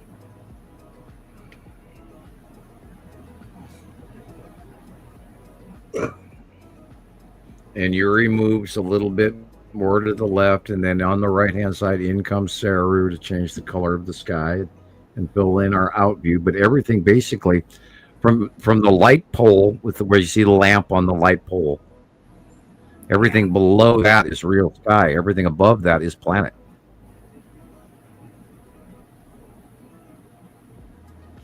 You can see the edge of the sun being clipped up off the top, and then down it goes. And then all the upper area is being illuminated, and there are no stars here. There's just that one star destroyer illuminating. Yeah. And of course, remember, everybody, I have a 43-inch screen.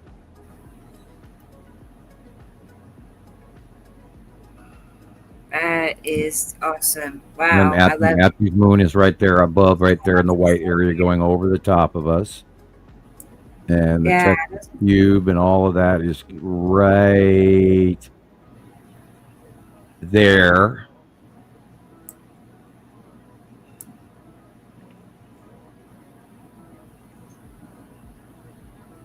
Yeah.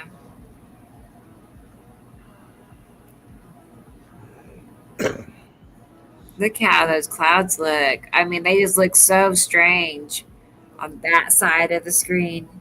Yeah, and that's the upper separate.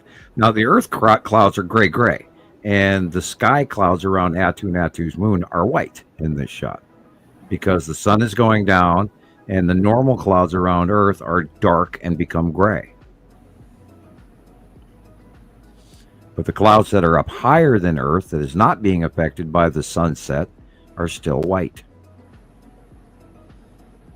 And now the shadowing of the planet, because the angle changes, and then the back of Yuri becomes dark. Right. I love it. Awesome. She's got the perfect spot to do that too. So I'm always fighting my brain on what we're seeing right now because it is so confusing because they are so big. Right. It's a tough sandwich to chew. It really is. Wow, man, we gotta stay longer, right? I'm kidding. I'm kidding. They're coming back. Colette. No, we're kidding.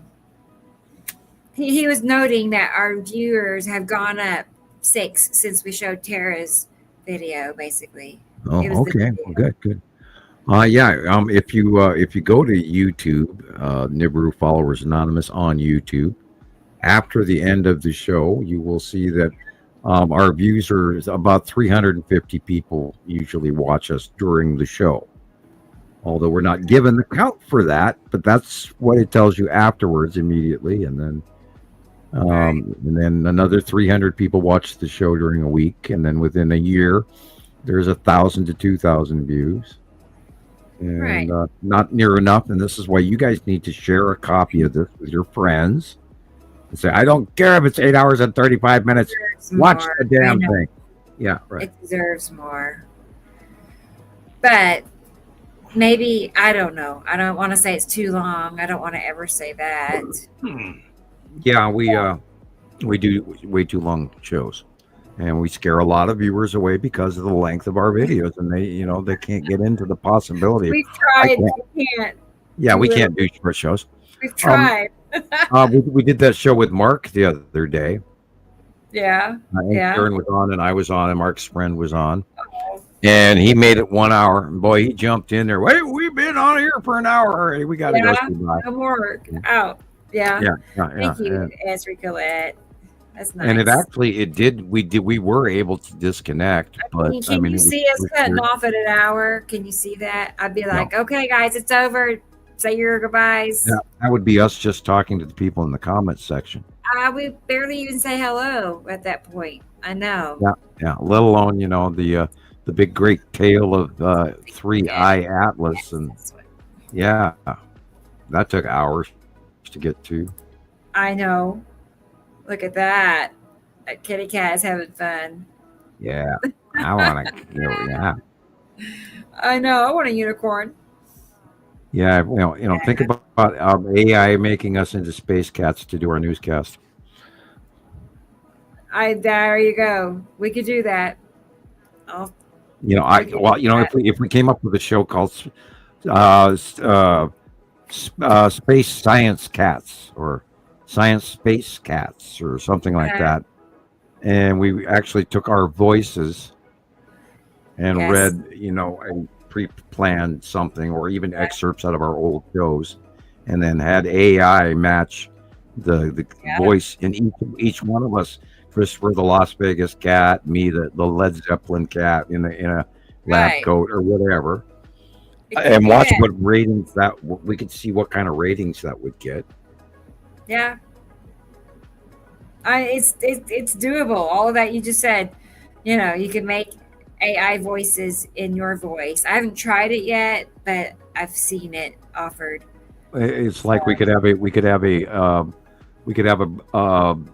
show, a StreamYard video, just us as the group, and then we record that or keep a copy of it, and then hand that, where we all individually, as a group, introduce ourselves. Hi, I'm Samuel Hoffman. I live in Montana. I brought you the binary solar system, blah, blah, blah, for a short speech for, a 2-minute speech from each of us. And then lay over cats in our little lab coats and our little spots in Oklahoma and in Colorado, in Utah, in Montana, in the UK, and see where that goes. And, a lot of people said, well, make a coloring book, make a cartoon book, make a comic strip of you guys doing this and pick out characters. And I thought Space Science Cats or Science Space Cats or some catchy little cat thing. Because everybody loves cats and they get higher ratings. And unless we wanted to talk about evacuating people's acne, which gets really high ratings, but anyway. I'll try to get I've lost my mind. Yeah, I have an idea. I mean, you know me. I'll work on it. By next week, I'll try to have. No pressure, no hype. I mean, I don't want you what to. we look like as a work cat yourself too hard sometimes. So, no pressure. In our current appearance, that'd be something fun. That'd be fun. I just thought it would be hilarious. I noticed you didn't put the startup this week of the AI story, and I did kind of miss that. Okay. And I think I didn't want to burn anybody out. I didn't want to burn anybody out. If you don't show it in the beginning, we could show it in the middle of the show, because I think that's the greatest story we've told, is you're collecting the reality that we are citizen science podcasters from around the world, and we are a collective that is here to prove this without affiliation, without corporate sponsorship, and we're not a media company that can be shut off by the president like Jimmy Kimmel was. So, and we have the, First Amendment, freedom of speech and all of that. So, I'm just winging it here, trying to think of what we can do. Minding our own business. Yeah, doing our thing. Doing our thing and, talking about planets. That's the part they wouldn't like. And then all the pictures. Yeah. Yeah. I'm amazed that they let me get beyond 3 years, frankly. I am too. Really, I am. Because I see what they go through, but I'm pretty sure that we're still just so small. That it's not you're right. True. And, in the bigger picture. For sure it was done. And that was, I don't know how many computers ago. And we've had all of our equipment been screwed with and pried, and we've been put in Facebook jail so many times now. Oh, I know. I see what they go through to try to hide it. It's crazy. I mean, they are operating in every language all around the world. Everybody's got the same idea on what's going on with the sky. It's the government. Doesn't matter what language you're reading it in. They've got it. It's a crappy narrative that we're fighting against, but we are the one little candle in a dark room. So here we go. Yeah, I agree. Well, you want to wrap it up here? Yeah, as good a spot as any. 8 hours, 41 minutes. Yeah, that works. That works. That's good. Yeah, it works. I'll go play Star Wars or something. Well, it's been fun. I know. It's that time. I haven't heard you say that in a while. Yeah. Star Wars. Okay. And I hope everybody sleeps well and no weird dreams like I'm gonna have. I'll be talking to Jillian all night long again. Right. Well, that's nice. I know. I don't know. Like, is it good or bad? I don't. Well, I get. There's been times I get off the show, and then I'll be so tired. I mean, we run 10-hour shows, and then I'll go lay down and I'll go to sleep, and then my brain just automatically thinks we're still talking. I know. We can't. And I don't and clicking on the pillow, and let me send you a link, and I'm clicking my pillow, like I'm clicking my mouse, and I do that. That's when you sleep, eat, and breathe. That's when you're sleeping, eating, breathing. Nibaru, beep beep beep. Nibaru, beep beep beep. Awesome. Yeah, we got Nibaru on the brain. Yeah, Tracy, T. Racy. What did I say, Tracy? I know better. T. Racy. We will see you next week. All right, I am grabbing my mouse and I'm reaching over for the X, and I am ready. Indica. Yeah, and next week, Tara, for sure. Make us another time lapse. No pressure, but that's so cool. Can't wait. Good night, Esther Colette. It's been fun. Yeah, thank you everybody for sending us your stuff tonight and sharing and being here. Yeah, and participating in the coolest thing ever. Bye, Audrey. Have a good day. All right, good night, Audrey. All right, I'm gonna go to bed. So. All right. All right. Thanks, Sam. Good We'll night. see you next week. I'm gonna hit the button too. Okay. Okay. Bye. Bye. Bye, everybody. I'm gonna see you next week. It'll be on the 27th, 3:00 in the afternoon. By then, who knows what's going to happen. So y'all take care, and I look forward to seeing y'all soon. Bye.